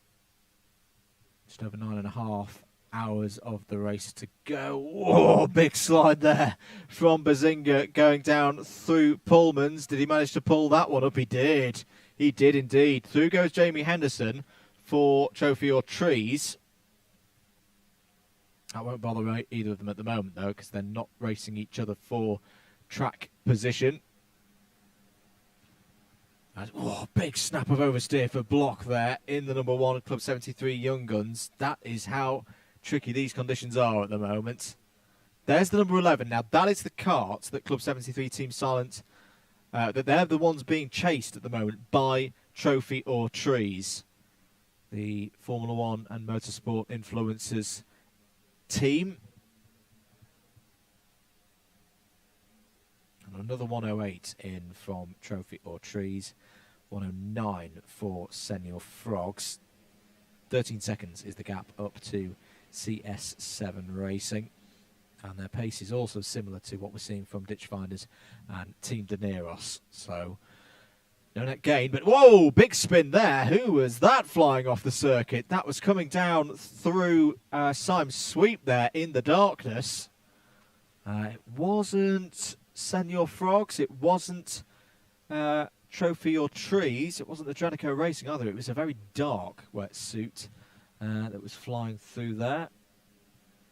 I think they've got going now because there's nobody sat in the runoff down through Syme's sweep. I think that was one of those that looked a bit more dramatic than it actually was. In fact, was it? I think it was Team Silent. I think because they've just lost out there to Trophy or Trees. Yep, it was. They've lost about 12 seconds, so a dramatic spin there for Club 73 Team Silent means that Trophy or Trees are up to 21st, Kieran.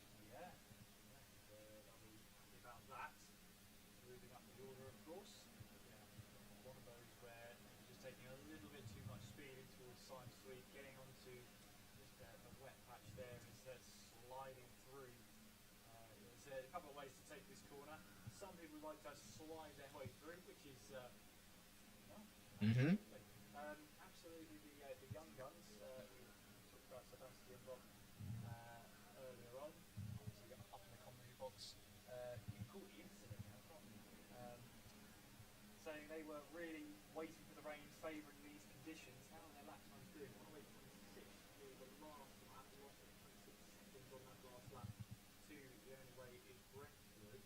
They are in a little bit of traffic. There's clearly traffic, so you can see what that last lap time will be. Another 108.4, 9 tenths down. So they are pulling away from Dr. Bates, but they're losing time to the only way is Brentford. So they're sort of forming a little bit of a race of their own here. 3 laps behind 4th place, 3 laps ahead of 6th place. So Yep. They are in a bit of a race of their own. Pace is good though. One of the fastest carts out on circuit. Keep the comments coming in. Keep the likes as well if you're new into the stream flowing in. Thank you for your continued support. 455 of you watching at the moment. Let us know where you're watching from around the world. It'll be a good time for a lot of our viewers from Australia. Pleasant. We'll probably getting towards lunchtime in Australia now. As I say, let us know where you're watching from in the world. Where you're watching from. It's always it's a great part of an endurance race that attracts global attention.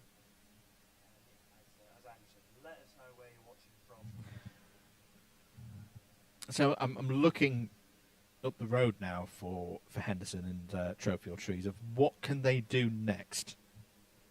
Well, at the current rate, I think they've got a good opportunity of trying to haul in Miniboost to pretty much lap ahead.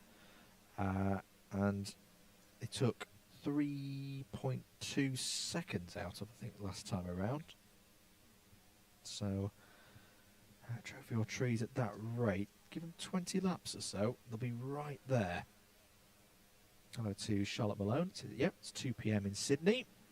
I've got, New Zealand, yeah. Canada, Australia. We've got Lewis, I'm pretty sure, in the chat earlier on at 3 was saying, I'm calling, 4 a.m., I'm calling you tonight. He's still here. Nah, stick with it. Yeah, Power through. Stick with it. G Hannah from East Sussex. It's 5 to 5 in the morning. Yep. Great stuff. Has been with us since the second hour of the race. Big up the Kiwis. Absolutely. Never been, but I want to go. It's another beautiful part of the world. It's like Yorkshire, but hillier. I think that's my phrase. I don't think the New Zealand Tourist Board are going to be putting that one on. Hello to Jean, watching from Japan. Kalish from Malaysia. AJ's watching from Derbyshire. Keep them coming in, guys. Loving the interaction. It's one of my favourite things about this event. It was fantastic last season. It took us aback last year, just the sheer level of interaction, and you haven't disappointed again here in 2023. We're also still running over on DDMM Comms Box Cam, so if you want a view of the live timing, the race control info, the driver tracker, and 2 quite tired faces now at the same time, that's where you want to go. And just a reminder as well, more commentary of a DDMM nature coming up next week. Friday, we'll be down in Dorset in the south of England. We'll be at Clay Pigeon, which could have weather like this. It could be foggy. or it'll be blazing sunshine. Those are the three weather scenarios that Clay Pigeon has. It doesn't have any other. And we'll be there for the final 2 rounds of the British Universities Karting Championship. It should be very exciting. The championship already decided. Max O'Shaughnessy and Exeter University have already got that, but there's some very, very key battles to be decided. The second-tier clubman title is yet to be decided. There's about 12 teams that could all finish second in the championship and take the runners-up spot, so a very good day's racing in store there for you. Saturday we're not on comms, but do keep an eye on the Super 1 Series Facebook page because we'll be having some interviews with our winners. We always do interviews with the winners on the Saturday. For the Saturday round, we'll be whizzing up, or at least trying to. The M6 may stop us like it did last year, but we've got to go from the south of the country all the way up past Bristol, M5, up to Birmingham, M6, and eventually we'll get up to Lake District and be in Rowra for the Saturday on setup day ahead of the full stream of round 4 of Super 1 next Sunday. It's raining again. It's raining carts. No, it's not. That would be very dangerous.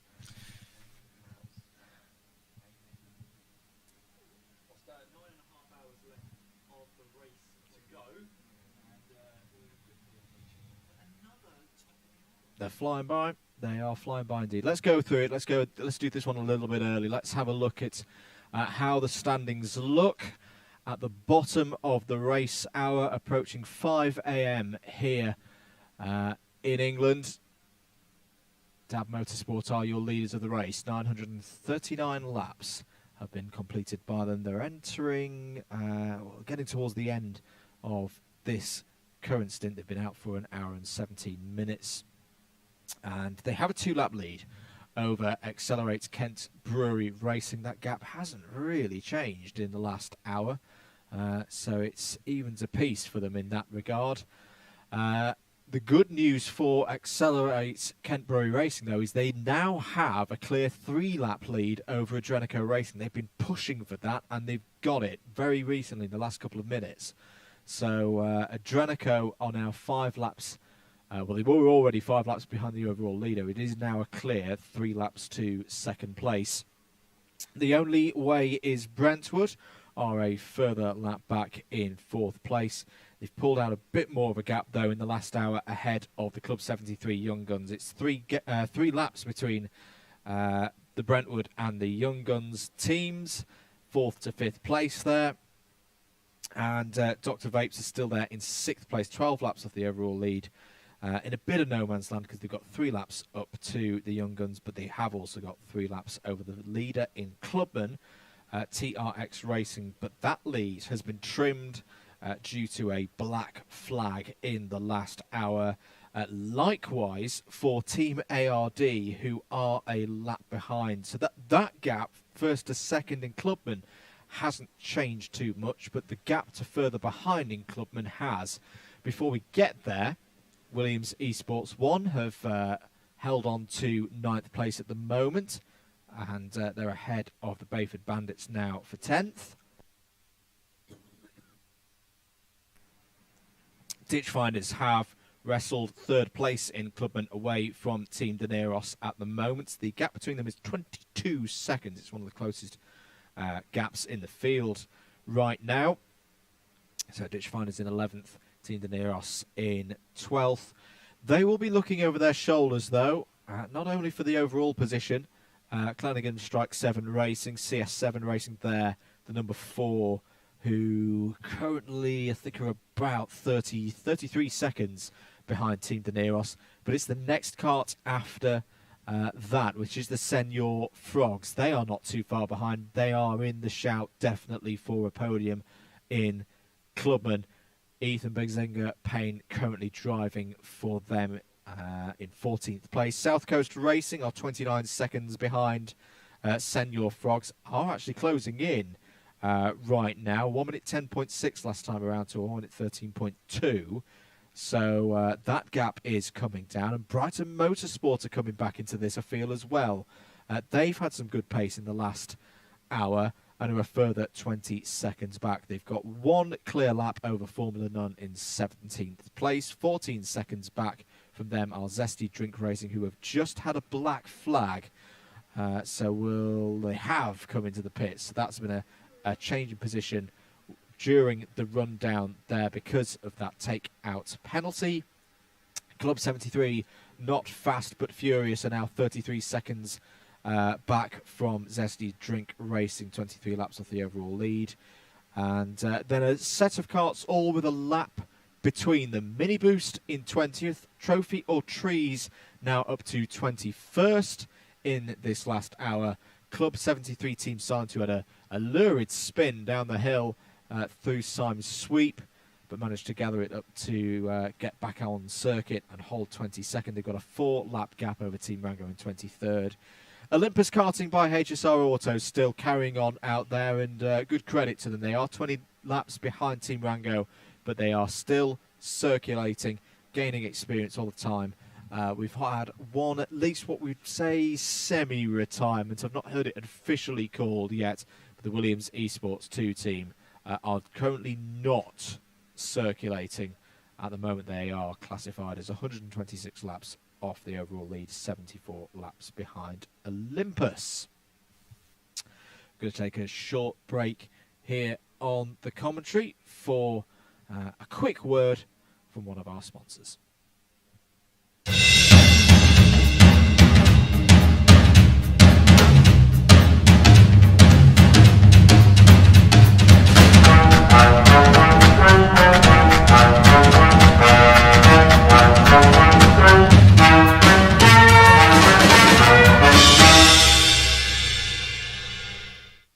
Thank you very much to Dream Duffel for their support of the 2023 Buckmore Park 24 hours. And not good news there for Zesty Drink Racing. A black flag that just stops them in the tracks a bit. They were again making some progress, moving up through the order. They're back down to 18th now, Kieran. Yeah, and that's for a takeout. So they've made contact with somebody deemed to gain an advantage, so they have been penalised for it. And yeah, they're back down to 18th overall. So they've got to do the hard work all over again. And you can see they've got plenty of time to recover from it. And see what they can do with that time. There they are, the Zesty Drink Racing outfit, making their way through in towards. It's a very different line through Signs and then through Pullman's there. You're trying to get to the outside of the track because the racing line is rubbered in. And of course, when rubber gets wet, it gets slippery. So that's the line you want to start to avoid. That's why you see these drivers starting to take the outside line, because that's where the rubber isn't. And that's where the drivers, well, even on slick tyres, will have a little bit more grip than if they were really on the racing line. Very variable lap times at the moment. Williams Esports 1 have just had an off-the-pace one, 1 minute 14.6. It's Adam Nather in for Zesty Drink Racing at the moment. We spoke to him earlier. A good stint on for pulled-in co-coms with Yousuf. Nearly had a race victory in the UKC here at Buckmore Park earlier in the year. Unfortunately, those dreaded penalties came in and took it away from him. I gave a whole spiel about he was going to join a list of Sheffield University winners. No, he didn't. Scratch that one off. Save it for another day. We've got Marley Baker in the chat asking how many drivers are there on a team, and is there a list somewhere? Well, there's not really a list you can find, but what there Not officially. Not officially, but I mean it varies team to team. It all depends on how many you want to enter. So normally you would expect 6 drivers in a 24-hour race like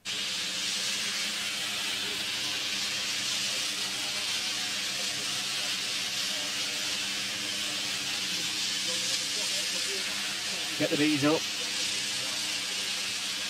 Of course, they're allowed to do 4-hour stints, whereas here, the fuel tank is only 2 hours, so you have to do a driver change every 2 hours. So you're looking at around about 6, but that's not official. Some drivers are here with 8 drivers, some with 9. some with fewer than 6. It all depends on the team and all depends on what they feel comfortable doing. And again, with a lot of the teams running it as an experience and a social, first and foremost. We've been mentioning the British 24-hour later in the year up at Teesside. I've seen teams of 12 do that from set organisers. In fact, Swindon Karting Arena, I want to mention in this regard. They've sometimes done it with a team of 12, where they have 6 staff members do the running on the Saturday, or the first 12 hours of the race, and then they swap over. They literally have a car come up from Swindon up to Middlesbrough, a fresh set of 6 drivers in. I know which side I'd rather want to be on. I'd rather want to be on the second group of 6 that are finishing the race. I wouldn't want to do the first bit and then head back down to Swindon to run the circuit for Sunday. But yeah, 12 drivers all in one team. How about that?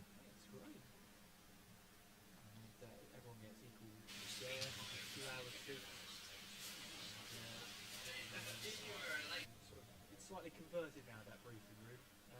I tried to have a nap in there. Tried being the optimum word there. Yeah, absolutely. Some people I stuck my head in there and was like, nah, this ain't going to work. Some people are out like a light. I don't. Again, they've been working harder than us. We've been sat in a warm room all day. Very true. Very true. So what's our closest battle out there at the moment?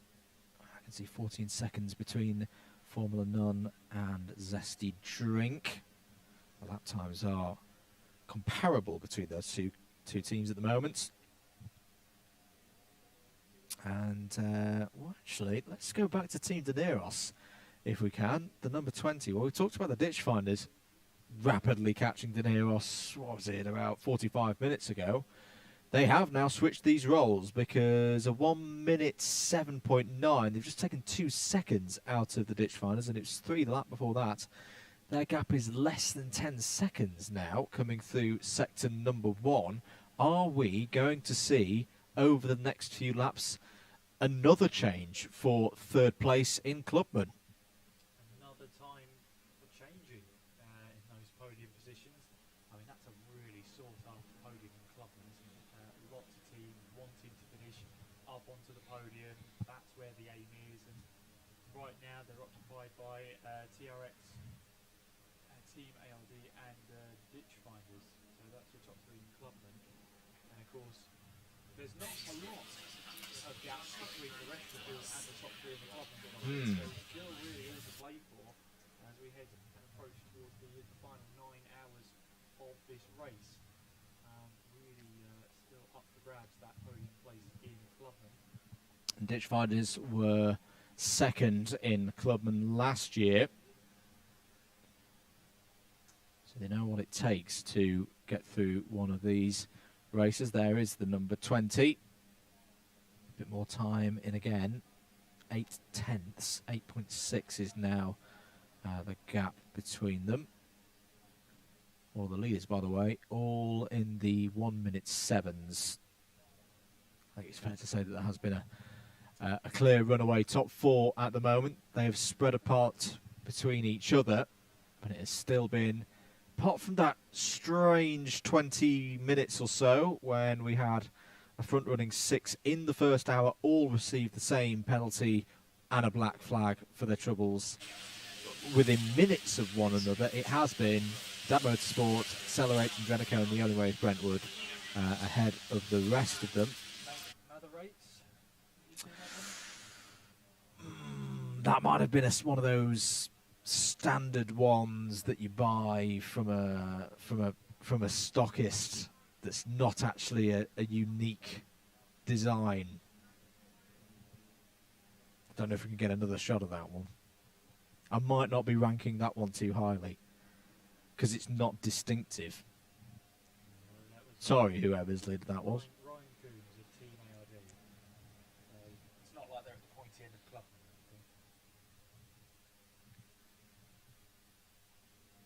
See, now this is the way we play the reverse psychology trick, and he goes out and proves me wrong with some really good lappage. If you want to put it like that, that is entirely on It's worked before for drivers. I'm sure it has. I'm sure Ryan's thrilled at the comments. I'm sure he is. It's that delirium. It is. It is rather. I love it. The Chippo's in the chat. The rain has ruined us. No, it's not, Chippo. Don't give up. Don't give up on me, son. Still in this. Very, very much in this. It might take probably a week for you to dry out. I tell you what they're going to come back with next year. Send your frogs branded up wetsuits. That'll be a thing next year. Yes. And I'll appreciate that, because that's also like if you want to like relegate your driver gear for commentator rating out of 10, most wetsuits will take anyone down from, even if they were like a high 6 or 7 out of 10, you're straight down to a 3. Right. The only person I know who breaks that kind of rule is another one of our Club 100 drivers, Chris Alcock, who has such a luminous yellow. Again, he breaks the trend. I have rules where they get broken all the time, where he's gone so the other way. He's gone so garish with the high vis that he makes Alpha's cameras overexposed. He even has it on his shoes and his overboots in the wet, and I know straight away it's like, the camera's having a problem with a supernova going around the circuit. It must be Chris Alcock. A supernova. Not a champagne supernova, is it? No. No? Fair enough. Just a very soggy and dirty. It's around lid that he first appeared in a very wet race. There's the helmet of Ben Daly. Go on then. 8.3 out of 10. That's very specific. Okay, show us your working. He's actually showing me his working. What's he writing down? 10 minus 1.7. Okay, so why the minus 1.7? I'm going to take it 1 point off for there being kind of... I know why, because he's a man from Australia. He's representing Danny Rick, but there is a bit of a resemblance with the Danny Rick there. So he loses a point for originality. There's too much white on it as well. And that's a 10 out of 10. That is a 10 out of 10. You know that when one of those helmets come by, excitement is about to fall on the stream. I'm being harsh. No, I do like Ben's design there. That is a really, really good one, because again, it's distinctive. You know straight away that it's Ben. Yeah. Indeed. Of course, he's got his logo on the back of the as well. I'm sure there'll be more. I'm sure our plucky camera crew out there will find you more to rate. Make this a series. We'll have to edit this together and find out which was the best one according to Andrew Mather. Club 73 Young Guns, track limit warning for cutting the corners or extending probably out of hairpin 2. That's the hotbed of track limit warning activities where most drivers pick them up. They put their hand up and say, sorry, I messed up my corner exit. Having a look there. Is it again? I like that one. I'm gonna give that one a 7.5. Yeah. Okay. The only reason it gets marked down, yes, it's got the distinctiveness of the Union flag, but you do see a lot of. So to use Max O'Shaughnessy as an example, if you have Union flag and then combine with something else, you've got those two dividing, but also synergies on the lid. Whereas if it's just as there's a penalty that we're going to talk about in a minute, if it's just one distinctive element, it could be pinched by somebody else. Yeah. So when I think of Union flagness, Nah. 3 out of 10. It's literally called a lid. Lid helmets. I didn't even know that was a brand. 3 out of 10. I also think John Ratcliffe wears that one, so that might even relegate it down to 2 out of 10. Where are we going with this? Let's go to a penalty, because that's far more important than me randomly giving numbers to people's race helmets. TRX have had their second black flag within the last hour for multiple pieces of contact, and this time, this might lose them the lead in Clubman. 45 seconds. It'll be very close to whether they're going to lose the lead here in Clubman. I don't think they'll lose the lead, but that lead will be completely wiped away. Yep. If no, that's the I saw the Bayford Bandits. Bayford Bandits might be about to gain 2 positions here in 1 lap, because they are 0.9 of a second behind Team ARD and 3 seconds a lap quicker than them. TRX have come back out 13.6 seconds. So they've held on to the lead. Held on to the lead by about 13.5 seconds, but of course then they'll need this lap to get back up to speed, so they'll lose more time for Team ARD on this lap. So I'm expecting it to be roughly possibly 12, maybe 11.5 seconds will be the gap when they cross the line next time around. So yeah, that's a big chunk of time they have lost. That's a big chunk of lead they've lost in a race where we've been talking about, you know, sort of 1 lap, 2 laps is not that big of a gap. To go from 40 seconds back down to what we're looking at about 12 seconds, but that just shows you that it's half a lap. These penalties roughly. Yep. So you cannot afford to get those penalties that tumble down the order. And a hand raised there for TRX Racing. And make their way in towards Hairpin 2. They're still leading the Clubman class. And what was the gap when they crossed the line? It was between them and the Bayford Bandits. It was 8.8 seconds, so it's even less than I thought it was going to be from that one. And Team ARD are just behind them. So gap between the 2 Clubman leaders is around 9 seconds at the moment. There is your Clubman leaders then in TRX Racing, heading their way in towards Garda. At number 19 cart is Team Rango, who get the better launch out of Senna and up the hill towards Cafe Curve. I mean, it's been a difficult time for Team Rango. It has. Especially. I mean, they were doing so well. They were battling for the Clubman lead.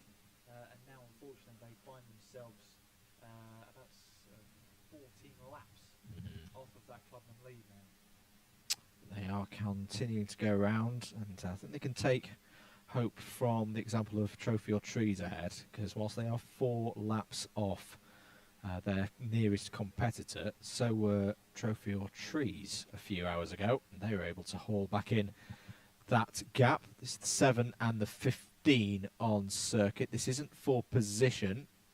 Number 15 of Formula None going through.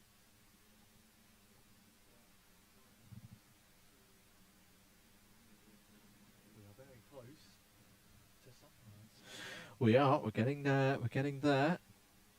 It's always a bit of it because it's tinted windows, it's tinted film on the doors here in the John Button suite. But I'm just trying to peer through to see if we have got any signs of dawn. Not quite yet. She's not far away. Rosie asks, will you be having the whole of the streams on your channel, Alpha Live? Yes. So any of the broadcast put out live today will be available to watch back on demand. There's a little bit of an upload process that YouTube has to go through, but give it a bit of time, give it a day. You will be able to watch all of this weekend's coverage back right from when we started the broadcast at around 2 p.m. So all the grid walk, the pre-race grid walk, the full race, and also the closing ceremony, the podium ceremonies, and all of that business. And you can watch last year's race as well. Yeah, you can. Yeah. Compare the two if you want. Make a marathon out of it. There is the number 12, Club 73, Not Fast But Furious.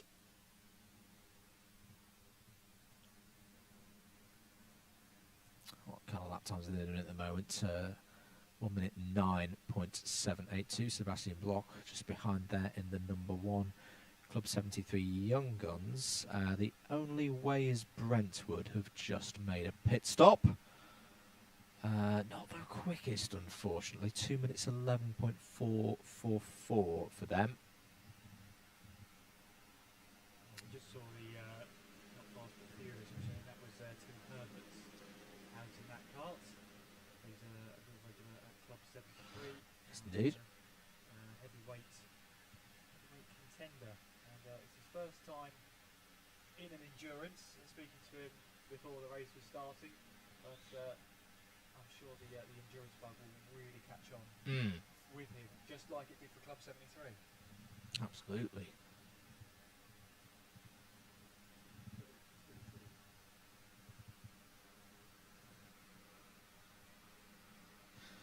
Notorious RB asks, where do we all think the Frogs would or could finish? I think he was definitely on the card. Yeah, I still think possibly a top 10 overall could be on. But it also, to balance it out, could all go wrong. They could finish outside the top 20. That's the beauty of endurance racing.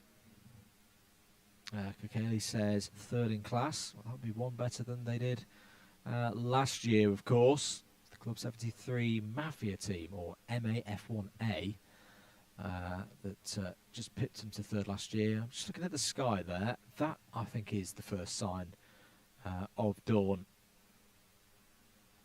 And that'll be a beautiful sight for a lot of the teams, because it's been a long, long night, especially with this weather. It's full testament to all the teams and how they've got through this. Everyone say hello to Dawn. Hello, Dawn. Because this has not been an easy one. It's not been an easy 24-hour race at all. And to see the sun starting to appear once again, you can, I know it's another one on the endurance race cliches, but now's the point. I think you start thinking, we might have broken the back of this one, and we're closer to the finish now than we were a few hours ago. Yeah, once the sun starts to rise, you start to think,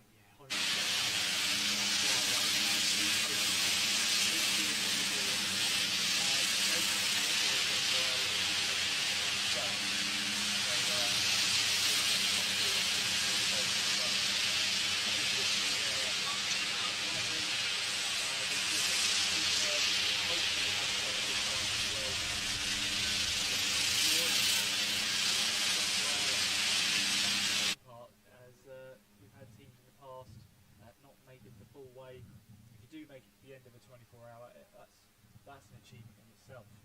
That's worth a rest afterwards. Zinger going down the hill then. It's pretty much as we were. 14th place.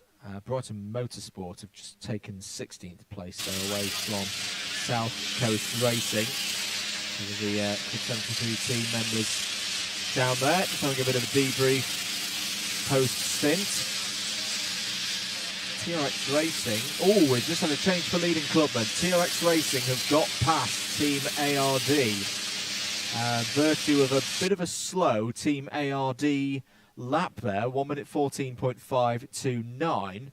Still both of them relatively early into these portions of the race. I was about to say early into stints, but we shouldn't forget that they've had black flags along the way. Track limit warning for the number 17 of Dr. Vapes.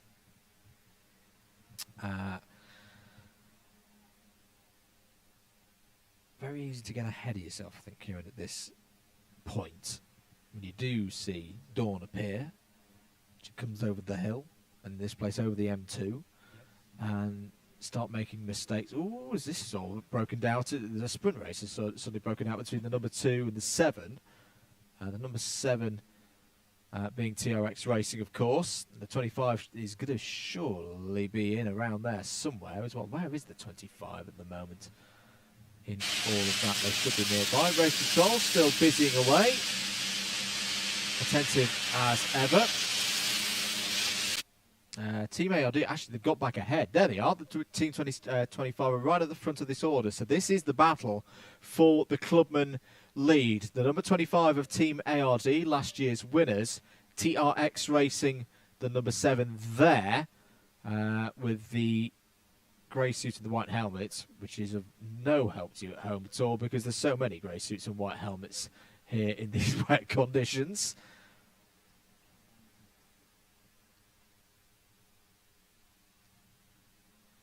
Down the hill through Symes Sweep go Dr. Vapes. Switch back there as they approach paddock. We'll look to the outside of Team ARD. Get the run up the hill, possibly. No, Team ARD. Okay, now Team ARD are going to form back into line. Team De Neros. Now, that is not for position, folks, but that is exactly 2 laps. The gap between second and third places in the class. And that'll be good for Team De Neros because that gap they've closed, the psychological boost, Kieran, of getting themselves back into less than 2 laps behind their next opponent, hopefully will spur them on. Yeah, there's nothing like getting a lap knocked off because you're managing to get those positions up there, as that was 17 running deep. Dr. Vapes in towards hairpin 1, so a bit of lost ground there. But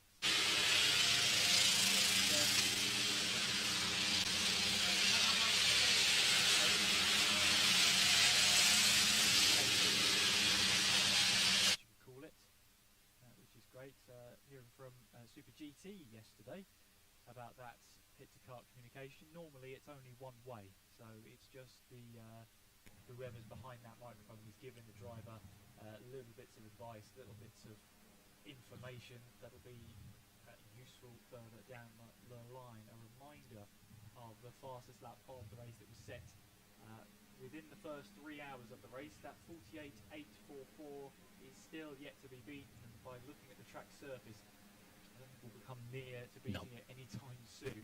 But that was Dante Dillon who set that lap time, and it stays the fastest lap and probably will remain the fastest lap for the foreseeable future. We've got 9 hours of the race to go. If you're continuing to follow the race on DDMM Comms Watchcam, thank you for your continued support. We're going to go into stream reset mode on DDMM, not on Alpha Live. Keep it locked here on Alpha Live if you're watching on YouTube and Twitch. There, part 3 starts a little bit later on. But if you're watching on DDMM, do hop over to part 3, which is on the channel homepage. We will see you in a minute.